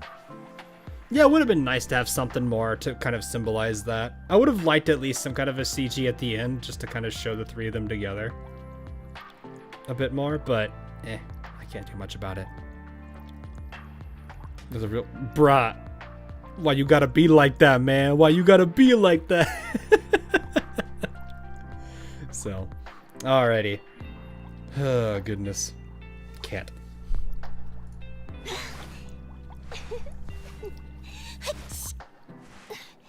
I actually was surprising. I did kind of like her. So what's the next stream? So I'll if I have time during the week, I might try to sneak an infield stream in. If I don't, it's all right. But I do plan to free up time this weekend for Blue Archive, and I'm going to probably try to do a bigger stream. So we'll see if I can catch up on the event. That point we might, or either that or we do the main story that people have been wanting to see me cover. So that's the other idea. I guess I'll kind of have to figure out what people wanted, what people would want to see. So, but I think that's the plan. I'll see if I can fit in an infield stream. If I can, it might be a bit more impromptu, much like this one was. Well, I mean, I kind of told people an hour ahead of time, but still. I'm gonna try for Saturday or Sunday for Blue Archive though. So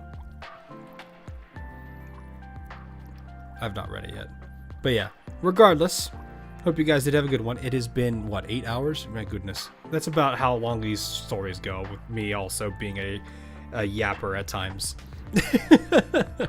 So anyway, at some point I'll cover the upcoming event that's supposed to be dropping. Is it supposed to be dropping exactly tomorrow? Probably, I don't know. But it will be dropping then, and yeah, I'll try to find some time to cover it. Hopefully, if everything goes well this week, next week I will be more freed up, and I can start going back to my actual normal routine content, like schedule and stuff. 23rd of April. Oh, okay, we got a couple days though. Because what, today's the 21st now? 22nd. Okay, so we have a day. Okay, well, like I said, I'll figure out what to do for schedule-wise, and if things work out, I will have a, what is it? I'll have a stream for infield, otherwise it'll probably just be Blue Archive over the weekend. So yeah, regardless. Have you heard about... Oh yeah, I think you said that already. The Fox Squad. I have the hiccups now. Oh gosh, that's not great. Yeah, like I said, I hope you guys have a good rest of your night, morning, afternoon, wherever you are, and yeah. I'm gonna hop off now because it is definitely getting late. I will be fine though. Thankfully tomorrow is a late day that I get to start. So, but yeah, have a good rest of your night, morning, afternoon, wherever you are, and I will see you guys all in the near future. Hopefully this time actually near future, not like 2 weeks later. So, all right, latest everyone.